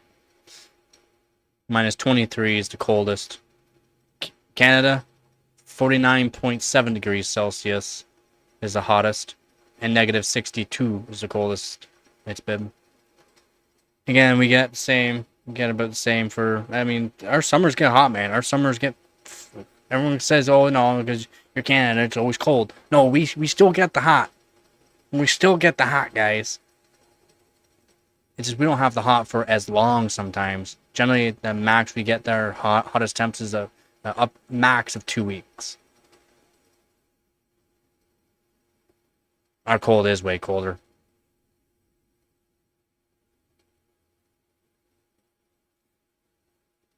Yeah. Yeah, yours is negative 23 degrees Celsius. Ours is negative 62. Negative 62.3. Again, I do overclocking, so I use Canadian Air, and usually I can get my water temp down to negative 25. My water temp means it's colder than that. Yeah, don't be telling me, Born. I don't want to know.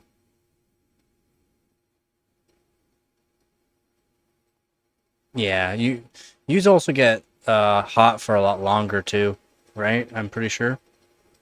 And it's drier. It's a lot. Isn't it drier out there as well? Which is good in a way. It is good in a way. It still sucks, but it's good in a way.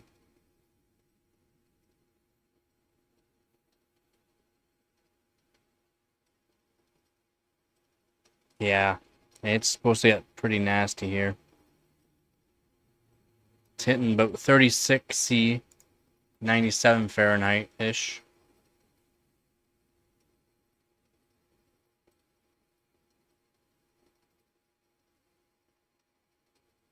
The southern Avant? I don't know. I couldn't tell you.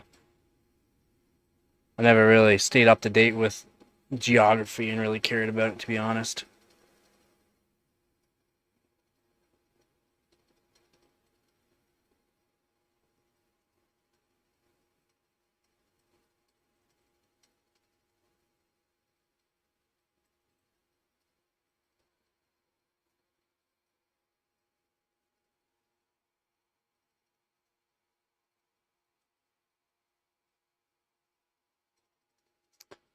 Yeah, well, we only have a couple days where it's gonna be hot. It's gonna be really humid tomorrow, but it's gonna be cooler in a way.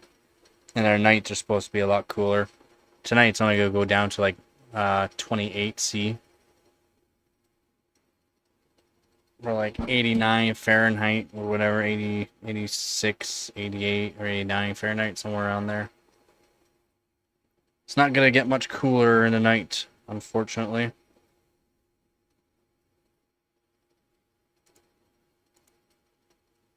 Very unfortunate.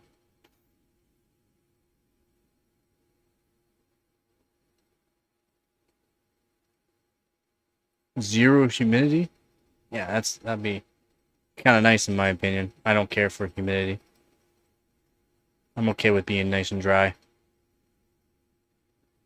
It's 80 some percent humidity here. 82% humidity right now.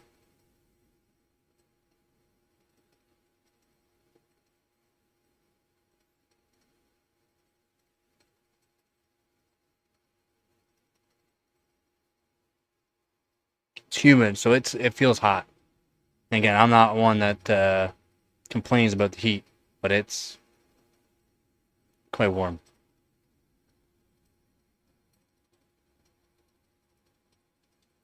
Oh.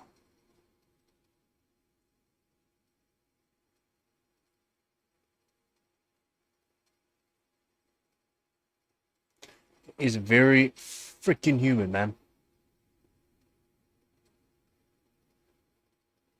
The southern tip of America is only 600 miles from Antarctica. That's crazy, wow.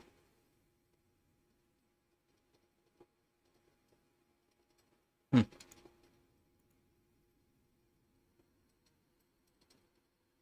That is pretty crazy.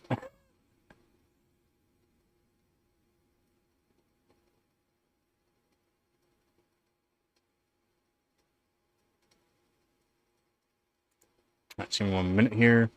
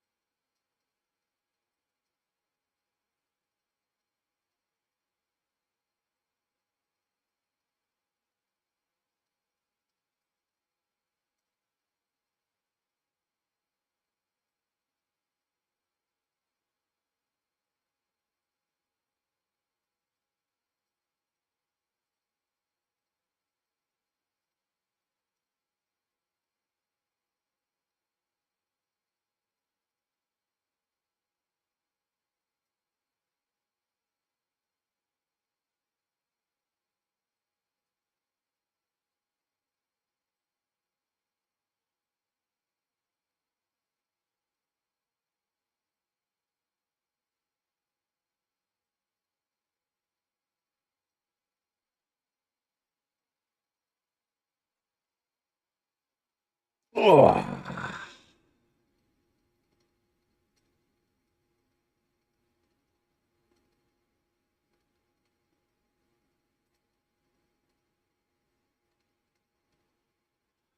I mean, deep sea divers to go down that far.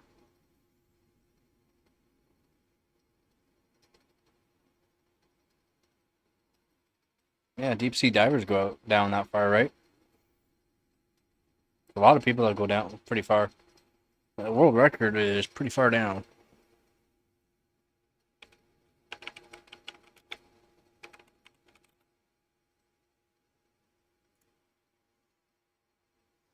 Almost 1,100 feet. It was in 2014.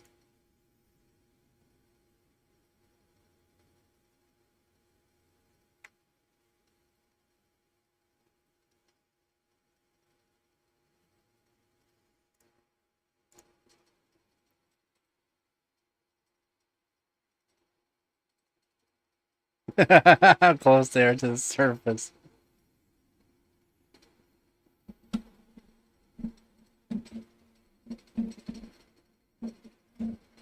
Deepest parts of the ocean is like way farther than that. Yeah. And that's using sonar, I believe. That's how far down we've seen. Not gone down.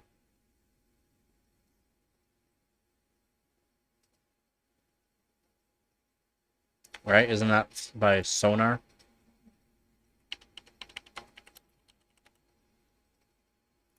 Like Marianas Trench? 10,935 meters?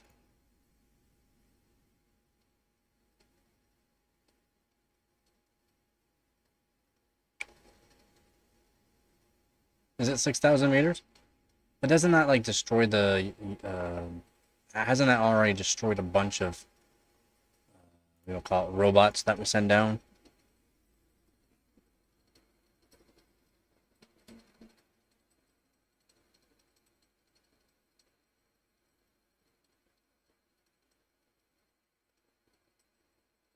It could be 6,000 meters down, but I'm pretty sure it took a few trips to get down there. because it destroyed a bunch of hardware. At least what I remember. I could be wrong on that though.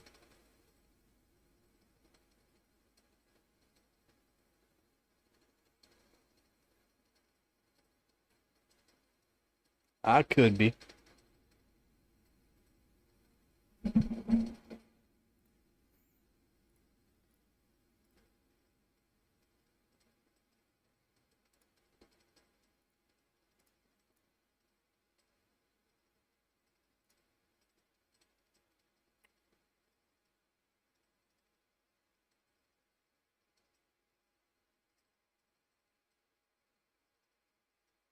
Anyways, that live down there. Yep.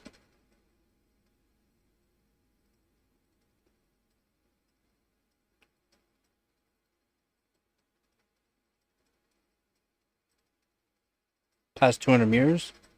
I mean, depends on where you are. I'm pretty sure you can get light past 200 meters, depending on where you are, though.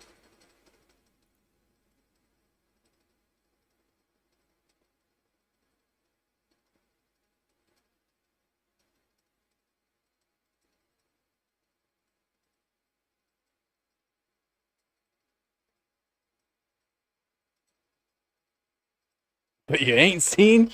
Yeah.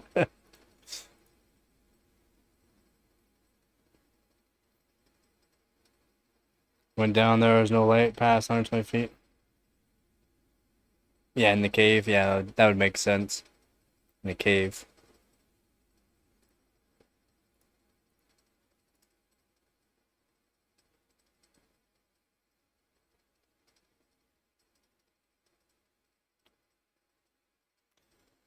Yep, so NVIDIA's N1X CPU is going to be coming out soon.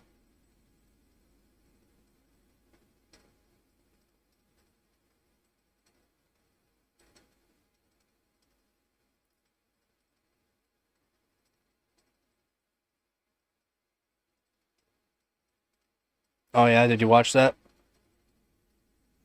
There's new evidence of a bunch of stuff.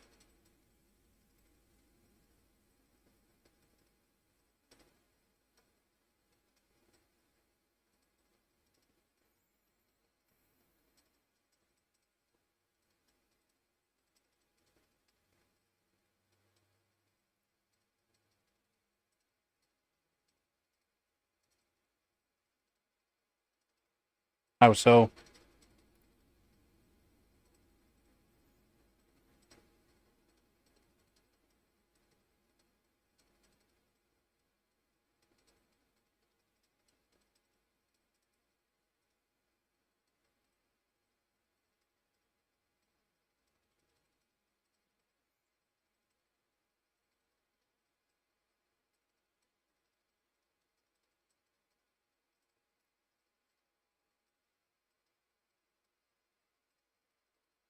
Oh, it wasn't even class? Really? Wow, and they sent billionaires down there in it? That's... yeah, that's pretty wild.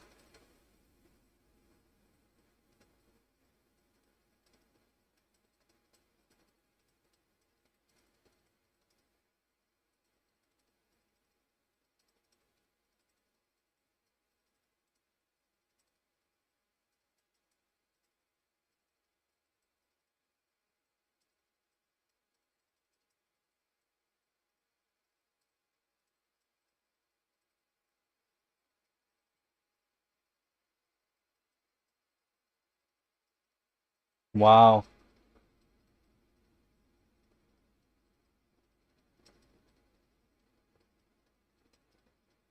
Ooh, a BLT. Nice. Wild. Isn't there a limit on how many times you can put down a submarine in the depths? Isn't there a limit before it has to be reworked?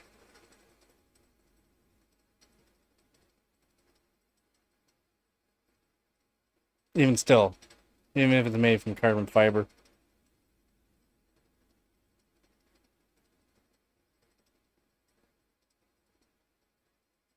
Yeah, constantly inspected, but I mean, I thought there was a limit on how many times you can use it, even if it's being inspected. I thought there was some sort of law.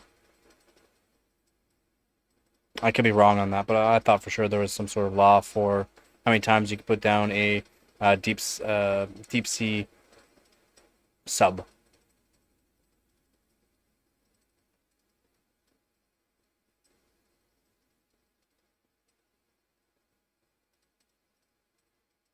Yeah, like aircraft frames. Yeah, exactly. It has to be reworked, taken apart, new components.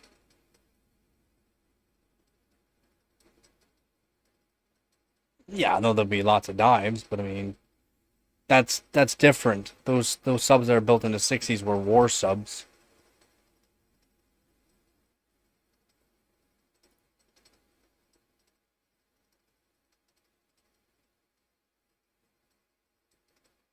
Yeah, it doesn't make sense because carbon fiber has good strength and all, but it's still you're relying on epoxy.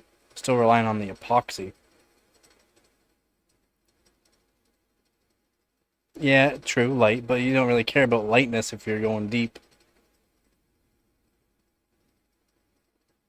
Yeah, I'm pretty sure there's limits on how many dives you can actually do in it. Yeah, one crack and boom. They're not war subs? Are you sure? Everything built in the 60s were, I thought, for war subs. Oh, well, even deep divers. I'm pretty sure there's limits on how many times you can do it. Like, are they still being used today? Probably not.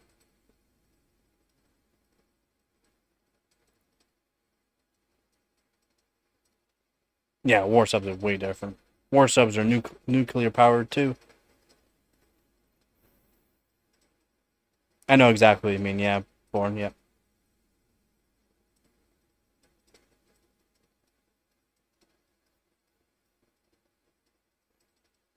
Yeah, frame. You definitely want some sort of steel.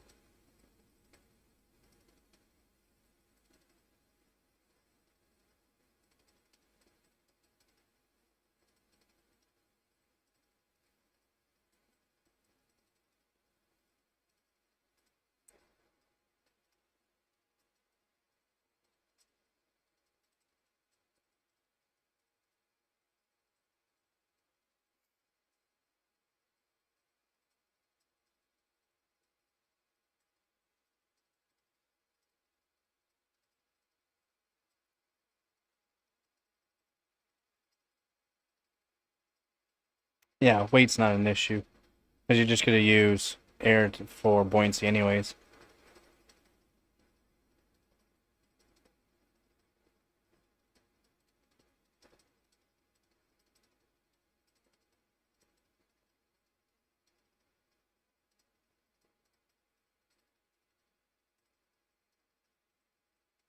Still, wasn't that big of a sub anyways, was it? Pretty sure.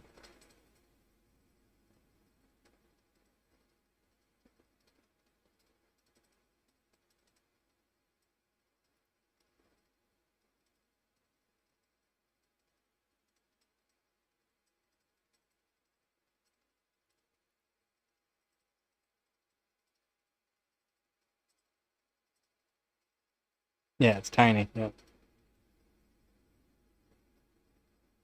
Yeah, that's what I'm saying, Hooves. That's what I'm saying. For the dive depth, there's a number of dives you can go to that depth. I'm pretty sure there is some sort of law for that, or again, I could be wrong on that. I'm pretty sure the dive depth is it correlates to the amount of dives you can do.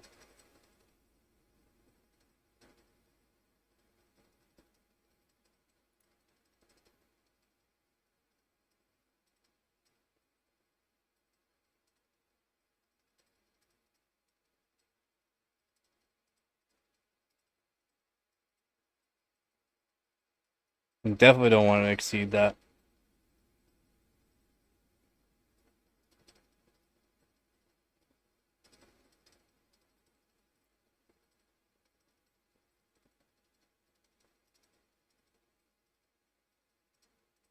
It's obvious that it was now. Yeah, it's so true.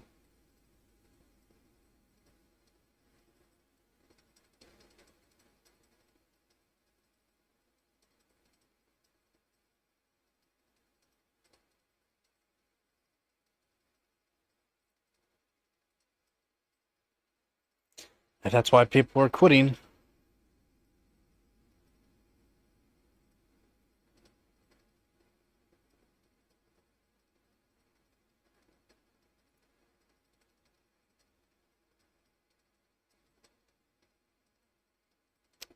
I would. I'd just quit. Screw that. That's why I've quit jobs too. Just because new people coming in that think they know what they're doing and they don't. No thanks. Not dealing with it. Not having to repair someone else's stupidity when they should not have been on the task in the beginning.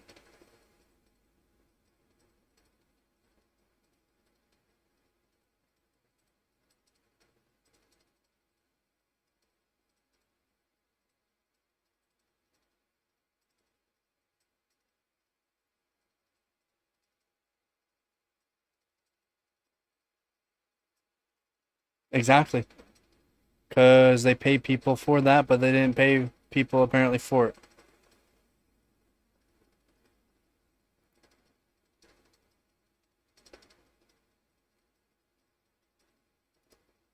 Wild.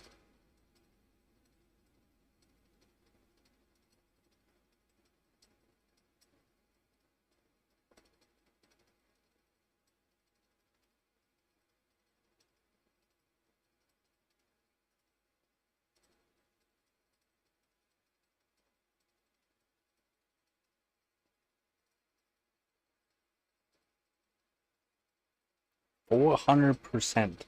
That's wild.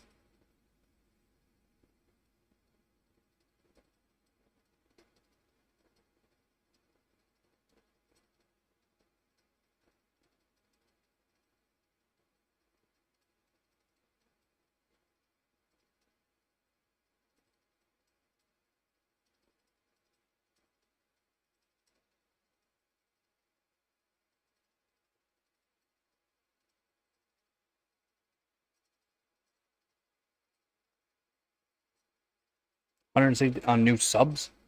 I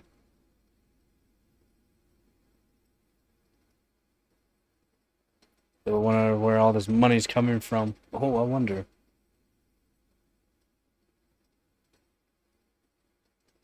Where all the money's going instead of fixing roads and housing and stuff like that. No, we're gonna spend it on a couple of subs. I'm just gonna get 50 new tanks.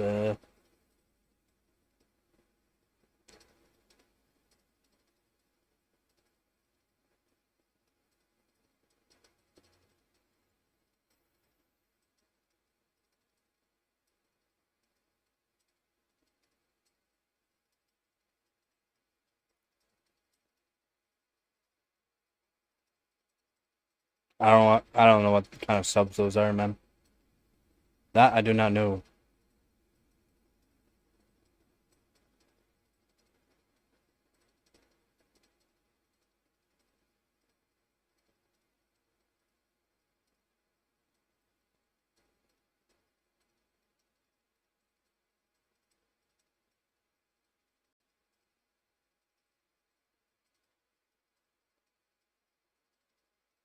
$30, $40 years? Wow.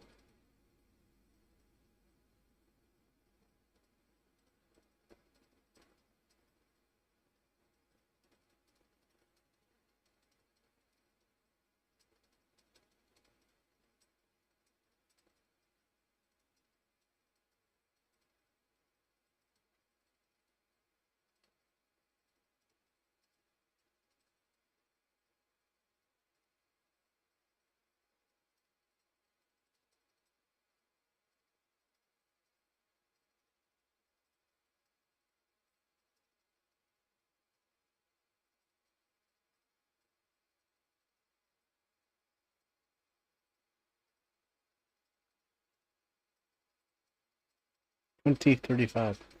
It's gonna take a while, apparently. Gonna take a while.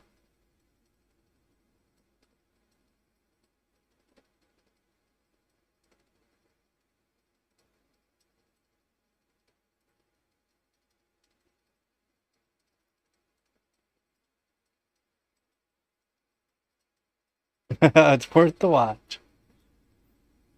You'll watch it.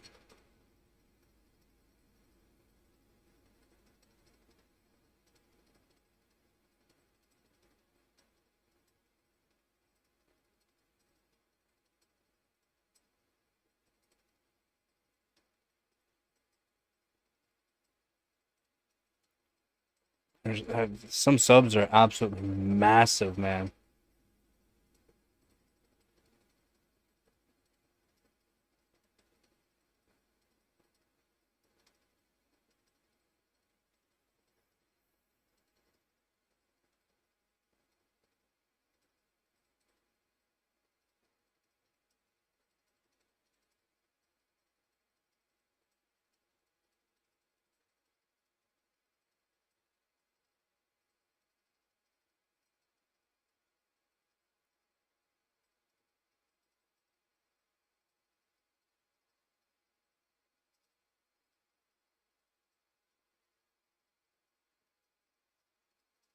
Starbucks, McDonald's on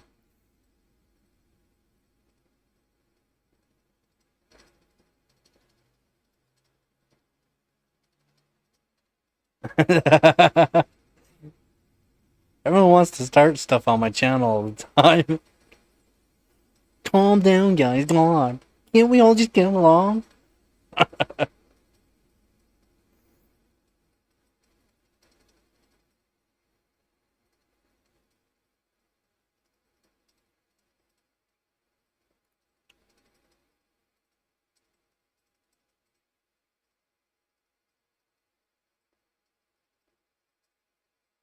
Oh, that's easy.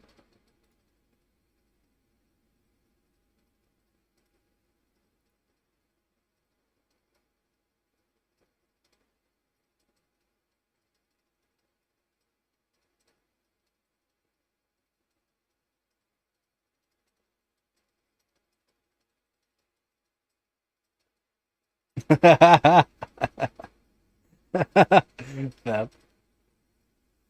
I mean, they already got quantum computers. It's just they need a lot of cooling to use them. It's just they're very, I guess you can't say inefficient because they are good at what they do, but it's a lot of power for a quantum computer.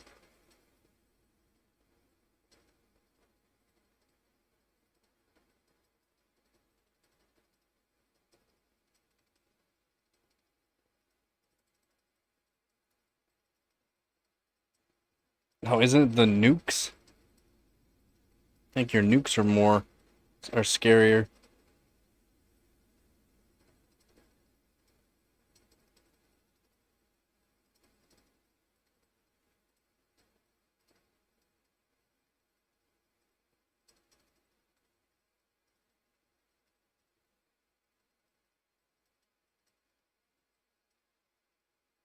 Yeah, well, you don't have that many nukes on the subs versus land.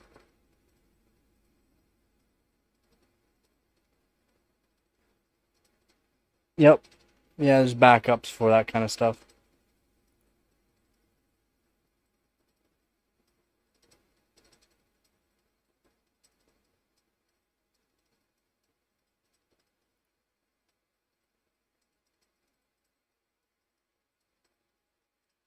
In a way, it's old technology, but not compared to the new nukes.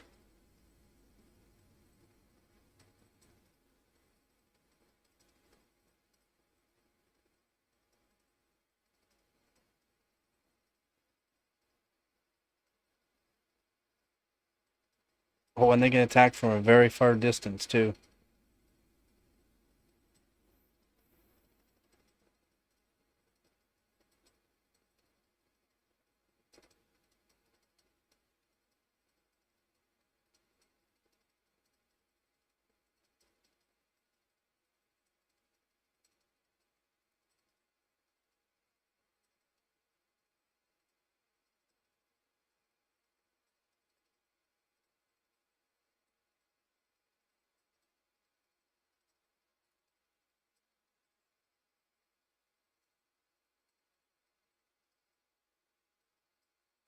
Nope. Follow, it's not an issue.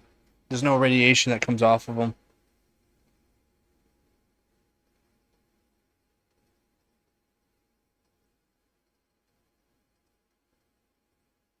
It's not an issue at all for the new nukes. They're not using the same technology. And literally like up to 1,000 times more powerful.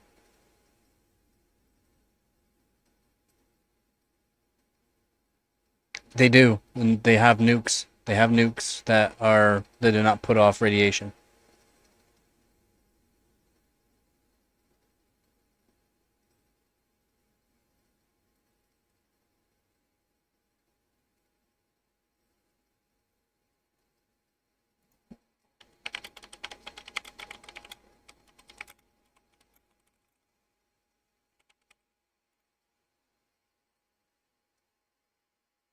Well, not 100%, but majority of them.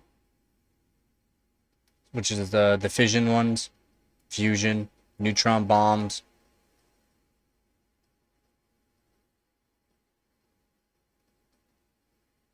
So fission is the older ones, involves splitting atoms, where this releases a significant amount of radiation and radioactive fallout. Fusion, nuclear weapons like hydrogen bomb utilize fusion, which releases less fallout than fission, but still produces some radiation. And then neutron bombs is a type of fusion bombs weapon designed to maximize the release of neutrons, which can damage electronics and cause radiation sickness, but with a relatively low yield of radioactive fallout. Now, thermonuclear weapons they got now yield and then enhanced radiation weapons. These are designed to produce intense neutron radiation with minimal fallout, mainly for tactical military use. It's not really together. It's the neutron. It's a neutron. Yeah, the fission was like the first atomic bomb.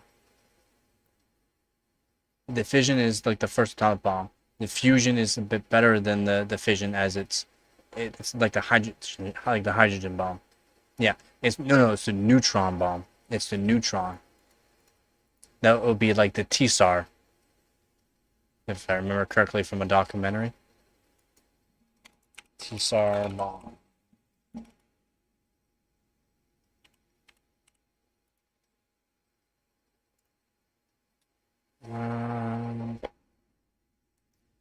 Yeah, there's a 3-stage hydrogen bomb designed by a team of Soviet physicists, including Yuri Hikara, Andrei Sakharov, and others. So yeah, the TSAR bomb was detonated over the Antarctic Ocean, October 30th, 1961, at Novaya Zemlya Island. It had a 50 megaton yield, which was a downscale version of its original 100 megaton design. Yeah, it's 3,000 times more powerful than the bomb dropped on Hiroshima. 3,000 times. No, TSAR. TSAR. T-S-A-R. TSAR.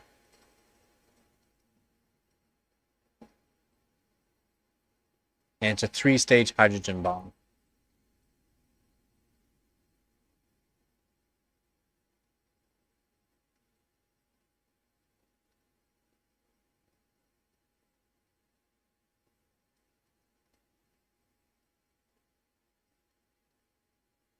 No, definitely would. Yeah, I hear you there.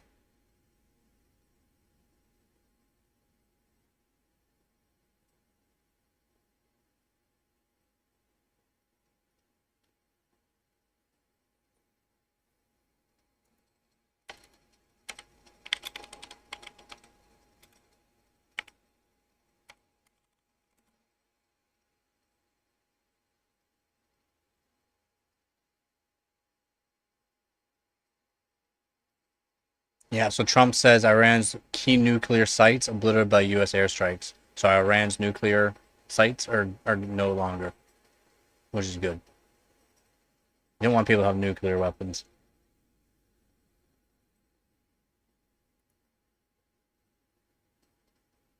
The B-61 tactical thermonuclear gravity bomb.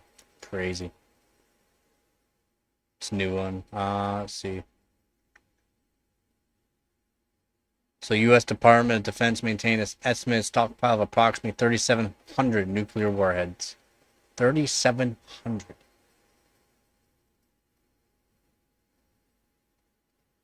Now, there's a bunch of them that are retired, but still, 3,700. It's a lot.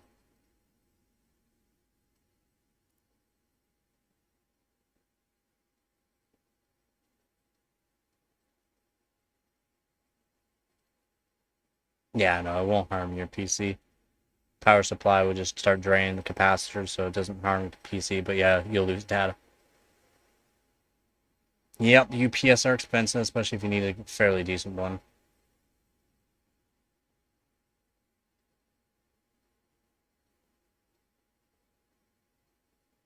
Yeah, the Russians have way more nukes than the US, man. The Russians have like 7,000 nukes or something like that, isn't it? The Russians have the most amount of nukes.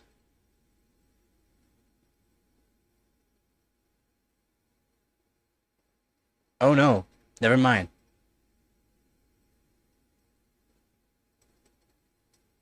Oh, what?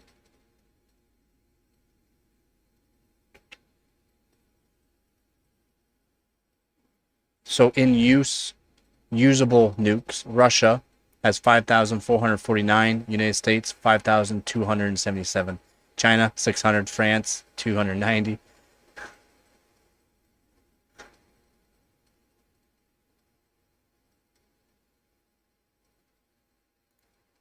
Wild.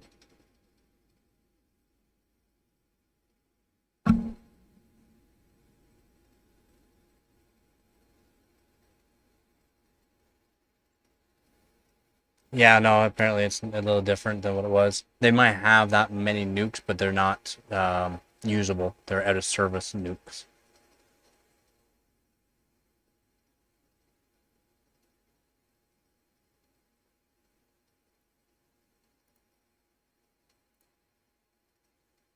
Yeah, so Russia is estimated at 5,500, United States 5,045 warheads. Crazy. And basically all the other countries combined just equal up to Russia.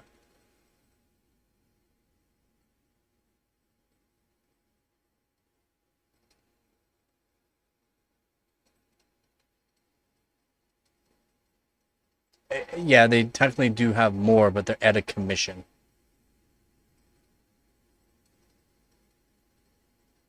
Yeah, it's like they have well over 6,000 total, but not in commission.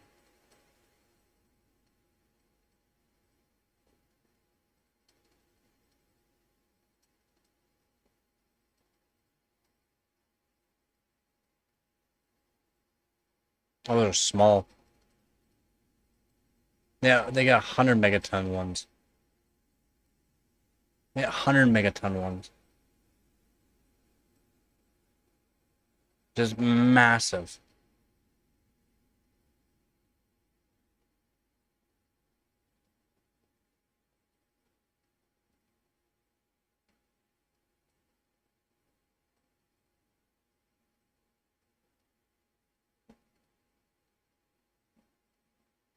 Just like the bad guys movie, well, just like Fallout.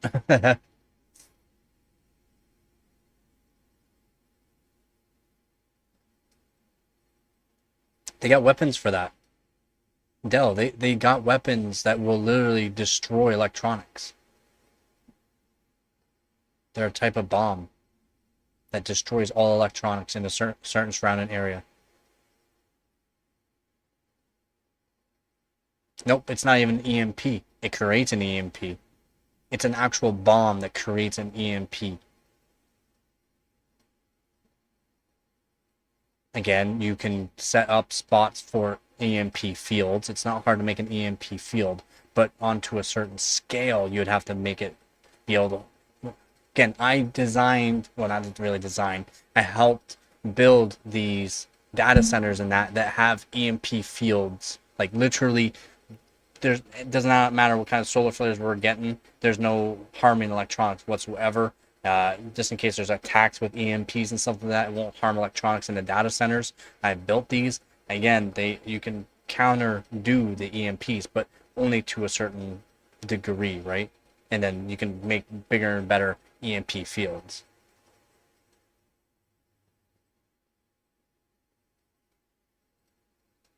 Yep, kind of like that.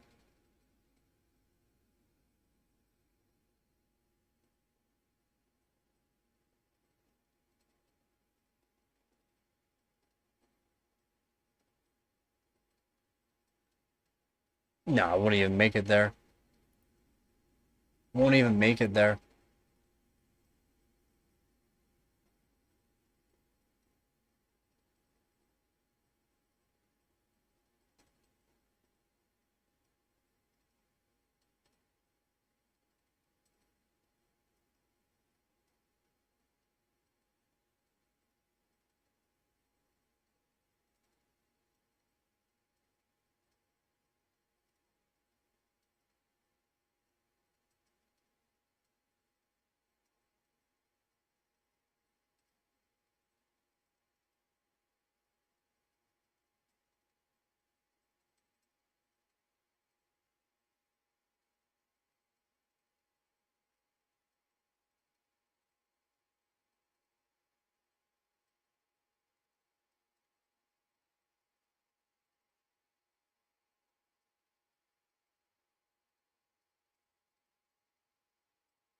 Yep, more likely over the ocean.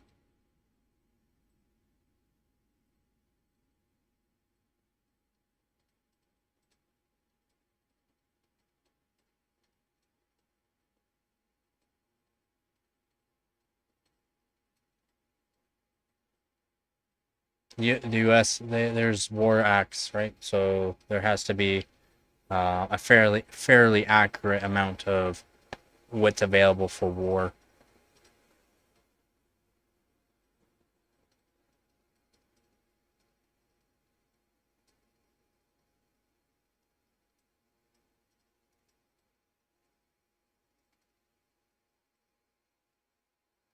Yes, they are.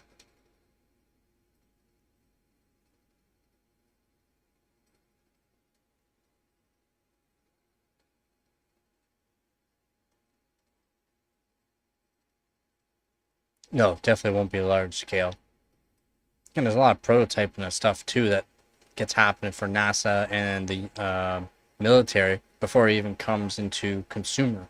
So I mean, stuff that we get is literally all from NASA and from military. A lot of our stuff. There's stuff that the military and NASA has that we will never probably have.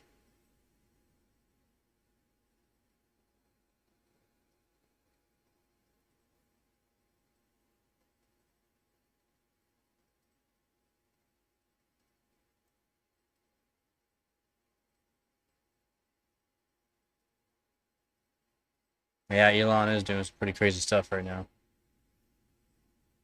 And he's on a mission for a bunch of things.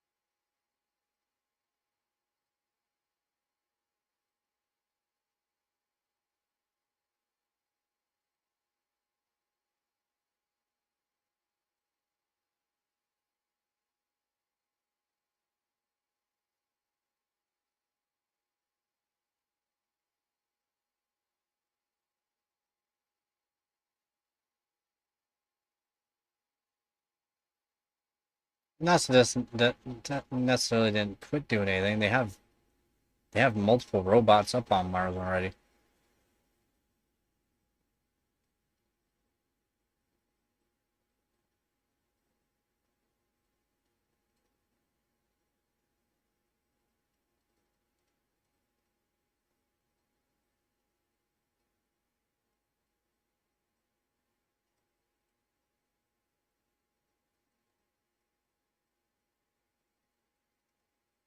And he's talking about sporadic movement. It's not gonna matter.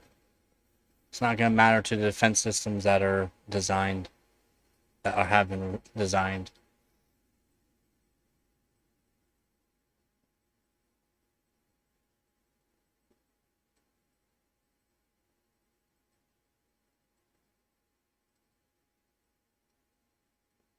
Not any sporadic maneuvering for sure. Maybe, you know, slight maneuvering, but that's about it.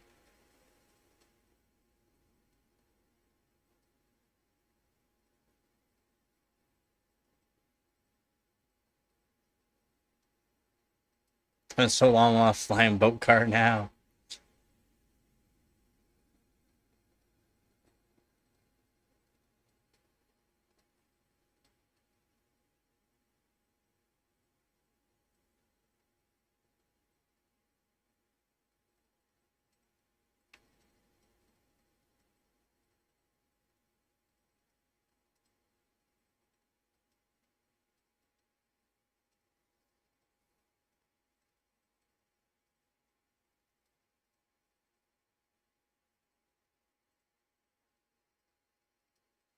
Yeah, jetpacks are kind of legit. Just not for long flights.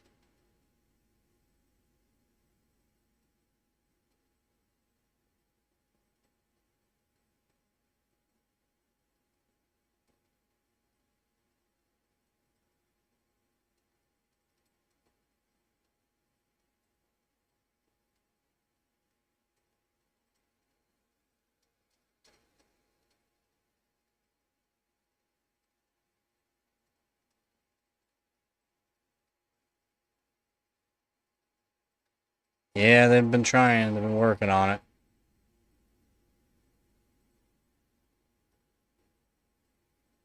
They've been working on a new power source.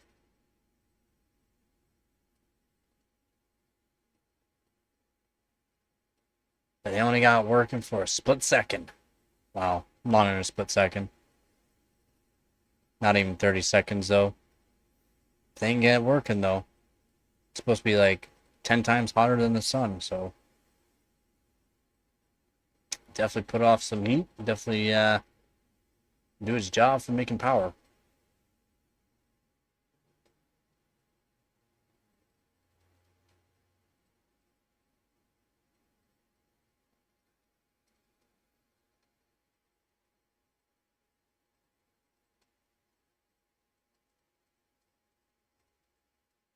Random California with a damn jet.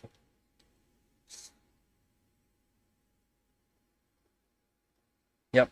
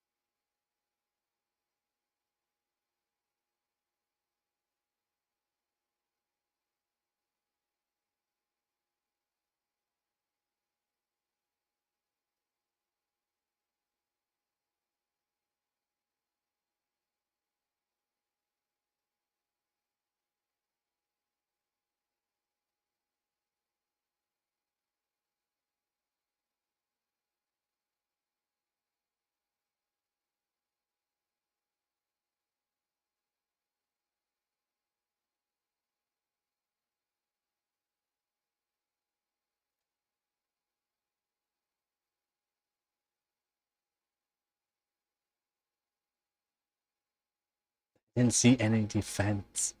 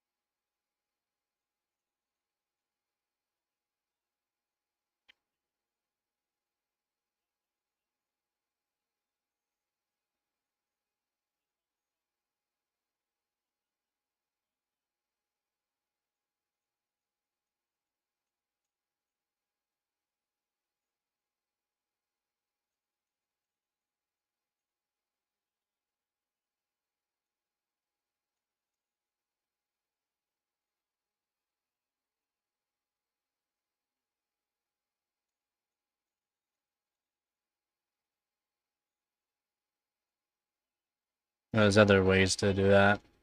Definitely other ways.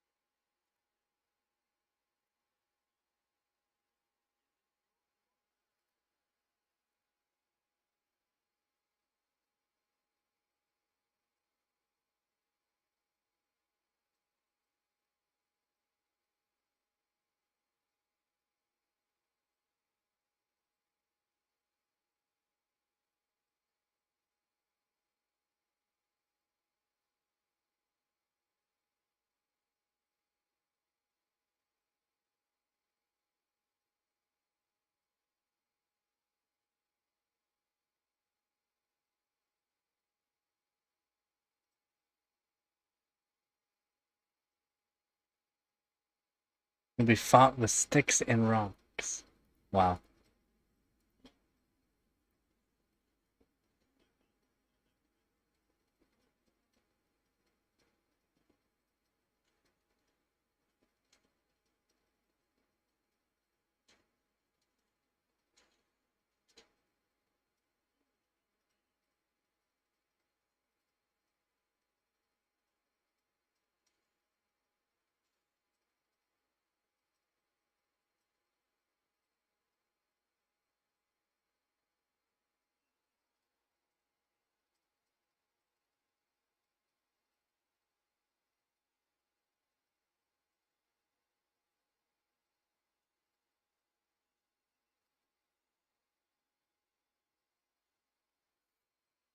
You can build a satellite system that cheap.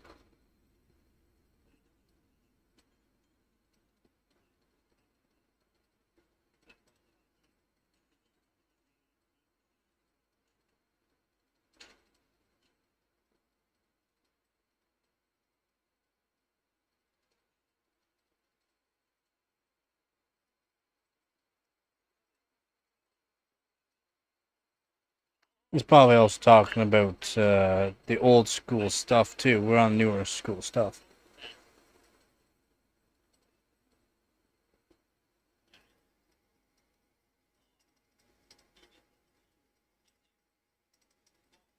Well, they got a bunch of new stuff. He's got the new CPUs now coming out.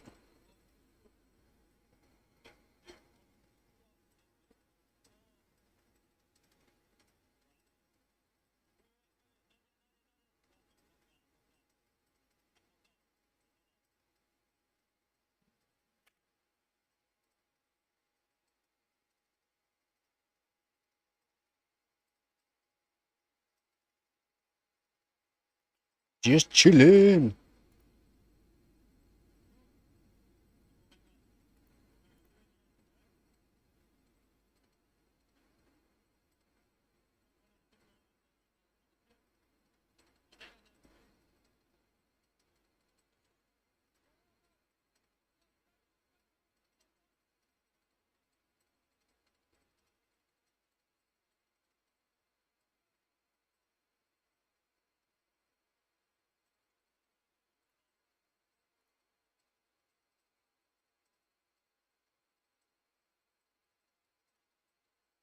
Yes, you do.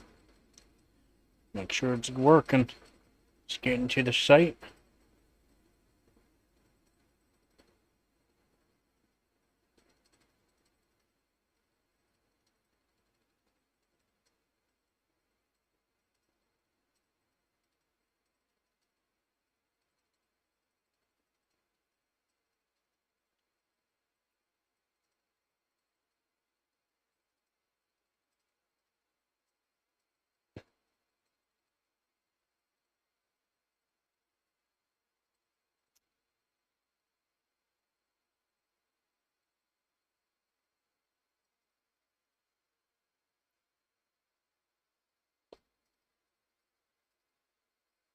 And that's why there's so many drones now out there, though, because they're cheap.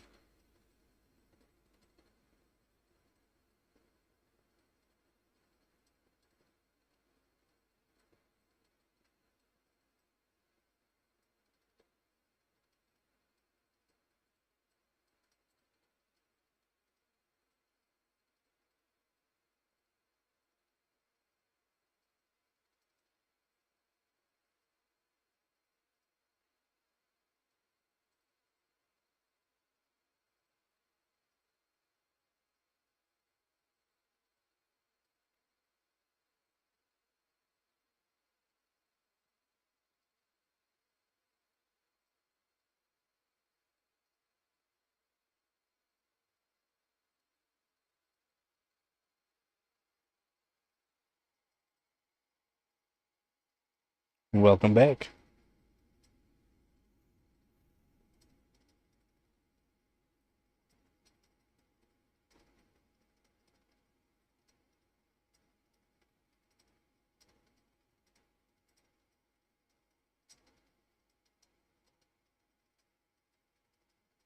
Some of the anti-drone ideas were a little crazy. What do you mean? What do you mean by that? What do you mean by that, Vep?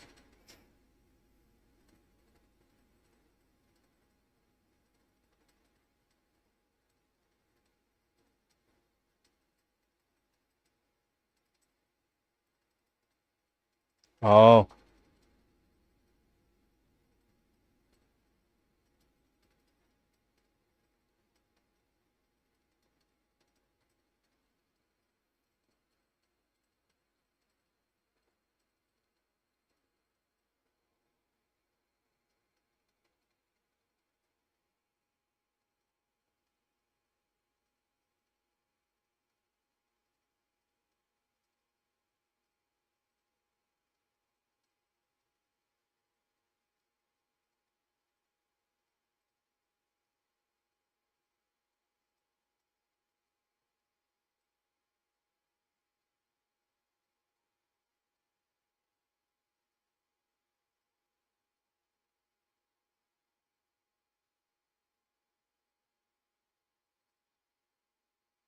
I wouldn't say it would be very effective. Because I wouldn't think it would be.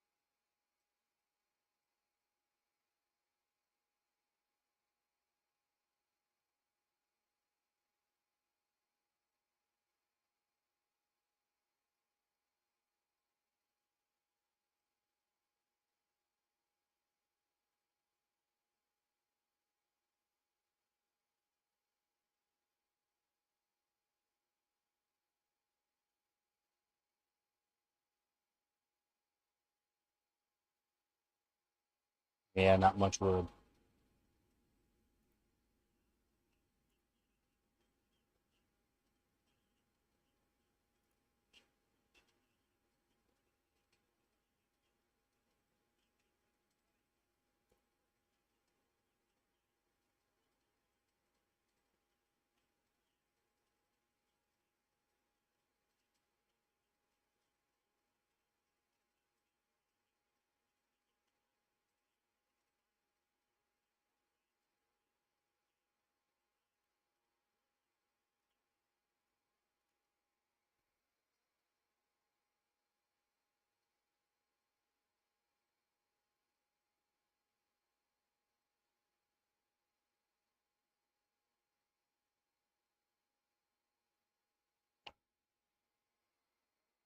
Horses give away variances.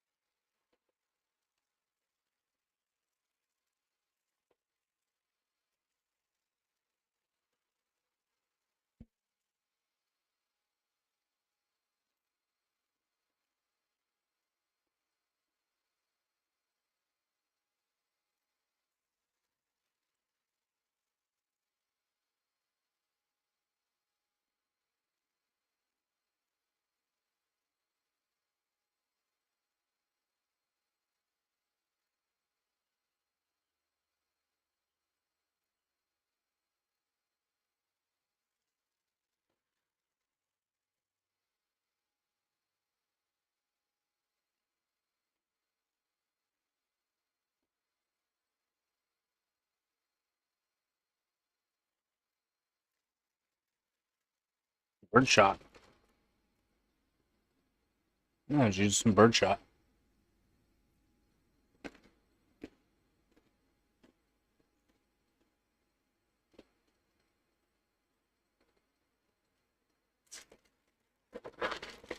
You can get yourself a 410 so that way you can still use lead shot.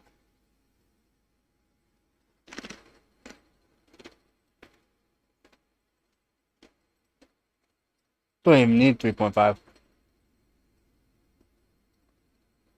I said you can even use a 410.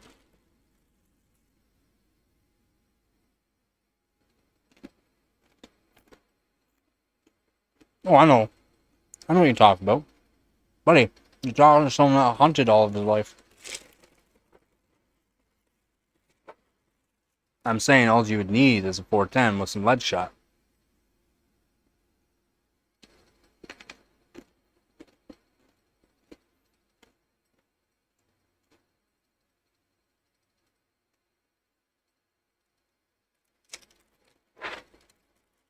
True.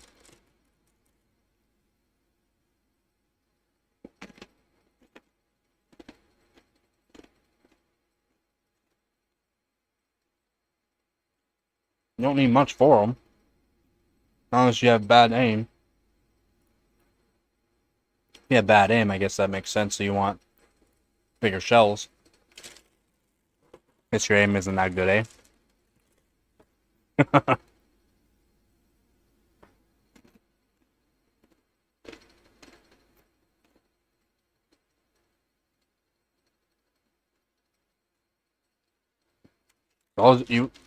All you need is just birdshot with widespread, so no choke.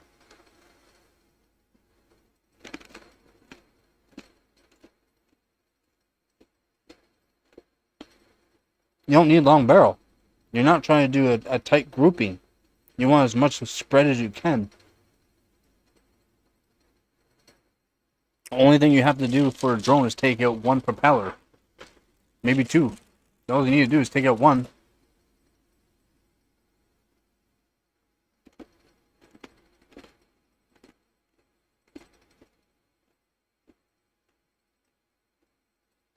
Yeah.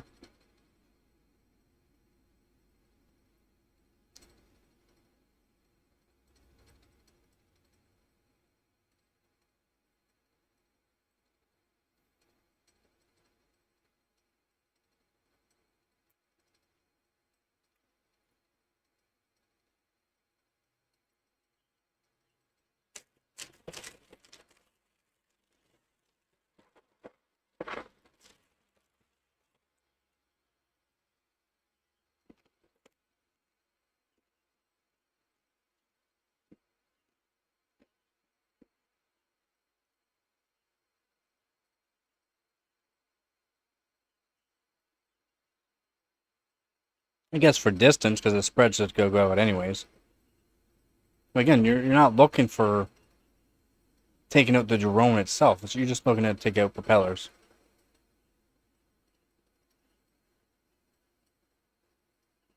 Well, yeah. Are you shooting geese or partridge or teal? Teal? Have you ever shot a teal before? Do you think you're gonna get 10 feet away from a teal? A little tiny bird? They taste so good though. A 410 is all you need. You do not need a 10 gauge, 3.5-inch slug, or slug, sorry, 3.5-inch shell with birdshot. You do not need that much. Again, it's a drone. You just need to take out a propeller.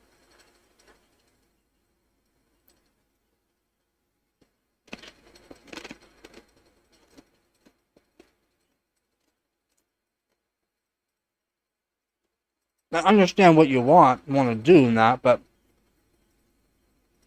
again, if you have terrible aim, you have terrible aim. Yeah, depending on the choke that you want. You got different chokes for distances for birdshot. In my opinion, I would say chokeless. Nice widespread.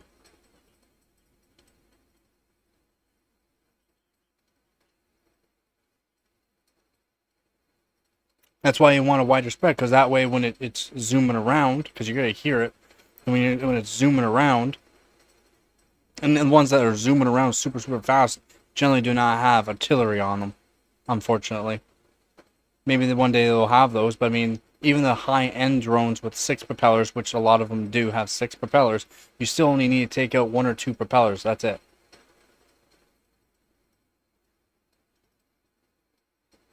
Yeah. I know what you talk about. I was into drones when I was younger too. You can build them fairly cheap. Small drones, fairly cheap. All carbon fiber too. And they go up to like 200 kilometers an hour.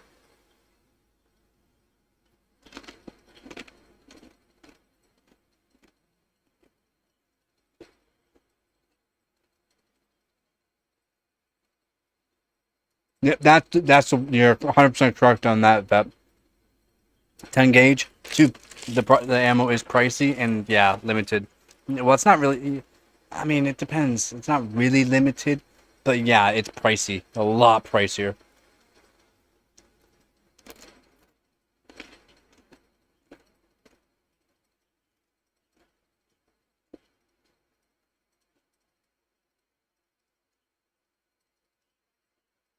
I guess.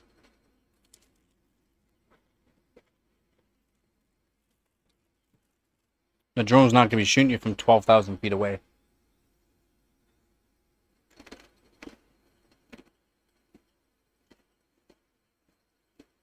Yeah. I understand what you're saying, Bep. I understand what you're saying there. Yeah. Yeah. Very true. It worked very well in the Ukraine. We're talking about completely different drones, Hooves. We're talking about thousands of these drones in the force. Not these $1 million drones that you're talking about. We're talking about literally $1,000 drones with artillery on them. Yeah, if you want a ball, it has to be on a budget. Yep.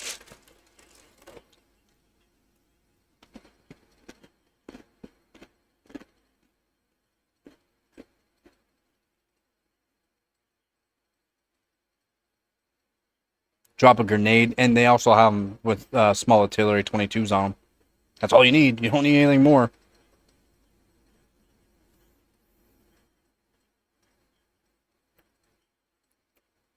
Yeah, those big drones, though, are $1 million drones.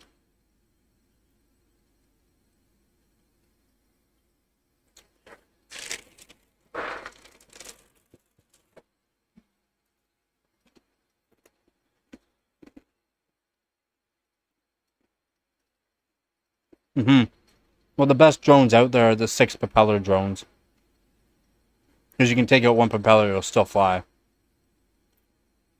Not perfectly, if especially it has too much weight on it already. But the 6 propeller drones are technically one of the best ones. That's what are typically used. Or 6 propeller drones. Those are ones with the the 22s on them.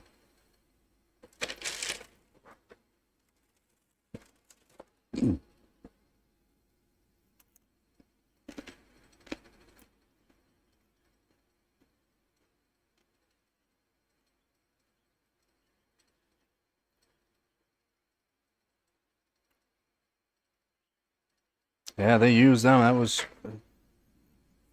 They're talking about that too, years. I mean, we're talking like 10, 15 years ago they were talking about doing those kind of drones, those small drones for that kind of stuff, and what do you know, they actually used it.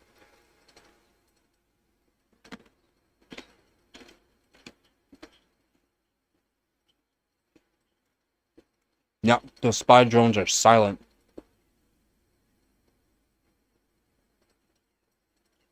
Yeah, exactly, Born, yeah. Yeah, put any extra weight. They do have drones that you can support up to 25 kilograms. 25 kilograms. It's a lot. But those are also pretty big drones. And they cost a lot.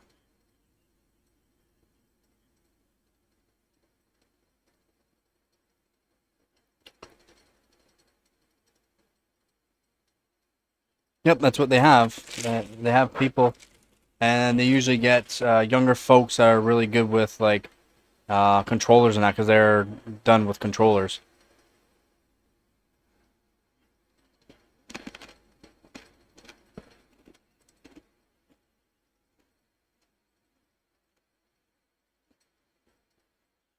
Yeah, wouldn't be maneuverable, maneuvering as well, for sure.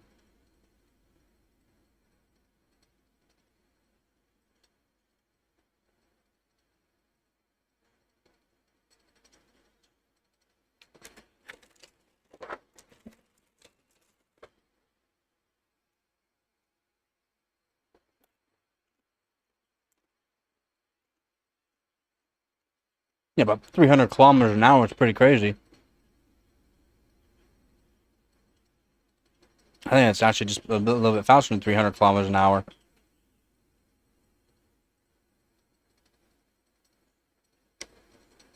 Yep, 25 kilograms. So they're the max for, without spending, a ton of money on one drone. Yeah, it's just over 300 kilometers an hour.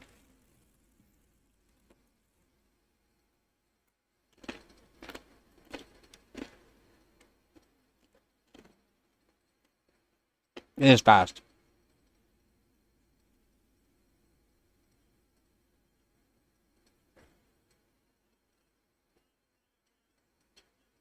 Around there, yeah, Del. Around there.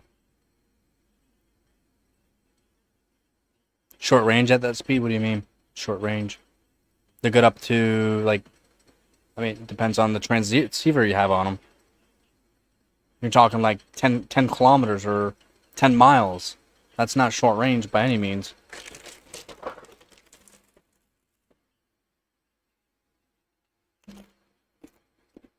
Yes, in reality, that's kind of short range, but it's pretty far.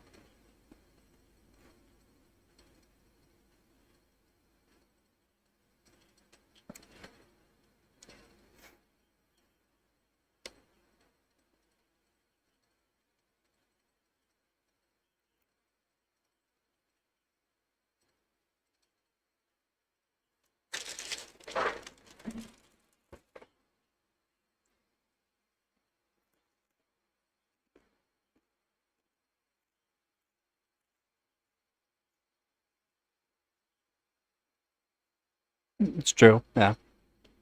But when you're doing that kind of stuff, it's disposable. Yeah, remember, it's disposable. There's no worries. There's no There's no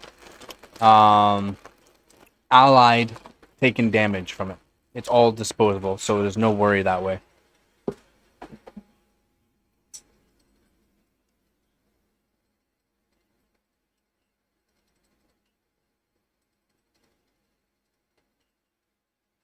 Exactly. That's what makes the range possible. Easily possible. Exactly, Born. Exactly. 100% exactly. Yep. You do not have to worry about coming back. You're just going in as fast as you can to complete whatever mission that you're doing. And the mission is fairly simple on what they're doing. One drone, one casualty is all they needed. One drone for 10 casualty. Wow, you deserve a medal for that, basically. That's what they're doing.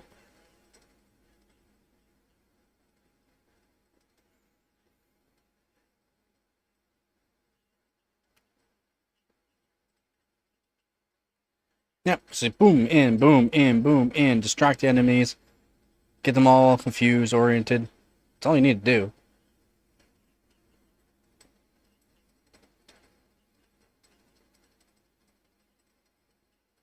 Exactly. It's consistency. And no break breaks the enemies. Confuses. Bombardments, small bombardments each time. That's all you gotta do. You're breaking the will of the enemy. It's the art of war. Have no one ever read The Art of War?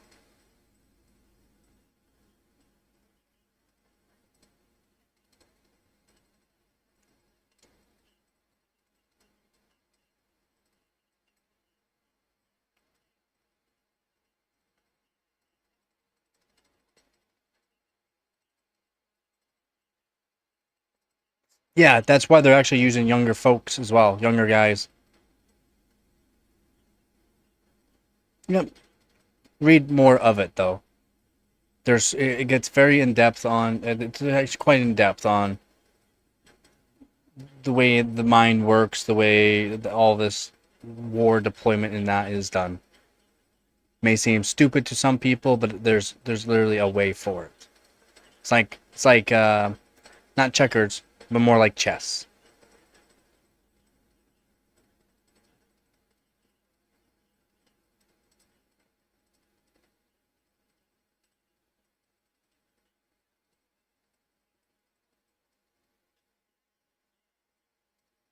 Yeah, you gotta be able to keep awareness of a lot. And that's why they're actually using younger people, because younger people have more electronic based, more staring at a screen or having, some sort of device over the face, and then just having something in their hand that they can use to maneuver something. And then having that spatial awareness that they're not actually there, but they're aware of the surroundings kind of thing. 48 levels of power? Nope, I have not read that. Thank you for considering that. I am not a person for reading. I do not read. I have not read a book in I don't know how long. Seriously, I don't know how long it's been. I read a lot from the internet. I don't read books. but certain books. I have not read a book in 10 years now, at least. I read a lot on the internet on diagrams, schematics, like actual stuff that I am interested in. I don't read books, so. But no, I'll definitely read that. 48 Laws of Power, definitely will. Yep, exactly. I hear you there, Born.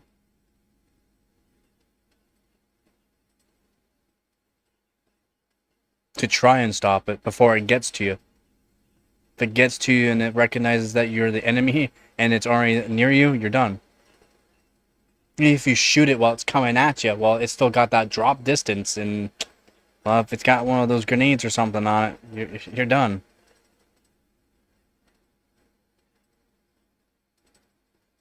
You would think one man can stop.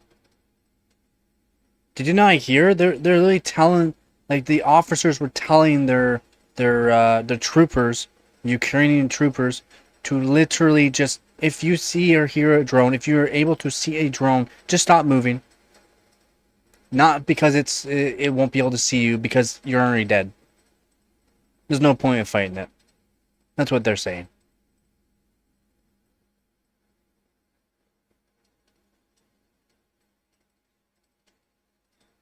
Yeah, well, I mean, skeet shooting is fairly easy, but I mean, let's say where you are, because they're using the drones and the trees and all that. That's a lot harder. Skeet shooting through trees is a bit harder.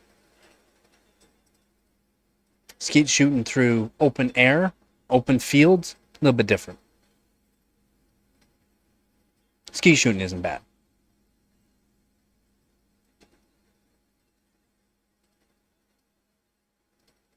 I used to be able to do a literal dime size grouping with a bow when I was younger. A bow. Compound bow. From the 70s. The bow I used was from the 70s as well.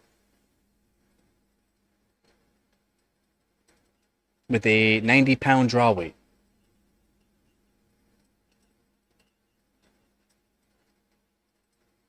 Oh, it's crazy. Those drones with ammunition, wild.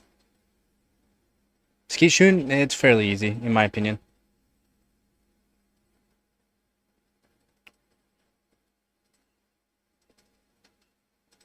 Once you start learning about trajectory and speeds and stuff like that, once you're visually prepared for stuff, it's not that bad. It's not easy to learn. 100%, I agree there, Born. It's not easy to learn. But yeah. Fairly easy. Yeah, my bow, I was grouping a dime-sized grouping, able to hit a knock off an arrow from over 40 yards away, every shot.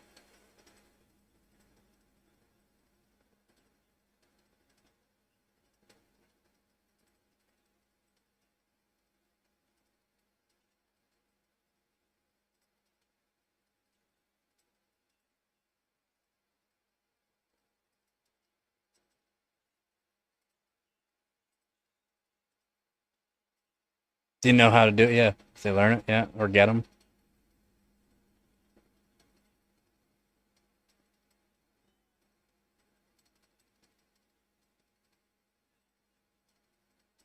In a way, you wouldn't be able to relearn, but from where they were doing it and using the drones and the trees, I mean, that's completely different. Completely different. Because then you have to have awareness of the speed and making sure you're not shooting a tree. You can prepare to shoot before it enters an open zone.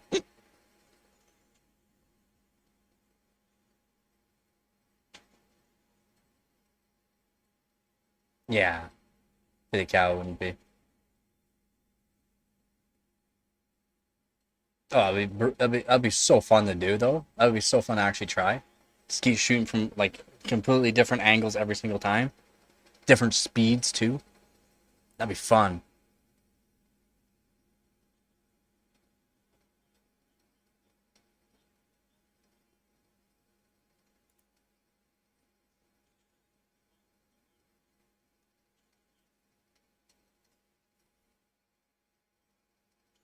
Yeah, definitely not easy. Yeah, 100%. I agree there.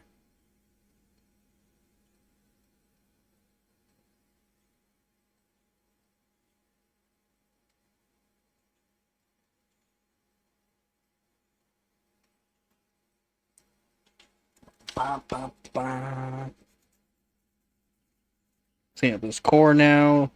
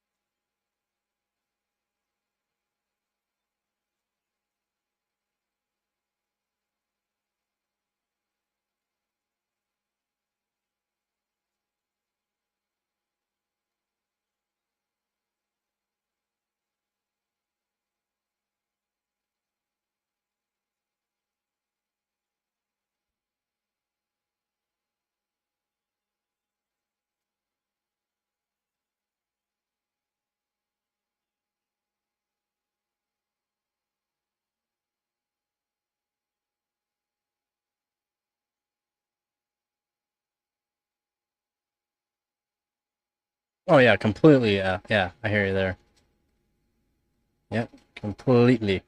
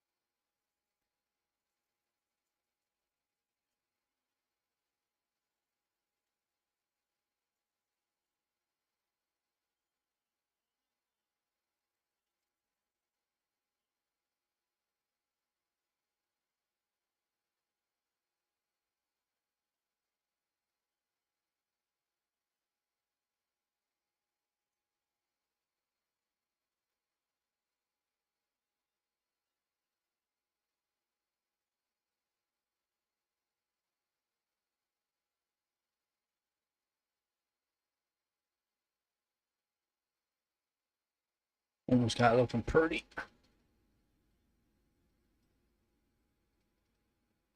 I mean, fairly fast you can. Shoot him fairly fast. And you can put a lot more in a same size mag too, right?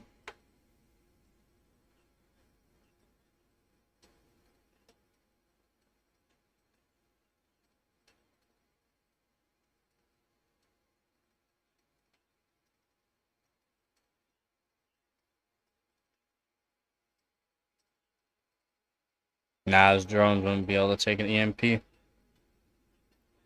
To design, making an EMP blast is fairly easy. Being able to design an EMP field, like an actual EMP, anti-EMP, putting on a drone, that's basically impossible.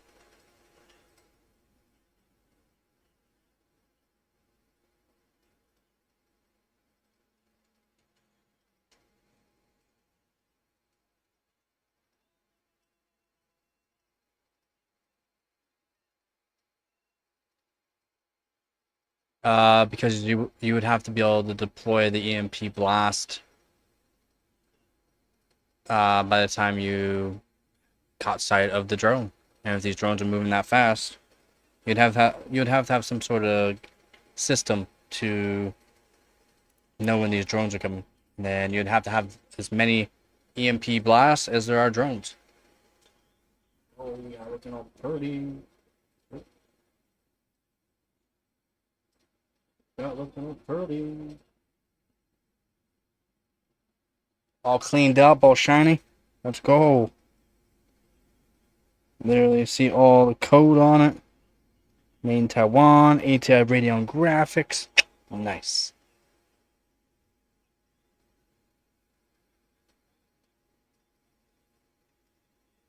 Anti-drone? Yeah, there's so many things you could do for drones, for anti-drone.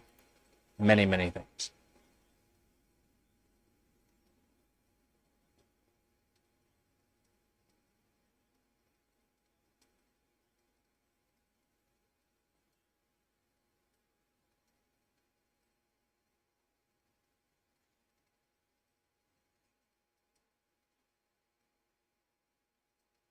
Yeah.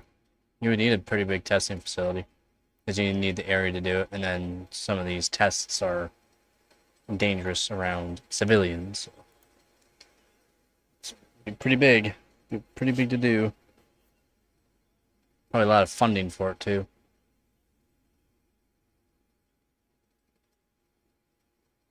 No. EMP, you would need copper surrounding. Copper net surrounding or copper surrounding of the area.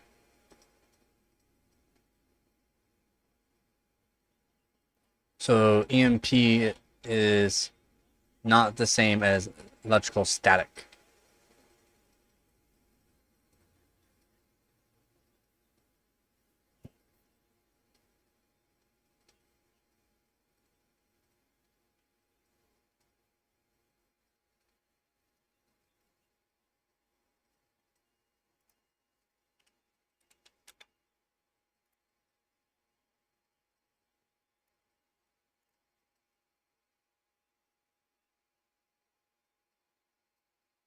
In a way, it still get affected by certain size EMPs.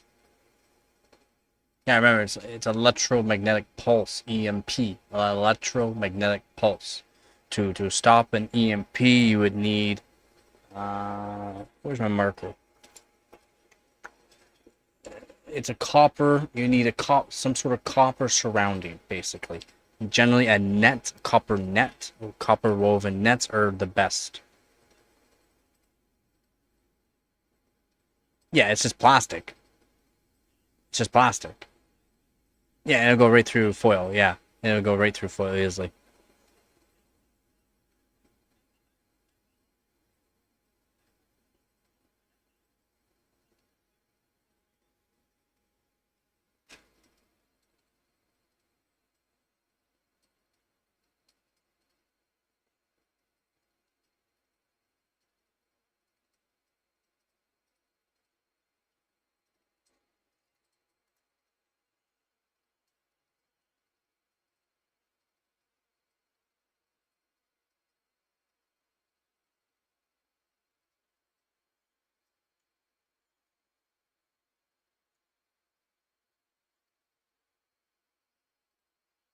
Yeah, it is.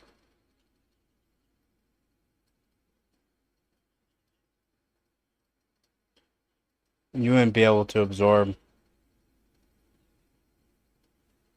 No, you wouldn't be able to. It's an electromagnetic pulse, not an electrical pulse. You wouldn't be able to absorb it. You could disperse it.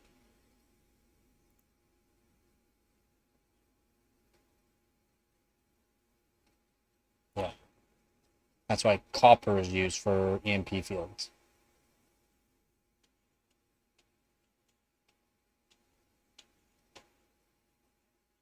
Trust me, I put in a lot of copper for data centers. Just for the EMP field.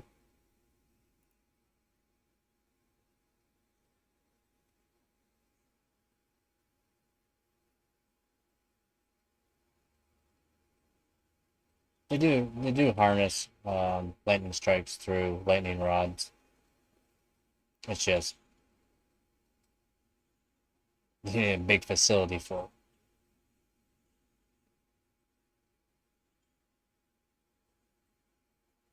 it. Yeah, more than just a capacitor though, but I mean, they have all that worked out.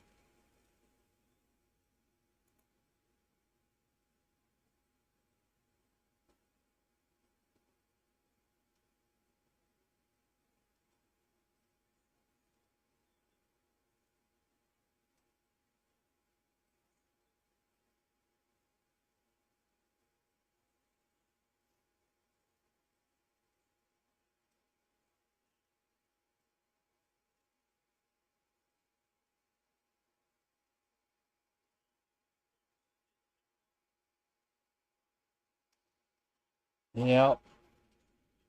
I love it.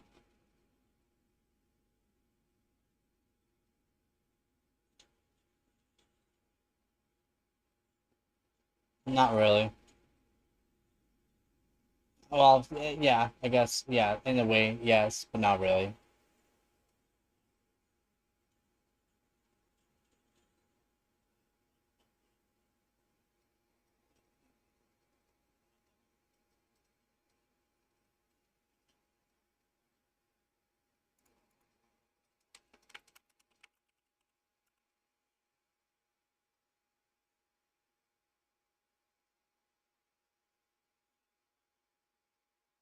Stores energy and disperses it. And you can disperse it either slowly or very, very, very quickly.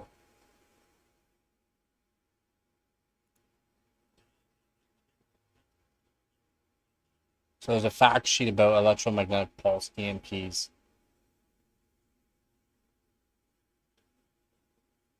So, what are the health effects? EMP has no known effects on living organisms, but can temporarily or permanently disable electrical and electronic devices. Again, it's electromagnetic pulse. What are the effects of electronics in cars? When detonated, an EMP weapon produces a pulse of energy that creates a powerful electronic field capable of short-circuiting a wide range of electronic equipment, particularly computers, satellites, radios, radar receivers, and even civilian traffic lights. Since EMP is electromagnetic energy traveling at the speed of light, all of the vulnerable electronic equipment in the detonation zone could be affected simultaneously, instantly, basically. Society has entered an information age and is dependent on electronic systems that work with components very susceptible to excessive electronic currents and voltages. Many of these electronic systems are controlled in some way, but semiconductor devices fail when they encounter EMP because of the local heating that occurs. Again, it's frying the electrical components.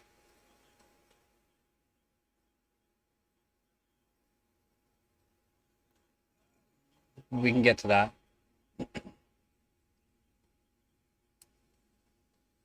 Commercial computer equipment is particularly vulnerable to EMP effects. This is why the data centers we always put EMP fields in them. Computers used in data center system communication systems, display industrial control applications, including road and rail signaling, all those embedded in military equipment such as signal and processors, electronic flight control, and digital engines control systems are potentially vulnerable to EMP effect. Electronic devices and electrical equipment may also be destroyed by EMP effect. Telecommunications equipment, highly vulnerable. Receivers of all varieties are particularly sensitive to EMP. Therefore, radar, electronic warfare equipment, satellite, microwave, UHF, VHF, HF, and low-band communication equipment and television equipment are all potentially vulnerable to EMP effect. Basically all electronic devices. What can be done to protect electronics? All right.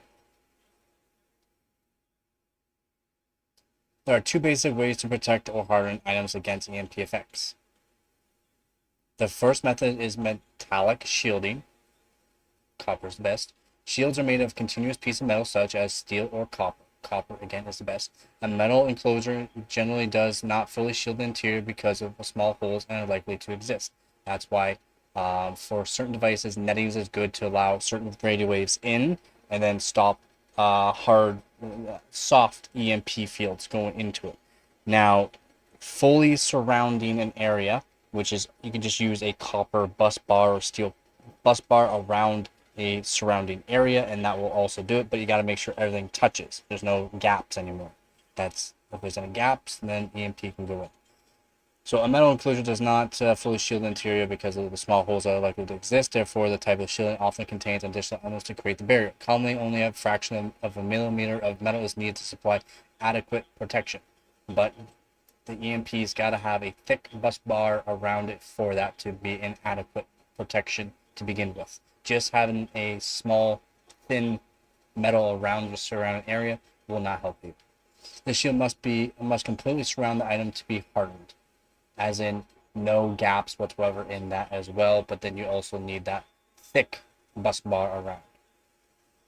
The second method, tailor hardening, is a more cost-effective way of hardening. In this method, only the most vulnerable elements and circuits are redesigned to be more rugged. The more rugged elements will be able to withstand much higher currents. This method has shown unpredictable failures in testing, though it is thought to be useful to make existing systems less vulnerable. Less vulnerable does not mean they're exempt. I mean, like this scenario, big capacitor hit with a plane drop attempt to lift the night shield, which freeze and kill any capacitor.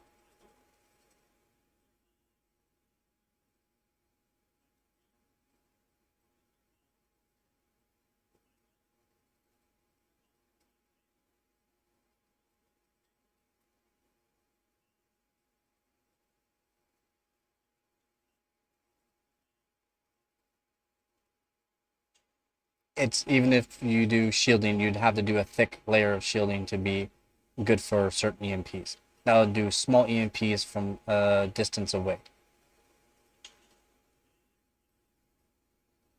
I don't know if that would work, Dell. I don't know if that would work. Do a few things like, well, no. It's going to destroy that easily, yeah. Easily. They're thin walls. They're talking thin walls, like a half-inch thickness of steel, with a copper bus bar or a super thick bus bar. We're talking like 3-4 inch thick bus bar around an area to make it somewhat good with zero gaps. That's still not perfect. That will still, on certain size EMPs, will still destroy electronics in that. Yeah, we're not talking about thermite though.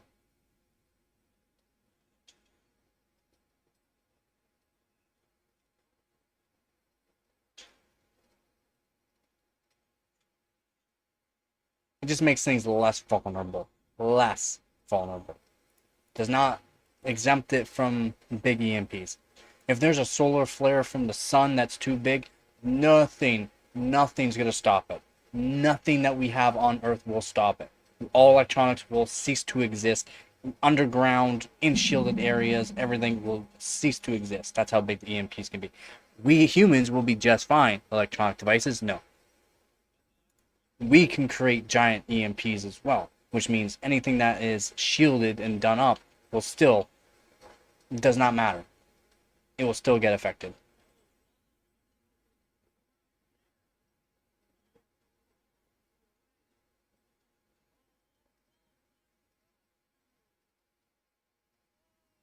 Exactly, Born. Putting more fuses in an actual... Okay, but it's not as simple as you might think. Semiconductors, so anything with silicon semiconductors, so GPU chips, CPU chips, all those kind of things, RAM chips and stuff like that, will get affected. It will literally fry the components, the actual transistors that are in it. It will fry them. Done. It will literally generate so much heat inside of that semiconductor that it's fried. So fuses work for some things, but it's done. Electronics are done for if they have a CPU and GPU. And guess what? All electronic devices have some sort of semiconductor.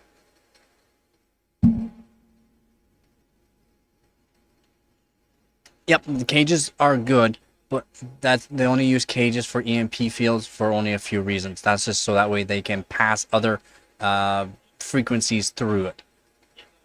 And it does not stop the EMP. Well, it stops super small EMPs, but not big ones, of course. I don't think you'd be able to route it to all in one place.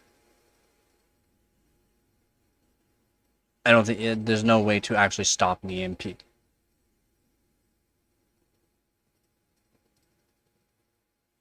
It's not like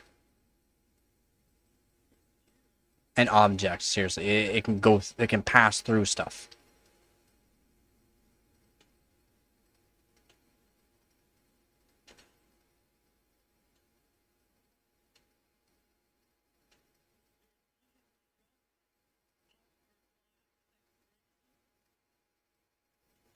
Yeah, even still, even if they have fuses, it doesn't matter. The semiconductor itself will fry.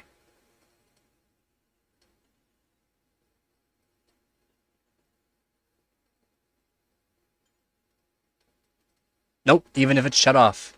Even if it's shut off. Even if the electronic device is shut off.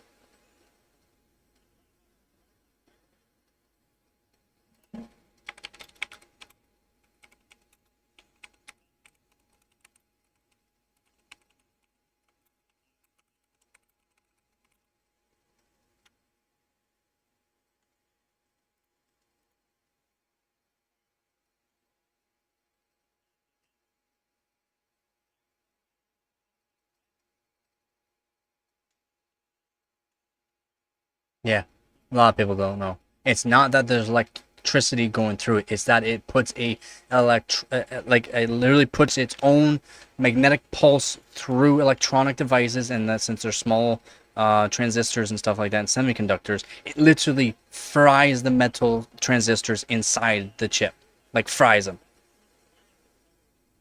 Kaput. It doesn't matter if it's on or off. That's why you need super thick. You would think lead stops it, but lead, it can still pass through lead. It can pass through anything. It'll pass through super thick steel as well. It's just the size of the EMP determines on how thick the actual shielding needs to be.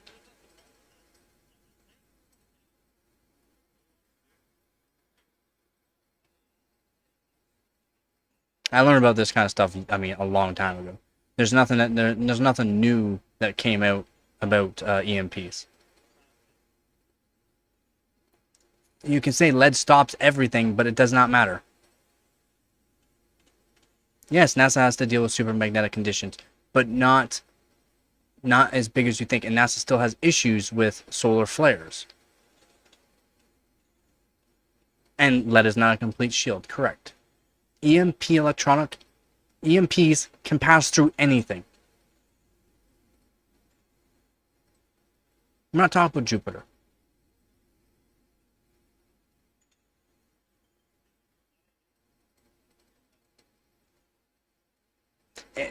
Anything, any kind of metallic helps. So any kind of metal helps with EMPs. Even Superman can't see through lead. That's what I was thinking too when he said that. Seriously, I was thinking that.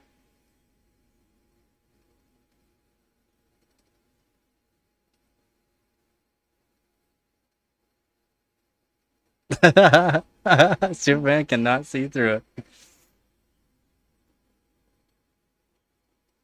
Yeah.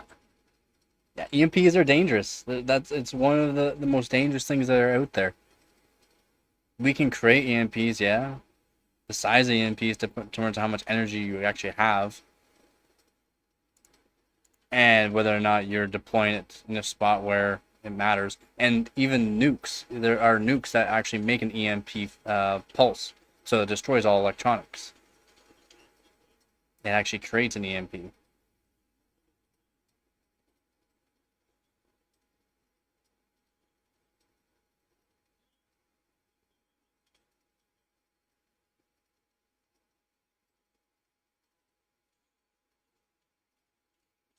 Yeah, how warm is it?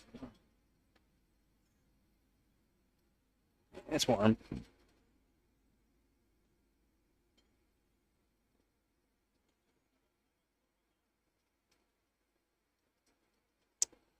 That's how it goes, though. Again, if there's a solar flare from the sun that's too big, it will fry every electronic device on Earth. Doesn't matter if it's on or off.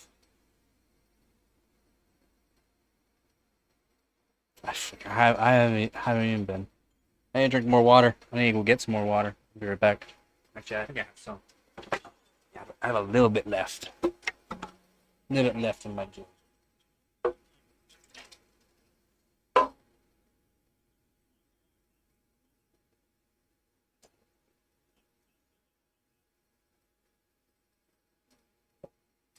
It would wrap around a little bit. I don't know if it will go completely around the Earth, but it does wrap. It will wrap. Yeah, my bad. I can get. That's yeah. It's very true. I mean, I don't look it, but I'm sweating pretty bad. It's quite warm. It's quite warm.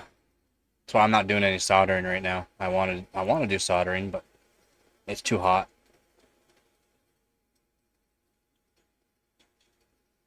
But electromagnetic pulse is a little different. Different than light. It's basically as fast as light, though, yeah. So it's almost instantaneous. It'll be instantaneous. Most of electronics on Earth is done for. If not all.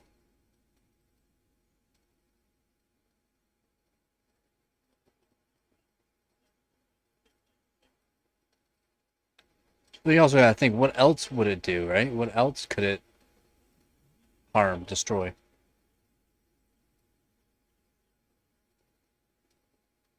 Speed of light is slow, he says.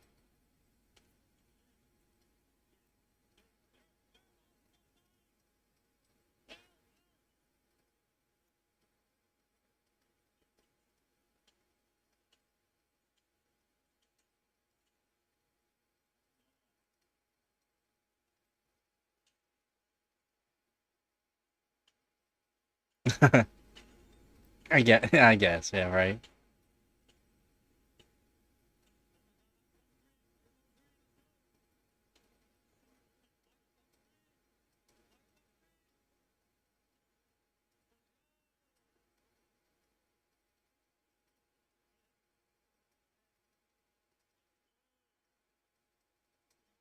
Can't even process how fast it is. Did you see the one YouTuber that actually caught the speed of light on camera? It's only a few frames, but I mean, still.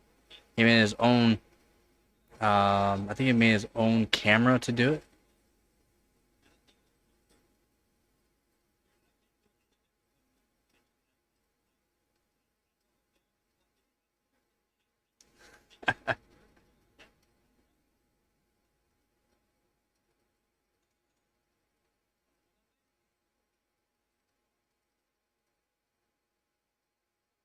No, a few frames. You got a few frames. It was pretty cool. Yeah, what is it?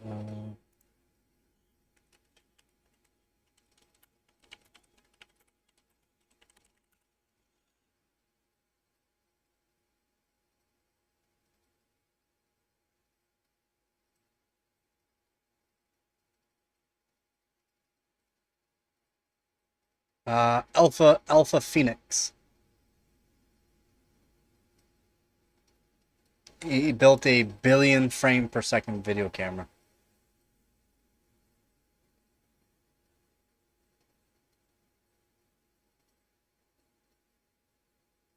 Yeah, the slow-mo guys are still doing a lot of stuff.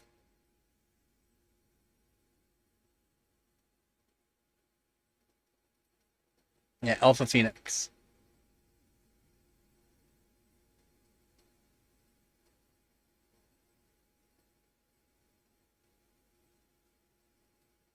One frame, 1K, 1,000 frames per second is slow nowadays. To capture frames per second, you just need to have more holes. More holes in the rotation. With a certain RPM, with more holes, you can get more frames per second.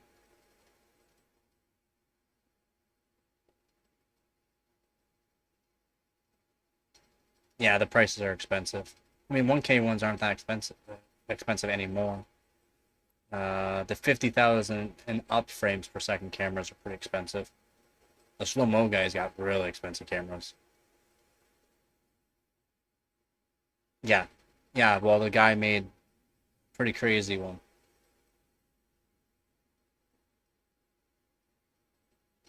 He used like a laser and all that.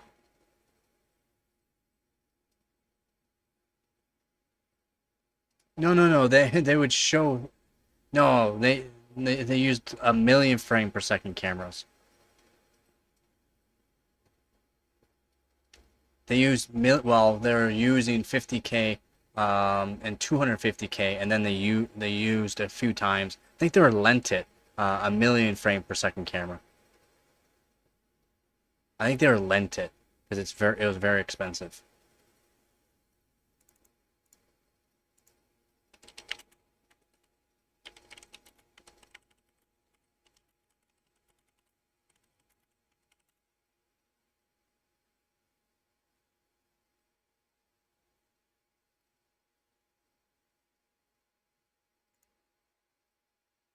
Yeah, they've done up to almost 2 million frames per second.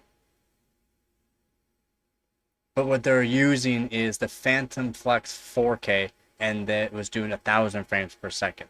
But then they're also using the Phantom V161, which does 27,000 frames.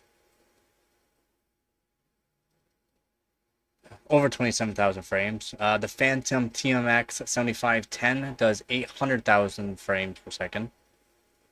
And then their 10 trillion frames per second camera, that was the one they were lent to do something on for the speed of light experiment. Yeah, 10 trillion frames per second.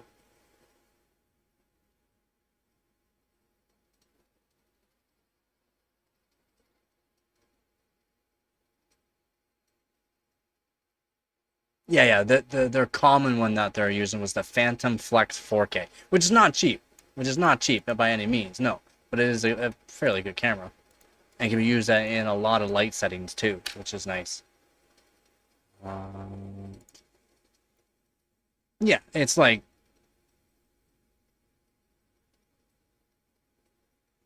$70,000. Yeah, only $70,000, right? But compared to like the heftier one, it's cheap. And then the 10 trillion frames per second they were lent to use in testing.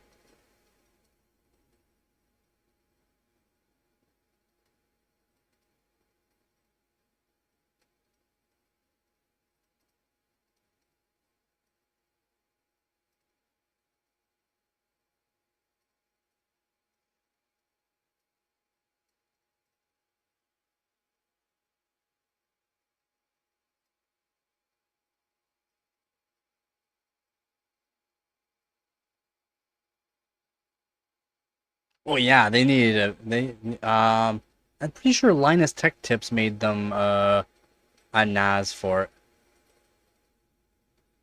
For some of their because they had so many terabytes.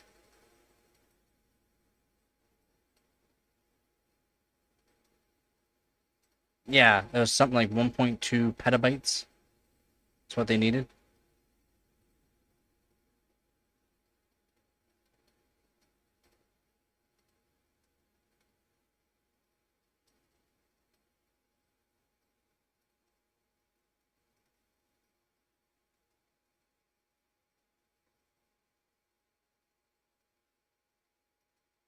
I can almost fit my game library.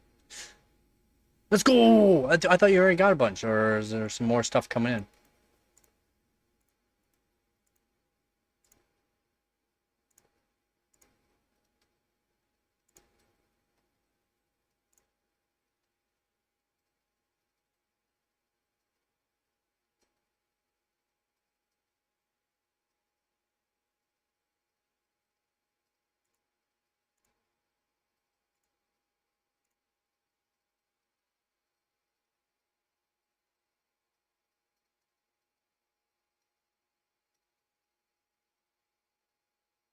CPU. Oh, I thought okay. I thought it had already shown up. That's still awesome. Hopefully it comes soon.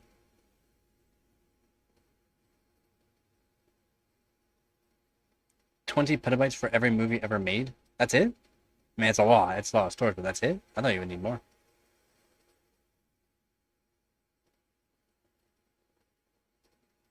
Yeah, you were saying it came with a Kingston 1 terabyte. Which is, it saves you like $100. So, in my opinion, that's a good combo because it saves you money. For anyone just joining, we've already desoldered the core. It's just too hot to continue soldering.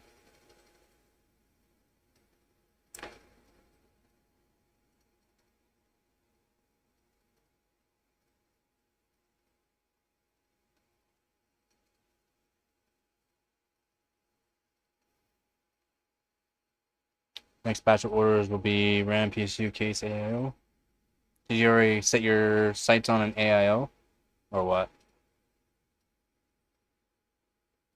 5.5 to 5.4?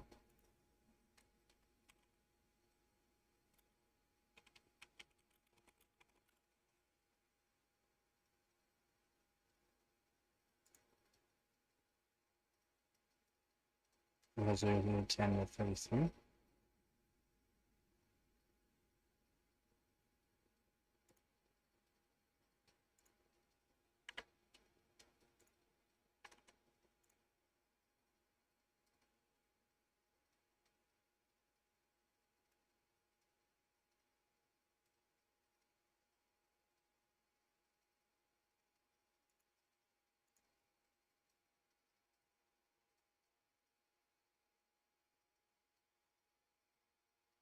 Thermal take 360.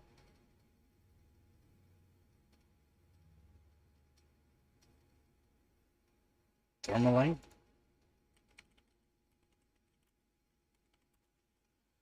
Oh, thermal right. Yeah, thermal right. No, thermal right. Yeah, it's a thermal right 360. Let's say thermal take would be more expensive. Thermal right is cheaper, but it's still really good. Yeah, it's just weird. Fairly close to the same names, but one's way more expensive than the other. No, I'm pretty sure we've gone over that.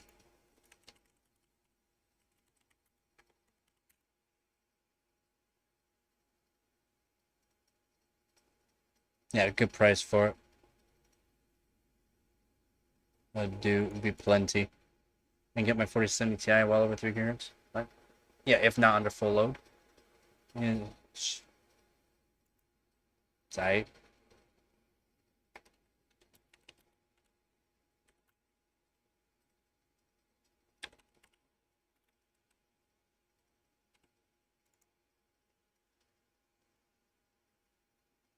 You should be able to do 3 gigahertz fairly easy.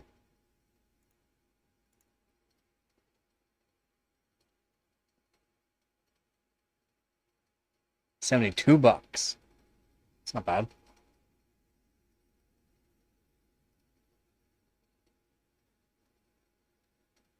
We should be able to do more. It does drop back. Oh, maybe it's not the. It's probably it might be temperature. It might be temperature. Maybe the voltage should be fine. Maybe it's drawing too much power. I don't know. I'm not sure. I would need to see it run and with a hardware monitor, see if it's hitting power limit.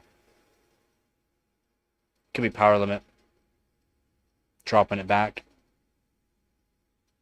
Because it's the base clock speed of the 4070 Ti is like 2.9 gigahertz.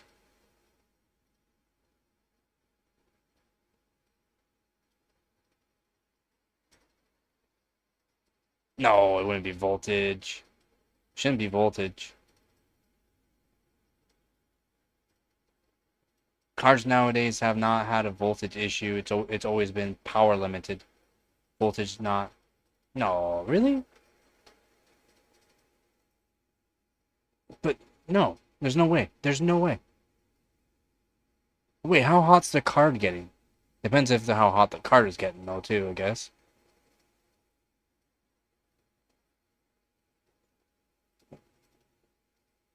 Cards from the 10 series and up have never had a voltage, ever hit the voltage before it hit the power limit. It used to be always voltage issues. So I don't get how it's hitting the voltage. Oh, never mind. Yeah, never mind. Yeah, you'll have voltage issues because you're getting really high temps. Not good. Never mind. And voltage, yeah, could be the issue. It isn't voltage. At those kind of temperatures, it's not good. Or you're just hitting temperature limit that's dropping it. Could be voltage too, because at that kind of temperature, you're gonna get leakage.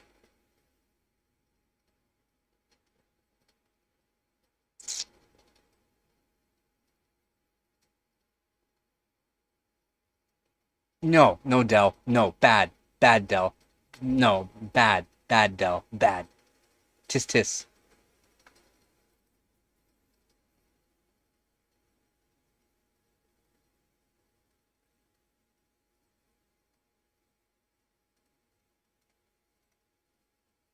No, bad, Vep. Bad.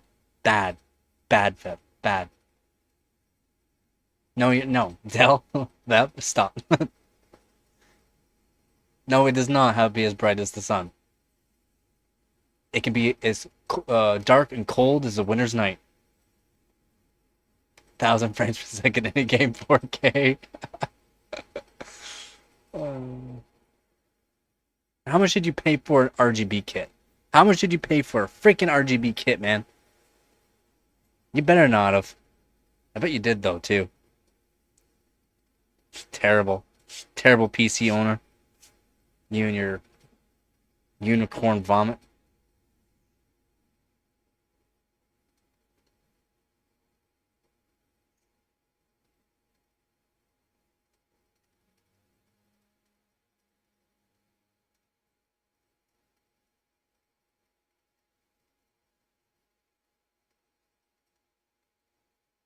Okay, good.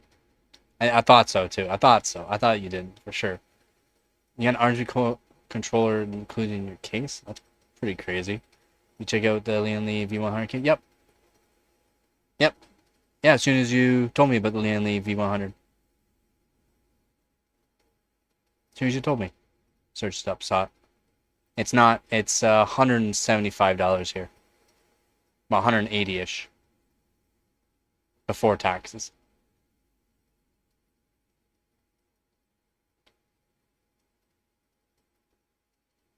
I always click no RGB, or if I get things with RGB, I take out the RGB. Like, completely unhook it. It's like my $400 RAM kit. Completely took off the RGB. Yeah, Born. Yeah, it's $180 here. There's a difference between the US and Canada. Here's is $75 for that case. Here it's $180. It's kind of wild, yes.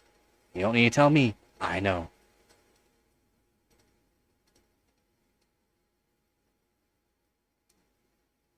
I hear you there, yeah. Don't need light distracting as I got a new light kit. Should set this one though. There we go. Oh, look at that. Got a nice good light now. Happy about that. Nice good light. Yep. That's the only I think I literally just was able after 1 year was able to get myself lights, new soldering, hot workstation, and multimeter. Because I used to have everything, but after a few moves, I've missed out on getting things, and I've had a lot of things stolen from me over the years. So, but yeah, over the past year, and thank you to viewers, subscribers, and donors, and thank you YouTube for making it so I can buy myself a new light kit and hot workstation and multimeter. Multimeter is fairly cheap though.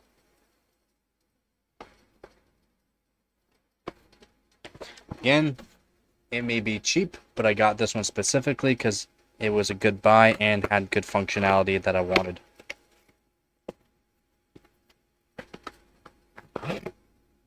Bam, new multimeter. I mean, it's not the cheap. It's definitely not the cheapest multimeter you can get, but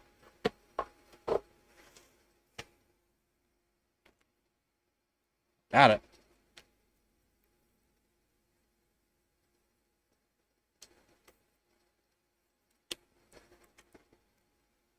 I'm gonna be making a whole bunch of videos about electronics, soldering, using multimeters for a whole bunch of stuff for electronics, motherboards, GPUs, and stuff. I will be making a whole bunch of videos. So if I'm not streaming, that's the reason why.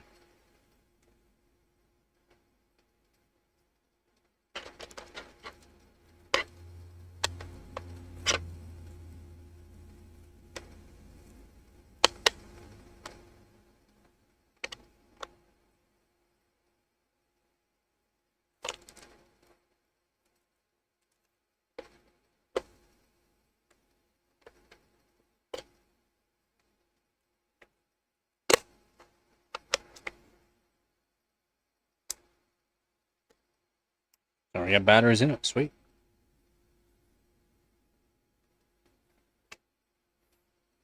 This one does have a 6,000 count onto it too. It's not great. I mean, a nice 100,000 would be better, but those cost thousands of dollars, so I don't have that kind of money. But a little something does. If it does a little something that costs this much, it works for me.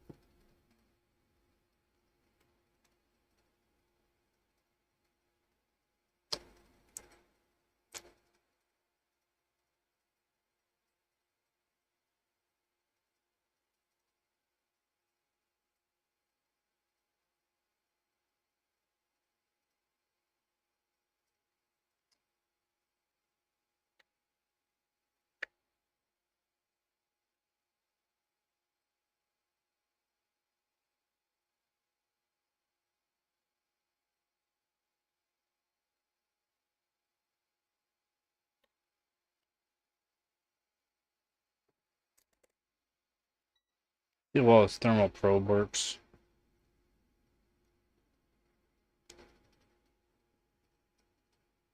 Hold on, it's not even hooked up.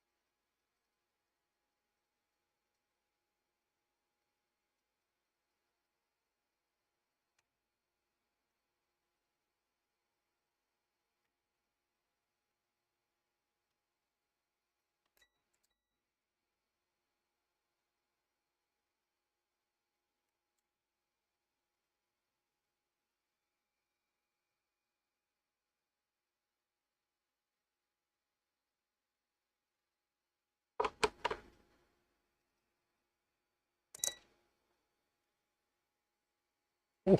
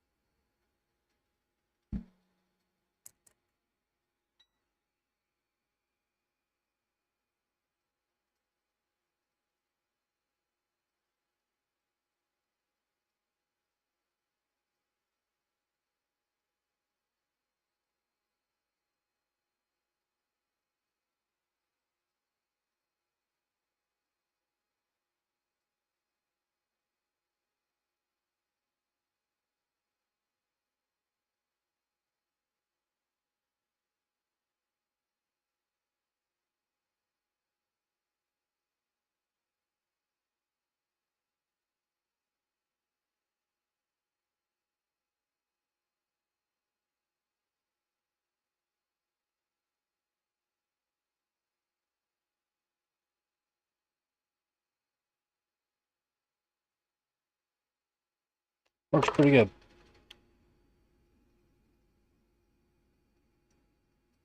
Works pretty good.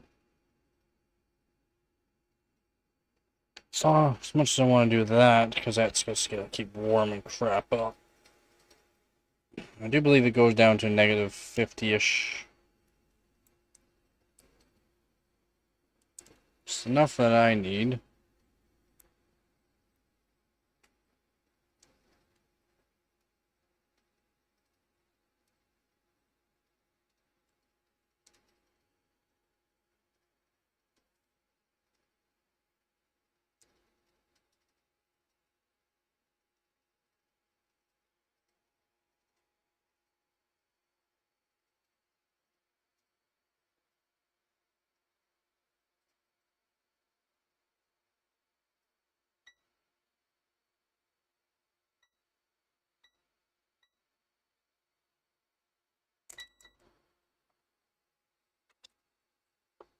Tell me what his magnets for.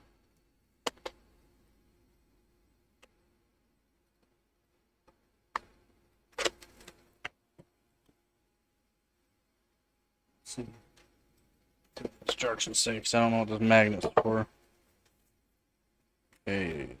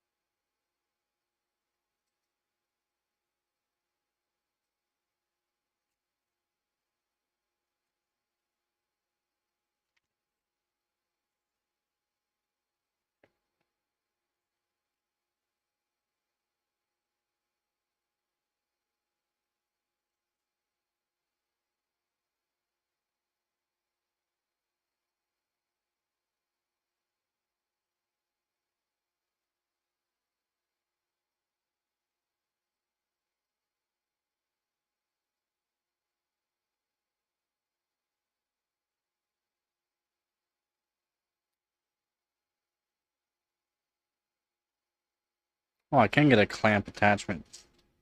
That's pretty cool.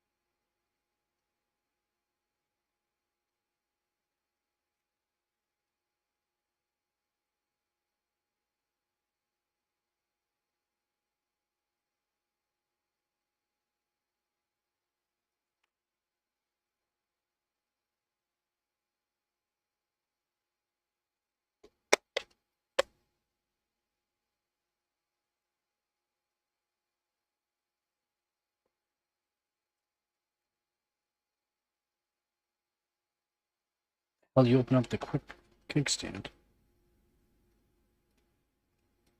Oh.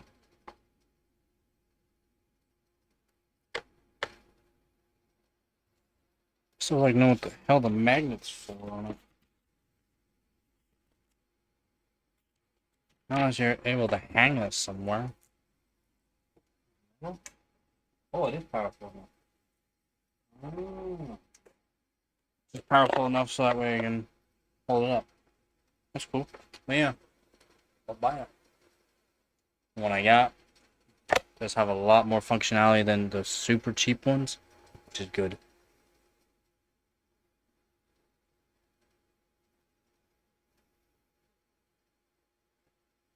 Yeah, power supplies don't really hold value.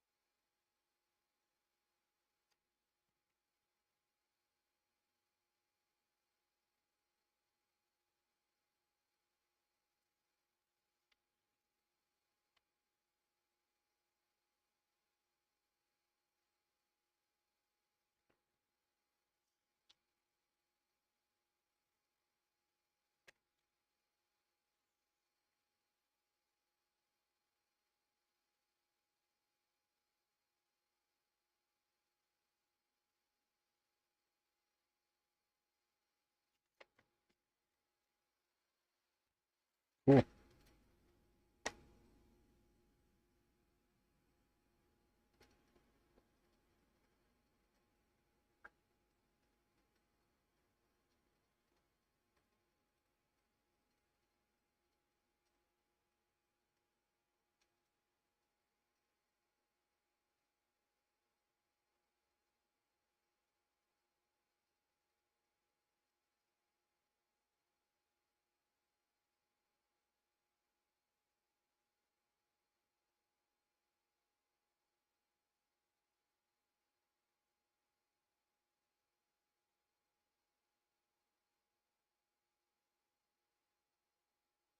Nah, it's not worth shipping costs because you'll be paying pretty close to that in shipping.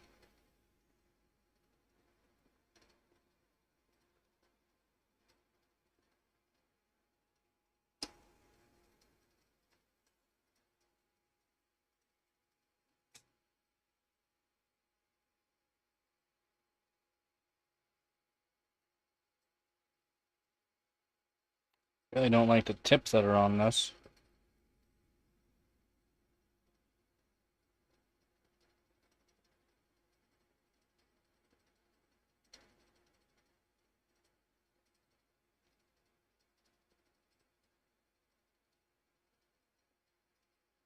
Oh, there we go.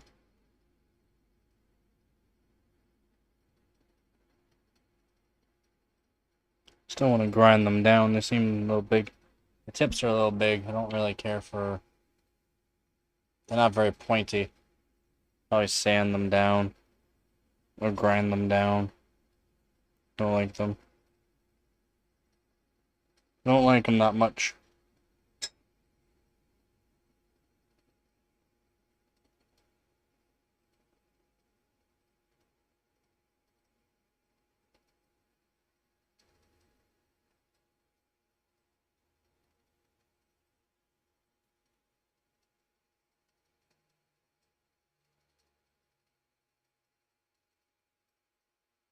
Yep. It's always nice to have backup stuff, man. Always good.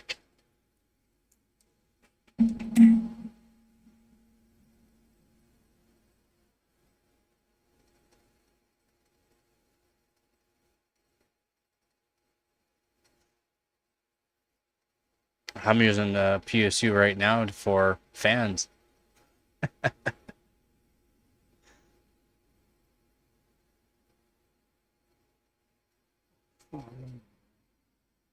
That's fairly cool. It's good.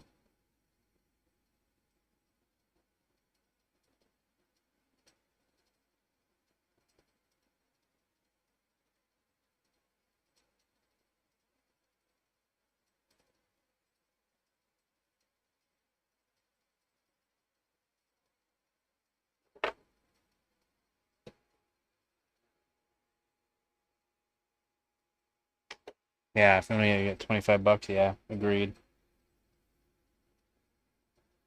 Agreed, man.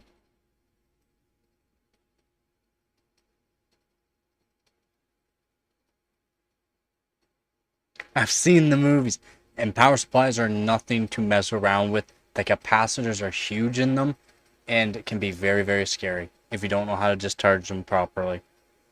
Yeah, I don't mind discharging them, but for some people it can be fairly scary. Very scary.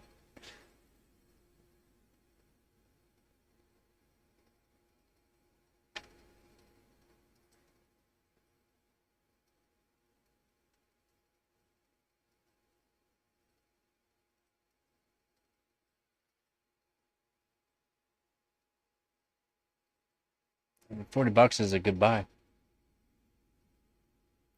Years. Some capacitors can hold charge for years. They can hold like, let's say a small capacitor can hold a charge for a few days easily. Enough to either shock you, and some bigger ones can actually kill you.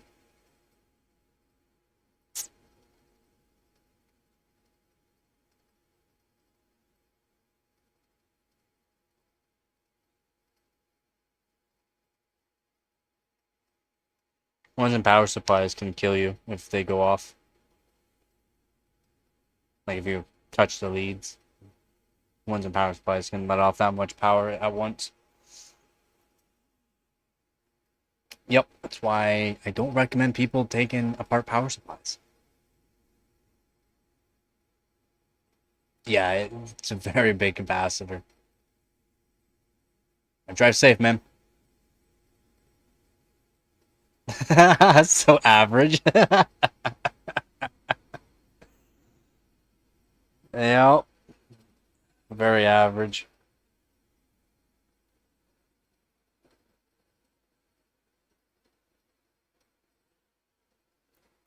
Very, very average.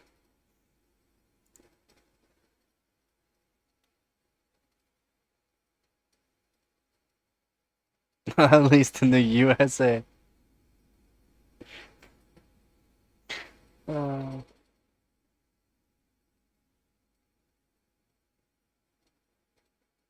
Yeah, it might be small in other places. It sounds pretty small here in Canada. 650. It's not average.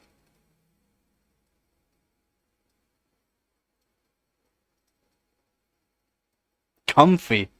Comfy, he says. What's that?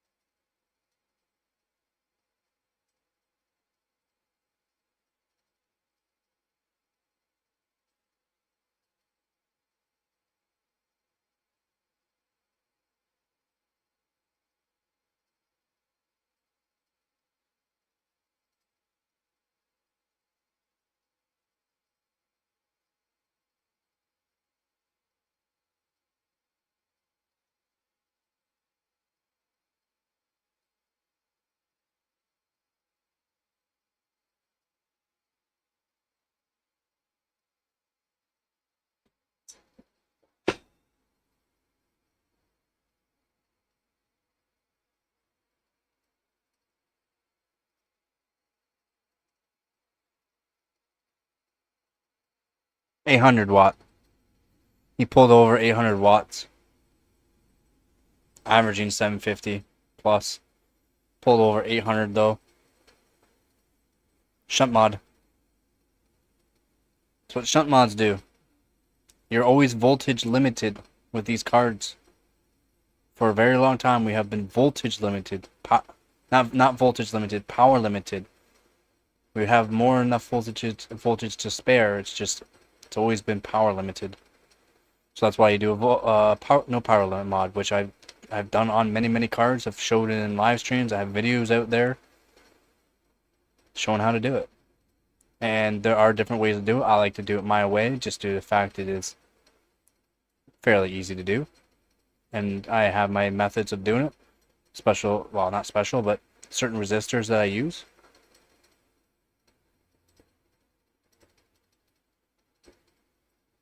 Yep, 200 recommended over min. Yep. Just for voltage spikes. Oh, well, voltage spikes, but spikes, wattage spikes. 285. And you're probably hitting a power limit. Like I said, I'm guaranteeing you're hitting the power limit. In temperatures, in the temperature that you're hitting would make it hit a temperature limit, which could drop down the frequency. At full load. You keep saying that, but I have no proof. You have not posted any proof into the Discord to confirm that for me.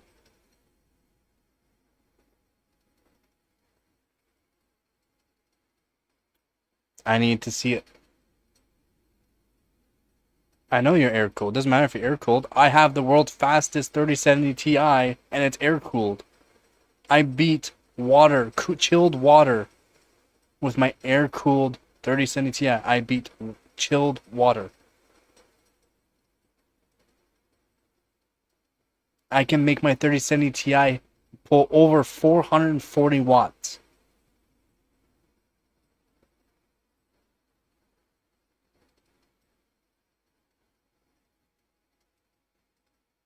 What's the difference? I have a silicon lottery. I have bought many of them and sold a bunch of them for profit and kept the best one.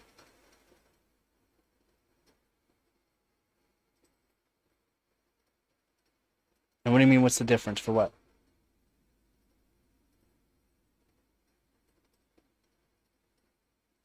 Yeah, my 30 pulls over 9,000. No, your 3080 would pull 320. Ish. Or 345. Depending on board. Depending on the board that you have.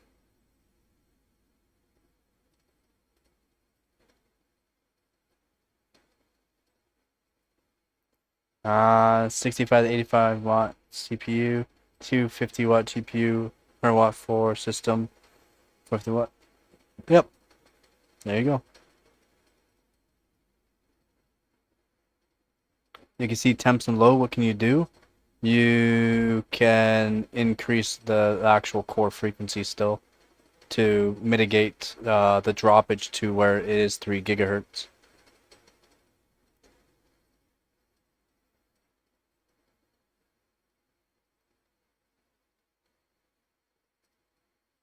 At full load, you should still be able to hit 3 gigahertz easily with your 4070 Ti. Easily hit 3 gigahertz. You should be able to do 3.2.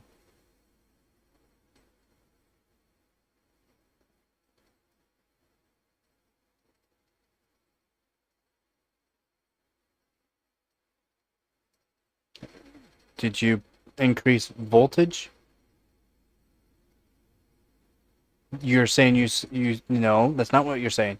You're saying that you're hitting 3 gigahertz easy, but on full load, you're not getting 3 gigahertz. I remember what you said, buddy. Unless you're changing your mind. If you're changing your mind, let me know.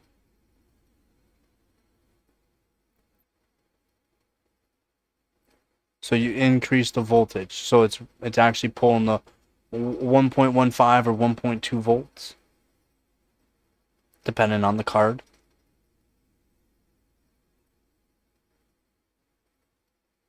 Is it keeping that voltage? Now, is it keeping that voltage and then what you're checking in hardware monitor while it's running? Your curve or whatever. I don't care about your curve. I don't. Curves don't mean jack crap for overclocking.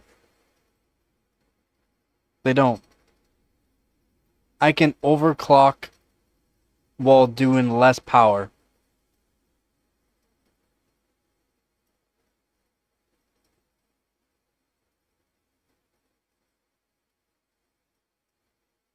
You can lower the power limit and overclock still.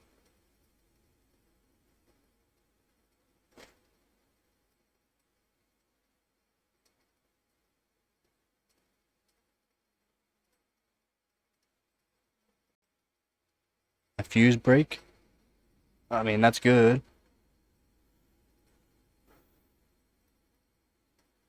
Breakers, yeah. Yeah, you probably have breakers. There are houses. I've lots of houses with fuses still. Yep, things are a lot more efficient. Thank God for advancements and stuff, right?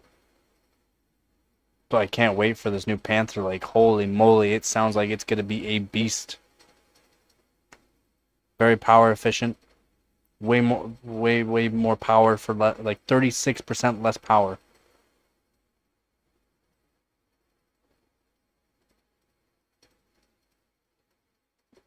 Breakers are kind of like a fuse, yeah. No, fuse panels are different. They basically do the same thing, but they are different.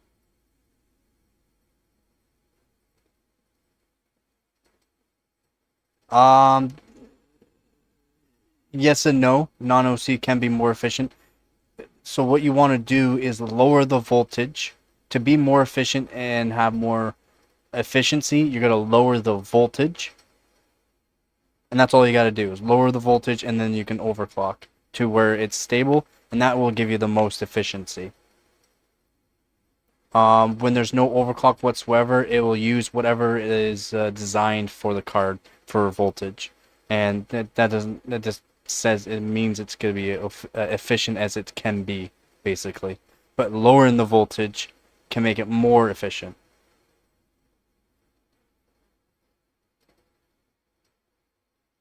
See, that doesn't even make sense. You don't make sense, Hooves. I'm sorry.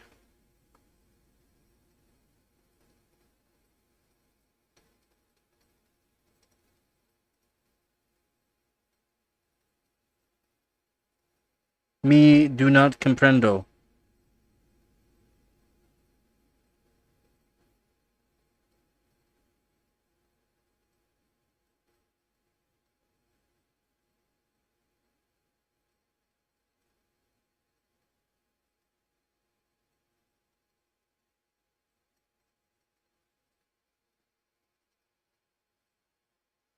No. It's not that your card is weird. It's just something you're not. You might not be looking at the right stuff. Something's odd. Something's off.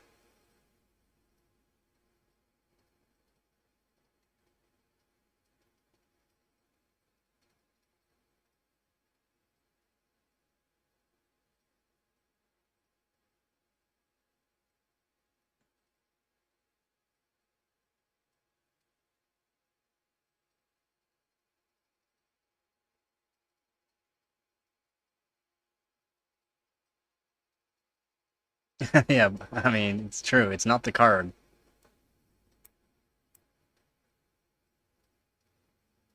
I may not own that card, but I know all about how they are designed.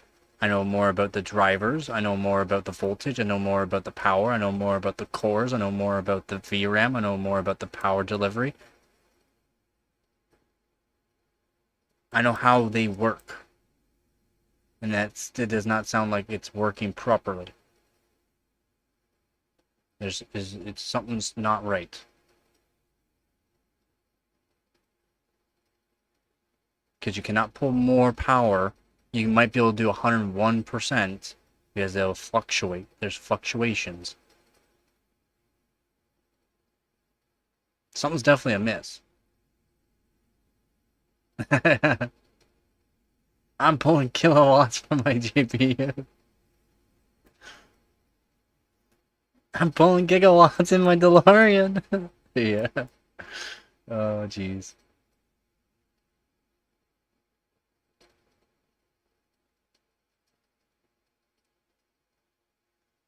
Man, Hart said he'll be back, and he's still not back. What is wrong with this guy? He took another nap?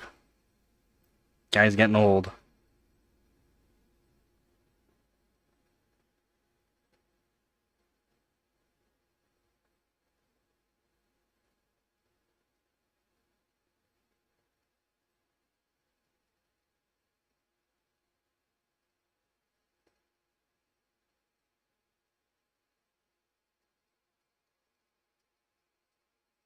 But you may be on to something. Oh, man. Unless I try. Only one way to find out.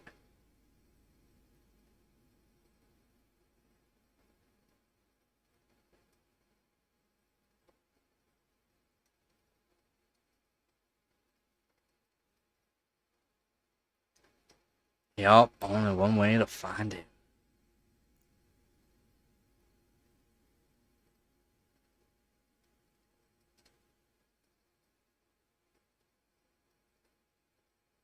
Every single spider bite me.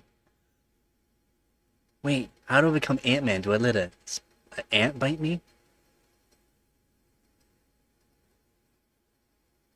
No, you just gotta be super smart. Oh. All these ant bites are worth nothing then.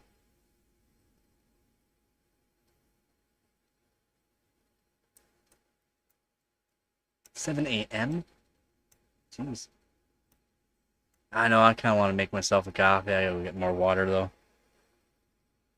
So I can't make myself a coffee. I don't have water.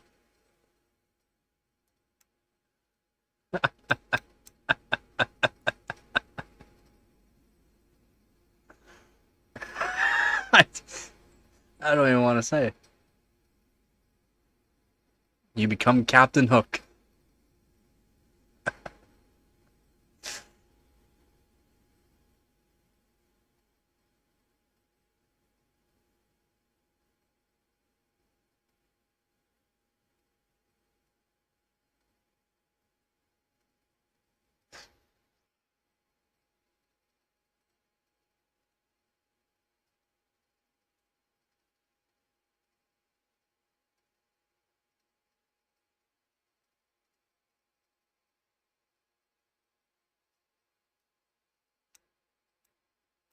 Get some coffee, man.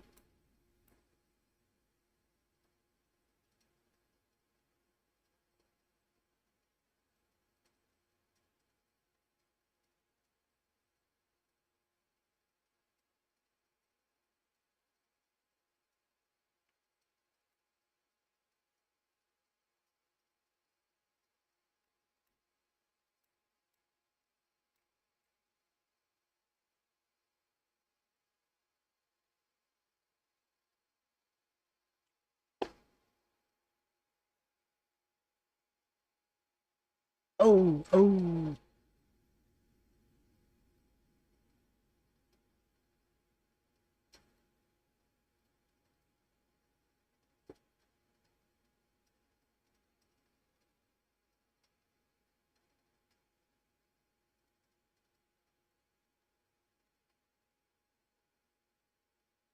I have no clue how you work, but you're glorious. I'm going to be making an architectural video on how and why Intel and AMD make them this way and have redesigned how they've redesigned their CPUs over the years.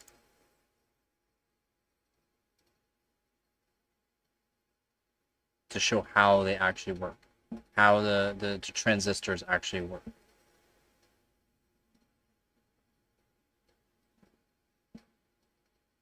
I will be. It takes a long time.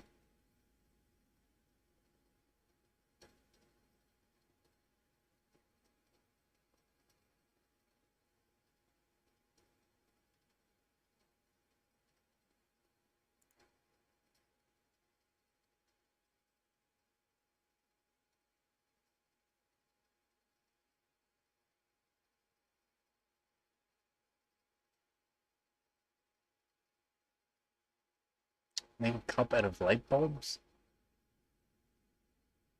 I mean, no thanks. Oh, CPU out of light bulbs.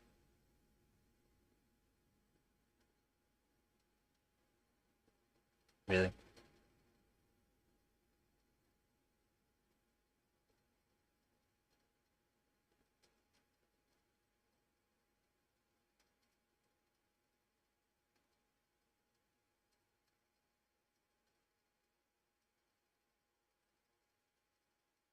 I don't think it can be done.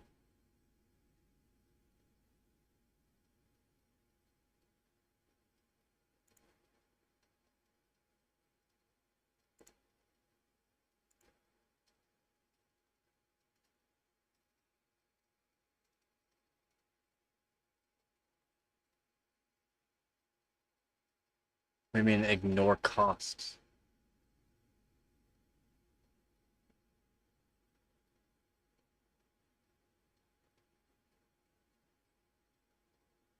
If there's no cost limitation, you just need to build a factory. You need a factory, clean airspace, and have a high UV and/or low EUV machine to blast pulse wave at high wattage to melt tin onto silicon.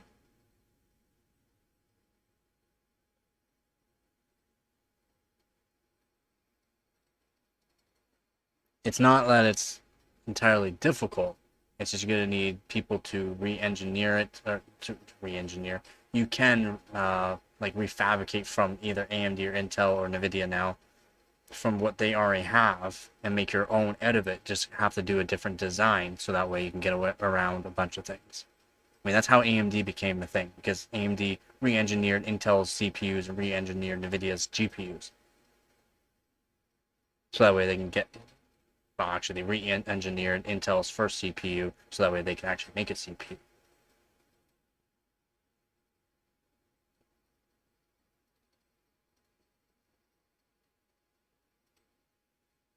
I mean, I guess that's a computer, I guess. A computer from, like, the 50s.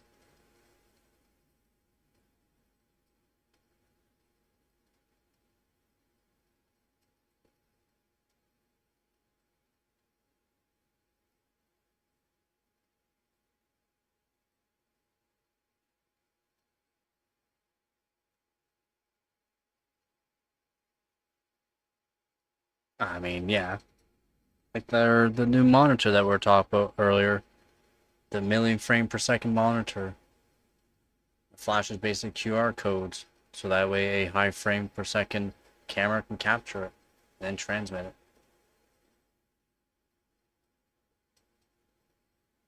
it. I mean, in my books that would count.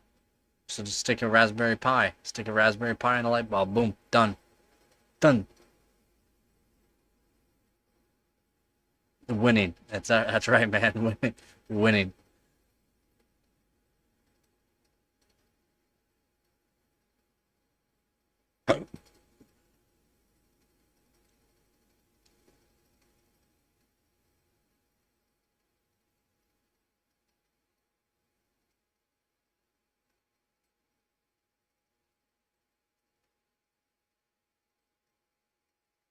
Yep.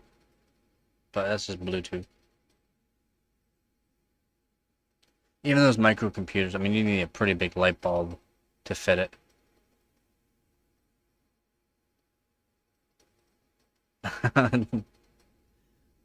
Dell.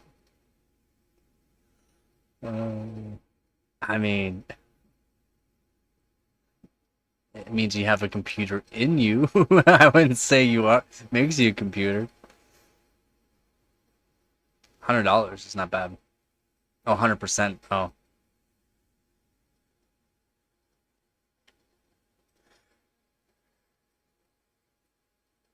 I would like to actually get not really a microcomputer, but a mini computer and see what I can do with them. It's just they're not cheap. They're not cheap by any means, unfortunately.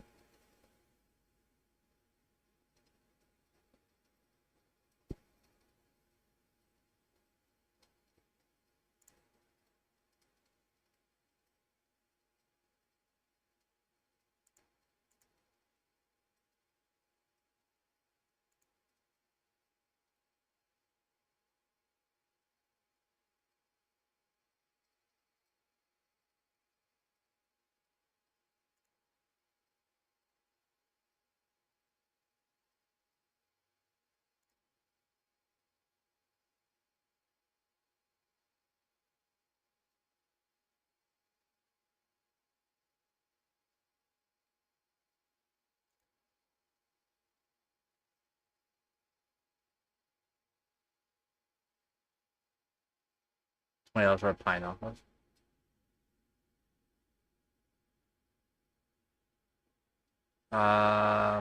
They put it in a couple people's heads. Into people that are paralyzed, so not sure how much more has gone on with it, but they did that years ago.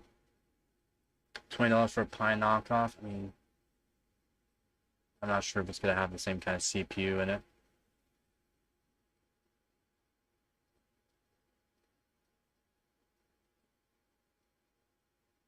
Of course, it never get done. Too many complications that can go wrong. $50? No, not here. It's like $100. Yeah, they did it. They did it to a few candidates that signed off on it. They're paralyzed. They're able, so that way they can play games. They're able to play games. Even though they're paralyzed. Yeah, they did it.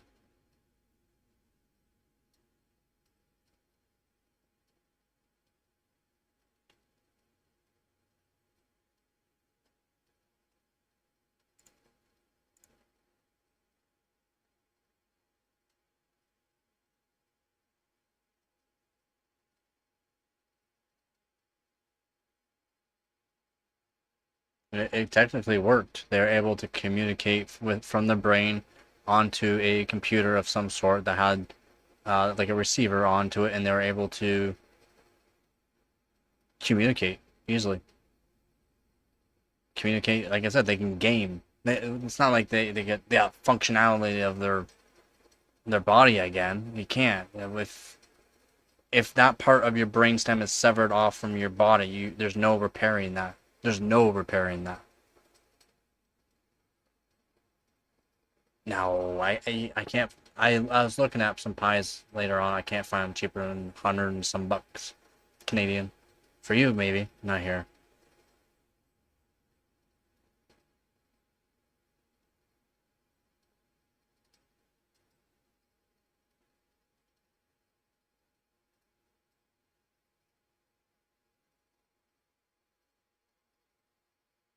Nope. Can't say it's a failed test. Person is able to do more than what he was able to. No, nothing has gone wrong.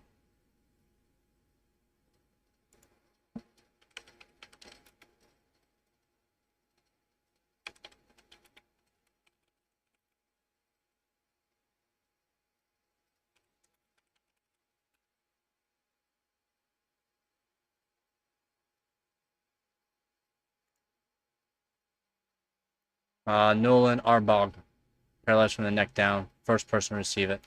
And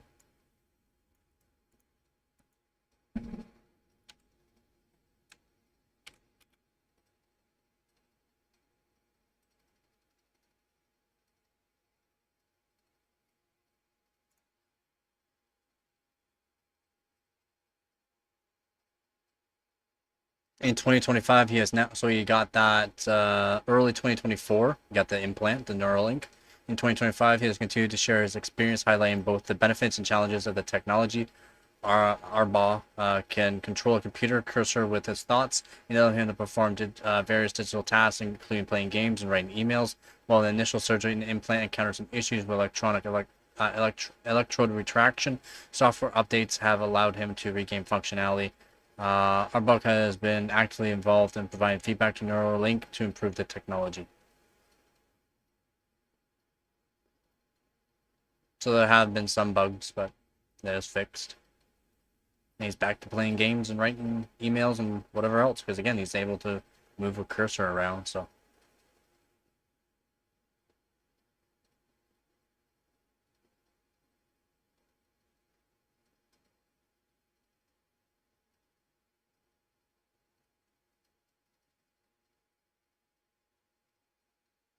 And also, Neuralink is also exploring the possibility of using the implant to control a robotic arm.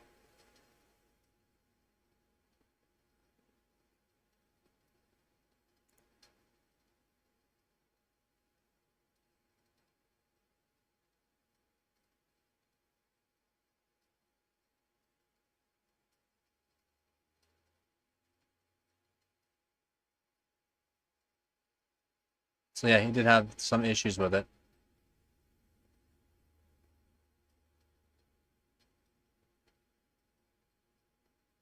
$1,024 electrodes. That's insane.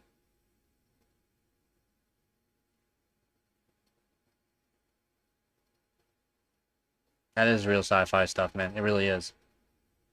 1,024 electrodes. But 85% of them retracted. And then there, with some updates, they're able to make it so what was already there was able to make it so he has some functionality out of it.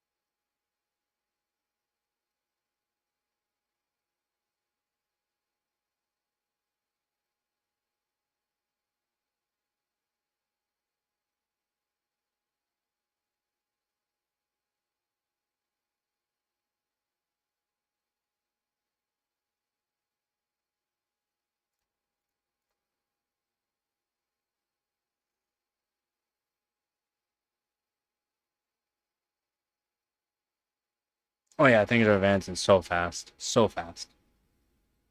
It's actually wild how fast things are advancing.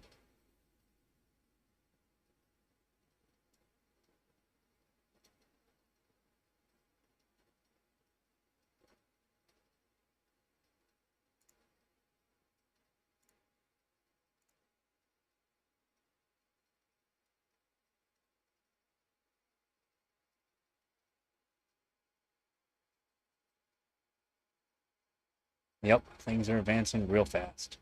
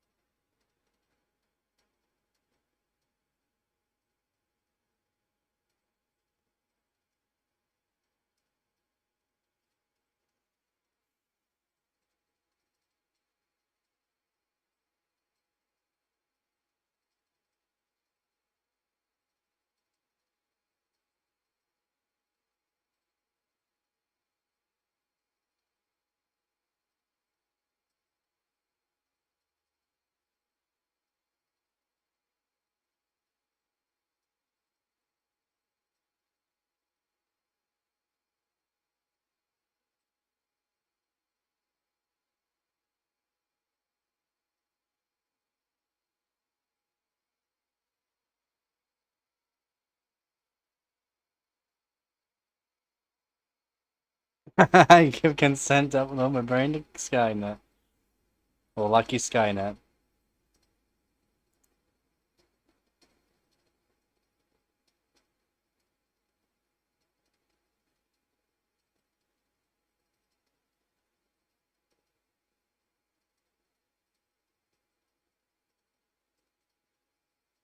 That'd be a cool Terminator.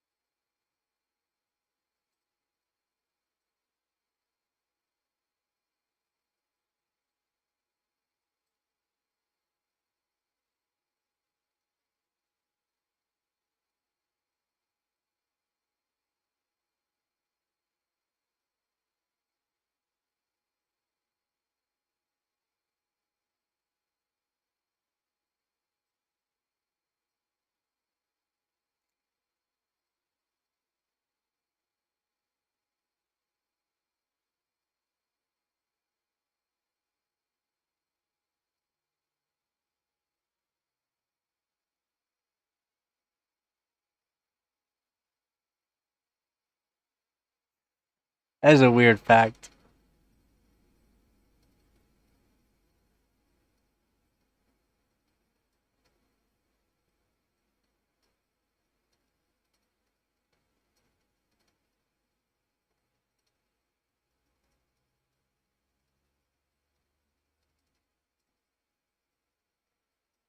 I'm not sure what one made it to the moon, to be honest.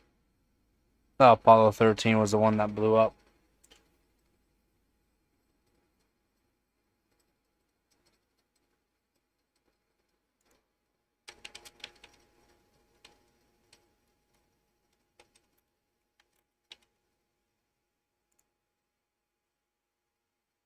No, Apollo 13 was not the one that made it to the moon. The mission was boarded after an oxygen tank exploded, forcing the crew to use a lunar module as a lifeboat.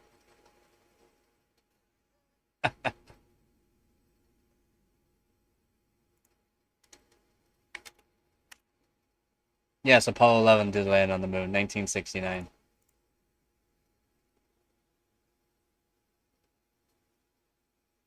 So yeah, say, that must have been one damn good coffee, made another one.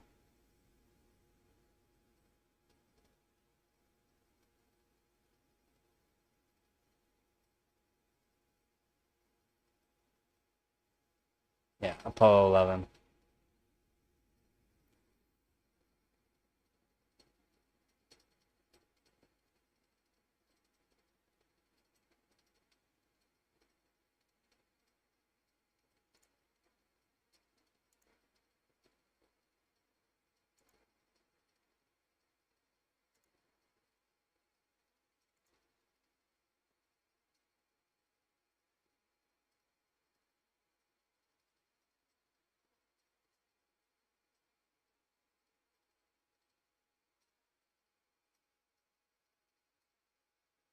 Anakin Skywalker was one hell of a pilot.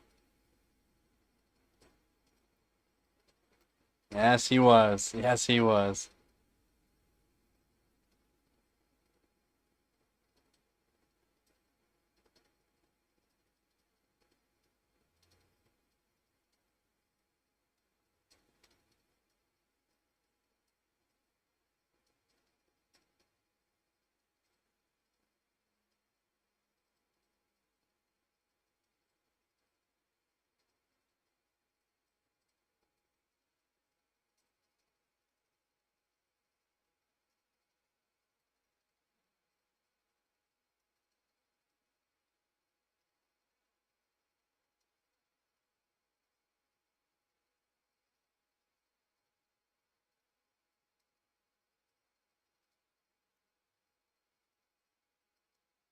STs? Nah, I think you mean titties. Titties! How's it going, Z?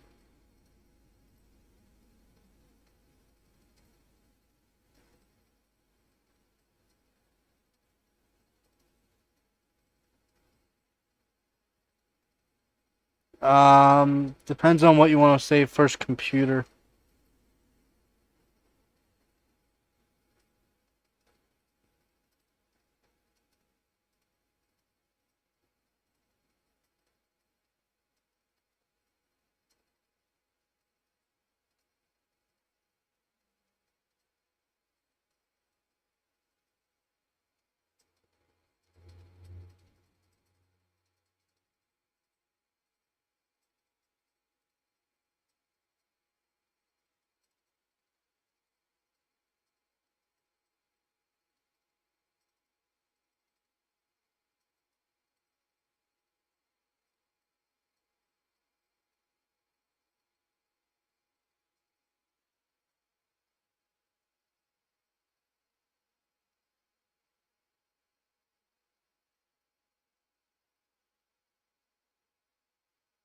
Yes, yeah, foreign, yeah. It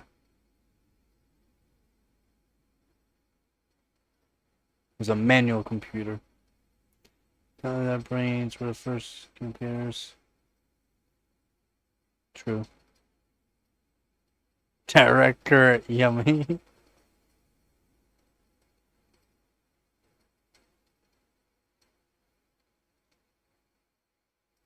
Reads and writes. I mean, technically, yeah. In a way. I mean, some people's memories, I don't know.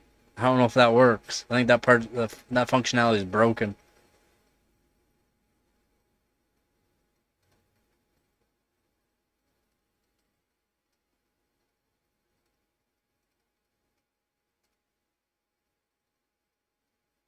Yeah, some people need to upgrade.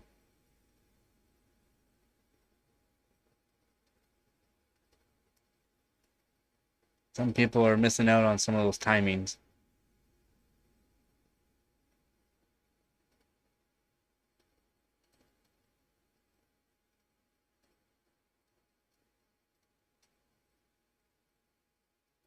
Cannot compute blue screen. Be sad. Rest in PC. Rest in peace.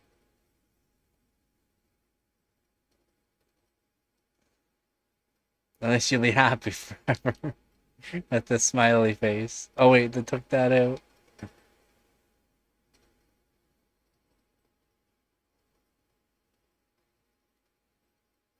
And say green screen. Blue screen. B-sod. Blue screen of death.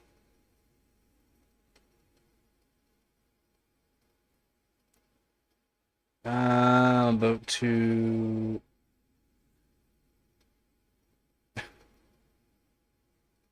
I'm about to refresh my brain.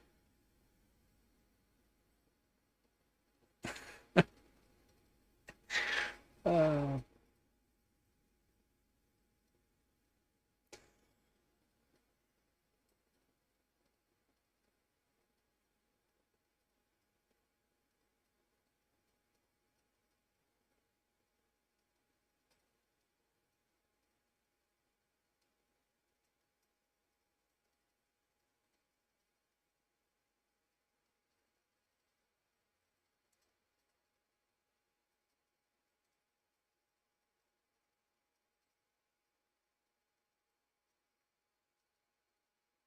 Really?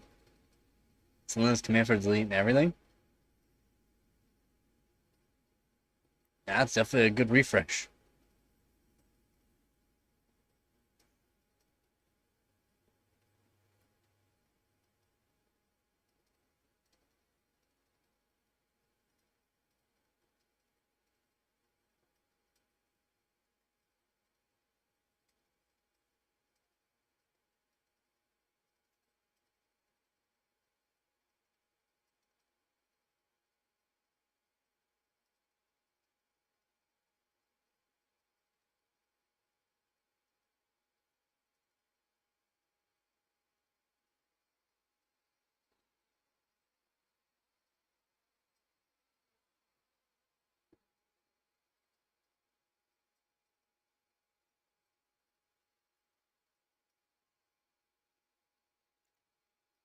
Should probably end my stream here soon.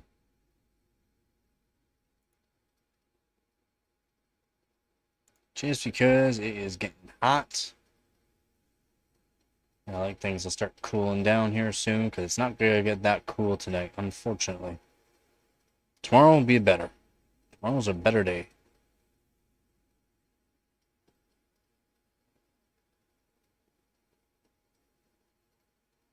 Yeah, tomorrow will be a bit better of a stream too. It's going to be a lot chillier, so I'll do a lot of soldering and whatnot. So I do want to get a bunch of components all taken out, off. So yeah, definitely will do that.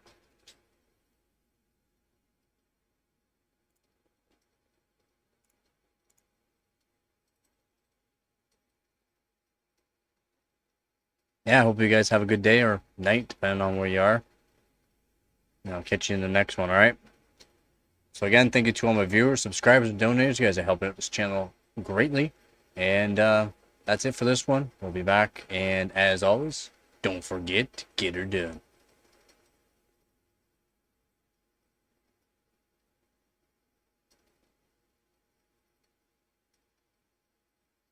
With the plan, you got that right. Sometimes I don't have much of a plan, but it is what it is. Alright, peace out, guys.